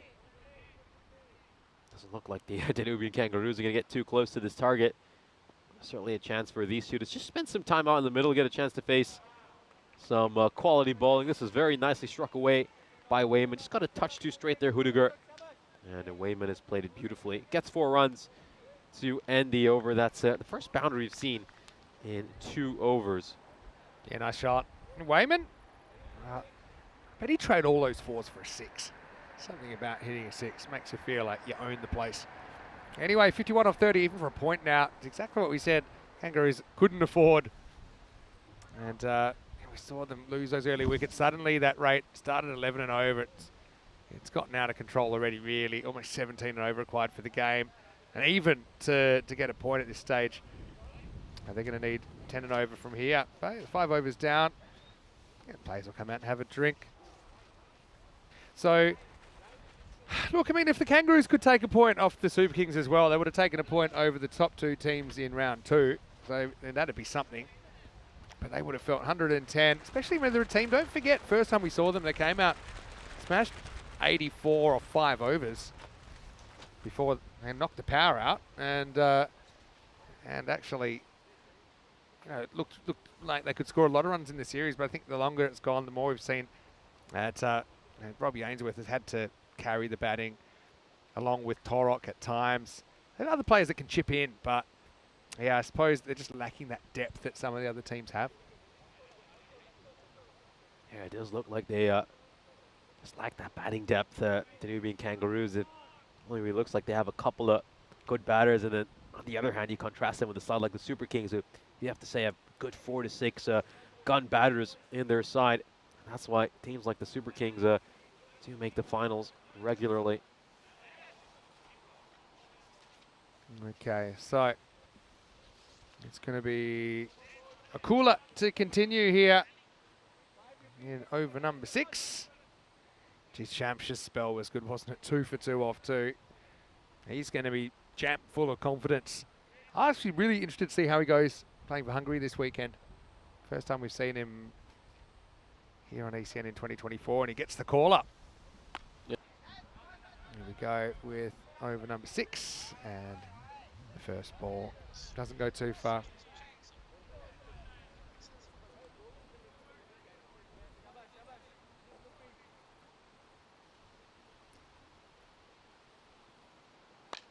Goes for the shot.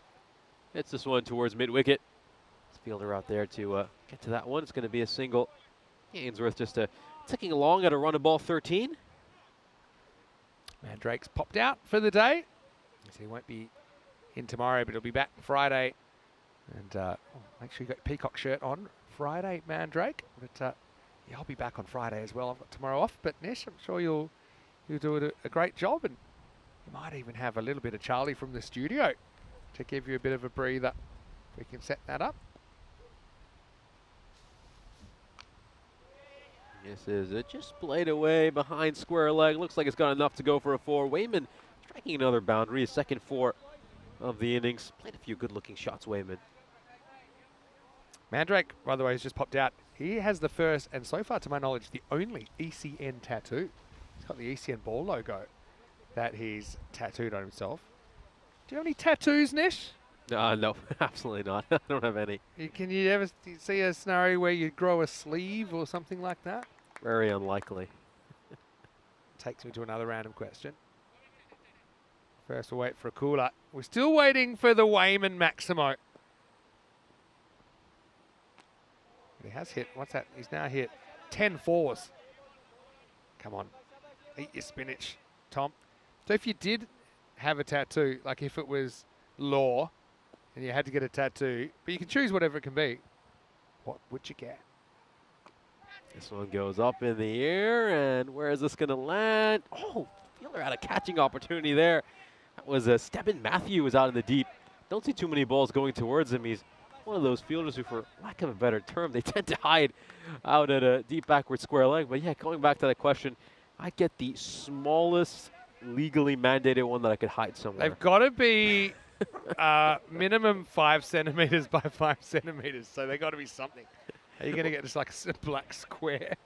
Probably just hide it somewhere.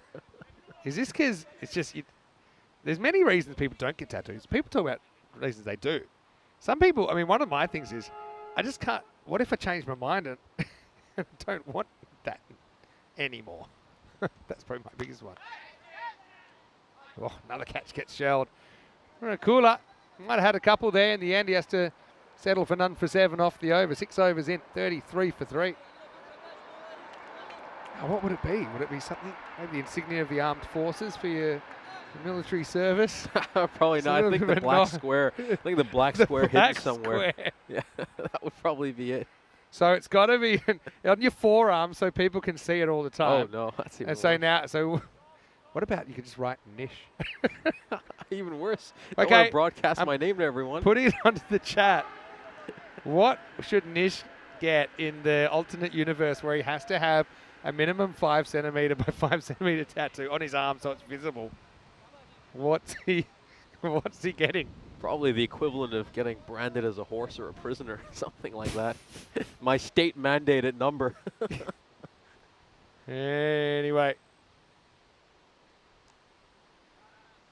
This one is tucked away behind fine leg. I just had an idea. I could have some sort of QR code that I can scan everywhere to not have to take out my card to pay for things. Yeah, I was actually going to think of that because I've heard of people they've taken chips and implanted them in their skin so they can, these NFC chips, so they can kind of tap onto the bus or whatever. But a lot of places it's illegal to do that. I mean, is that the way that the world's heading? No, I wouldn't want to do that. Just if I was forced to have a tattoo, that's probably what I'd go for. This is struck firmly down towards long on.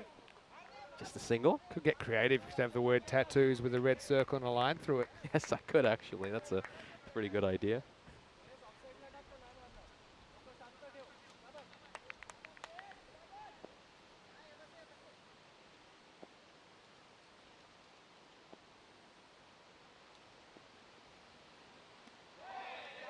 Just about catches a line there. Looks fine to me. The batter's looking for the call, but yeah, umpire's got that one right. Catches the outside of the line.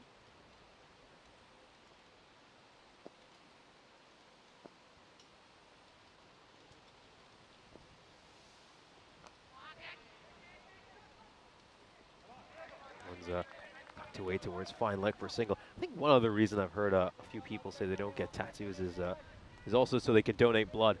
That's one of the reasons as well. That's actually a good reason. Yeah, I'd just be scared and I'd be like, I don't like that anymore. Yeah, credit to people if it's for them, that's sensational. And I'm very proud that we have somebody in the world that has an ECN tattoo. So Mandrake, hope you have it for a long time, but I'm still worried, like what if we change our logo or something? But I suppose he's encapsulating a moment in time where obviously it's very important to him, and he said it's become a significant positive thing in his life, which I think is really great to hear. Right, Wayman, now's your time. Going, gone. He's done it. Oh, raise the bat. Tom finally gets one over the ropes. Maximo time Yeah, well, even in what seems like a hopeless cause, you can always change the narrative. He slaps that one, and it's the Nish shirt that's given him that extra power as it slams into the side screen. End of the over, 46 for 3. Yeah, what a hit for him. His first ever ECN 6. A great shot. Straight down the ground as well. Hits the bottom of the sight screen. Here's a look at the fixtures we have coming up tomorrow. Of course, it's our second last day of this European Cricket Series. The day preceding finals day itself. We'll start off with the Royal Eagles against UCB. Of course, at UCB, I think you pretty much rule them out of this series. They will probably be eliminated after today because it doesn't look like they're going to suffer a bonus point defeat here. The Super Kings, they made it to the 7-over mark.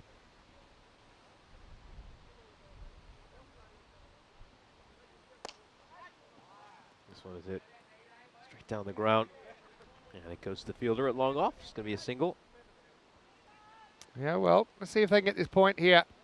Game's out of play, but yeah, like I said, if they could take a point off the Cobras and then the Super Kings, it's something tangible they can take away from the day. This is pushed away towards cover. Yeah, so I'll reverse the question. What would you do if you had the same choice? Good question. I'd probably things that have been enduring my life. I'd probably get quite maybe like a piano which has like little cricket bat shaped keys or something like that. Something kind of unique. This is going to be gone. A little bit of a nick there. Ainsworth. Maddie's going to have to go. Rye breaks through with another slinger. And the Kangaroos lose another one, 48 for 4. Yeah, a little thin edge. Goes through to the keeper. And it's well taken. 4th wicket falls here. Nice little innings by Ainsworth. He's a proper cricketer. I think eventually, as he develops as a player, he'll start to add some of those bigger strokes to his game as well. Just player reminds me of a little bit is Jawad Shah in Cyprus. I think I remember him a few years ago. He used to go at about a run and ball, but then I saw him in this year's ECS, and all of a sudden he added some really big strokes to his game and was starting to go at higher strike rates. So I think he's got a bright future ahead of him. Ainsworth certainly looks to me like a player who's got good technique, and with time he'll get better at the shortest format of the game as well, and develop some of those big boundary hitting strokes. Yeah, you're probably right there, Nish. Edwards comes out to have a hit. To a ball required, there or thereabouts, to steal this point. Yeah, it's a piano with cricket bats. That certainly sounds very interesting. Yeah, it's like unique, isn't it? Yeah. I think that, well, even a single point here for the Super Kings, and we kind of know that, that they're going to do that now that they've made it to the 8th over. It's going to basically decide the top 2.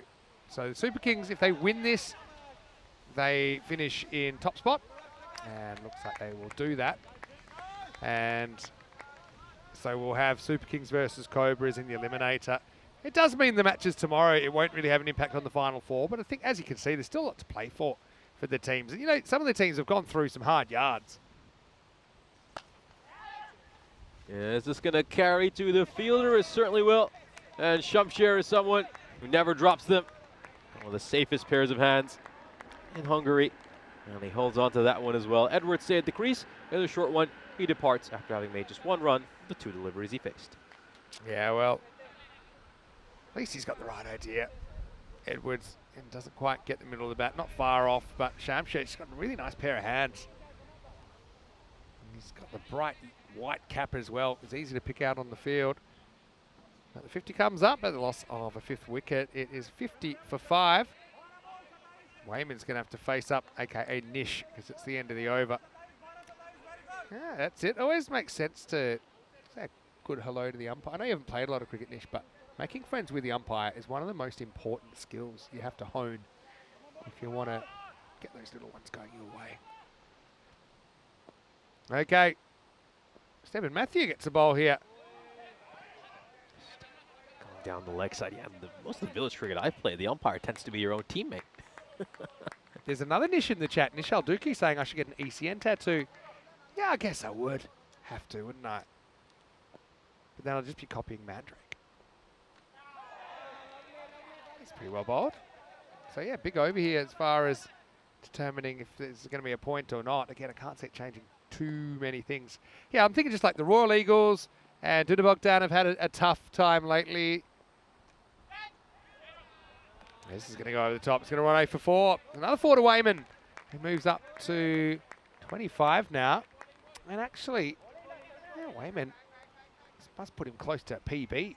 Yeah, 23 was his previous high score. That was also against the Super Kings. So, yeah, I just think even though, okay, the teams tomorrow, they're not going to be able to make the finals, but they can finish on a high. And I think you've got 3 teams in particular that have found it really tough going lately. So at least it probably gives them hope that they can get some wins. Yeah, and even UCB, who I think are probably the standout of the 4 teams you'll see tomorrow, they've had some heartbreaking moments. 1-run loss. Last time we saw them yesterday. So yeah, I think hopefully we see some close matches tomorrow. This is played nicely towards mid-wicket, but well, it's just skidded off the surface. And there's not too much he can do about that. Prakasha Kula is out in the deep. He just watches that one rush away. And they're could have maybe put his body on the line and tried to do better, but just a bit unlucky in all honesty. It really shot onto him quickly there, Akula. Looked like he wanted to be anywhere else. Anyway, Wayman, he's going to get another 4 runs. This is just played away towards square leg, and will they come back for a second run? No, they'll stick to a single. Wayman will keep the strike heading into the final over. The Nubian Kings, 59 for 5. So last over of the day coming up. 18 off 6 required for a point. Not a bad over by Stephen Matthew. Just going for 9. I suppose technically you called a misfield that went through Akula in there as well. They've thrown the ball around, haven't they? Super Kings, you can understand that. They'll get a day off and they will go in basically ranked 3 on finals day. So it'll be the Super Kings taking on the Cobras in the eliminator. Okay, well, it's quite a special moment because Hudiger, believe it or not, he's leaving Hungary. So this will be his last over in Hungary. It's last over of this game, so he won't be here on finals day. To pick up a 3 for earlier. Let's see if he can put out a big finish. First one, though, is a pretty good shot from Wayman. That's cut away, and it will make it across the rope. It's assisted across the rope in the end by Sawan. So Wayman, well, gets 4 runs there, makes it 14 off 5 and keeps the BP alive. Yeah. I even like... Okay, in this, it's not going to affect the standings now, of who makes finals, who doesn't. But even the fact that there's that target there, it feels like some sort of a victory for the Kangaroos if they can get there. Yeah, absolutely. I mean, Wayman plays that beautifully. Just rocked back deep in his crease, played that nice and late, got it behind points. This one's a great shot. I mean, he had to wait a long time to hit his first 6, hit one earlier in his innings, and this one is right out of the screws. Brilliant shot towards cow corner. Wayman. He's found another gear. He's gone full beast mode here. It goes maximal. Hudiger. Well, I hate sad goodbyes. He's gone 4 and 6, and yeah, the point is very much alive. 8 off 4 now. Wayman to 40. Potential half century on the cards here. Whoosh, fixed him. 8 off 3 now. They fired that one in there, Hudiger. That was a quicker delivery. Kangaroos are just heartbreak written all over them, though. They'll probably get 7 off this 3. The way things are going in their tournament anyway. Let's see if Wayman's got a couple more boundaries in him. Oh, that really should have been it. Got to go 2. Got to go 2. Where are you going? Oh, well. They still would have... Anyway, there was a lot that went wrong with that ball, but it's late in the day. It'll be a 1-leg bye. 7 off 2 means you have to score off this ball. Otherwise, you're relying on it. Extras. I miss it. Yeah, all right. Well, we talked a lot about Wayman and his 6-hitting ability or lack thereof, which he's been able to shake off. He's got 2 maximos in the innings, and the Kangaroos need a 6 to take a point. Look at the Kangaroos team. They're relishing every point. Here we go. Last ball. Can they get a 6 off this delivery? And he's gonna maybe get a 4 over here. He will. So once again, they're gonna miss out on the single point. I mean, you said this is a team with heartbreak written all over them, and it's not too often that you see a bowler celebrating after getting hit for a 4. But it's been a real joy to watch Hudiger bowl over these couple of days. I've been here in Hungary. Of course, you've had a chance to see him a lot more than me. Certainly an exciting player. I love his run-up, the way he starts off his bowling stance, and you can tell he's a loved player in this Super King side. He's certainly someone we're going to miss. It's a shame he's not going to be here for finals day, but it's been a pleasure to watch him. Big congratulations, of course. Wish him the best of luck in whatever next chapter of his life he's going to move on to. Yeah, well, I couldn't agree more. And I'd say you couldn't script it, but you probably could. I mean, the Kangaroos missing out by a couple of runs once again on something. But, you know, they've played with their heart today. And look, they've got a big day tomorrow. I think every team tomorrow feels like every game's winnable, realistically winnable. So I know, okay, it means it is what it is. It's a day of play that won't have an impact on the finals day, but it is an opportunity to win some games and to win some ECS games. So yeah, looking forward to seeing hopefully a few contests. And I've got a feeling we might have that golden ball streak broken tomorrow. Speaking of tomorrow, we can probably bring up the fixtures for day 11. So yeah, you've got the Eagles, UCB, Kangaroos and Duna Bogdan. And they've all had a rough couple of days, let's be honest, in this round 2. But what they can do is they can finish with a couple of good performances. Every game is up for grabs tomorrow. 7 a.m. GMT, which is 9 o'clock in Central Europe, and 12:30 in India. I'll be off, but I will be back for Finals Friday. Nish will take you through the action. Maybe a little bit of Charlie as well from the studio to give Nish a bit of a breather. Let's go and look at the highlights then. Kangaroos, well, need to sort out their power plays because they're continuing to lose wickets and not really score any runs. And that combination's about as bad as it gets. That looked like a bail breaker, actually. It blasted through Robbie. That was a big moment in the game. But things were looking pretty bleak, weren't they? The first 3 wickets falling for just 4 runs. And Shamsha once again coming to the party with a couple of bold dismissals. I won't say it was perfect from the Super Kings either in the field. But, yeah, well, in the end. Oh, by the way, I don't know if we got this. Last ball, Wayman actually stepped on his stump, so he won't even be 4 in the end. But we'll show you that, hopefully, as part of this highlights package. But Kangas, like I said, they'll come back tomorrow. Super Kings will get the day off before Finals Friday.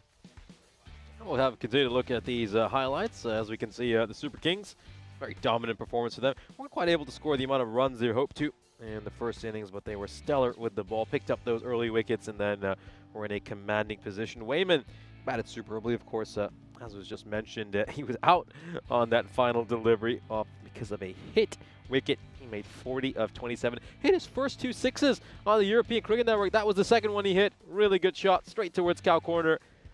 And this, of course, is the ball we are mentioning right at the end of the game. As you can see, he hit it away for 4, but he ended up stepping on his stumps. You can see there's no bails there at the striker's end.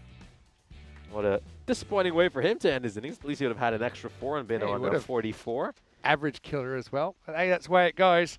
Oh, Kangaroos, they're having a bit of a huddle in the middle right now that I can see. And yeah, I still think there's a lot of positives to take out of that day's play. Super Kings, though, have been a real story of this European cricket series. And despite having a moderate score on the board, they were able to do a bit of a number on the Kangaroos. Have a look at that, 40 for Wayman before he stepped on his stumps last ball. Matthew Ainsworth with 21, but no one else got more than 1. And yeah, that's just one of those unfortunate things. They couldn't get off to a good start. The rate crept up, and in the end, really the game was out of play at the point. Probably was until the very end. They couldn't quite do it. 2 for 4 for Wright. Not too bad, but earlier it was Shamcha with 2 for 2, including a maiden in there. Wickets also to Palandasamy, the left armour, and Hudiger signed himself off with figures of 1 for 22. Well, I want to say a big thank you to everyone out there. Once again, it's been great to have your company. And we'll bring you in for that one more time today. Once again, thanks to all the players. Obviously, the top 2 have stood out today. They already had a bit of an advantage heading into this round 2. But with those wins today, in fact, all the games today were won by either the Super Kings or the Cobras. Super Kings got the win over Cobras. That's why they will take the top seeding into Finals Friday. But what I will say is tomorrow, I'm looking forward to seeing some games that I think all of them are very unpredictable. And I think just as a day itself, it's going to provide a lot of entertainment and a chance for these teams that have had a tough few days to finish on a high. Yeah, absolutely. I think we can expect some very competitive matches tomorrow. A lot of these teams are very evenly matched. They'll be desperate to get some wins before they round out this series. Should be some good viewing. Yeah, I think so. Well, I want to remind everyone out there, if you haven't already, like this video and subscribe to the channel. Tell your family, tell your friends about the European Cricket Network. We're growing all the time. Don't forget also our social media at European Cricket and also our website, europeancricket.com. It's the home of European Cricket. You can even check out some of the fixtures coming up. And I was asking Corey about his Spanish squad last night. He's taking to Croatia. Some pretty interesting selections there. So that might even be on the website already. Unish, fantastic job once again. Really enjoyed having you in the box. And we had a few random conversations to finish the day, which I always enjoy. I might go out to the middle and see if I can bowl the ball over the boundary. Maybe before we go home. I think it's possible. Anyway, from everyone here at the European Cricket Network and the European Cricket family, I'll be off tomorrow. I'll be back on Finals Friday. Nish will take you through day 11. But here's some of the best bits of day 10. Thanks to our crew at Spring Media. And we'll see you tomorrow for more European Cricket Series. For now, it's hasta pronto.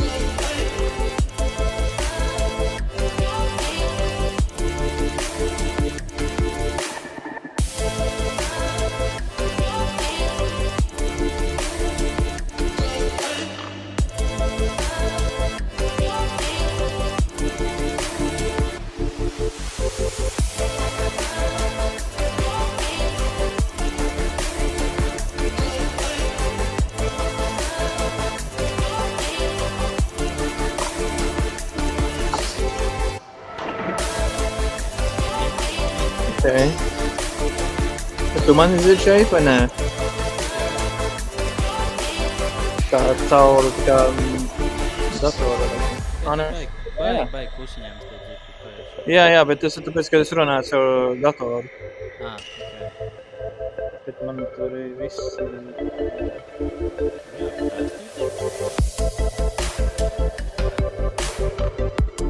Tā kā tās lūps.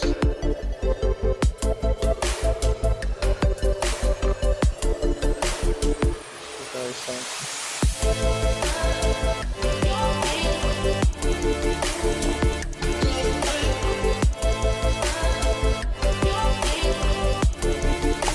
Ok, paldies, pagaidām.